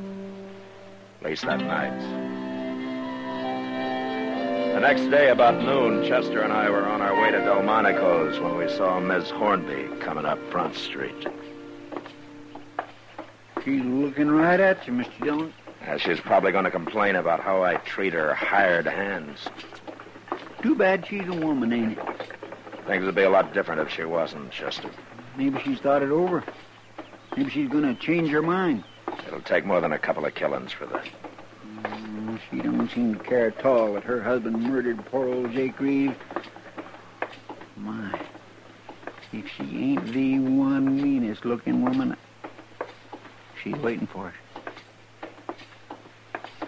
us. Hello, Miss Hornby. I want to talk to you, Marshal. All right, ma'am. I hear you killed another man last night. The first of your men I killed was a boy, Miss Hornby. Still harping on that? Doesn't bother you at all, does it? He was a fool to try it. That money meant a lot to him. Find out who he was? No. Well, it don't matter. No, not to you. Marshal, I'll make you a deal. A deal? That's what I said. I'll withdraw the reward if you get out of Dodge. Leave the country and don't ever come back. Why? It's my business. Why? It's beginning to bother you, all the blood that's being spilled. Never mind that. You're going to do it? You know, Miss Hornby, you haven't thought straight since your husband got shot. Got shot by you. By me. What's your answer, Marshal? Miss Hornby, I hate killing. I hate it as much as you hated losing your husband. But I'm not leaving. You sure, Marshal? I'm sure. Mister? Who's that? Go see what she wants, Chester. Yes, sir. I'm coming, lady. You'll just kill more men if you stay here. Till one of them gets you. You're the only one that can stop that, Miss Hornby. Well, I ain't gonna stop it. And some man that knows what he's doing will be along soon, maybe today, Marshal. You're not helping anybody this way. Mr. Dillon? Yeah. This lady's looking for you.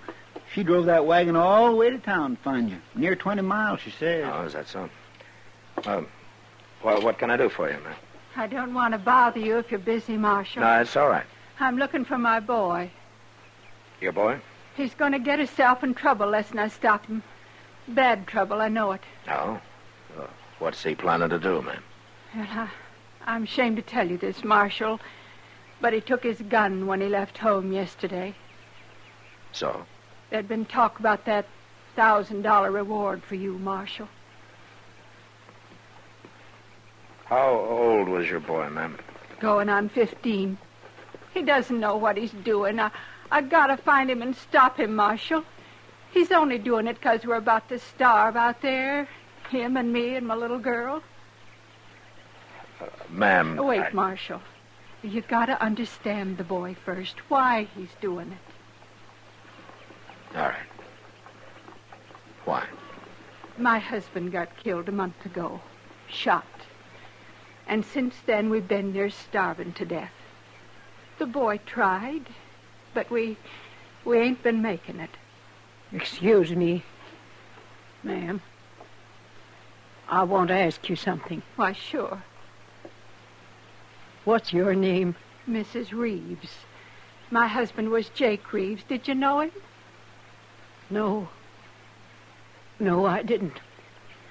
But my husband, he knew him. Didn't he, Marshal? He did? That's what he told me. Well, what's your name? Never mind my name right now, Mrs. Reeves. I don't understand. Marshal. Yes, ma'am. You were right about me being a terrible, selfish old woman. But would you do something for me? I think so. There'll be an envelope at the Dodge house. It'll be in your name. You know what to do with it. Yes, ma'am, I think I know. I'm going home now. Goodbye, Mrs. Reeves. Goodbye.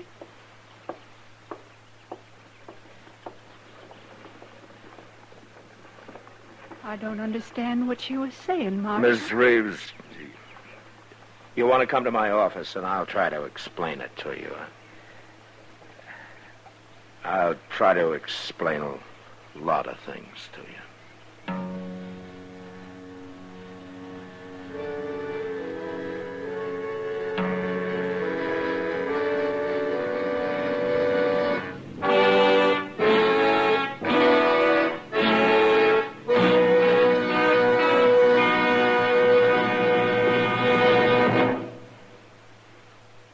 And now our star, William Conrad. Thank you, George. Mild and plenty quick on the draw. That's L&M for you. And the pure white miracle tip on the business end of every L&M filters out everything but the taste of the world's finest tobaccos. All you have to do is pick up a carton of L&M's and you'll see what I mean. L&M stands out from all the rest.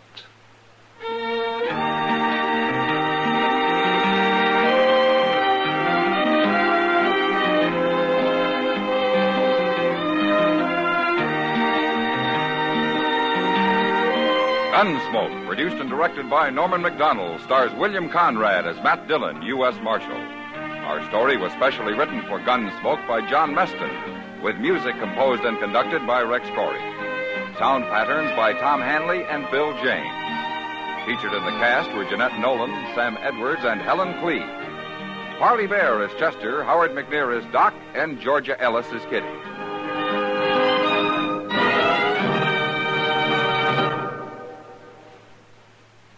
Stop. Start smoking with a smile, with Chesterfield, smiling all the while. With Chesterfield, put a smile in your smoking, just give them a try. Light up a Chesterfield, they satisfy. Put a smile in your smoking. Buy Chesterfield. So smooth, so satisfying. Chesterfield. You'll also enjoy Chesterfield's great radio shows. Perry Como sings all the top tunes on CBS Radio every Monday, Wednesday, and Friday. Jack Webb stars in Dragnet on Tuesday nights. Check your local listings. Tune in to nostalgia. Tune in to now. Golden Radio. Listen to Gunsmoke again next